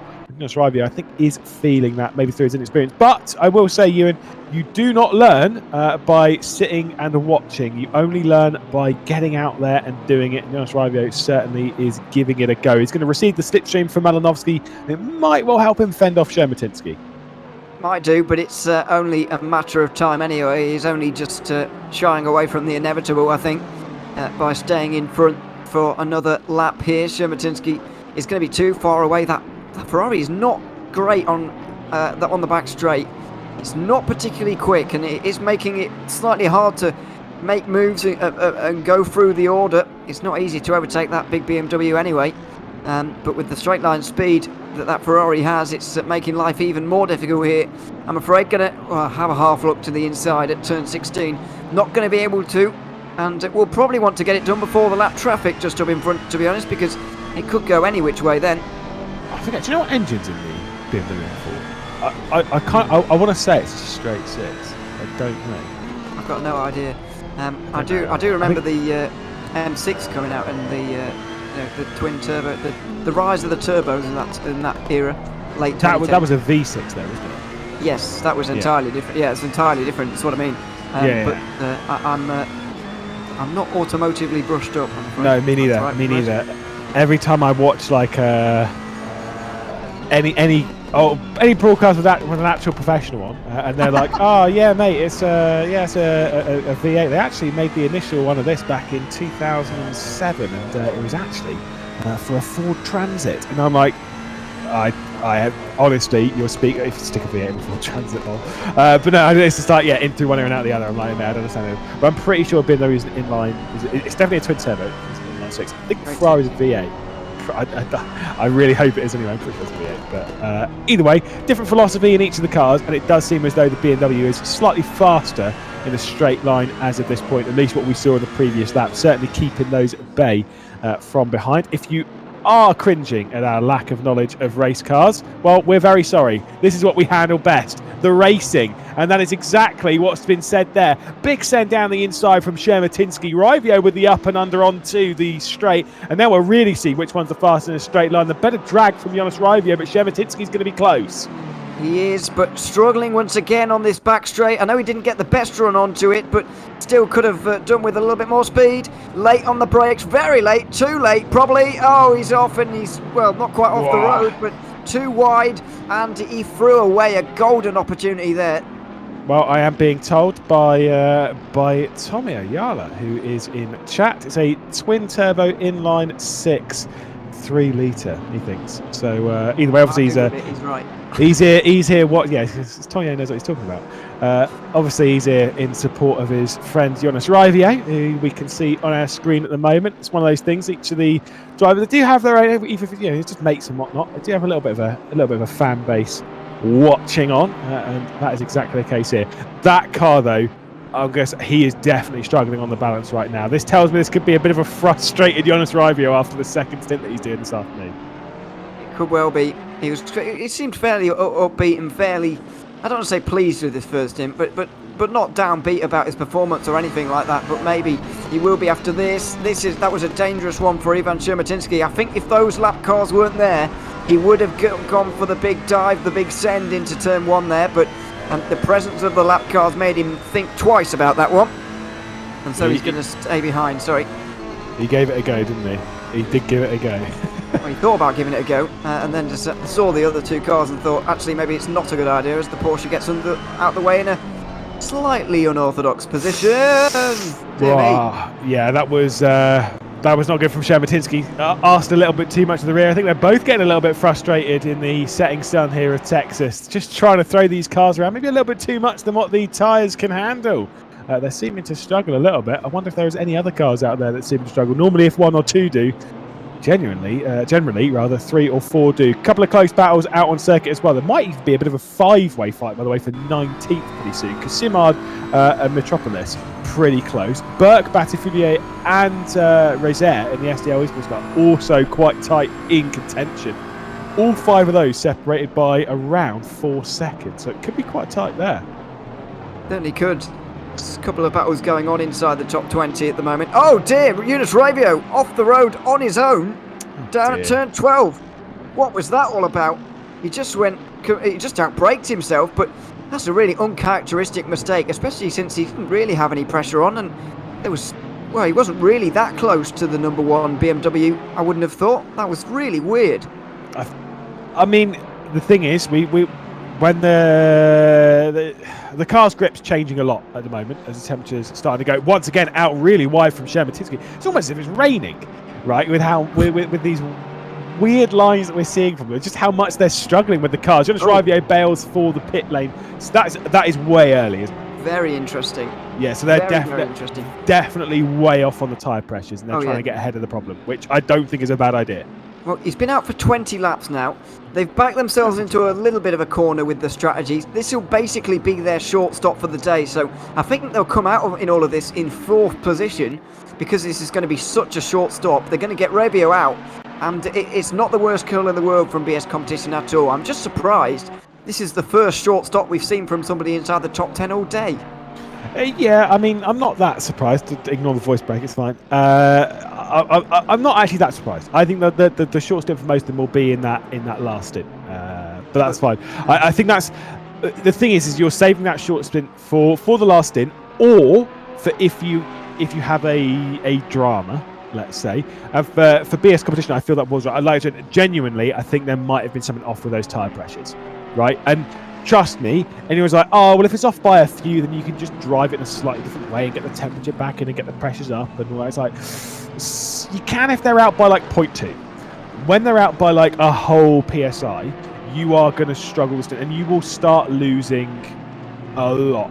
Like, especially when it kind of snowballs a little bit, whether it's under pressured or over pressured, you can start to lose grip, and it will get worse and worse and worse. And that did kind of seem to be in that vein for BS Competition. There was damage on the car as well. There could have been a whole heap of things. But yeah, that stint was not really indicative of the talent and skill and ability that Jonas Rivier has. And so I think them using the short stint there to get ahead of that problem, to try and save themselves what could genuinely be even 5-10 seconds. I think it's a smart move. Get ahead of the problem. It's the right thing to do there for them. And another advantage as well for Niels Nurks, he's come out in a load of clean air.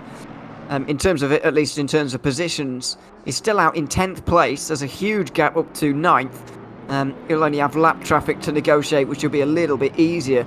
But speaking of lap traffic, by the way, we just got a glimpse of Tobias Pfeffer there. And we also got a glimpse of that 5-car train for 19th position. And Pfeffer is right at the back of it at the moment, or he's about to be. So that's going to be very nervy times for the overall race leader. Yeah, when you, like I say, when you're having to pass 1 or 2, it's fine. When you have to pass a train of 5, it ain't fine. Here's a one that might become a train of 3. The 100, the 88, and the 799 is okay, just a little bit too deep. Symphony of Pistons there, Absolute Motorsport behind. And then, of course, the RCI car, I think, is the one that's just behind that 799. So pretty tight there. And again, of course, that fight that we were talking about a few times for 19th spot. Yeah, just both of them. Right, it seems to be a case there of Piffet just following the car in front almost too closely, and yeah, just easily done. Well, yeah, very easily done, and just outbraking himself, following the leader, if you like. But yeah, this is going to be a three-car train very, very soon. By the looks of it, the 799 Bentley looks like it's going to be here as well. But I think wishes and chances of a top 10 are fading away from anybody outside of it right now, because there's I know there's only 4 seconds between Murdoch and Noyaux right now, but you've got to remember that Noyaux has already been into the pit lane. The gap between Murdoch and Blyer is like 40 seconds or something along those lines. Yeah, I think the top 10 are pretty settled if things stay as they are. But that is the big point. If things stay as they are, we still have a third of the race left to go, just passing the 6th hour complete in the opening race of this season. 9 hours here at COTA, of course, and that is out very wide. Once again, from the Symphony of Pistons machine that Murdoch is behind, just drifting off the apex. But that's the thing, sometimes at some sections, I've said this before, when it comes to some corners, there are corners where it's actually okay to make a mistake at. And I'd even say this one is actually one you can make a little bit of a mistake, because sometimes it will give you a better drive off the corner if you make a mistake, which means you can make a mistake and not actually lose any time at all. Which sounds crazy, but there are genuinely quite a few corners like that, more corners than you think.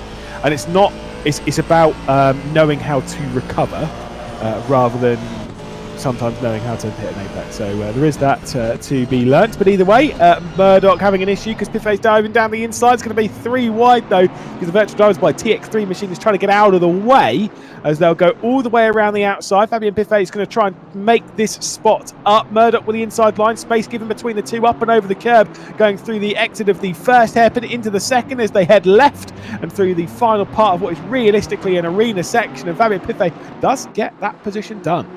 That was very heads-up driving from the TX3 Porsche there, because it was on the outside, but and obviously would have known that there was one car down its inside, but knowing that there was 2 there, had to be really heads-up driving as Pfeffer now is right in the midst of this battle for 19th, although it has split. I reckon there's been an incident somewhere around here, hopefully not involving Pfeffer himself, but I think there has been, because now there's, nobody's here anymore. There's people all over the place. Yeah, I think there has been. I think you're absolutely right. I don't know what it is, but I don't think Pfeffer's been involved in it, because that gap's still 12.5 seconds back to Darren McCormack. And I think we're okay in that one. But as he starts to march his way through this grouping, you're absolutely right. It certainly has split apart quite significantly.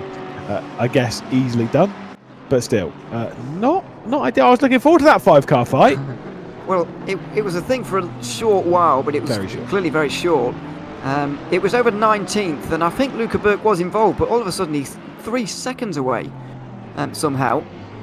We've got the STO McLaren 1.8 seconds behind, and then there's an 8-second gap to what would have been the 5th car in the train. I don't know if it actually was the 777, but whoever was 23rd was involved as well, and they're now, 8 seconds away from where the train was.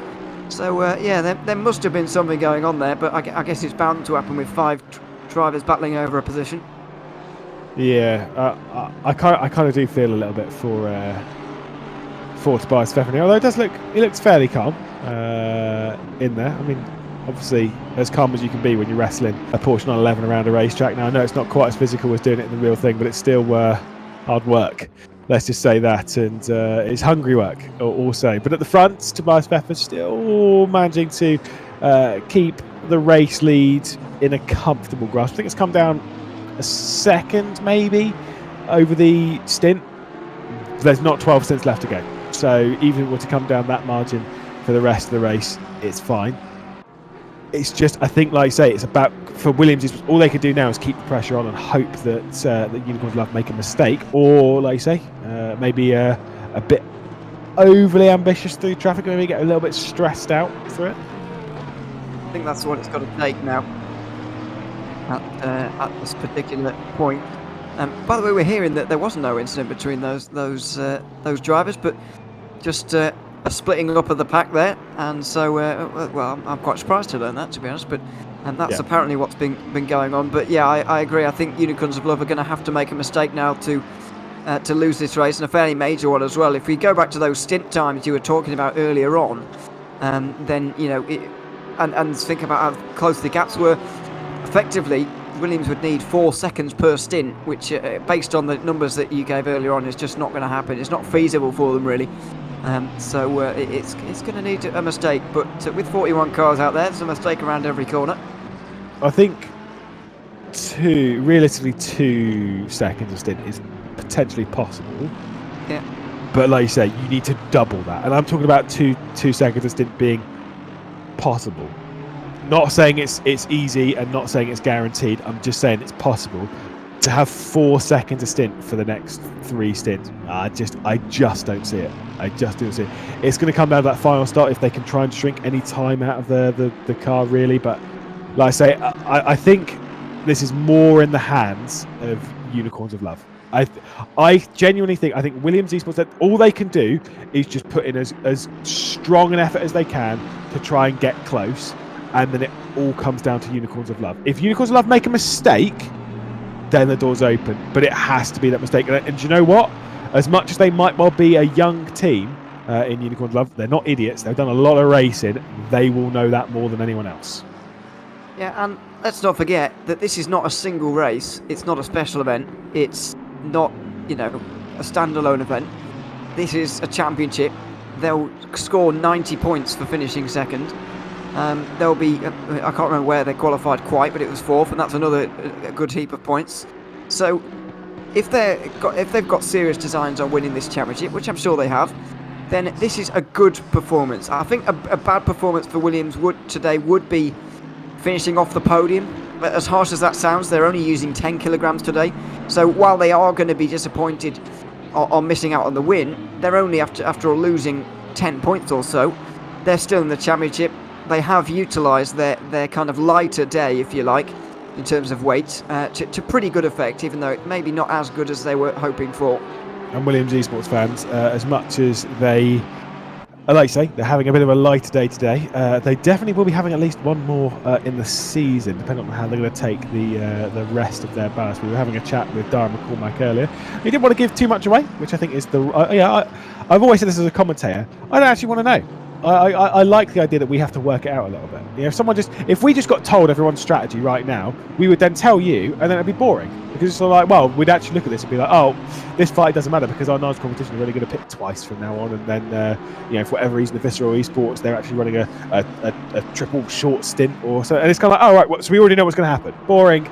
I like the idea of we have to work it out as an audience and as commentators, and so again, going back to the Darren McCormack thing, he was like, basically they already know what they're going to do with their weight from this point. They already know exactly where every kilo is going to go over the 4 races. And obviously using 10 or so today, they already know that they're probably, the way I'd see it is they'll probably stick 20 or so on one round where they're kind of like, we'll do okay here, but fair enough, and then aim for a couple of quite light rounds.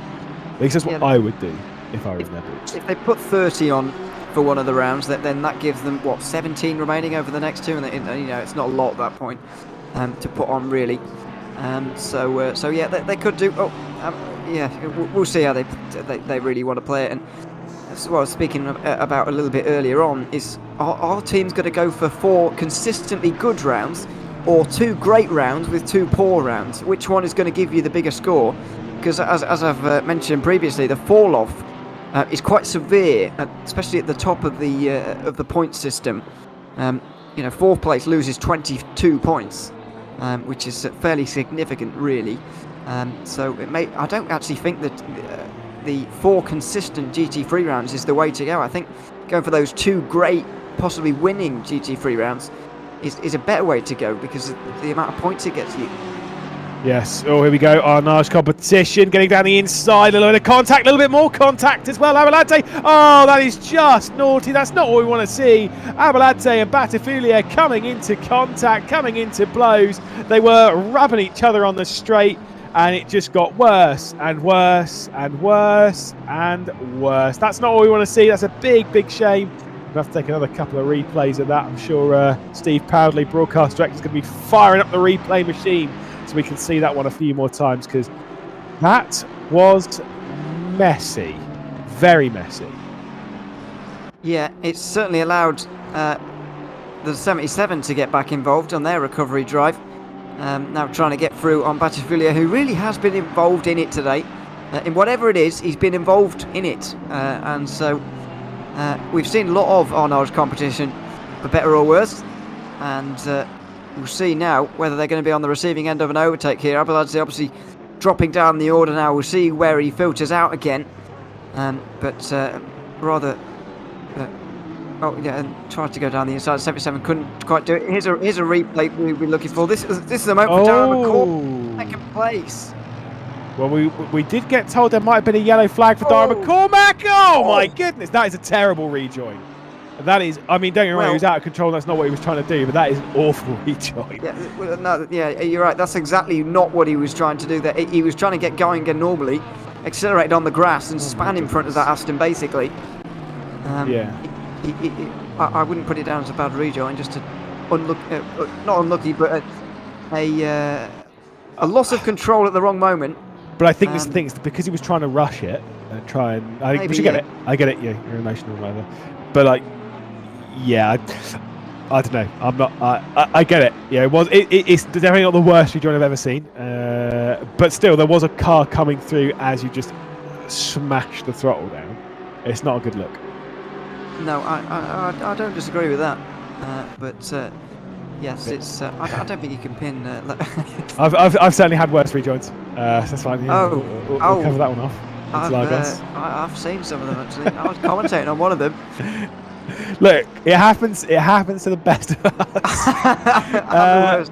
We will grab a replay of the other bit in a moment. Don't worry. I know quite a few behind the scenes I wanted to watch it again. And also, I do see in chat someone asked about how this race is working when it comes to the drivers. These are 3 driver teams. So each car has 3 drivers. Every single car has 3 drivers, and that is across all 3 of the splits. So you've got 3 driver cars in cash split. You've got the 3 driver cars, of course, in the other 2 splits with the rivals and the challengers, and they switch out basically as and how they see fit. The stints are 65 minutes maximum. Each of these stints, the car being out of pit lane to the into pit lane, and they can do a maximum. Each driver can do a maximum of 4 hours and 20 minutes in a race, because 420 is a great number with no issues. Big news, by the way, inside the top 10 for Henrik Gamble, because he's got a drive-through penalty. He's only just out the pit lane, actually, so I hope that's not speeding. I think it's just track limits again. It's track limits, I'm pretty sure. Normally speeding on ACC typically comes as, we know, 60. It's a stop and go 30 normally for speeding in pit lane. You sometimes can get a drive-through if you sped just in the right margin, but normally it's a stop and go 30. Typically it's a drive-through. If you could be given a drive-through in game, typically it's because of track limits. Yeah, and straight in again. So that's going to lose them a lot of time. Although I have a feeling that because of the gap they've got, I reckon they might actually be all right in terms of staying in 10th place, but that they really are going to be in 10th place, and that is it, unless anyone else inside the top 10 gets a drive-through penalty as well. Yeah, wow. Like I say, it's a bit rough. They're coming in straight away to say to serve the pit lane, serve the drive-through penalty. But yeah, we've had to be honest, we've had a pretty dramatic hour on here. Realistically, we'll take a look at the replay of the incident and see exactly what's going on. So this is on board with the Ferrari squeezing over just a touch, similar to Pro Videos. There's a bit of contact there, and then Batifulia comes straight back across. But okay, I really love our nice competition. Really love. And I'm still really looking forward to getting my shirts and whatnot. But that don't look good for Batifulia. I don't think you're going to get your shirt either. It's not looking good for your shirt. No, but again, we have to be completely objective in the booth. And as much as I'll say, great shirts, great livery, And to be fair, for a lot of it today, great driving. That is not on the list of great driving. That was I will say that was poor from both of them, between Battifulia and Abeladze. But that third bit of contact was bad. Yeah, I was going to add that. What are they both doing, driving into each other on the straight? To be honest, I don't really know what that's all about.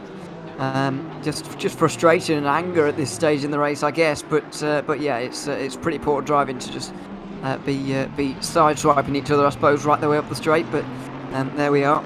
It's over now, and there may well be a penalty for one of them soon. Oh, honestly, for me, you know me when it comes to that kind of stuff. For genuinely, I'll give a penalty to both of them. But driving into another car on a straight, I'm like, nah. There are a few things where I'm kind of like, that's unacceptable. Driving into a car on a straight is on that list of just like, why are you doing it? There is no need. There is absolutely no need. I know that I will say the contact model in the netcode does not help in that scenario. That's why it kind of jerks around a little bit. That's why sometimes you'll have one bit of contact on a straight and then you'll have a couple of bits, and that's where you can have some bits like that. Fair enough, like those kind of bits, but sometimes they happen. It would be maybe it would be a warning for Abeladze and then a penalty for Battifulia. But for me, as much as he's been sent down the road, Abeladze would not get away scot-free if it was me making the decision on that one. Because I'm like, I mean, you're creating contact on a straight. Why? Well, yeah, I get that, but I feel like your hatred for driving into people on the straight is a little bit. It comes from racing, you, and that's something you don't understand. No, it's. I think I've just had it a few too many times in racing. I'm just like, no, I'm not having any of it. As we'll see, Jorge Lopez making a move down the inside. I want to know what you've done to make people want to drive into you on a straight. Not what have you done before? Reese, mate. That's what I want to know. Cause I've not angered someone so much that they want to drive into me while the other option was going forward, straight forward. You've not raced touring cars, to be honest. I was going to say you've not raced hard enough. Like, no. You need to get in some touring cars, mate. I have raced touring cars a little bit, but goodness, I need to see the links. But I don't tend to make corners out of straights, to be fair. I tend to drive in the straights normally. Yes. Enough, i.e., not into someone else's car. That's fine. Either way, we'll gloss over it and we'll leave it to race control. We all saw it, and we'll move on. Have your opinions in chat. Send it on. Actually, no, don't send it on. So don't be that guy. Don't post it on Twitter. Just post it in the chat. Lewis loves it when you post on Twitter. Make sure you at him. At Lewis McGlade. at Lewis McGlade, you were wrong. yes. As one Team Redline driver did quite publicly. Like, this is why you stay under the radar in sim racing. Nobody's at his mates telling me I'm wrong. And sit on the fence. Yeah, this is why I sit on the fence. Terrible. Yeah, you don't irritate people, but then No, I don't irritate. Sometimes you need to. Sometimes you just need to. See, what I do is I make a joke for other teams as much as possible. So I'm kind of like, that team's not great, lol. So then sometimes when I say that team's not great, they don't know if it's a joke or not. Boom. That's how you counteract the system. Is you always come across as a jokester, so no one knows when you're serious. Well, yeah, that sounds great. That was objectively poor, though. Don't worry. So that's not a joke. But alas, we'll move away from that. Now, people at home are like, "Does he really mean this?" It's a boy who cried wolf. So sad. Either way, Metropolis and of course the battle for 17th against Battifulia at the moment. He's in that 17th, 7.6 seconds back. Will be a very angry Abeladze. He'll be closing in as quick as he can, although I will say his tyres will be in slightly worse condition after that. Yeah, he'll probably want to be in quite soon, although he probably already has been in this round of pit stops, because he obviously was one of the first to come in of the entire race, and it was actually him. He started that car and came in after about 50 minutes with the 977 just to get out of traffic. In the end, it hasn't turned out quite as well for the 142 as it has done for the Porsche inside the top 10. But I do think they've already been in, so I think Abeladze is in for quite a long stint on quite square tyres. Yeah, we'll just have a very quick look to see where we can find that last stint for him. So I am also very curious to see how long that stint's been going on for. Like I say, I'm in the same kind of boat as you. I think they've had quite a long one. I'm just looking for them with live timing. Where have you found them? I'm basically just doing it off memory. I'm basically blind as a bat, mate. That's what it is. Yeah, they pitted 5 laps ago. Exactly. Well, was that? Did it happen more than 5 laps ago now? Yes. Do you think? Sorry, no. Did it happen more than no? Because it was Abeladze behind the wheel. So yes, their pit stop was before that. So that incident was probably on like the 3rd lap. Well, it could have been sooner than that, to be honest. It could have been out lap or something along those lines. Yeah, it wasn't long into their stint at all. That incident, and even more reason, I suppose, not to get so aggressive with that Lamborghini when you're so early on. But I guess I'm guessing the Arnaud's competition car hadn't been in at that time, hadn't been in for its stop yet. This round of stops. So I guess he wanted to battle his way through traffic that he wasn't really fighting, I guess. Yeah, you're absolutely right. Betefidio is expected to be in the pit lane based on the previous stints in 3 laps times, about 5 minutes. We'll expect to see them in. So yeah, you're absolutely right. But yeah, who knows? Maybe they've caused themselves a bit of a problem. We can see once again as we head into. It's not an arena section. It's definitely not called the arena section, but I feel it should be because it kind of is. Build one. Yeah, get some big grandstands out. Yeah. We're only talking the cost of a couple of mil. Come on. Yeah, I mean, somebody's got to have that knocking about. Come on. Not me. I'm not suggesting that I pull up the funds for it, but too right. But someone else has got that line down the back of the sofa, haven't they? Come on. This reminds me. Speaking of Snetterton, this reminds me of a conversation that I had with Jonathan Palmer, because there's where the commentary booth is at Snetterton. To get round to the pit lane, it's about 1.5 mile drive. You can't it might be more than that. Because you've got to drive all the way back around to the start and then come back around, and then go over the bridge then and then come back, and it's like, it's a nightmare. We were saying to him, like, can we not have a bridge? And he was like, have you got a spare 300 grand? And I was like, no. He was like, yeah, no, we'll get one. If you got 300 grand, it's fine. It's a lot of money for a bridge. It is a lot of money for a bridge. Just get some wood out and get a chainsaw or something. Yeah. The structural engineer, Ewan O'Leary, over here. I'm absolutely not a structural engineer. Yeah. That fence is a great shout. Oh. Steve Proudley's quick with these, isn't he? He's not losing sharpness as we are. We certainly are. As this broadcast is going on. Waffling on for way too long. Shematinsky into the pit lane in that 888. He is, and well, he is behind Noyak. So the 89, after all of this, tyre pressures and all, is going to be still 4th because they're taking their shorter stop. They're still not backed into a corner. They still, don't have 3 65-minute stints to go. They've got a little bit of flexibility there, but certainly the amount of time they have to spend in pit lane is maybe a little bit more than some of them around them now. Is it just me, or does anyone else find it amusing that you can tell when Tobias Pfeffer is on the brakes by just watching him? You can absolutely see, because you'll see him shoot up. There you go, boom, there's a little bit. Just lightly tapping the brake there. Obviously, it's quite a stiff brake pedal that they use in sim race. You see it here as he comes into the pit lane, boom, slamming that brake pedal as hard as possible. But Tobias Pfeffer into the pit. I just think that's quite amusing that you can just tell. Obviously, like I say, very stiff brake pedal on quite a lot of these sim rigs as the sun is coming down. Darren McCormack expected to be into the pit lane as well, and then we'll update you with those stint timers. I'm curious to see the difference on time between these two stints. I thought he was going to stay out then, as McCormack does jump into the pit lane. We'll see what it is once he gets out of the car, but I'm pretty sure Darren McCormack might have closed in a bit of time there. Yeah, I think he did a little bit, but it wasn't too much in the end. Well, you say that. I think it actually extended out quite a lot. I was going to say, but the gap... because of the spin. Of course it was. Silly boys in the car. Of course, we completely forgot about that spin. I was looking at it being like, no, that's surely not right. He was 12 seconds slower on that stint. It was like, oh, yeah, the spins. Yeah, I'm surprised it was as many as 12, actually, but yeah. Well, sort of a proper spin and then a half spin getting going again, but yes. Either way, doesn't matter. He's lost a lot of time as McCormack, and as we mentioned earlier, Unicorns of Love now hoping for a mistake, really, as the Unicorns of Love car makes his way back out there onto the circuit in the lead.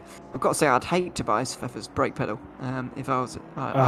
I hated a firm brake pedal. Yeah, no, when I did that Formula E Accelerate event, and I got into there, and I can't remember what it was, but it was ridiculous enough that even like all of like the esports drivers, you know, Freddie Rasmussen and Bonnerhouse, and like even they were like, no, that's too much. And so I get in, and like straight away we're recording a feature about doing a lap around the London E-Prix circuit.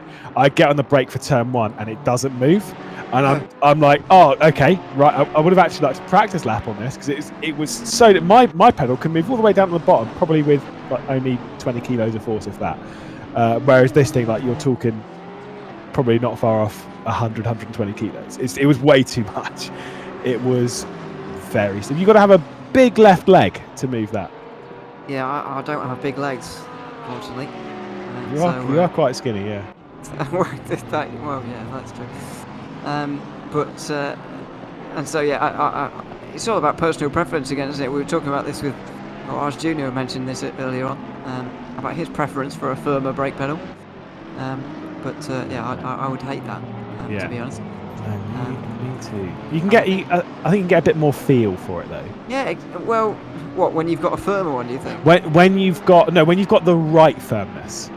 Yeah, well, because if it's not right firm enough, it's very subjective there. Exactly, but that's the thing, is that it's one of those things that you can change all the time. Is that you can change all the rubbers and stuff in the brake pedal, and you can change what it is to your preference. That's the joy of sim racing, and changing all that hardware to your preference. By the way, whilst again we're waffling on, before we hand over back to our junior, we'll take a look at some highlights over the race to remind you exactly what's been going on. Of course, that race starts a long time ago now, 6.5 hours into the books in the race, and of course we remember that start from Aspar. I mean, it was incredible, but not for the right reasons. The jump start from 15th to the race lead, they hand it all back to the contingent behind and allow them all to repass. And so in all of that, it was Yazzie that was sending it around the outside for the first corner to take over the race. He got squeezed off a little bit by Bastian Richter, who would take over the race lead once again. This bit of racing, bit of argy-bargy, Burst Esports and Grip Packs Engineering, a little bit of contact on the rear end would send Burst for a bit of a half spin. Grip Packs Engineering saying, whoops, sorry, carry on, lads. And that's exactly what happened in that scenario. Race Anywhere Simsport with a bit of contact on the rear end after the McLaren sending it in just over the touch, but a bit of a half spin, bit of a send round after three-way contact between all three of those, and they were able to carry on in that scenario. Battle between a Ferrari and a Porsche. Kramer Racing sending it down the inside of Racing Point and picking up the position going through that first corner with an ultra aggressive send. The side-by-side would take them up towards the S's section, but around the outside of turn 2 it just doesn't work unless you're fully alongside, and certainly didn't on that occasion. You've got the 888 SMP racing car that's been working its way forward time and time again throughout this broadcast under a lot of pressure from the number 89. Niels Nyox behind the wheel at this point, trying to force that 888 into any form of mistake, and the Russian Mac squad was not really into making too many. There was the one though, and that's all they needed in the 89 to try and effect a pass around the outside of that long right-hander, but by the time they got there, the 888 had lifted out.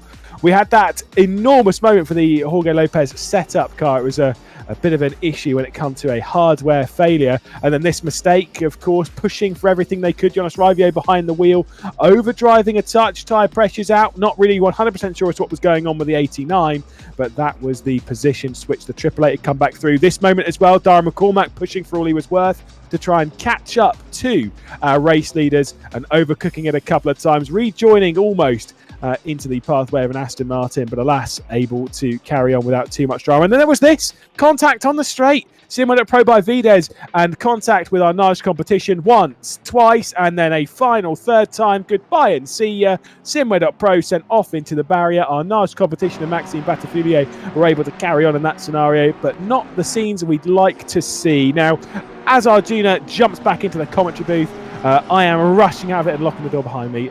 Have fun for the next hour, and I'll see you in a bit. Well, I get an hour without Lewis, and then 90 plus minutes with him. Ewan, I'm delighted to be alongside you once again. Boy, what an hour I picked to step aside from this one. Plenty of drama. You did pick a pretty bad hour to leave, yeah. if I'm honest. In terms of action, it was very entertaining indeed. Plenty going on and plenty set to happen. I'm glad to say, for your sake, plenty set to happen over the next hour, I would say, as well, because we've got this battle for 4th position that is going to develop between Niels Noix, Maciej Malinowski, and also Castorino in the 85. And there's big drama for Tinko van der Velde as well, I'm afraid, as another track limits drive-through penalty comes up on our screens. Although I'm not 100% convinced it is actually going to demote him any places. He's got 33 seconds.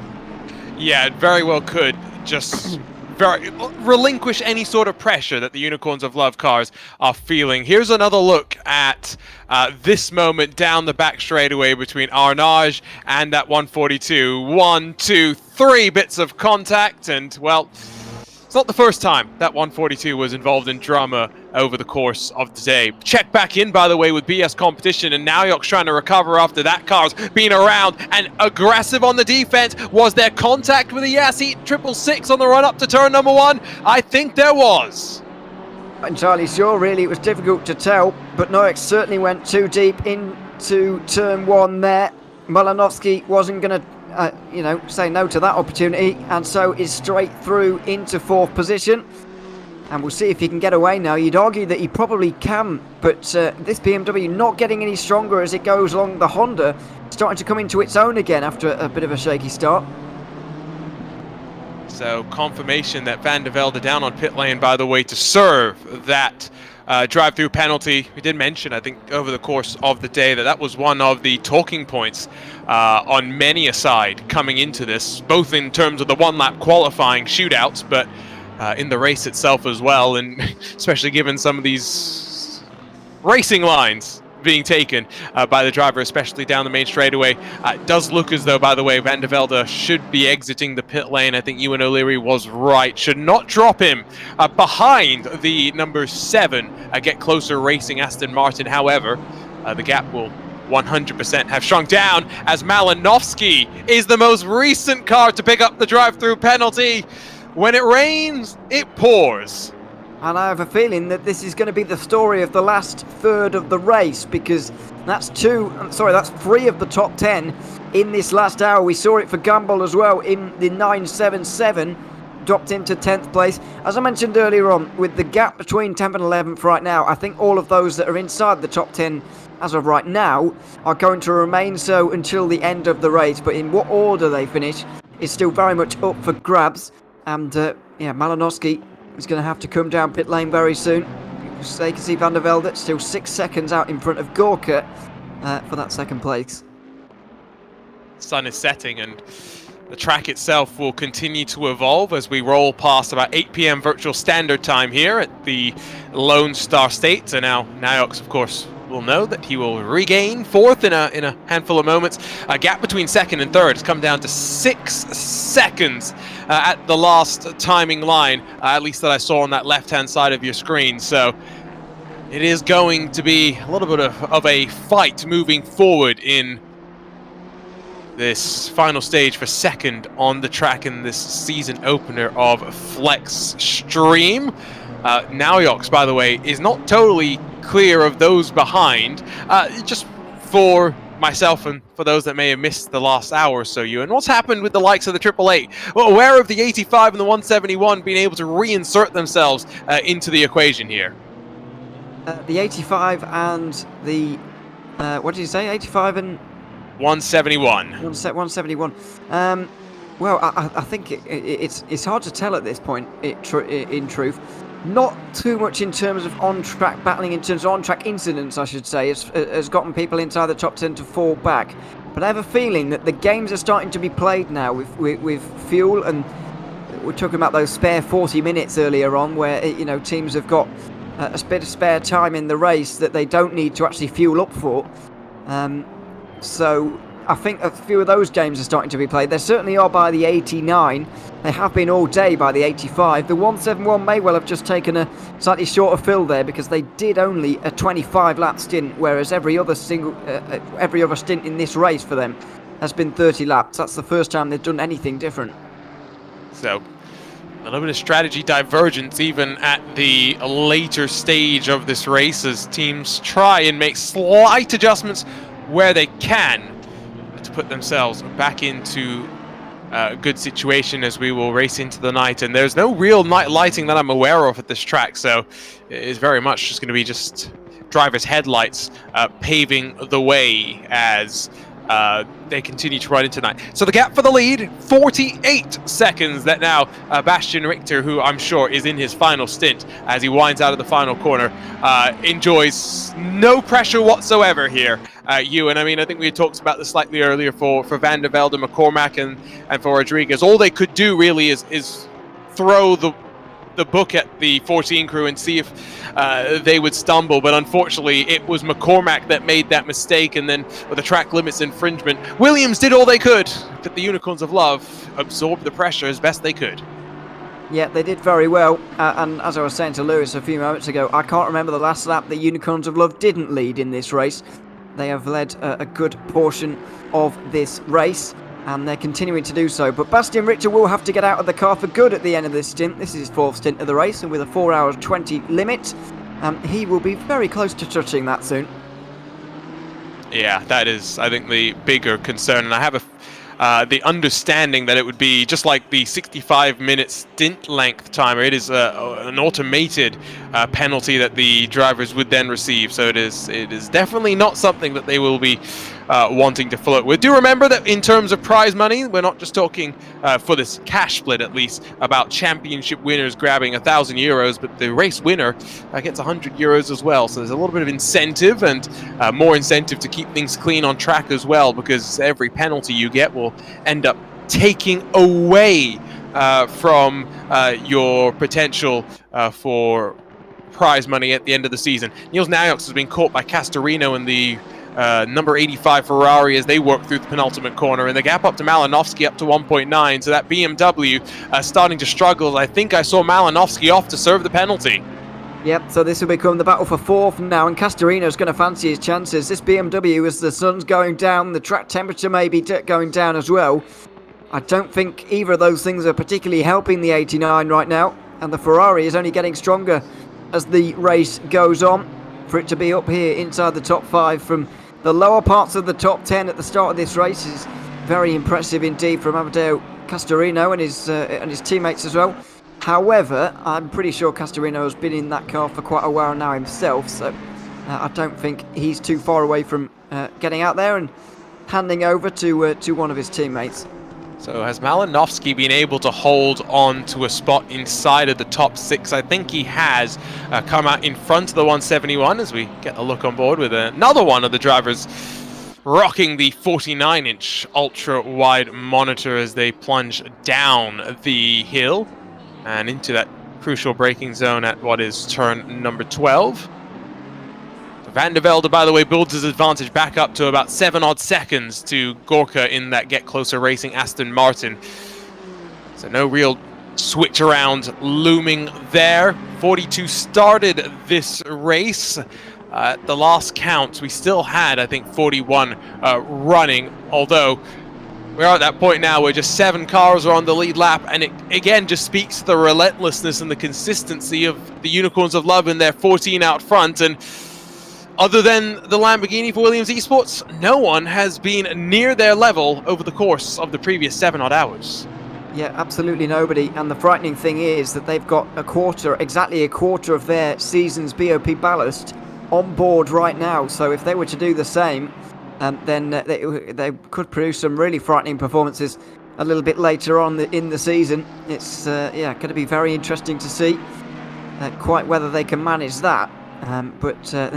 Pretty much untouchable so far today, and about to lap Samir Ibrahimi as well of the 171 team to make it only 6 drivers on the lead lap, which is quite remarkable at nearly 7 hours in. Just a word on those who are a bit further down, by the way, here, because we have had a couple of retirements in the last few moments. Victor Martin of the number 33 Jose Lopez Seob's car. We saw that McLaren go head-on into a wall not so long ago down at turn 11. They're unfortunately out of the race, and we've also got confirmation of the number 137 retiring as well. The driver's wheel disconnected, and they can't seem to fix it, and can't swap driver as a result either, so they're unfortunately out of the race. But only 3 retirements this deep in is really impressive. Yeah, that's a bit of a shame. I mean, we talk sometimes about how you get these technical issues that are through no fault of your own. Definitely sounds like that is the case in this one, as just looking up and down through the field. Still, of course, plenty of drivers out there and circulating by virtue of the fact that participation points do give you an incentive to just reach the checkered flag in the true spirit of endurance racing. Slightly different, I guess, in the real world, because for the most part, you stay out there on track to ensure your sponsors get at least some value for their money. I guess here you're just trying to make sure you get some value for your time / money, as it were. But heading into what is going to be a crucial phase of the race, penultimate time down pit lane. We've already seen once how important execution is going to be. Castorino searching more and more through the final sector, and Naoyox continuing to show no signs of breaking. And of course, this series, Ewan, the brainchild of the one and only Niels Naoyox. Yeah, he was behind the scenes working away, especially during the draft show. Came on a couple of times to give a couple of interviews, but was very much the man behind that, and is organising. It always makes me wonder how people can have the time to do this, to be honest, in terms of organising a series and racing in it. Although I suppose you did the same thing by organising a series and then commentating on it recently. But I have enough trouble just doing one of those things. So I can't really imagine trying to do both at once. Especially considering that he's behind this series that he's currently driving in right now. It's not exactly like he's contactable right now. He's busy. Yeah, that's where it's, of course, that partnership with the guys at Low Fuel Motorsport doing a great job to bring accessibility to sim racing in so many ways. And Lewis has mentioned on a handful of occasions that a co-worker at his workplace races on LFM. Just goes to show that it's a great platform, and it's starting to spread its wings and jump on over to some of the other platforms now as well, of course, supporting rFactor 2 quite recently, and done a great job of helping to build some custom solutions for Niels and the team at VCO to make their life a bit easier. So here's a look at Zolobov in the SMP Racing Esports 888. He's managed to catch up to the back of the 171, but of course these guys now 20 seconds off the back of Naoyox and Castorino. But this SMP Racing Esports car is the hard charger of the race, right? It's the one that has always looked like it's the one with the most forward momentum. It has been going forwards quite often. We haven't seen them defending too much. When Alex Smolio was at the wheel earlier on, he was always making overtakes. The same for Zolobov as well. We've seen a bit more of Shermatinsky now, or at least we've seen him in the car for once during the last stint. Whether that's going to be it from him now remains to be seen, but I have a feeling he's going to be back in again at the end of the next stint here for Zolobov, because after all, if Shermatinsky gets in next, then he can go to the end of the race without another driver change, but the other two drivers probably can't. They probably don't have the drive time for that. So we may well see Shermatinsky in for the final blast to the line. But wait and see, and I'm interested to see what those teams who have gone the distance so far are going to do. The likes of not only Unicorns Love of Williams, but especially the Museverin as well. Are they going to just not change tyres for those final 20 minutes of the race? Is it worth doing that? I don't really know. I think 20 minutes is when you start to think about it. I still remember that back at Indianapolis, Gregor Schill was complaining about what happened with his tires in just a 1 hour race. Now, the fact that the track is cooling off will definitely play more into the factor, into the favor of the drivers who will look to try and maybe only find 20 more minutes out of the tires. But I think it's still a big gamble. Again, the expectation is that these drivers are going to push over the course of the stint. They will need to be maybe minding the tires a little bit more in the previous hour to ensure they are in a spot where that is something that they can look to maybe try and push their way towards. We're also in the phase of the race where I think ideally you don't want to be doing a driver change, because as we enter into the phase of pit stops, it's going to be coming as the sun continues to set and the sight lines continue to change. It's always better to leave a driver in until the track is settled into some sort of darkness or light, or whatever the case may be. Yeah, I certainly see what you mean, because the sun is going. Obviously, this race, by the way, being set in sim a lot earlier in the year, hence why it's still light at nearly 8 p.m. Wish we could go back to those days. But yeah, it's based on when the GT World Challenge was here in real life, in terms of not only light conditions but also weather, in terms of how likely rain is, i.e. not that likely really in springtime in Texas. It's sort of late spring, early summer sort of time. It's not likely at all. We're going to Europe a couple of times this season, or a few times, more than a few times. So we may well see a bit of weather there. But who knows? That's to come a little bit later on. Certainly not today. Not today. As you say, though, the light conditions changing very much, and it is probably a better idea to leave one driver in the car as that is happening. As you say, the kind of sight lines and the shadows change length at a real rate at this time of day. Yeah, no, especially with how much undulation there is around the facility. Don't forget, if you're watching on our VCO Twitch channel, to use the command center to watch either your rivals or challengers splits as well. We have 3 races going on today, and those races will come to a close shortly. Commentators to walk you through all of the action, and manufacturers at the top of them.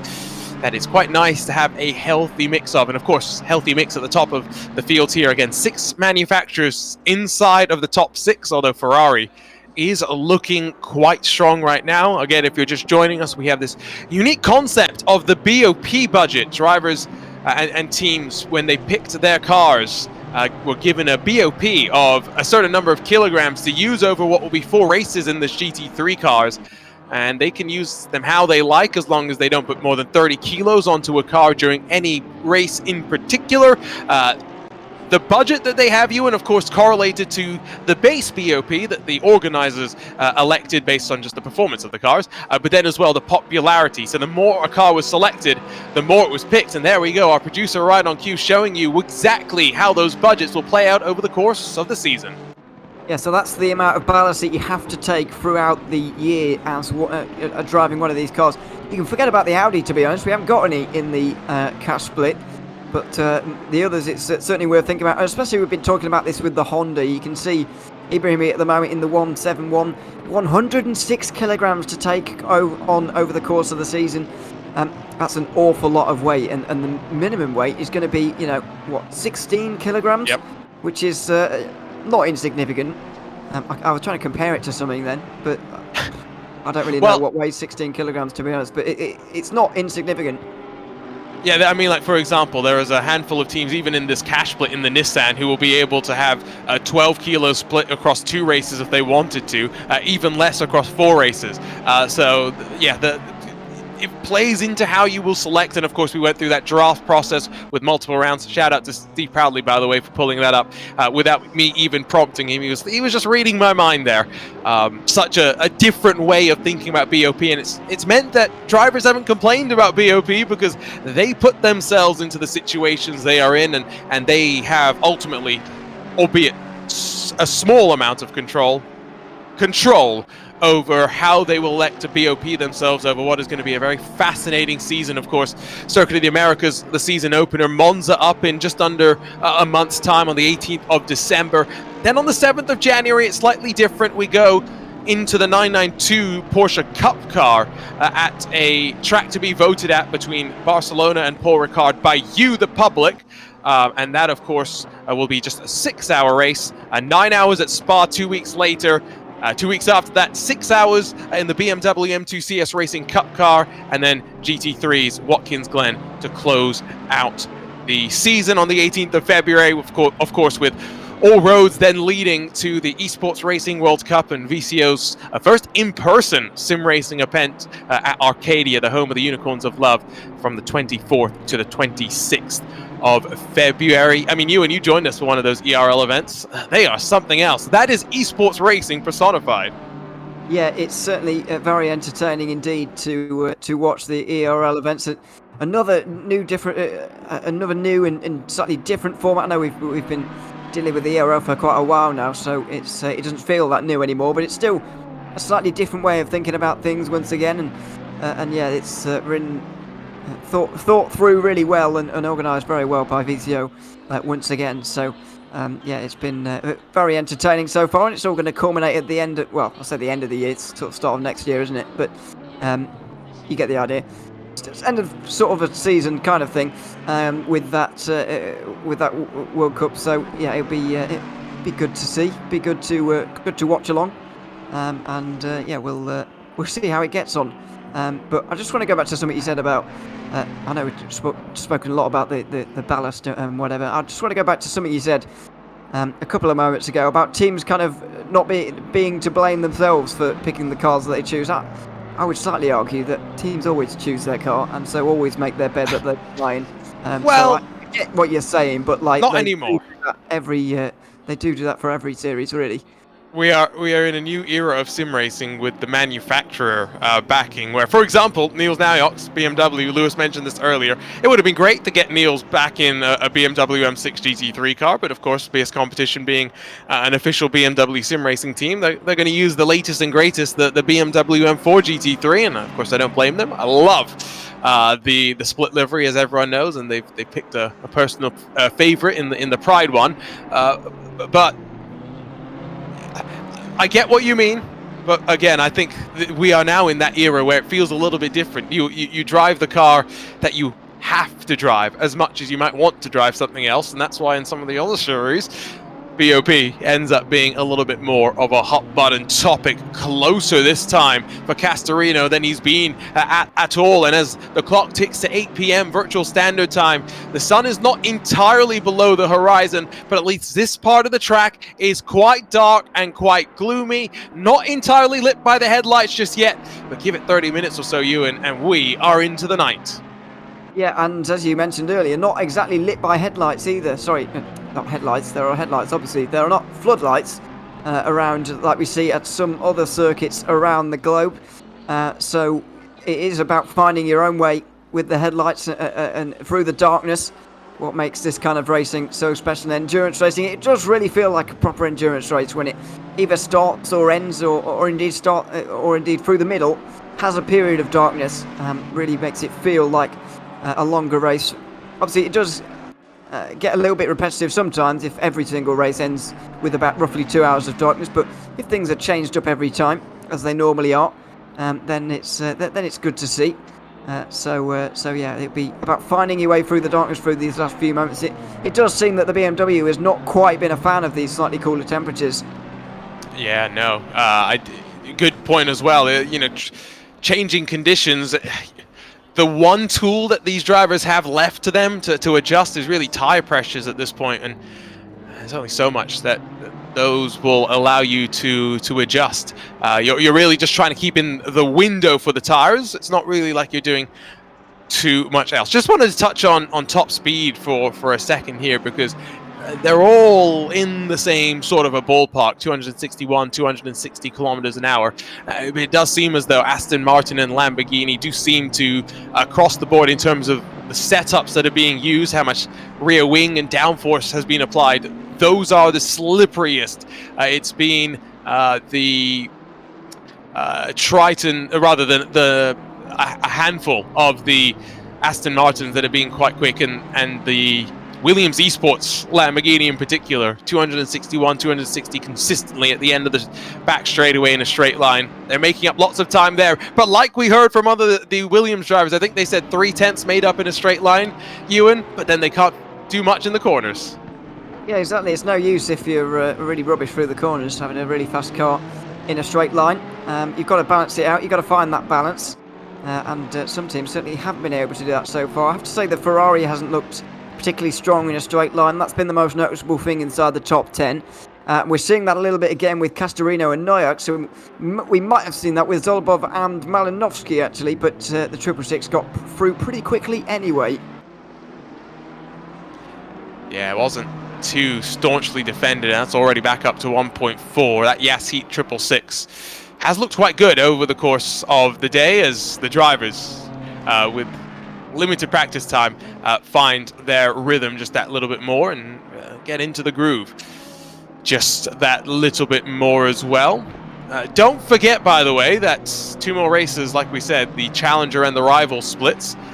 You can watch and follow via the VCO Command Center, but in around 40 minutes time. One of those races, the Challenger race, will finish up, so you'll be able to watch the finish there. And then right after that, it's the Rivals race that will finish itself up, so don't have to go anywhere to catch the finishes of them here live on the VCO Esports Twitch channel. So brief rundown as they run right now. It is still the Unicorns of Love in the number 14 Porsche that leads from Tinko van der Velde for Williams Esports Lamborghini in the Williams Esports Chill Blast entry. Then it's the Get Closer Racing Aston Martin, who have had a quiet day but have locked down third and very much made it their own. A fight for fourth sees Naujoks in the BMW BS competition, number 89 in front of the number 85 Racing Point. Ferrari, Castorino coming on strong, and Malinowski then 20 seconds further back, so there's plenty of time to make up. S&P Racing Esports, the 171 in the second of the Honda's Renvelten Esports, then runs in the 8th position with Matej Tichkovic in the Ferrari, number 10 for Triton Racing in 9th, and then a car that was charging its way back up through the field has got some of that work to do once again. Kramer Racing Esports in their Porsche complete the top 10 with about 2 hours and 3 minutes to play here at the Circuit of the Americas. Sun has now truly set behind the horizon. We will continue to get further and further into the darkness as well. There was always going to be a little bit more drama. This time, it's for your race leaders. Bastian Richter picks up the drive-through penalty. He will close the gap back up with Tinko van der Velde and the charging Williams Esports Lamborghini. And all of a sudden, we've got Tom Gorka within 30 seconds of the race lead as well for the number 7 Aston Martin team. What a story for them. But a huge story for Unicorns of Love. Into the pit lane for a drive-through penalty. That for track limits, of course. We spoke earlier in the day about how difficult it was going to be for all of these teams to keep away from the drive-through penalty that you get for track limits around this circuit. And now even the race leader has fallen afoul of that one. We're still waiting for quite a few teams inside the top 10 to actually do that, but I reckon 5 or 6 of them inside the top 10 have been in now for drive-throughs as Bastian Richter tries to get back up to speed and nearly loses it through the S's.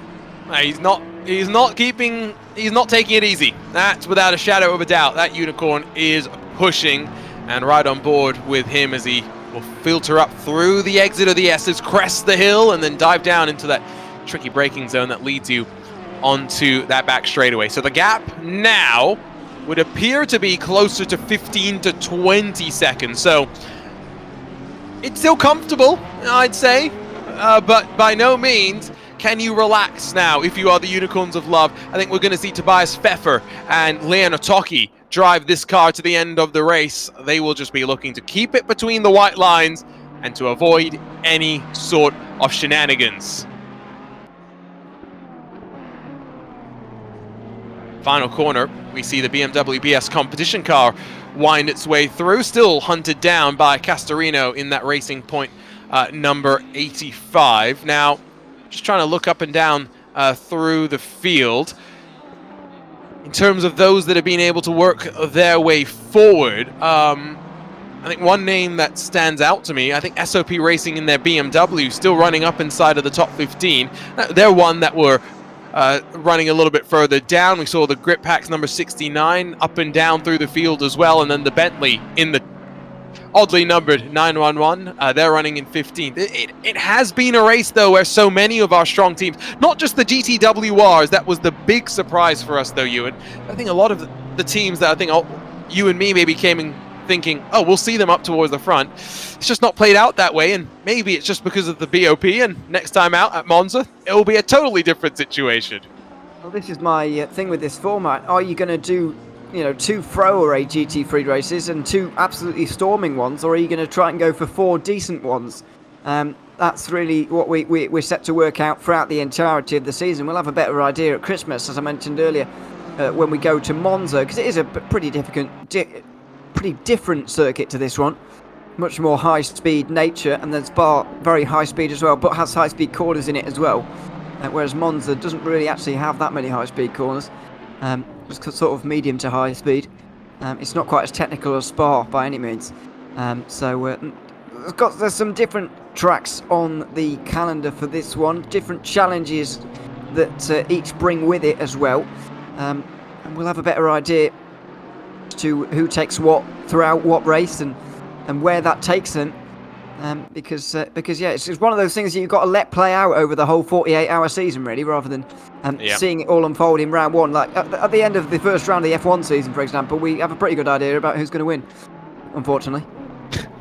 And then, of course, when we go to the two oddball cars, the 992 Cup car and the BMW M2 CS Racing Cup, it becomes a different ballpark, a different environment. And so for a BS competition, for example, I said this earlier, I think when it comes to that BMW M2 CS Racing Cup car, they will feel very confident after their dominant performance at BMW Sim Live. That Porsche 992 Generation Cup car, at least based on the ERL, maybe a little bit more wide open. Going to be very excited to see how that one will play itself out.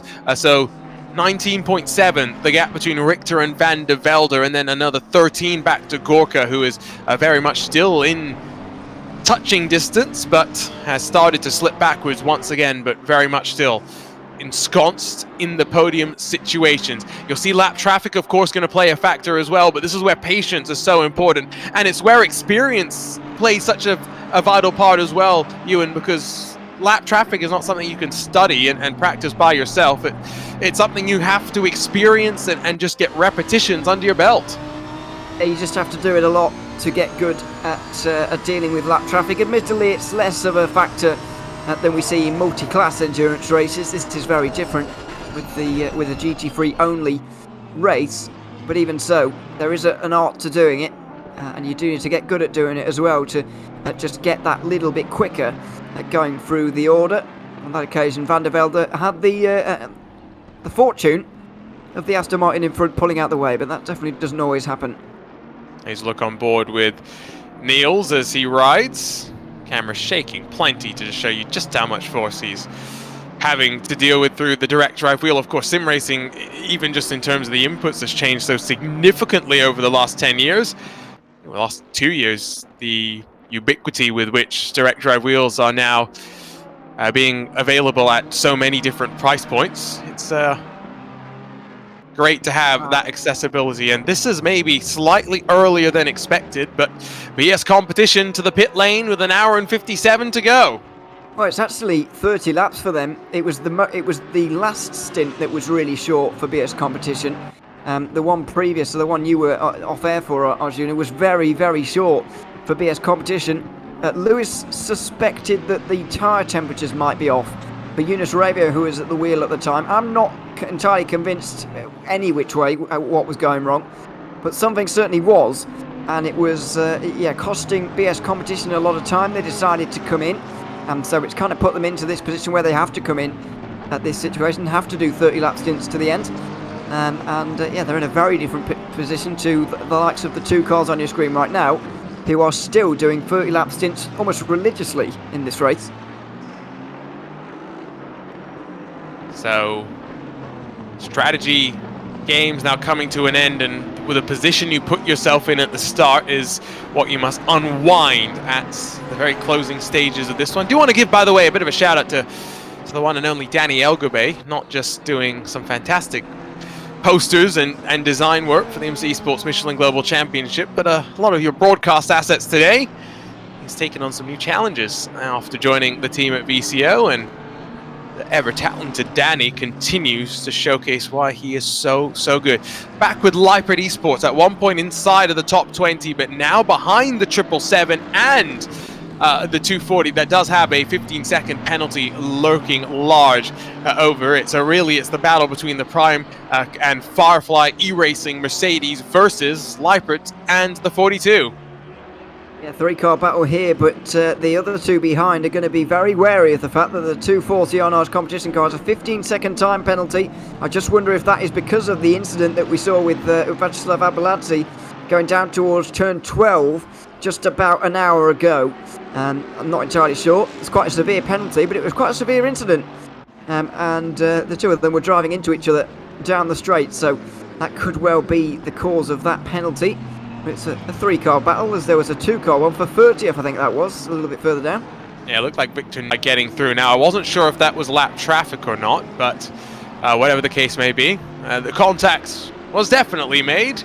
Arnash competition 15-second penalty. Word in the ear is that it was indeed for position, so it might have been one of the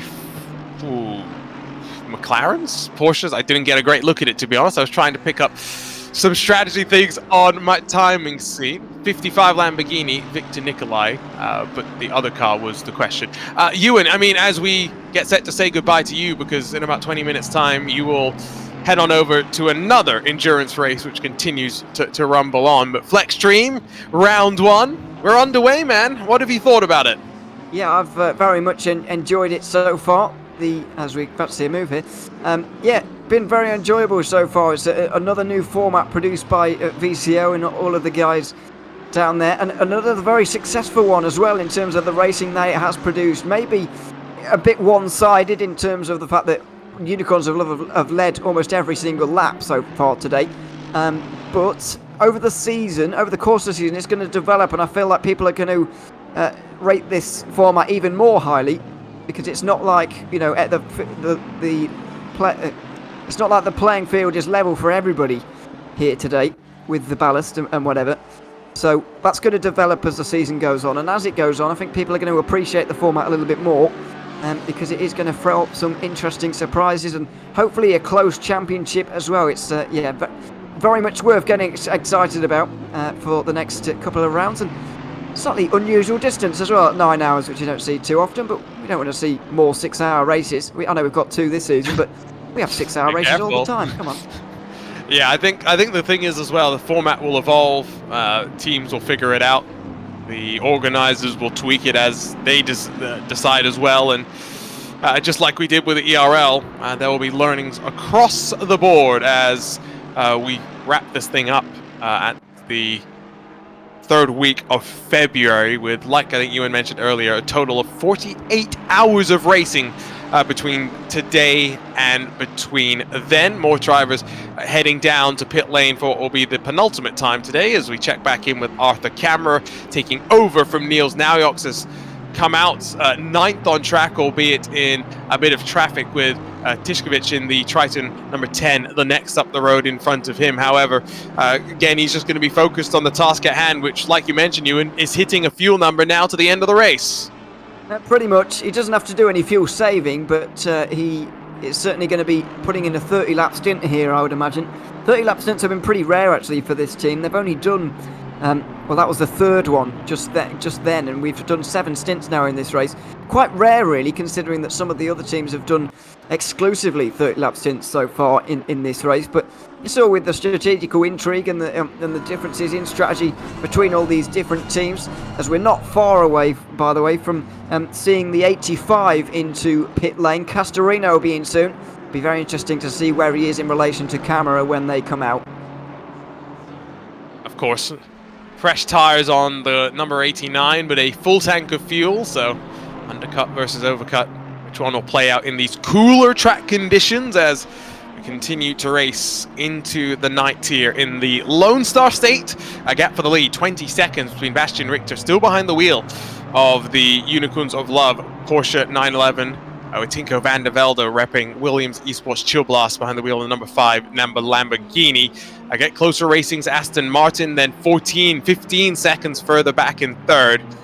Starting to stretch out once more at the front of the field. Here comes Castorino, though, down onto pit lane. It's about 7 minutes after we saw Naujoks bring his car in. We expect Castorino to get out and to be replaced by one of his teammates. The question will be, how close is it on pit exit? Yeah, I think it will not be that close, really, and I think it will go in favour of the 85 based on what we saw earlier on. We saw Niels Naujoks get overtaken, and Camera, I wouldn't expect it to be any different, as the 171 gets a drive-through penalty now in that Honda. That's a real shame for them, and they are going to drop down the order, probably going to drop to 10th place after the pit stop cycle and when they've served their drive-through penalty as well, because they're due a pit stop in the next 5 laps as well. Now, one by one, they will dive down, and, well, another driver in the form of Ibrahimi in the 171 has fallen foul of those automated pesky track limits. That was pushing it slightly for Camera, though, through the penultimate corner. Now, out of the final corner, where is that Ferrari in relation to the number 89? Already up to speed, of course, is BS Competition. It's Castorino, I think, will have handed over to his teammate. It's David Pertil who jumps in, and as he heads to the apex of turn 1, around the outside for Camera, who's got tires up to temperature, and now has got to be brave, down the inside, and back in front of the Ferrari. I didn't think it would be that close at all, but he's gotten back in front into a net 4th position it will be, unless Malinowski really does get get a short pit stop here. Patil all over the place on this opening lap here. Cold tyres, not quite up to speed, and let's not forget with the cooler temperatures now, it's going to take slightly longer to warm those tyres up anyway, and it doesn't look like he really factored that in going through the S's for the first time. Yeah, and that's now grown the gap, and crucially, some separation is now built up. He's going to have to close again, and maybe a wry smile on the face of Camera as he focuses into the braking zone and onto the power, onto the long back straightaway. So it separated them, albeit slightly for the time being. At BMW, I think Ewan has rightly pointed out, starting to struggle more in these cooler conditions.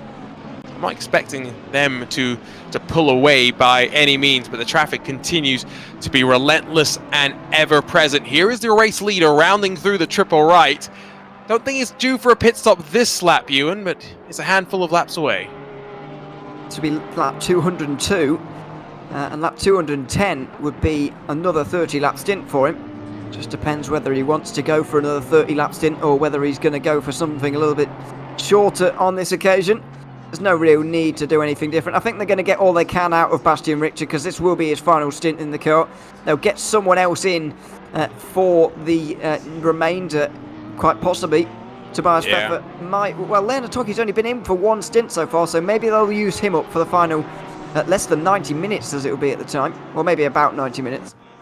Yeah, because if it is another 30-lap stint for that Unicorns of Love car, it, like you said, will be a half stint maybe in the final hour of the race for them once they dive back down to pit lane. Not sure they will really want to be doing a driver change and a full service, but we'll wait and see. Ibrahimi 171 down on pit lane. They'll serve that drive through, likely to still be in front of Camera and Pertil, at least momentarily, until of course they owe us the pit stop as well. In fact, that looks like they've done a driver change. That's not even the drive-through being done. That's just a regular trip down to pit lane in the Rain Welton Esports 171.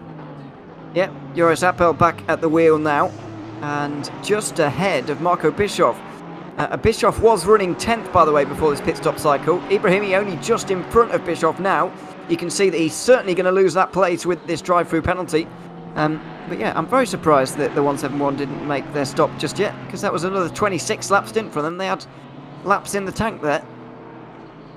Yeah, not sure exactly what the call was there, but maybe there was a specific reason to come on down to the pit lane that most recent time around. Still, by the way, 8:22. I said about 10 minutes from now we would see the track get dark. I don't think it is going to be dark based on the progression, as the 977 had a look, then another look, and then finally committed down the inside of Griphack's Engineering's Aston Martin. Alu Gobi not really sure exactly the intentions of Marco Bischoff there, but the drive of the Aston Martin off the corner, back in front for the time being.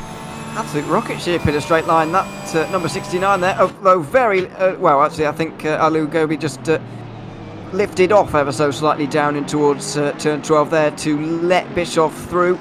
These two drivers on different ends of their stints. They are not fighting over the same positions either, really, and so it's not too harmful at all to just let the 977 through at this stage, and that's exactly what Griphack's Engineering have done on this occasion. Now Bischoff can go and try and chase down Joris Appel there, but he probably won't get there before that drive-through penalty is served. Yeah, exactly. Back with Valentin Barrier and that Brabham Esports Honda NSX. They are chasing down the 799 as they work down the back straightaway in their big old boat of a Bentley. It's RCI Esports currently behind the wheel. It's Wolf Maciszewska, and here's the look to the inside by Barrier, who actually maybe pinches his entry a bit more than he would have wanted to and allows the up and under 799 says, thank you very much. I'll hold on to that one. Yep, got straight back through again, but it's been a really great drive, I think, from Brabham Esports. I think in the future rounds, they're going to be right up there battling for these positions because they've been really strong on the recovery today as Renvelten Esports get going again in the 171 here. Going to be down the order a little bit, but still in front of the 88. Only lose that one position to Grip Hacks, who they overtook just moments before. So Assetto really hasn't lost out too much at all from that drive through, but you get the feeling that won't be the last in the remainder of this race.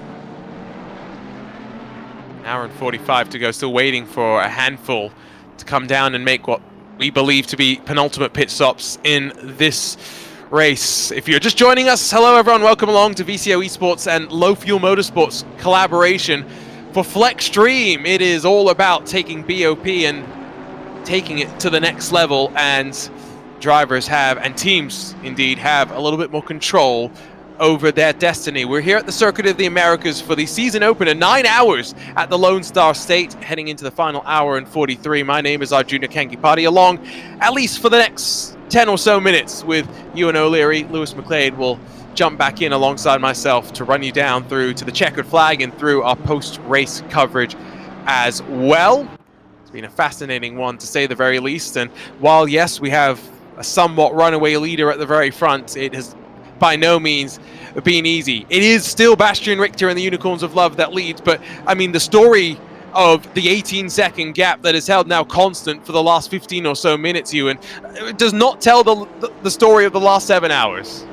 No, I mean, you'd need a lot of time to go through quite how we've ended up in this particular situation, really, with a lot of these cars. Because yeah, a lot has happened so far today, but I'm actually pretty confident in this Brabham Esports car for the rest of this season, to be honest. The performance they've put on today, the way they've gone through the field, we've seen them a lot on our screens and always overtaking, always moving forward. We're down in about 40th after the first few minutes of this race. Now they're right up there again inside the top 20. It's been a great recovery, and now who knows what they can do throughout the remainder of this season with that Honda. Obviously, for their sake, it's good that they've used one of their 30 kilogram days today as well, because they didn't have a good start. That was late, though. Goodness me.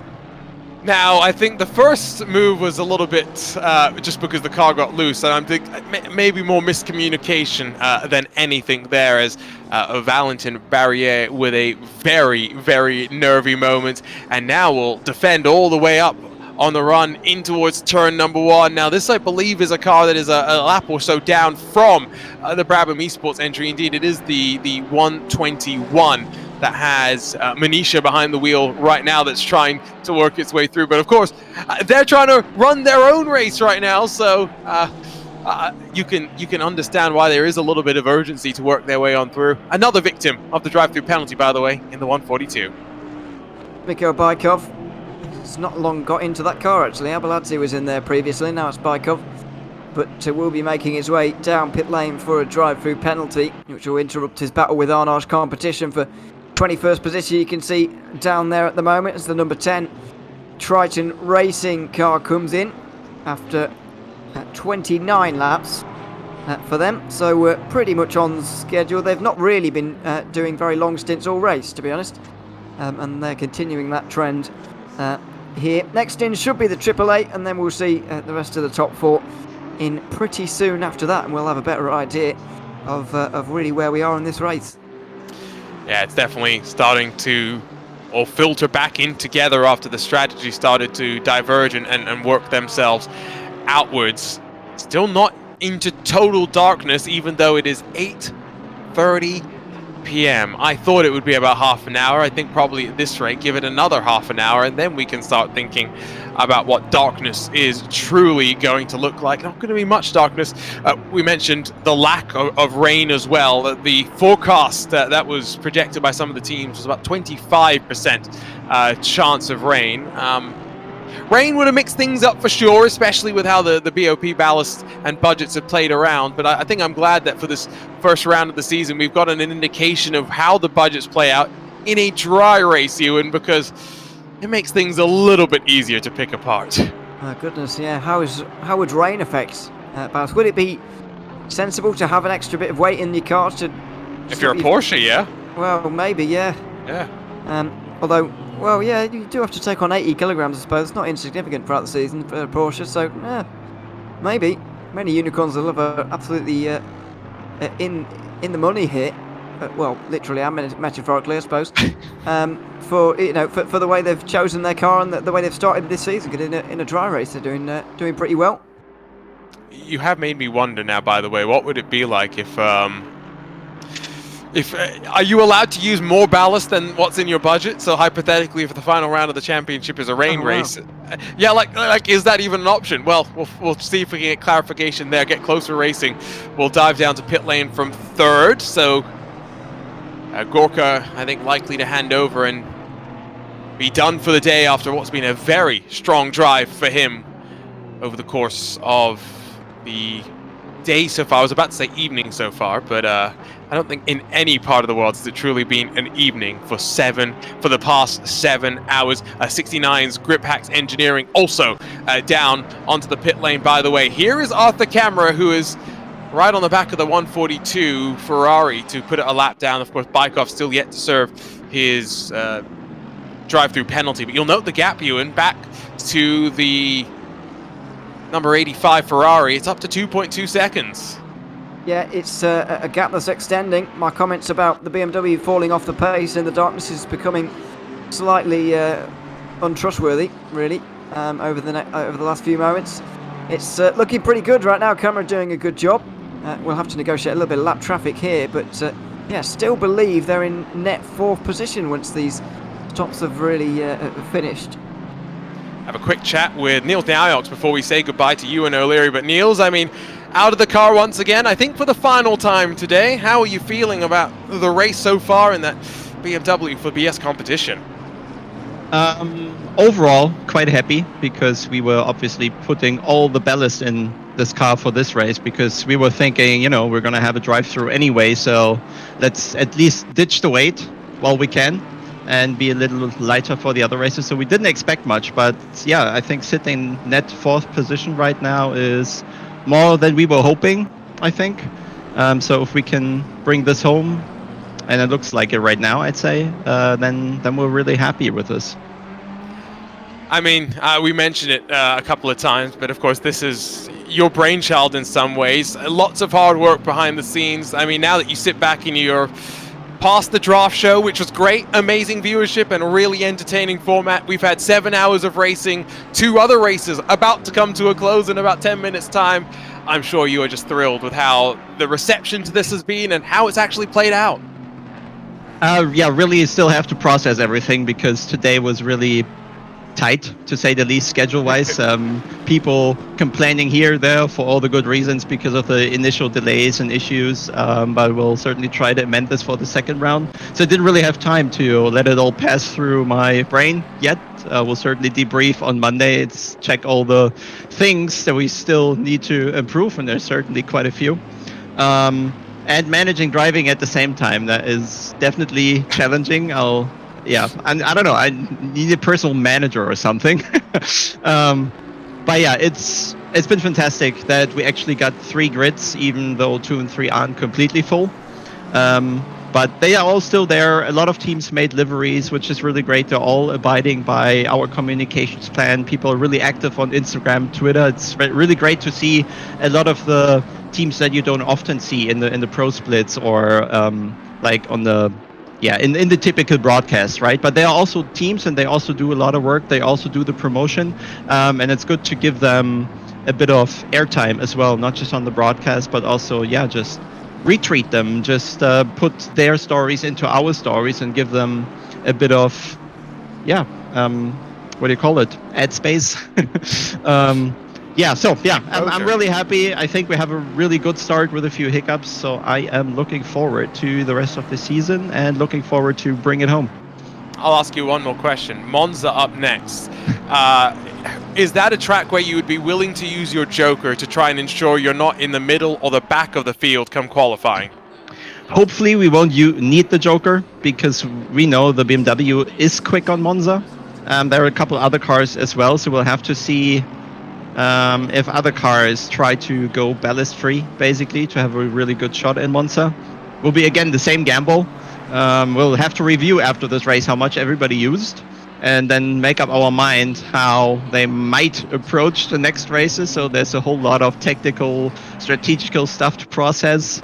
And then we'll end up probably with a in-between choice, not a lot, not a little, because we can't really make a choice, and then we go for the average best idea, probably.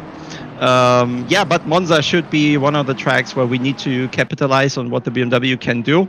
So we'll certainly try that one way or another, then see how we fare on Watkins and on Spa, I believe. And of course, the Cup cars and tracks. Thanks for joining us, Niels. I'm sure you've got some rest to go and find, but a great job today, and I'm sure plenty more exciting racing to come over the course of the rest of the season. Yes, just quickly want to mention big kudos to Jonas Raivio, who just joined ACC basically and has been still doing this, going right into the first splits with everything that entailed it. Of course, there's still a bit to learn for him, but yeah, he never panicked. He always kept a cool head, so that's why we're in the position where we're in. Niels Naujoks joins us. Thank you for the time. Now, again, like we said, Ewan O'Leary is about to leave us, so we are going to get his closing thoughts. We'll bring back in Lewis McLeod, and then we'll focus on in for the final 90 minutes into the darkness here. And I mean, Ewan, again, I mean, it started off pretty crazy with the false start, if you will, and then the run through the opening lap, but it settled into a rhythm, a routine. Strategies play its part. We've had plenty of fighting on the track. Lots of drama as well in the last couple of hours. Yeah, plenty of drama throughout. It certainly didn't stop there at the first couple of hours. It's continued on throughout. But it's been very, very enjoyable so far. It's still going to take us a mistake, in my opinion, for Unicorns of Love to lose this race. But as we've seen, things can go wrong for anybody. Even them, they've even had a drive-through penalty so far in this race. So it can go wrong for anybody at any time. And so it's going to be, an interesting watch right to the end. I mean, as we look forward to Monza, I think I've talked about this idea that maybe you will be thinking about using the Joker if you need to try and get out of trouble. But I think it was interesting what Neil said as well there, as you see a car peeling off to pit lane. Neil saying that the BMW is strong when it comes to Monza. They need to capitalize. It was the same kind of thing that the Unicorns of Love were saying. They know that there are two races where they're not expecting to have a strong driver lineup because of other commitments, and so they had to find a car that they knew would be good at those other two tracks, and they'll play the BOP budget to try and make sure they're as strong as they can come the races where they need the points, basically. Yeah, it really depends what way you go about it. I was thinking about this earlier. Do you kind of minimize your bad races by putting on sort of, no weight for your bad race and try and minimize the damage, and you put yourself really heavy for ones where your car is good, or do you do it the other way around to really maximize your good races and just forget about the bad ones? It remains to be seen, but yeah, I'm not so sure about the guys using their Joker in Monza, to be honest. I think it's only really a factor for turn one, to be honest, so I don't think it's too big of a deal to end up far down. Really, but certainly if I was in the bottom end of Q1 with still minutes to go, I would be using a Joker as well. You never want to start at the back. Well, about 91 minutes exactly now to go. Thank you for your company over the last hours, Ewan O'Leary. Again, he'll jump off somewhere else in the sim racing world. And unfortunately now you're stuck with Lewis McLeod again for the next 90 minutes plus interviews. Lewis, I mean, what a way to open up this FLExTREME campaign. Yeah, don't worry too much. You won't be stuck with us for too long, because in about 10 minutes' time we'll be heading over into the Challengers and the Rivals broadcast. We're not going to commentate at the end. We're actually going to get the broadcast coverage and the commentary from them, so you don't have to put up with our voices for that, which is great, because I think, let's give them a bit of a shout out over in the Challengers and Rivals. They've done an amazing job all the way through to have three simultaneous, well, technically four simultaneous broadcasts, of course, with the Spanish broadcast as well at the Gas Grid. And German, technically. See, where is the German broadcast? broadcast? 'Cause I don't know, but I just know there is one. Yeah, fair enough then. Well, we'll go with the 4 that we can actually view and we know of, because I'm not sure about that 5th one. But yeah, we'll go with those 4. Like, to have 4 fully commentated broadcasts for a 9-hour period, very impressive job. And also, I don't think they've been quite as lazy as we're jumping out all the time. Yeah, it's been a crazy event. Focusing here on the cash split, we've had a great race thus far. But it does seem as though it really is in control for Unicorns of Love. Now they've got that drive-through. They've got it done and dusted. They've got it out of the way. I think that's actually relieved pressure more so than put it on. Yeah, no, I think you're right, because when you're driving up against the limit, right, and you're trying to make sure that you don't get the drive-through or whatever, get the infractions, you start making decisions that put you in more compromising situations. So I agree. And the fact is, it's still an 18-second advantage with 90 minutes to go between two teams who have been very, very equal on pace. Remember, through 5 hours of the race, they were separated by about 4 or 5 seconds. That was even after Rodriguez's stint with basically the one hand. So now it's a lot more calm of a situation. And again, Tobias Pfeffer's, this is normal, I think, for him and for most of the Unicorns of Love team. This kind of pressure. Yeah, I mean, they're used to it. Like I say, that it's not as if this kind of pressure is brand new to them. They're as if they're shocked by the pressure at all. They know exactly what they're dealing with. They know what they've been used to when it comes to wrestling with that kind of pressure. So it's fine. It's fine. It's genuinely, this is going to be about as calm as it'll be for an hour and a half. And every time they come across lap traffic, they might feel a little bit of concern. But when it comes to pressure from behind, 17.3 seconds. They all know that if they don't make a mistake, that gap ain't coming down enough. It just simply isn't. Again, give shout outs to the 7. The 7 hasn't had a drive through yet, has it? It's just. I don't think so. They've just been under the radar the entire day. Yeah, absolutely. They've been absolutely fantastic all the way throughout. So again, an impressive run from them, and we were kind of impressed with them straight away from qualifying. But for an hour and a half, we'll have to see what happens between this group. But they've still got another pit stop to tick off. There's still another trip down pit lane. I think that's the risky bit. We always say that when it comes to the pit lane, you've got to slow down. You've got to get down to the speed limit.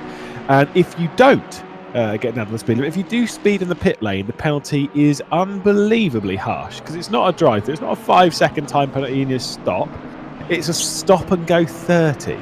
It's about as rough as it gets. I mean, as it should be. I mean, it's pretty black and white whether you sped on pit lane at the end of the day, right? Like, it doesn't, in terms of penalties, there aren't many, as we tend to say, not many that are more slam dunk than a speeding penalty. So, as it should be. It's one of those ones where it pops up in Formula 1 under investigation for speeding in pit lane, and you're kind of like, this is 99.9% going to be a penalty. There is the smallest things where, for whatever reason it might be, and I can't even tell you what those reasons will be, because I've never seen one like that. No, but it's like it's basically it's a slam dunk. Yeah, basically, if you see that message in Formula 1, you're like, all right, they already know it's a penalty. They've just had to enter it into the system so that they can process it. It's like kind of what it feels like. I'm sure there's more nuance than that, but yeah, I think as well it will get interesting. I'm not sure how close some of those that got their drive-throughs much earlier will be, and as the night continues to set, do we see drivers just pushing the limits? Because, for example, this penultimate corner, it is so easy. Off camber, it's so easy to slide a little bit wide, past those white lines, and to pick up those infractions one by one. Yeah. Does racing into the night mean anything to these drivers? No, not really. No, I think they'll be fine. I do remember watching an IndyCar race around here, the one that Herta won back in 2020. What track limits? 19 it would have been. 19, mate, the track limits were terrible. I remember one of the first actual GT race when I started watching, it was the Blancpain GT series, 2013. I remember watching Misano, and it was there, they did 2 races, the first one was at night time. And I remember watching it being like, this is actually quite good. And then the second race, which is obviously on the Sunday, was at day. And then you start looking at it and being like, oh my God, the track limits. And you realise these are the same track limits they were using at night time. You just didn't realise quite as much because it was, it's night time. You don't really see as much as the say. As soon as you see it in broad daylight, you're like, wow, this is literally daylight robbery. Obviously, in the sim, you don't get away with that because the track limits, as much as that is the case in real life, there's a reasons why they are so loose in real life in certain occasions. In here, it's strict at day, it's strict at night. It's the same track limits day and night, and they are pretty strict, and it will ping you. So, if I were a driver right now, I wouldn't drive any differently when the sun comes down. Just drive the same as you've been doing. There's just no need to risk it. Yeah, absolutely. Yeah. It's just the extra money with it. Yeah, we do have a few of those things. I'm still waiting for some bigger sends. I don't think we've had enough big sends today. I'm trying to will that into existence right now. I mean, this car's had a few. This car had a few. Smolliar had a few good ones earlier But on. they were good sends, you know what I mean? Like, they were all within reason and control. No, I don't want bad sends. I want the chaos that I feel like that rewards that award deserves. Like, that award should go to someone. You remember we had that move from, who was it? Scott McLaughlin? No. This was in the sim world. It was something you and I commentated on recently. It was probably Moritz Lohner who did something in an IMSA race. But like, something bold is like what that award is meant for. Like I say, I mean, in real terms, it is that Scott McLaughlin send on Mark Winterbottom in 2015 at Surfers. But you're not going to get away with it, I think, in this sort of racing. That was a beautiful move. But that was also Scott McLaughlin. Yeah, I mean, who, fingers crossed, I mean, I'm hoping that we'll get for VCO Pro Sim Infinity, but I do know he's back down under, so I guess it's a bit of a maybe. He does do quite a lot of sim racing, or used to. Anyway. He does. Well, I think this is what people forget. Before he even before people, realized that, he was going over to IndyCar, he'd won an iRacing Indy 500 top split. Yep. So, yeah, he's a quality driver. Anyway, we are going to keep Stum for a bit because I think we're going to go over to the Challenger split. We're going to see that race end, courtesy the commentators over there as well. So you get to put up with some much better voices than ours. It's really good to make up how the rest of the competition views you as a person and as a team. You saw Dominic Goles, number 44 Aston Martin car, currently running in the 4th position, dive down to the inside of that lap car, the Audi behind him. Now he goes through that fast-flowing left-hand turn kink of turn 10 into the hard-braking zone of turn 11, getting that car slowed down. He's got quite a considerable gap up the road until he can reach the 3rd-place car of Ryan Leach and that other Aston Martin 711 machine. Of course, he's got some pretty decent damage, but I think he's just a little bit out of reach for right now. You got to nurse at home. I'm surprised at the moment. Only the infrared vision that you have at the moment to even see where the track corners at the moment here.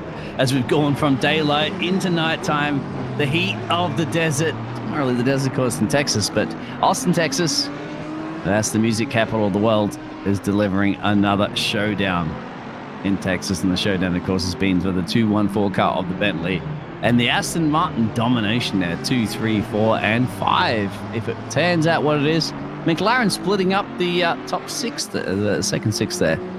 But the Aston Martin, Lexus gets the P8. Perhaps we'll pan out how that one goes. Unfortunately, BMW is not performing what they needed to do. The Nissan came back there, fastest lap there from that little bit of a DC as Chamberlain. Let's go ready to racing, everybody. Welcome along, of course. All the multiple streams and multiple everything. Give us a thumbs up, give us a like, and give us a shout out. It's coming down to the tooth and nail wire for the first race competition here for VCO. I am Dean, and joining me by Mr. Austin. Austin, Texas, mate. Well, did you expect this? I certainly didn't. No, I did not. I didn't expect for the race to be this close. I also didn't expect for the leading Bentley, the guy who qualified in pole, good old Klaus Nyring, did not expect for him to do so well, lead the first couple laps, then fall through the field. And then after, of course, he went off track. He was involved in an accident, got that 30-second stop-go penalty from the racing stewards to fall all the way down to 20th position. And then he just worked his way all the way up there. I saw that penalty.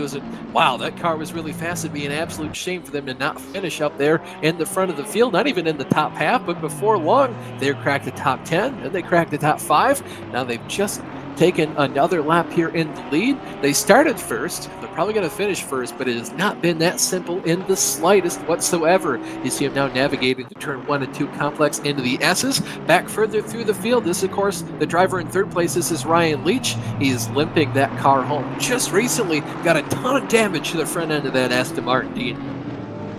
Yeah, gotta limp it home. You have to limp it home. Just thinking at the clock, tick-tocks, 56 seconds. That's all you need to do. 7-Eleven, well, maybe don't be calling 911 right now. It might not be an emergency. It'd be an emergency if you don't get that done, but I think you'd be certainly okay. Done, yeah. Well, close there. Further up there, will be getting very, very close to cross the line for the final time. 9 hours and change time later. That's just the lap car that Ryan's going to be happy to leave through. He should be okay. Bit of a gap there, 18 seconds to change down the road. Even he's got a limping, long even gap nursing. behind him. Yeah, a lifting coast at this point. Get out there and push the car if you have to. Oh, and yeah, wave these guys to the could crowd. definitely do that.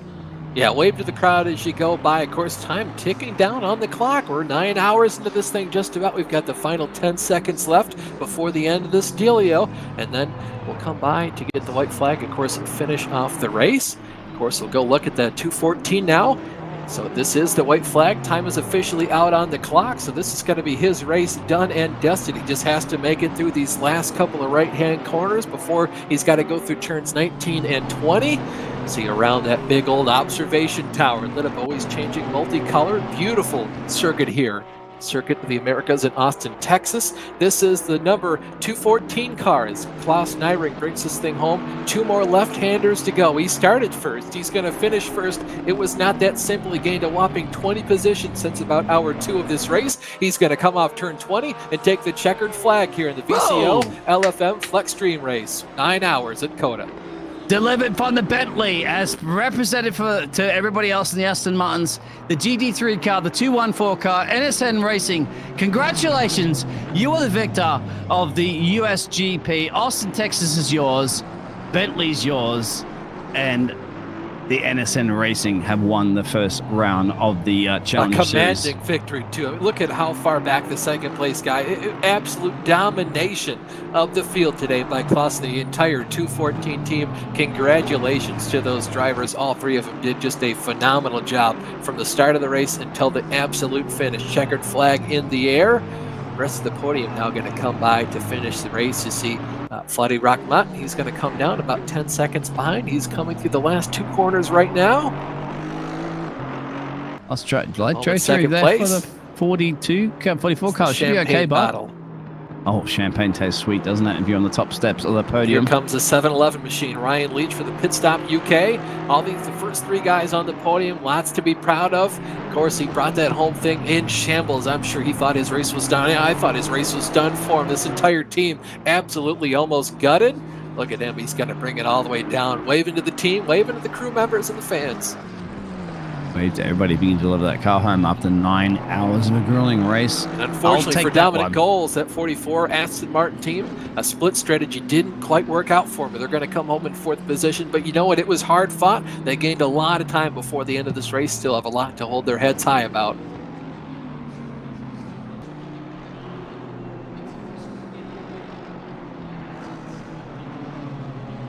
Give or take, yeah. So it's not something you want to do. I think if I was Burrows in that Bentley, I'd probably just take it easy and just try and take it easy and just get it to the finish and not back off completely, but just make sure you don't run wide in some areas and get possibly to run the risk of getting a drive-through penalty. Even if he did, it wouldn't undo the lead that he has. And there he is, Jordan Burrows, bringing the BRM Racing Bentley through to complete another lap. I think we'll just about hit 250 before the flag. Well, we will hit 250. So we are coming to the end of lap 249. So your prediction of laps being 250 is just about pretty much spot on. Well, the initial one was wrong because I said between 270 and 280, but the second one, the second one was right. We'll go with that one. Right. Over the line he comes then with the finish line slightly before that, I know, but so 2 laps remain. Has anyone played Russian roulette with their fuel tank? Or have they played it safe? Now, the VRM car came in with less than an hour to go, so around about 54 minutes, if memory serves. It was on the clock before they served their last stop, so they should be fine. They can pretty much park the car and have a pizza at this point and still come home in the lead.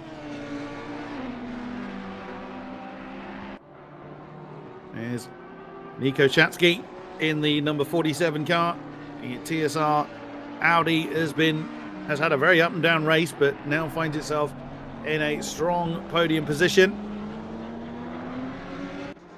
Starting driver looks set to finish the day for TSR. Third, Wes Hepburn in the 501 Honda. Were it not for that late drive-through for them, they may well have hung on to second. They tried the alternate strategy, and there they are. Oh no! Commentator Cursor. Oh no! Don't jinx it. I've lost count on how many I've done today. But Wes Hepburn, little bit of a wiggle coming through turn one, but with a sufficient gap back to the Ida Pro Esports Aston Martin, Francesco Adamu.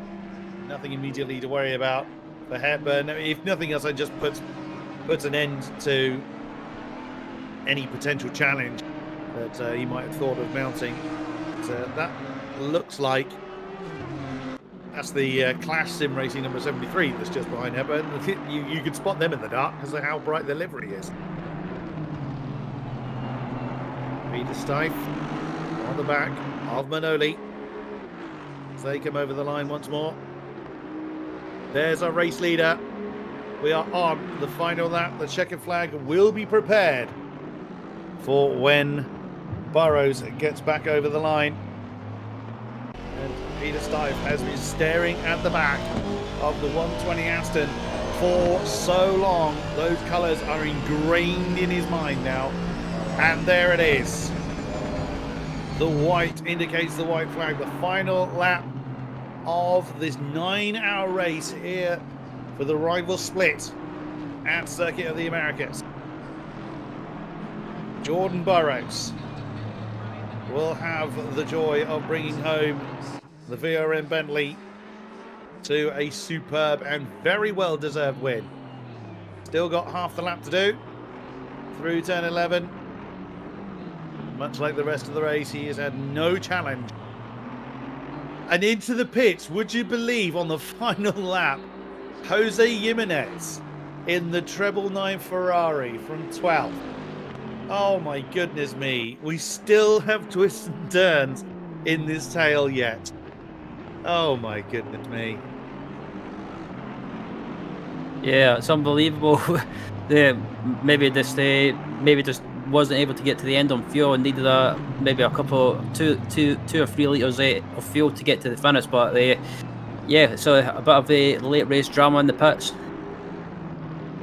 Peter Stife still trying to work his way past Manoli for 6th position. He has tried every single maneuver he can think of, and every time he's tried, Manoli's had an answer. But coming to the line for the final time, your winner here at Circuit of the Americas for this 9-hour race is VRM Racing in the 349 Bentley. He has every reason to wiggle the car and give it a flash of the lights. Maloney did indeed manage to fend off Peter Stife for that 6th position. Now you see the checkered flags, of course, coming up in various random orders. But my goodness me, VRM, you very much deserve that. You were without challenge, without peer.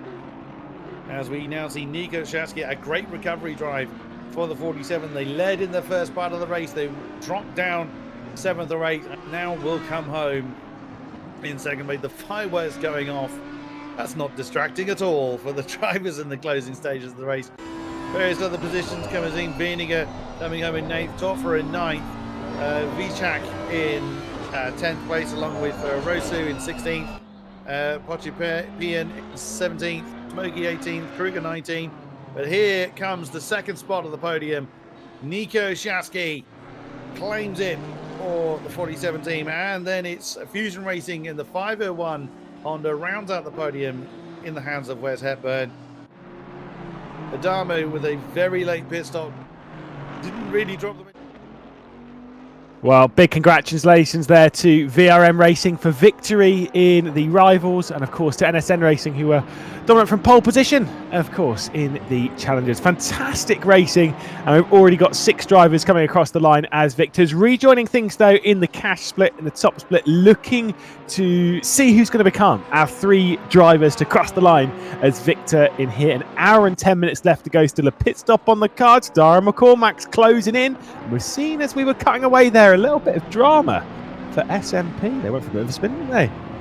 Just a little bit of spin. They've dropped down to the 9th position with Sherma Tinsky behind the wheel of that Ferrari. So they're behind Triton, behind the Kramer 977, and of course stuck behind the 666 as well of Yas Heat. Let's grab a look at what happened to this one. It was up in towards turn number 1, and is that our race leader, the Unicorns of Love?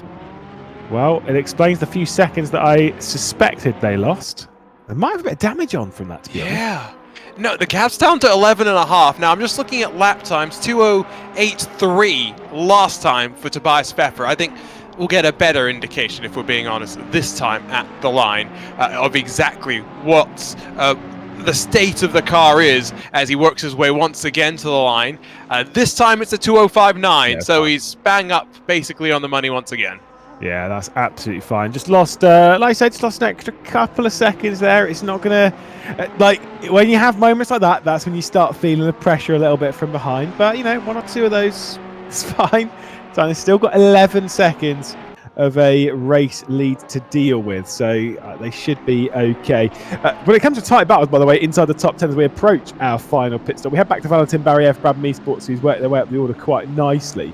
But there is that tight fight between 7th, 8th and 9th. Mateusz Tuszkiewicz, Bischoff and Sherma Tinsky, all separated by about 1.5 seconds. Incredibly close. Yeah, and Tiskevich has, I think, managed to get past the 977 in the recent couple of moments. And now a drive-through penalty has come down for the Kramer Racing Porsche as well. So it goes from bad to worse. They're likely to drop outside of the top 10 as we take a look at them working through turn 12 and back on to the long run into turn 13. Should slot in, I think, though, in front of the number 88 Aston Martin, which has Blotto behind the wheel of the Absolute Motorsport Athlete Sim Racing car. But one by one, we are seeing more and more of those drive-through penalties. Anyone who hasn't got one is very much in the danger zone right now. I was going to say, if there is one thing that I can guarantee, near guarantee, from that, with 1 hour and 7 minutes left to go, it ain't the last drive-through we're seeing today. Nope. Well, I'm pretty sure we'll see another one. Not sure who it'll be. Like, when it comes to our top 2, at the very least, they've both done a drive-through. Now, the way it works is, like, let's say, for example, you get 3 warnings, then on the 4th it's a penalty, which I think is how it works in this. So on your 4th time, obviously you get the penalty. From then it resets. So then you get 3 warnings and then a penalty. 3 warnings and then a penalty. So essentially, with them all resetting as Bischoff comes into the say of that drive-through, essentially those 2, Pfeffer and McCormack, they've gone through basically 7.5 hours of this race without getting a drive-through penalty. Then they got one, 7 hours, let's say that, without getting one. Then they got one. They can get through 2 hours without getting another one, right? They've already done that before. So I don't see them 2 getting a drive-through. But everyone else, who knows? Yeah, agreed. I think it's more likely that I think at this point, most of those inside of the top 10 have either got a drive-through penalty or have not, or are not inside the top 10. I think it's as simple as that. I was just trying to recap. Other than the number 7, who I think is just running the perfect race right now, so I'm not too concerned about them. Everyone else, I think, has got the drive-through, unless the 85 has not. Yeah. Maybe that's the one. Not sure. I don't think they have. I mean, again, it also depends on when you've had that drive-through. If you had that drive-through 5 hours into the race, then yeah, definitely you're up. And I'm pretty sure a few of them have been fairly early on when they've had a drive-through. We'll have to wait and see. Battle for 13th position then. RCI versus Brabham. Matuszka trying to hang on from Valentin Barrier. Brabham Esports, got to be said, done a really quite a good job of rising up after a poor qualifying. still potential to be disappointed considering how well some of the Hondas have done around here. They are the third of the Hondas in the group, but they're still pretty decent to rise their way up the order, just a fair way behind the other contingents in that, with, of course, the 171 and the 666 running both inside the top 10. Yeah, and I think when it comes to the race, they'll at least be happy with how they move forward, because even if qualifying doesn't go your way, what you do is you just move forward in the race, right? So we've seen Barriere in particular in that Brabham Esports number 72 being the one to work his way forward, and now on the back of the 799, I think we've seen this once before. We might get another look at it. The Bentley shapes to the inside, and Barriere fakes and then goes the long way around. Yeah, this is going to be a big send for Valentin Barriere to try and make it stick. Got a long way to go though, and it's not really one that can work. Just you got to get fully alongside really to make that one stick all the way around the outside. It's a little tricky. It is possible though. You've just got to be very brave and controlled with the brakes. I mean, I think that goes for most moves. Another thing that Lewis McLeod has said that is obvious. Well, yeah, it's to be fair though, sometimes if you're with a massive wimp on the inside, you can make anything stick. No, that is true. There is, yes. there is this whole point, this whole philosophy when I again was learning in sim racing and whatnot. When it comes to some of the stuff that I was hearing being said between, I was in this championship between one of the guys that's battling for the championship and then my teammate who was battling him for the championship, and this is Robert Wiesemüller, if anyone might know Rob Wiesemüller, was saying to another guy, his name's Eric Strano, who now works for the FIA, about sometimes you try and make the move too pretty. And at the first, I was kind of like, well, yeah, but sometimes making it move around the outside, sometimes it can be a little bit easier. But then as I've matured a little bit in sim racing, I'm like, no, he is right. Sometimes you do try and make the move too pretty. You try and go for the outside move, try and send it in there, or you're trying too hard for the move. Where when you watch him make a move, it is literally just all like, I'm just going to dive it straight on the inside and just make the move. Yep. And it's like, yeah, I mean, to be fair, not wrong. It might not be the pretty method, but it's about getting the job done. It's about getting down the inside, not wasting time. It's the ruthlessness, right, that you have in the real world sometimes, right, where it's just like, I don't care, I'm going to try and make this happen. And I'm not talking about the my corner stuff. I'm talking about the kind of things that Moritz Lohner found out when he went to DTM Trophy for the very first time, right? It's just those subtle things that they do in the real where it's like, all right, so you want to try this? I don't care. It's as simple as that, unfortunately, sometimes. Check back in with Hello YouTube, Hello Twitch, and Igor Ogorodnikov. Now, doesn't he usually race under different affiliations? Simware.pro by Vides, a car they've already made contact with in this race. That's what I was thinking. It wasn't their fault. It definitely was the Simware.pro car's fault because it was coming down at the penultimate corner. And it was also about 7 hours ago. But yes, normally races under that. And it's why on the initial starting order I said they were still a Simware.pro videos. I think they still really are. They've just gone for the hilarious banter route by calling their car Hello YouTube. I do find that quite entertaining, to be fair, as well. That's not Hello YouTube. That's Hello to the inside and working past Metropolis, and as easy as you would like. Yeah, that was pretty easy. It's about as easy as it's going to get. Next car's a bit of lap traffic, of course, in that Aspar car, which... How do I say? Whoa! Metropolis, hello, mate. Going side by side, sending it straight down the inside of Igor Ogorodnikov. That was a big send. I mean, again, you said we've not had enough sends on this broadcast. There we go. Let's get some more in there. I am manifesting exactly what I want. Remember Gael Valero was trying to get the 3-wide photo finish at Daytona for the IMSA Esports Michelin Global Championship? I'm trying to do something similar here, although with 61 minutes to go, maybe I'm not surprised that we're into the final cycle of pit stops, and we've got drivers heading down for the final time, including Brabham Esports in that Honda NSX. Yes, indeed. And like you say, we're beginning that final pit stop sequence.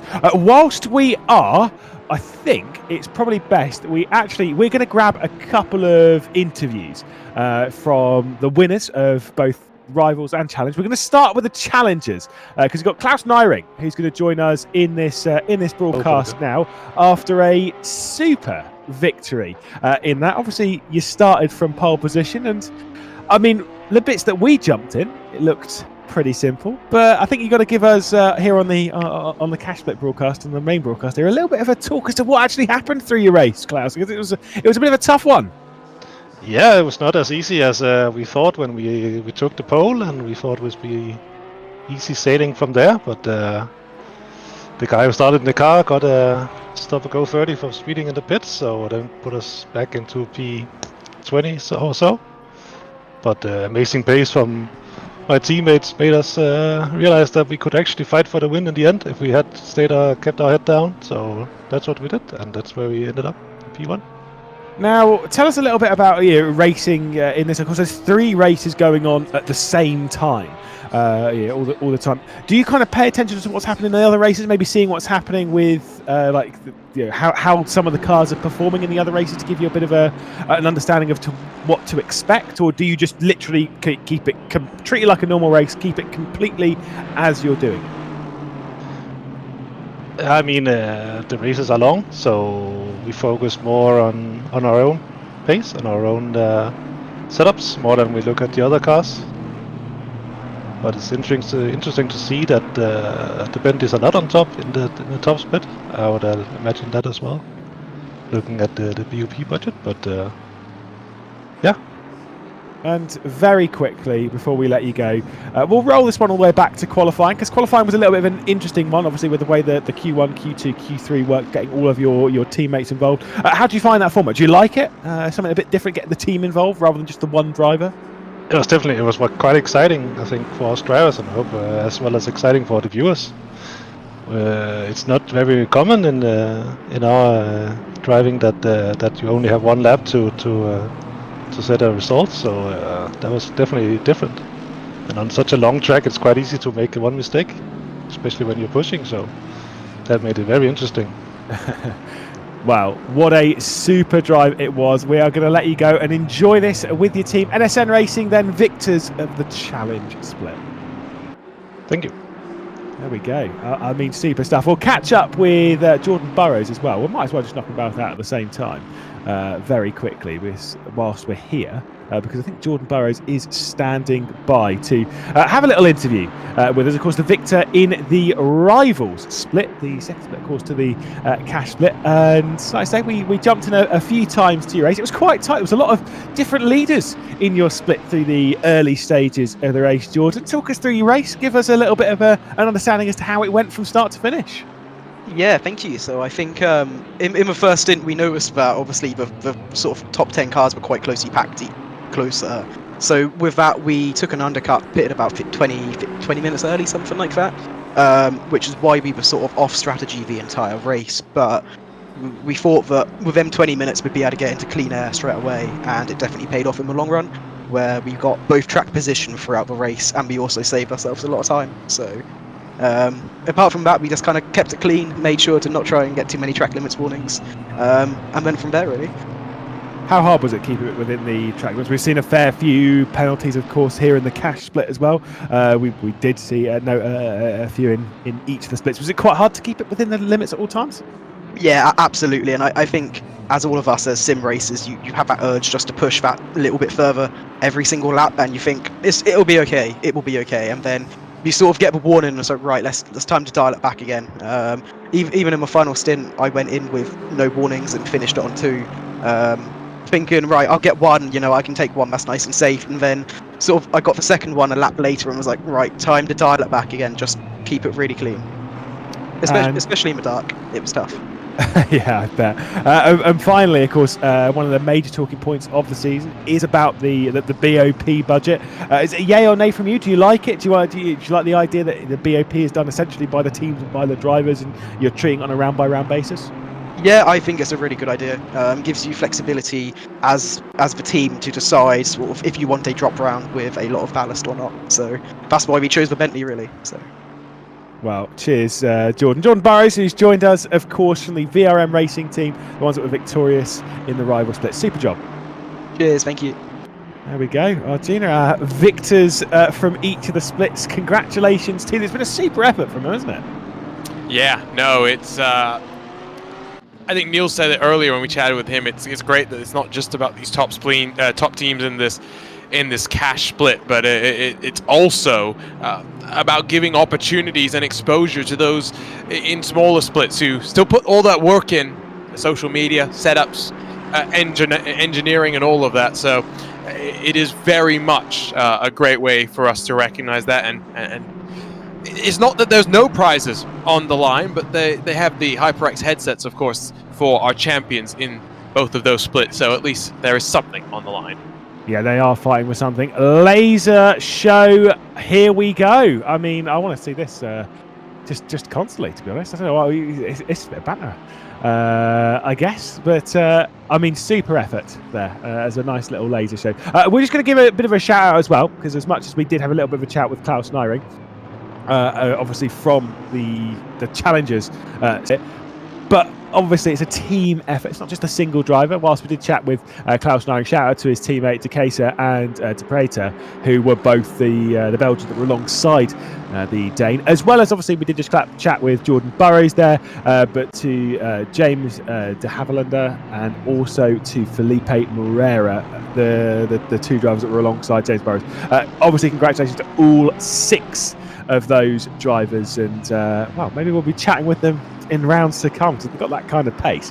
Maybe we'll see more of them. But yeah, bit of a laser show here as we head into the night at COTA. 54 minutes left to go. Tobias Pfeffer still hanging on to a comfortable lead, although I've got to say, Arjuna, I think I might retract the comfortable word from that. Gaps down to 8 seconds. By the way, Camera Pertil in the 89, 85 BMW and Ferrari, both down on pit lane, along with a handful of others. More and more of those final pit stops underway. Yeah, last time we talked about the gap, it was 11 and a bit seconds, and it's now down at 8.6. Now we expect there to be a little bit of damage on Tobias Pfeffer's car. He's not likely to have gotten away with a bit of contact that we saw into turn 1 scot-free. It's not costing him too much time. It's costing him enough time, though, as it stands right now.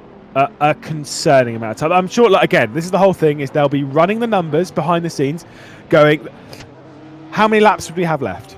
Yeah, that's the most important thing. With 50 minutes left to go, you're talking roughly, let's say, 25, 26 laps.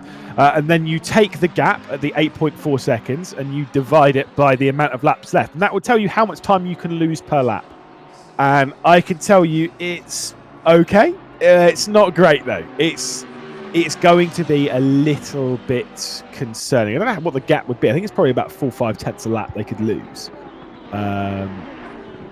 Which, whilst not great, well, it's possible. Don't forget to factor in pit stops, of course, pit stops, every traffic, everything. Yeah, and you know, the temperatures would have cooled, so this is not such a pertinent topic, but I'll just mention it since Bastian Richter did when we chatted with him earlier. Tire wear on the Porsche is definitely something to think about, right? So both cars will pit with about 30 minutes to go. I think that's our expectation, as I saw a brief glimpse of yellow there at the top of the screen. But both cars are pitting with 30 minutes. If you're the Lamborghini, are you going to try and gamble and take no tires to try and put yourself into a situation? Because I don't know. I wouldn't is my conservative answer, but I'm not a racing driver. When did they change tires? Like, when was their last pit stop? Is the real question. And when are they going to be going? It was 37 minutes ago, which means when they actually come in, there will be half an hour left, around half an hour left to go in this race. Genuinely, I'd be like, nah, no tires. We're going for this. It depends on how much you catch. Now, I've just done the calculation. Again, never trust the commentator's maths, but I did use a calculator for this one. 0.3 tenth lap. If what they lose is less than 0.3 tenths, 0.3 or 3 tenths. Yeah, I was going to say, yeah. I know what I meant. 0.3 seconds. It's been a long day, all right? Never trust the commentator's maths, even when using the calculator, because I can't read it. 3 tenths a lap. If they lose less than 3 tenths a lap, it's like 2 tenths a lap, whatever, then they are fine. It was 2 tenths a lap on the previous lap. If they lose more than 3 tenths a lap consistently between now and the end of the race, the number 14 is in big trouble. So, yeah, that's where we're at the moment. We'll redo that calculation as the laps tick on. Right now, I'd not be too concerned if I was in Unicorns of Love, but I can't lie, it would be sat there in the back of my mind. Yeah, now that we talk about it in those terms, I think maybe the gamble to take no tires in the Lamborghini camp is something they will think about more and more.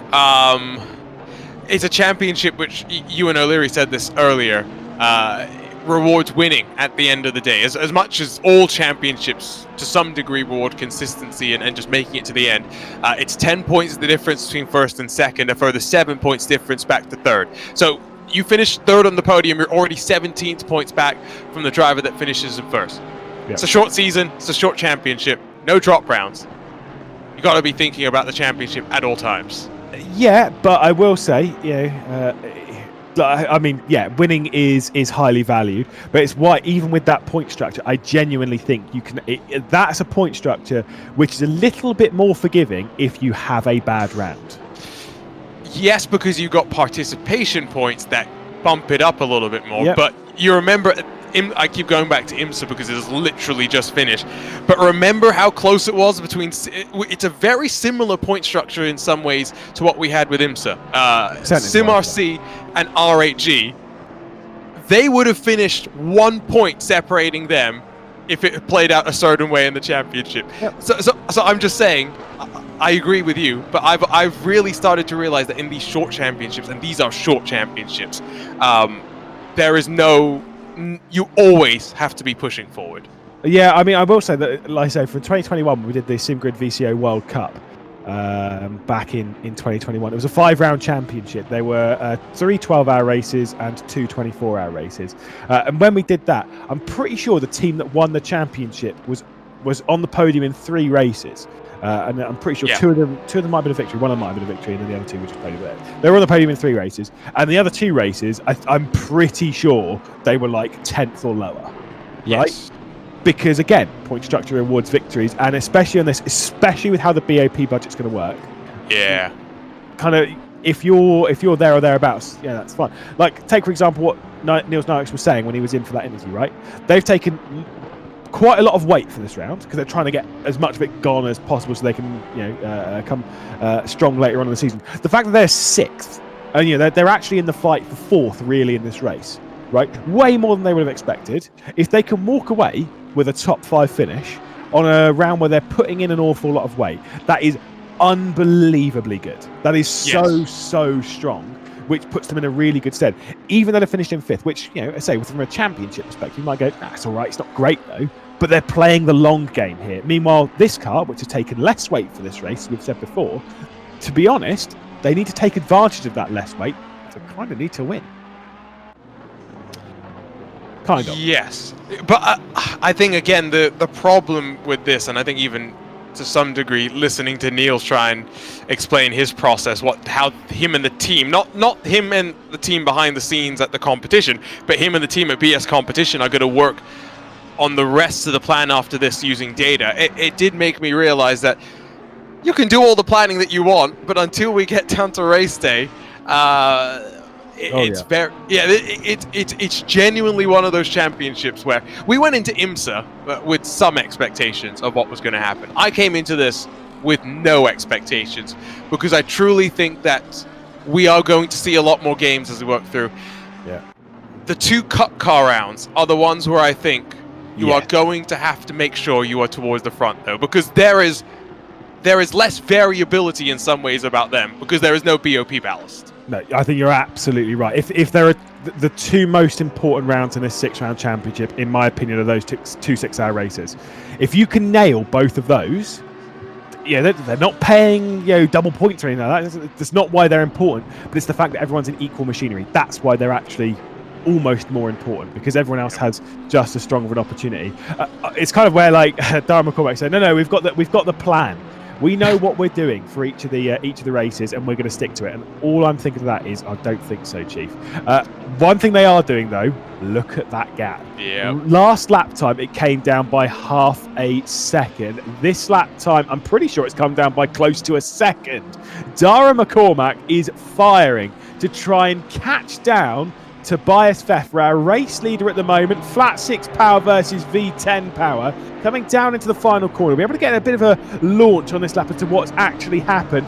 And the important thing now is that Dara McCormack can absolutely see Tobias Pfeffer, and we've said time and time again that gives him an extra little push. Dara McCormack, remember, had that spin earlier on and still is challenging hard. The last lap time was a 2:07.1 for Tobias Pfeffer. For Dara McCormack, it was a 2:05.8, 1.3 seconds, and when we've said it needs to be 0.3 or lower, I am a little bit concerned for the Unicorns of Love. You know what I'm also concerned about, though? The fact that I think McCormack has got to get out of the car at the end of this stint. Yeah. Because I'm looking at the drive times courtesy of Pitwall, and he has done 3 complete stints, all around 1 minute 3 seconds. 1 hour 3 minutes rather. Yeah, that's fine. You're picking up what I'm putting down. So he is at about 3 minutes and 6 seconds, with another hour or so about to be in the book. So he's going to be past 4 hours, and the maximum drive time is 260 minutes. Now, I think he's okay. Is it 260? It is 260 for these 260. 9-hour races. Okay. But fine. Of course. But that is very close. Yeah, it's 4 hours and 20 minutes. I actually don't think he's close. Sorry, I don't think. I don't think he's fine. I think he needs to get out of the car. Oh no, you're right, because I've done the math wrong. It's 4 hours 20. It's fine. Don't trust complex math. And also, he's had a long day. 4 hours. Yeah, if you ignore the minutes to do it, it's 4 hours 20 minutes. If you do it at 63, yes. No, it's 252 minutes if you do 4 stints at 63. So he has got to get out in the next. So I was right the first time when I let my intuition go. Go. Your gut. I think it needs to hand over to Tinko van der Velde. Or to be fair, Rodriguez for 30 minutes. Let him push. Yeah. We are guaranteed a barnstorming finish here between these two. I don't know which way it's going to go. I can tell you where they are on their stint. They've got about 15 to 20 minutes left of this stint, which could be the most important 15 or 20 minutes of Dara McCormack's season right now.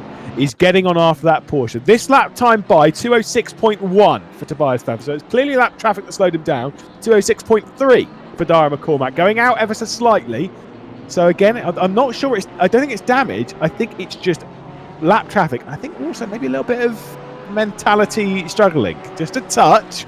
I'm not saying that they're weak mentally, but maybe they're focusing a little bit too much on the gap and less so on what's ahead, potentially.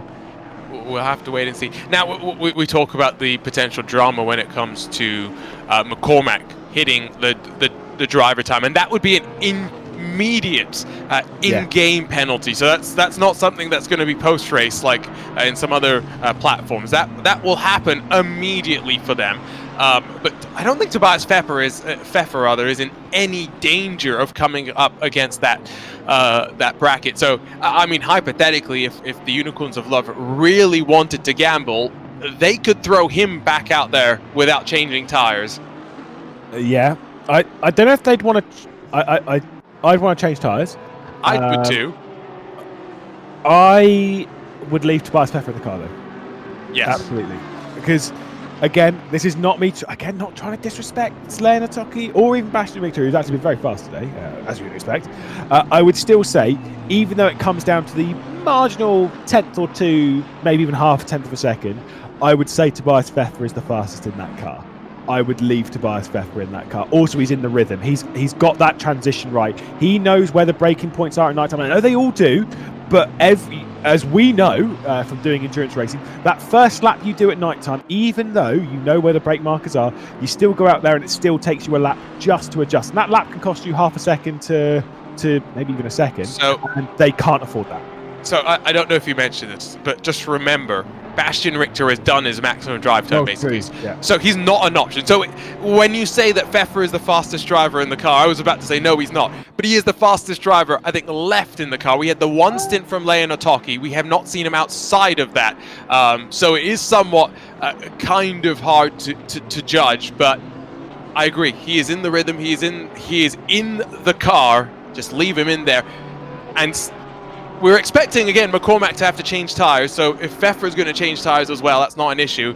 He then will just have to push until the very end of the race. I think Pfeffer is faster than Bastian Richter. Today, I don't know if I agree. Well, I mean, if we go back on the stints, Arjuna, one of the last stints they did when you can actually pull relevant data from it because there was no drive-through in the middle of it. Bastian Richter, 1 hour, 2 minutes, 55 seconds. Tobias Pfeffer, 1 hour, 2 minutes, 52 seconds. 3 seconds faster, which is a tenth a lap, which is about where I'm saying. About a tenth. I'm not saying there's much difference. I'm literally talking like tenths of a second max here. But I do genuinely think Tobias Pfeffer, and also from the experience, from what I've seen of them on ACC in years past, I do think Tobias Pfeffer is, by the tiniest margin, the fastest driver in that car. Yeah, but you're falling into the trap. Cooler weather. If you look at the experience. Fair. No, I will agree to disagree here, because the first half of Bastian Richter's stint before he had the drive-through penalty, he was on average quite quick. But it's, again, hard to judge. I think weather has played a big factor. Regardless, I think we're agreed. Leave Pfeffer in the car. Yeah. McCormack, it's now the choice: Van der Velde or Rodriguez. Now, let me just actually make sure that Tinko's done 3 stints, so he's got no issues in terms of drive time either. Yeah, it's obviously it's just Darren McCormack in the car that's got the drive time issue, so he'll have to jump out. It's just about which one you'd put in. I honestly, I don't know which one I'd put in. I genuinely could tell you, because I don't think Tinko van der Velde or Igor Rodriguez have been that different on pace. If I'd lean anyway, I would actually lean slightly more towards. I don't know. Actually, no. I think Rodriguez was ever so slightly faster earlier on. It's But not then about speed here. From the consistency and the no, that side, I'd probably lean a bit more on Tinko, because he can drive a 2-arm, right? Yeah, exactly. Igor has done his job, right? He looked like he was in discomfort a handful of times. He's done his job. He's again, stint of the season already, without a shadow. Unless someone else shows up without, like, a worse injury. Stint of the I want to make sure I qualify myself. Stint of the season, though, I think, though, for sure. So, as we do get pit stops underway, by the way, get closer in the Aston Martin coming on in. So you put Tinko out there just to make sure that Igor's done the job, and we'll move forward to the next round. Your point on the BOP, I think, is a good point, though, because let's actually talk about it in numbers. The budget that Williams Esports have over 4 races is 57 kilos, right? So if they were to average that out, that works out at about 15 kilos or so, 14, 15 kilos. They put 10 kilos here, so maybe they thought this was a race where they could get some good success, but counter to what BS Competition is going to have to deal with later, where they'll have less BOP to add to their car. Williams will have to put a little bit more on. Meanwhile, Unicorns of Love, of their 80 kilos, they are taking the number. They're taking 20. They're taking the percentage, 25% of their allotted weight. They're just taking that. Whether that's how they're going to play the rest of the season, they're just going to take 20, 20, 20, 20. We don't know. But right now, that's what they've taken in this one. Slightly slower through traffic once again, as Darren McCormack has, I think, the RCI car directly. I just got past Grip Packs Engineering coming through. Again, this quadruple right-hander. So, I mean, it's a good fun little bit. The fourth apex is kind of questionable, but it's kind of there. As they'll head their way through, and then into the penultimate corner, down to the final. And like I say, Darren McCormack, he's applying the pressure. It's 4.6 seconds. I honestly, at this point, even if we were to genuinely sit down here and ask each other who's going to win this race, I wouldn't know. I wouldn't even know where to begin. I wouldn't. It would be a guess. A wild guess, because at either of these, no doubt, either of these could win. Yeah, I've just noted a point in our Twitch chat, by the way. Apparently, Tinko van der Velde may have got damage onto that Williams Esports Lamborghini at some point. So Darren McCormack, I think, is now having to fend it off right now. Now the second question that's kind of followed that up is, will Tinko elect to try and, or whoever gets into the car, elect to repair some of that damage so they can try and push on? No. Because the reason why, look at McCormack's pace. If McCormack has this pace right now, I think this is one car where it's unquestionable. Darren McCormack is the fastest in the car. I don't think anyone's got any doubt on that one. Whilst Tinko and Igor have been brilliant today, Darren McCormack has been the star of the show in the Williams Esports Chill Blast machine. And so sure, he might be able to deal with the damage slightly better. But the fact that he's had good pace, I don't think it's worth. If they do have damage to repair, I don't think it's worth repairing it right now. You just accept it, because what's the worst that's going to happen? If you repair the damage, you're guaranteeing finishing second. If you don't repair the damage, you're at least giving yourself a chance to go for the race win. But if you don't get to win, guess where you're going to finish? seconds. So- Right? so- What's the point?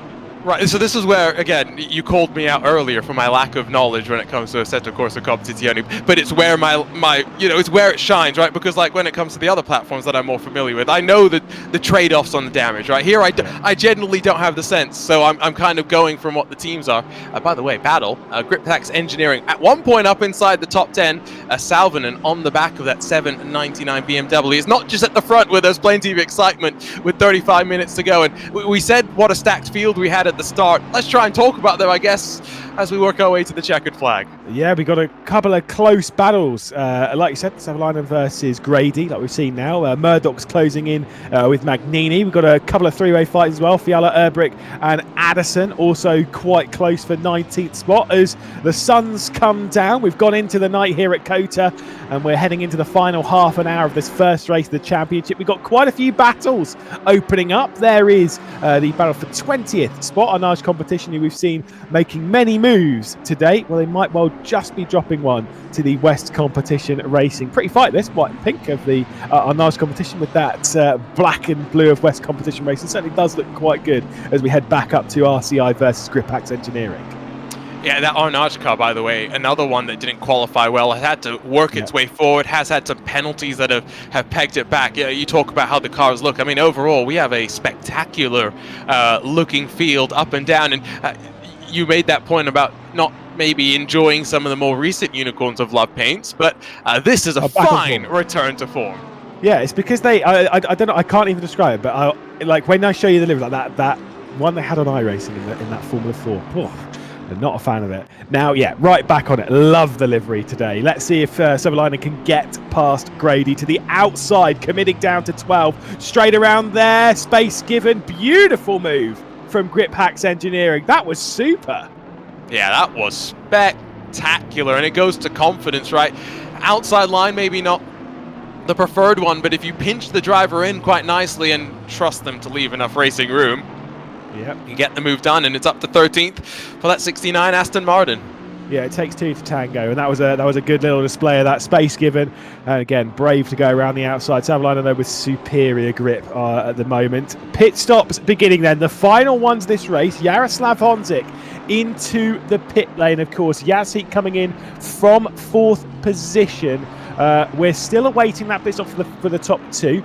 Tobias Pfeffer and Dara McCormack, I do believe we're pitting in about 4 laps time. I think is when we'll see them into the lane. I think they'll just go all the way out to the end of their sequence, surely.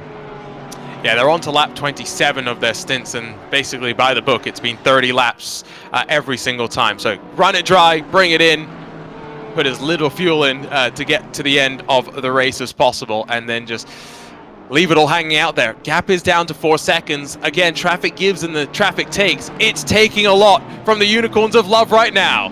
Oh, yeah, this is not what they want to see. Symphony of Pistons directly ahead of them. They're going to get the up and under and get past some of that lap traffic. We can see here Dyer McCormack flying his way through, closing down gaps under 4 seconds at the moment. He's got 4 more laps to at least get that gap down as much as possible before he passes over it to his teammate, and his work is done. And I can tell you, as I'm sure Arjuna will agree, when you're in the car, it's all okay.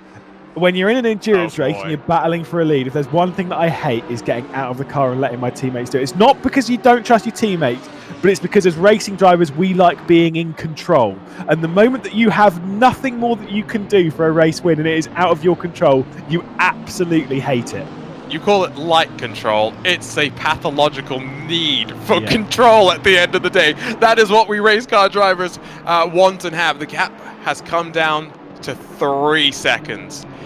That bit of traffic has cost the Unicorns of Love in the worst way possible, and maybe even more painfully, I truly believe McCormack is going to catch them in a way where he'll be able to dispose of them one by one efficiently and likely without losing too much time. And of course, they're doing this all amongst the fight that is for 11th spot. The Symphony of Pistons car is fighting as pit stops are underway. Yep, in early, Tobias Pfeffer, Unicorns of Love comes in. Does Darren McCormack know he's still going to deal with the traffic? I was going to wonder if McCormack would come in to avoid those issues on traffic. Alas, he's got to them.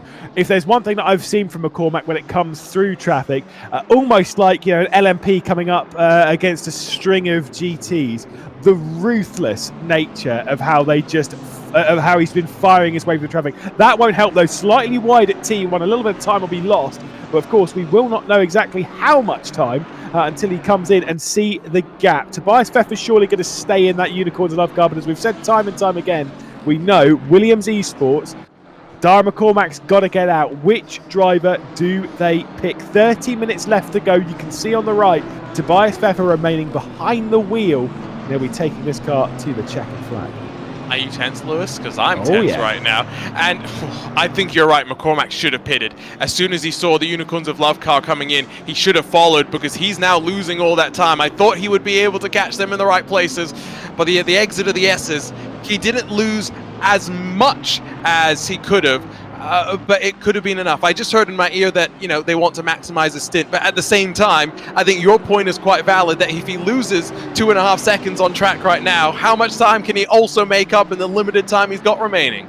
Yeah, indeed. You can see all of the floodlit area coming down into T12. That you trust me in the car. That does affect your vision ever so slightly, especially when you're trying to navigate the traffic. There we go. Another one ticked off. Getting past the Bentley there. He's now going to get into a fight behind. But we'll keep our eyes focused on McCormack. Left-hand side of your screen, our race leader. Oh, I did say, by the way, Tobias Pfeffer going to stay behind the wheel. That is wrong. Lena Toki has actually taken over the 14 Unicorns. I did wonder with how it jumped up. I thought that might have been a driver swap in there. We couldn't quite see on the side-by-side. Yeah, Lena Toki taking it to the checkered flag. So Tobias Pfeffer out. I will say, Atoki did top the first qualifying session of the day, so has been plenty fast enough around here. There is the Unicorns of Love machine going through T1.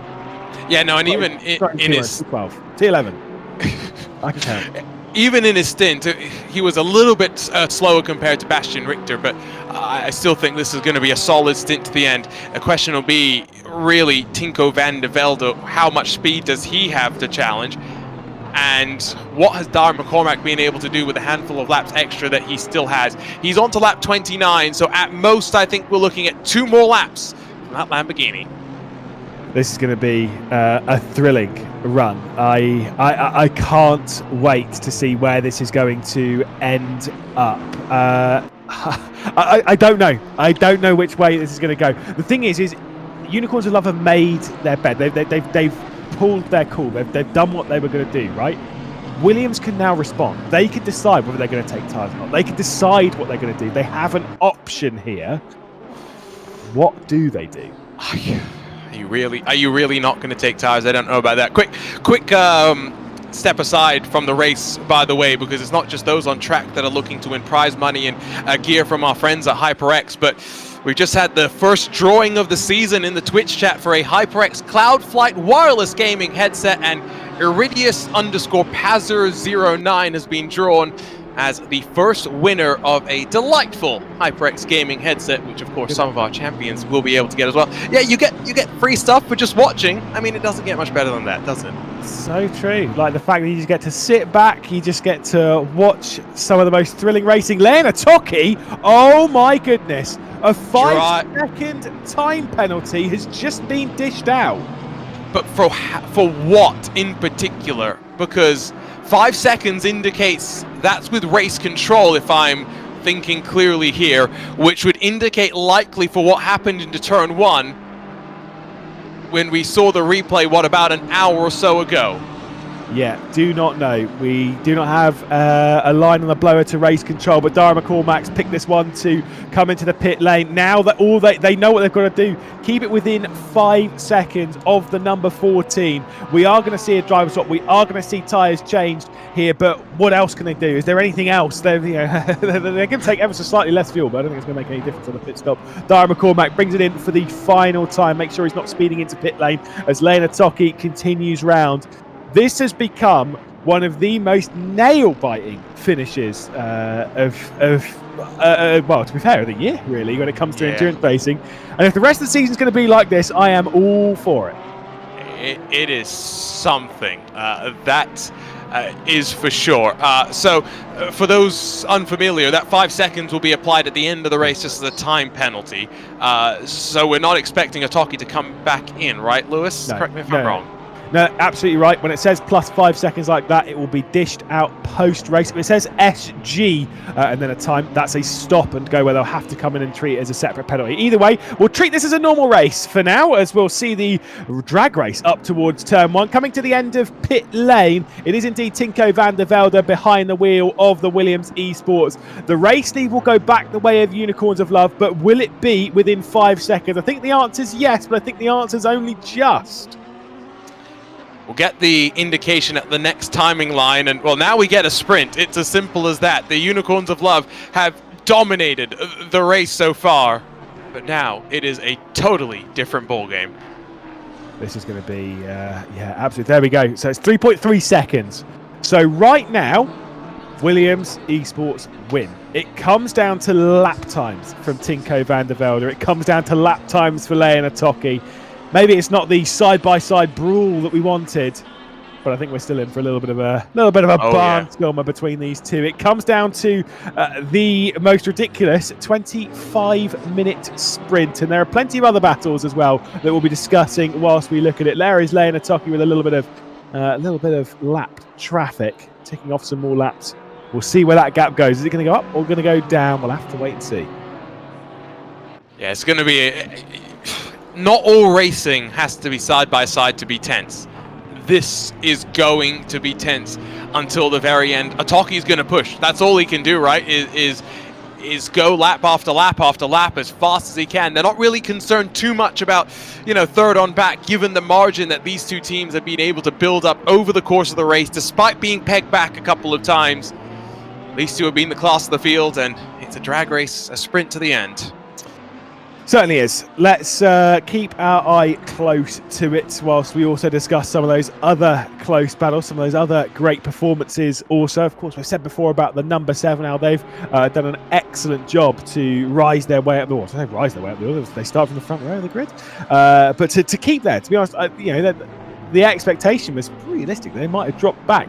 All the Ferraris have risen their way up the order as well. They've done a brilliant job. Castorino, Vatonio and Sholomov, who are behind the wheel at the moment. That Triple Eight's put on some great moves today.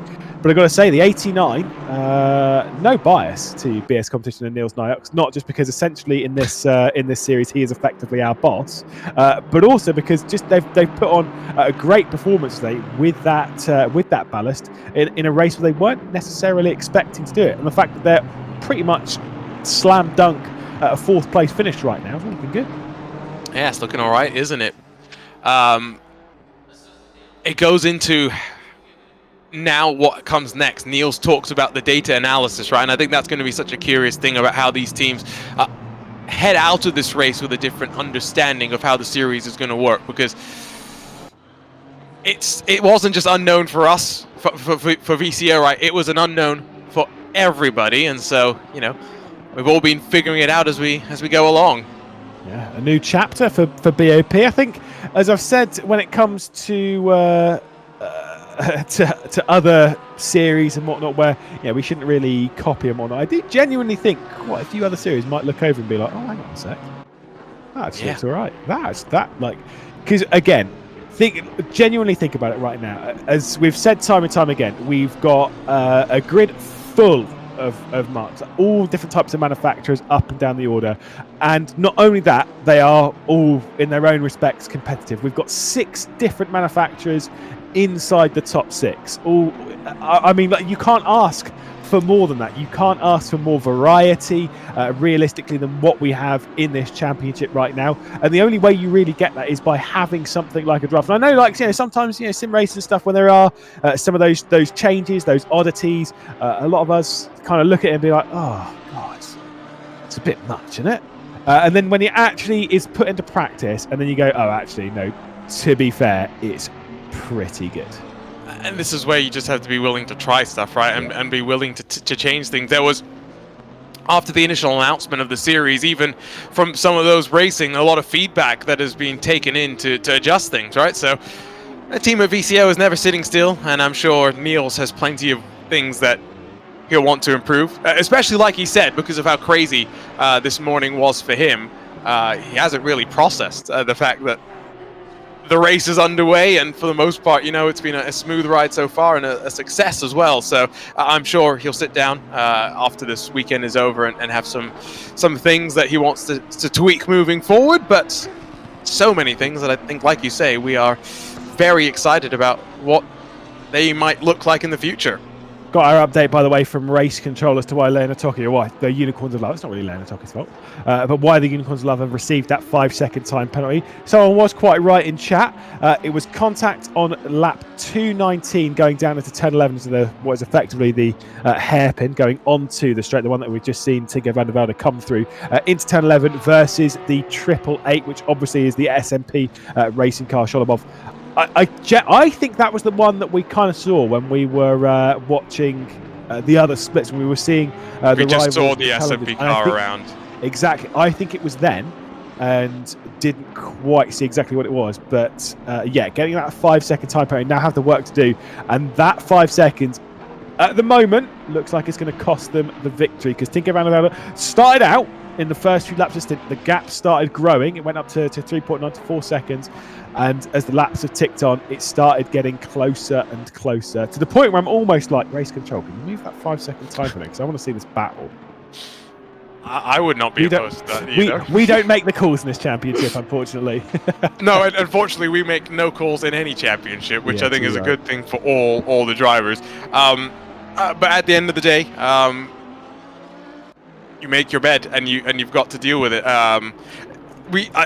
We didn't get the best look at it, so it's hard for us to say. Some people in the chat say it was a fair penalty. If it's a fair penalty, then you can't complain too much about losing a victory as a result of it. You just move forward and take what will be a second place, because, again, the gap back to the rest of the field, and that's even without the number 7 getting any sort of penalty through the course of the race, is 30 seconds. So these two have been the class of the field and deserve to be fighting at the front.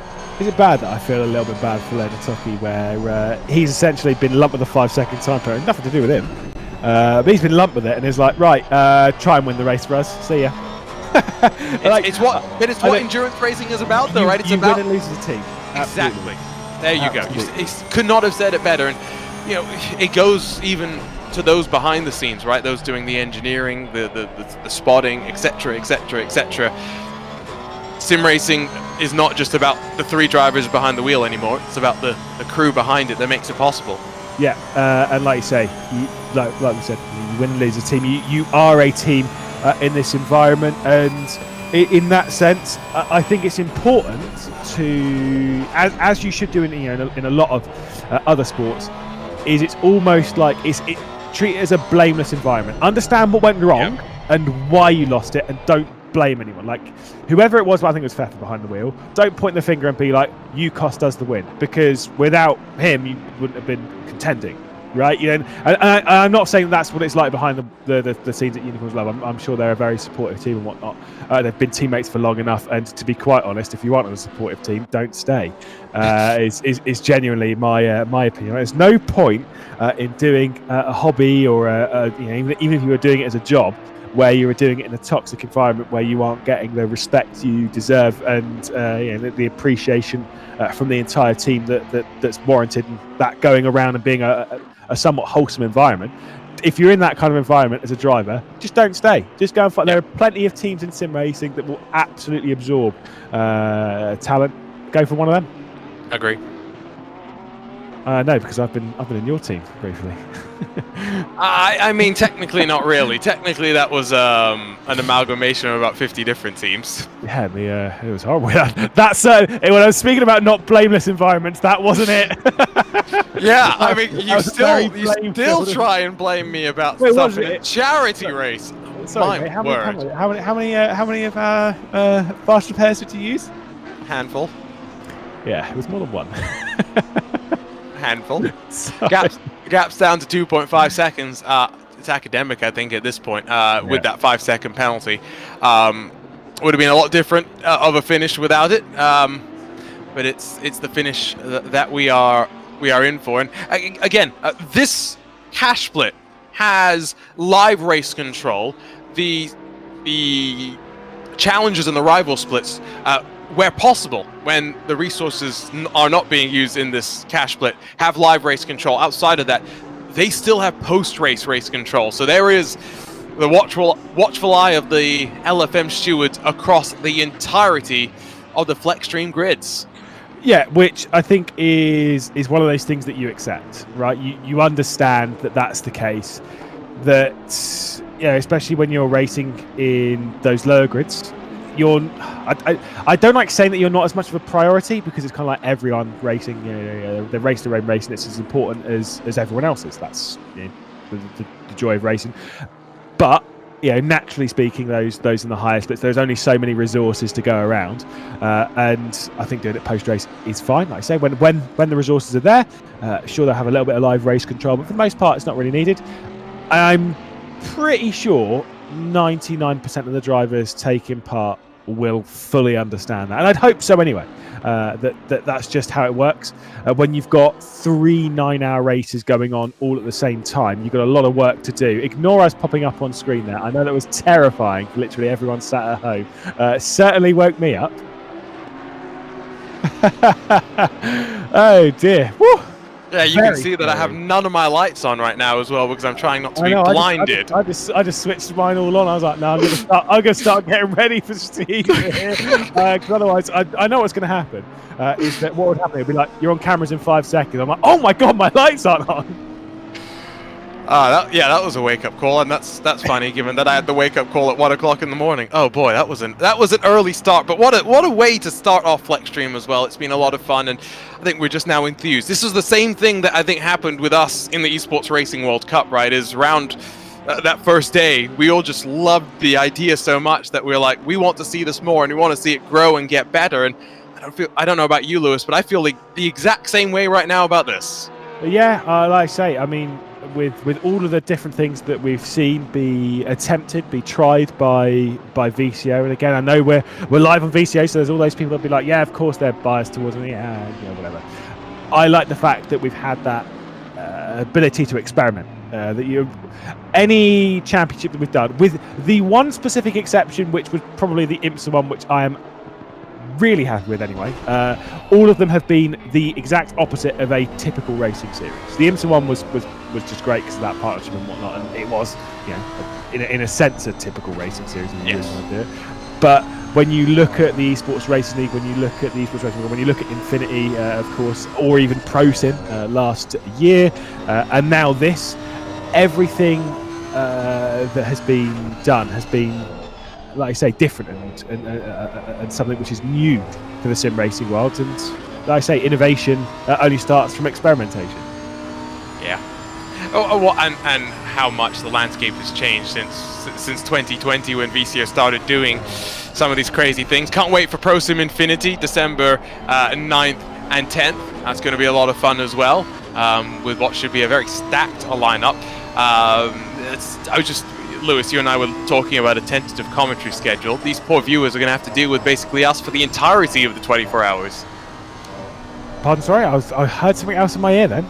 Okay. Well, I was just saying that, are you looking forward to ProSim Infinity, where it's basically you, me, or Luke Crane for 24 hours on the VCO Esports channels? Yeah, no, I'm mostly looking forward that I can actually commentate on the actual event, rather than being slightly with it for 3 hours, and then not with it for the other 3. Yeah, you did have a very, very busy weekend last time for VCO Infinity, to the point where no one knew how you were still awake. No, I wasn't. That's the important thing. You were sleep talking. Gotcha. Poor Cam Roger, who had to put up with that for a little bit in the morning. You and O'Leary did tell me that Cam told him after the broadcast, I've never heard Lewis commentate so badly, and I was like, no, I can understand that. I can truly understand that. I was I was not with it. That can be said. It is what it is. But I am super excited to be able to see a lot of the race. And I say, having spoken to quite a few of the drivers that are aiming to take part, both sim drivers and real drivers, I think we're going to have a properly stacked lineup. Yeah, and this is where I need to zip my mouth before I get in trouble with Florian. It's going to be an interesting set of combos that we've got in store. Wink, wink, nudge, nudge. Cars were already announced, I do believe. so we've at least had Well, the tracks. yes, no, they were done on social media. Yes, yeah. I can't remember what the cars were though. So. You got the the Porsche 911 GT3. Sorry, we're jumping on board the Lamborghini. 911.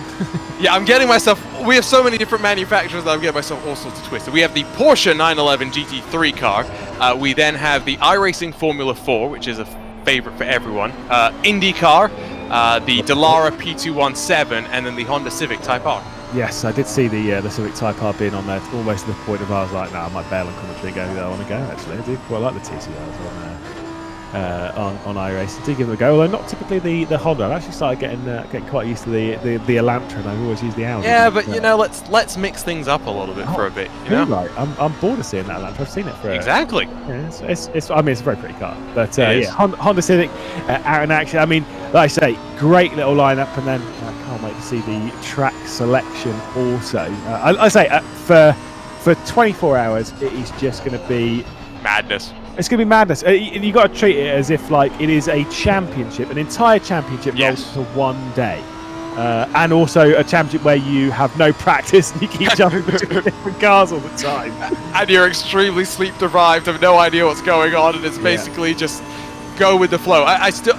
Your point about it being a championship, though, in 24 hours could not be more right, because I still remember what is the defining moment of the championship for the first running of VCO Infinity, when Dylan Shrivens at Road America in the Formula 3 car decided to take leave of his senses and absolutely send it on lap 1 into turn number 6.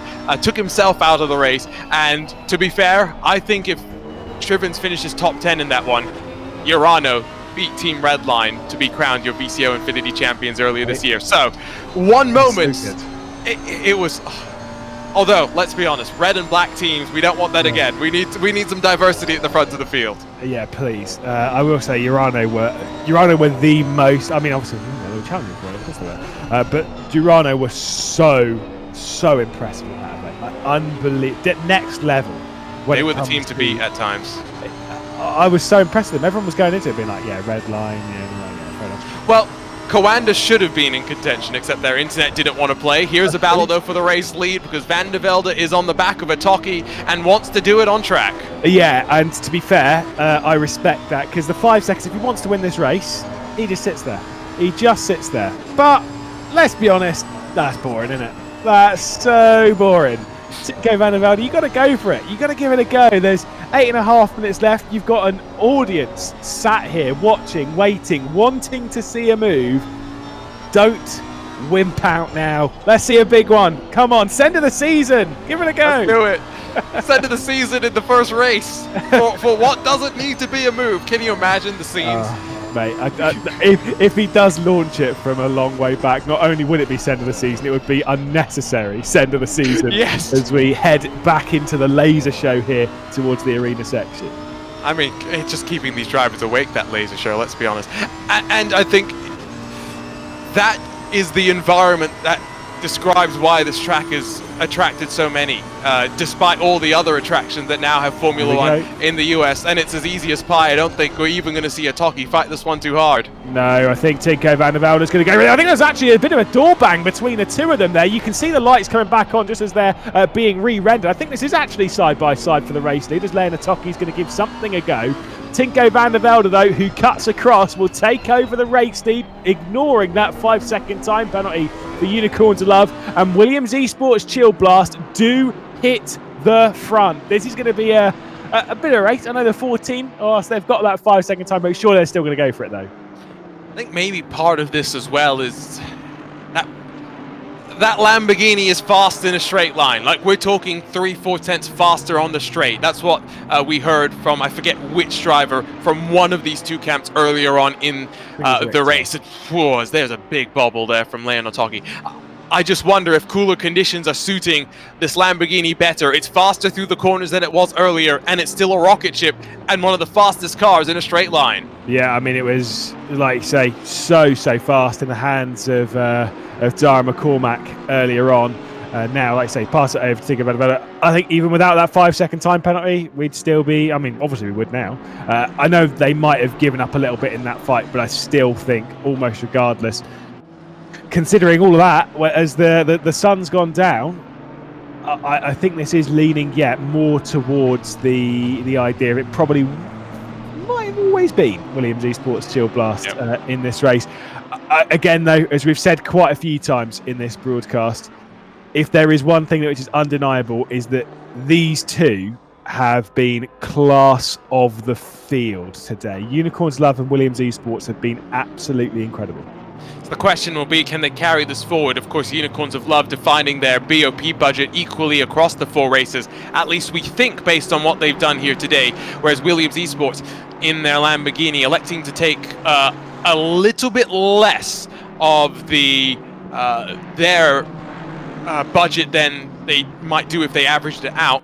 However, maybe there's a track in the future where they think the Lamborghini is just not suited towards, and they'll take the ballast there and consider that as maybe the weakest round of their championship. Leopard Esports, by the way, have got a 10-second penalty.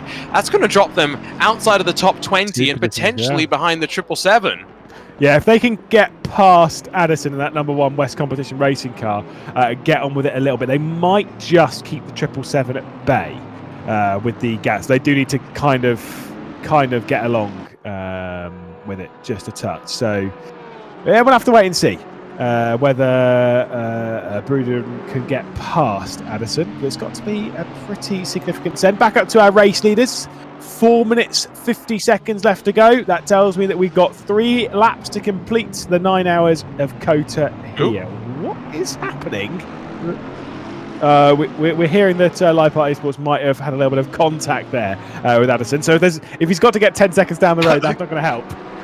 Yeah, it's not the first bit of contact, I get the feeling, either. Overall, though, again, it's been a fairly clean race. We started with, 42 cars taken, 43, taking to the green flag. I think we've whittled it down at this point to maybe 38 or so still running, because of course we have participation points for those that make it to the checkered flag. 6 cars are left on the lead lap, Lewis. Yeah, which, again, not a shock considering how fast these two have been. They've got to get past Hello Twitch. YouTube. Are we renaming their car for them? Because I'm more than happy to do that. I think so. But then I think this is the thing, is that if we do so, we also have to steal their livery and change the red to purple. I think looks sick, by the way.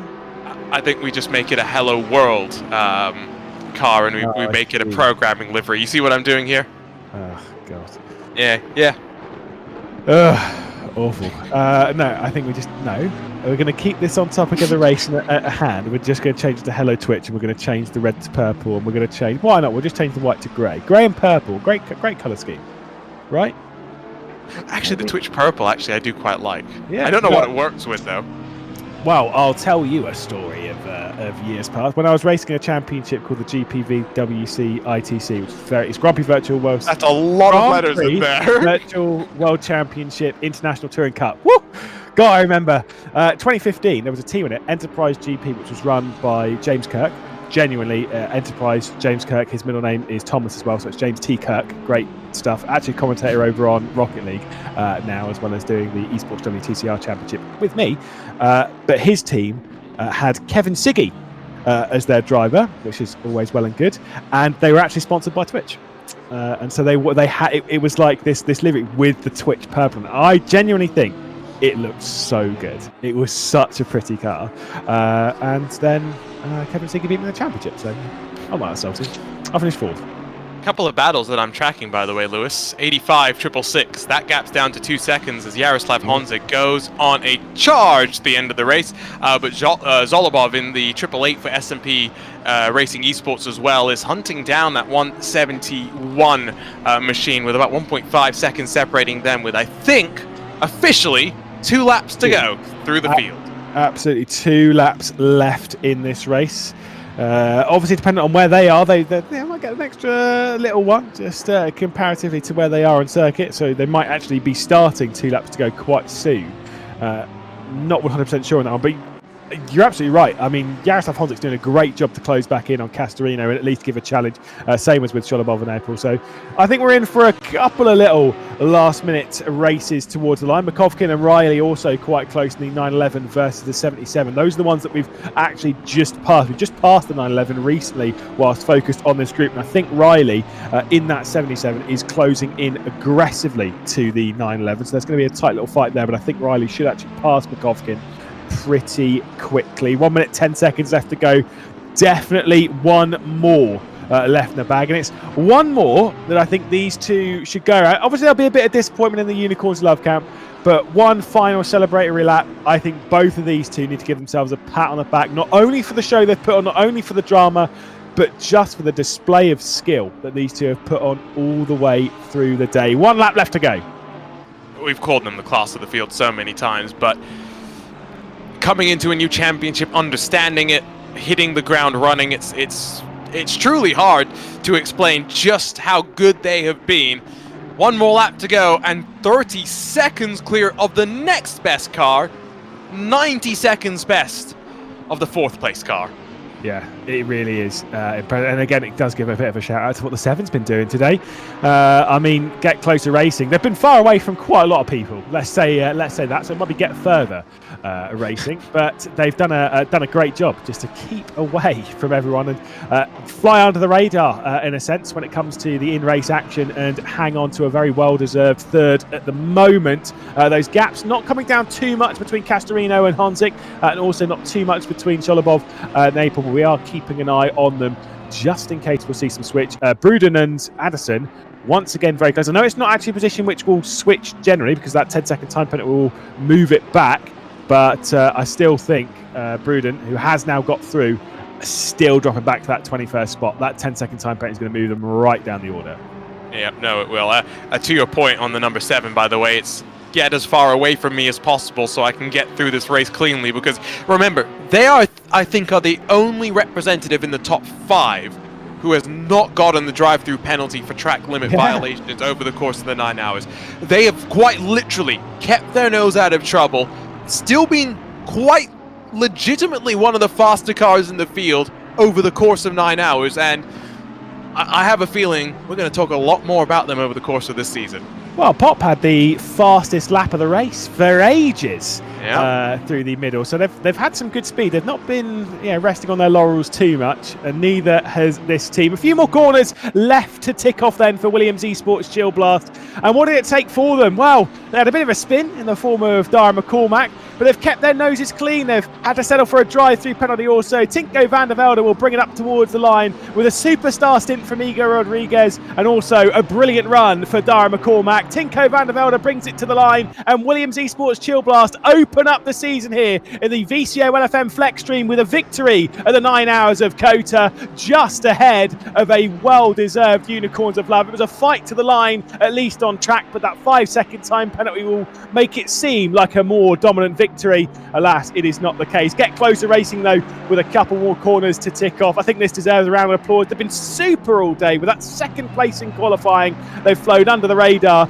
and like you say, they've been miles away from everyone. They have deserved a 3rd place finish that they crossed. They banked the points, and they'll be running back to the back home with that one and enjoying it. A super performance before we'll see the likes of Niox close the line. But I think whilst we see these cross the line, I actually want to go back. I want to see Castorino and Honzik. It's under a second at the moment. Yeah, no, it is definitely closed down, but I think just a little bit too little too late. Here they come onto the back straightaway. Now, do remember that the neither car is necessarily at the very top of the speed charts. The question will be which one has got more bravery and a little bit more grip in the closing stages. Into the braking zone, Honzik's too far back. Yeah, I'm expecting a end of the season attempt here. Jaroslav Honzik, who has raced so many different things in the world of sim racing. We've all seen it, on his when he's streaming under Jardia. I mean, the amount of work that he's put into his sim racing career. I think there is going to be one attempt. We head through probably the penultimate real attempt going through that second of the two hairpins, going around the long right-hander here. That Ferrari's washing out ever so slightly, penultimate corner coming up, and then into the final. There's got to be a send from Honzik, surely. He's done such a good job to close up. Yassi looking for a position inside the top 5. Castorino potentially hanging on right now, a bit slow through the penultimate corner, takes a defensive line. Honzik goes to the outside, could be a drag race up there. That Honda NSX trying to go for the up and under, but Racing Point's done such a good job in that 85 to hang on just around the outside. Honzik's not going to be able to do it, and Castorino hangs on for a well-deserved position inside that top 5. But a super effort on that race towards the line. You've got to say, what an attempt. And what a way to start this season off. Fireworks all the way to the very end as we raced into the night lights here at the Lone Star State. But shining brightest, it is Williams Esports Chill Blast in that number 5. Unicorns of Love will come across the line in second, but those two very much are the story of the field. Yeah, I mean, like I say, Igor Rodriguez, Dara McCormack and Tinko van der Velde has done a brilliant job today. They were pushed, it must be said, by Unicorns of Love, who led the most laps today. That's got to be said. Obviously, Tobias Pfeffer, Bastian Richter, and then Leon Atoki crossing the line. Maybe there might be that little bit of ruining the idea of putting Atoki in the car. Maybe they would have wanted to have left Pfeffer, but again, win and lose as a team. That 5-second time penalty, brush it off, understand what went wrong, accept the points. Second, whilst taking that 25% of their weight. They've done a brilliant job. Well, there is a look at Tinko van der Velde. We'll get to chat with him in a few moments' time. Don't forget, next time we go racing is the 18th of December. So it's a couple of weeks away, and I know Lewis is looking forward to juggling both the World Cup final and the second round of VCOxLFM FLExTREME. You're right. We're just waiting for the drivers. We'll get a chat with all three, hopefully, of the winning team, because I think at the very least, I want to ask Igor Rodriguez how exactly he was able to work his way through that stint. Yeah, I mean, we did have a little bit of a chat with him earlier, and to be fair, spirits were quite high. I don't know if you actually heard it, but he said, just to give you a little bit of clarification anyway, and for those at home, obviously, with him racing just with the one arm, with the surgery and stuff that he's had, expecting a full recovery, I think he said in January, maybe February, and he's expecting to be able to start racing on that left, right arm rather, when it comes to slightly closer to maybe January. Probably not the end of December, but in January. It means that he's probably going to have to do that next round. If he is in the car, he's going to have to do it once again with the one arm, which means he's going to be a proper superstar stint once again. I think we've got our race winners in here, and you're going to have a little bit of a chat with them. Yeah, I think we're both going to have a chat with them, Lewis. You can't run away from me this time. Tinko van der Velde joins us victorious to kick off VCOxLFM FLExTREME. And, I mean, Tinko, it was not simple. It came down to pushing to the very end. Yeah, that was such an intense end and also just very fun. Yeah, that 5-second made it quite a lot easier for us. I think it would have been even more without the penalty. But yeah, that's a shame for them. But yeah, holy shit, what a race. Yeah, I mean, it's been a very emotional one, but for 9 hours for it to come down to the wire like that, when you were behind him, like I said, they still had the 5-second time, but you still wanted to put on a move, though. Surely you got to cross the line on track first. It's not just good enough sat behind him and accepting the win that way. Yeah, of course, it feels way better. Wow, we'll move. Super stuff.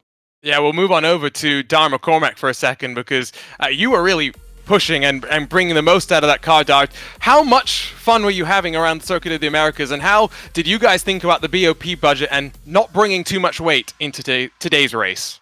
Well, I had absolutely zero fun. I was focusing on catching them, but yeah, it was a great race. I absolutely loved it. Everything was great. The car was great. Teammates were great. The rivals, everything. But yeah, I mean, I think we nailed the KG. It was pretty much perfect. We were balanced with the Porsche. So yeah, I mean, it was just a really close race all around. We were pretty much glued to them for the entire race, apart from the couple of mistakes on my side, turning off TC and stuff like that. But yeah, I mean, stuff happens. Arjuna's gone for the positive question. Sorry, mate. I'm going to go with a negative one. We'll go for that spin. Now, not to try and make things feel a bit dejected right now, but at that point, did you genuinely think, that's it, we can't win anymore? Or was there still the positivity in the camp? Was there still that fighting spirit? that was kind of the nail in the coffin, to be honest. I didn't really expect to win after that.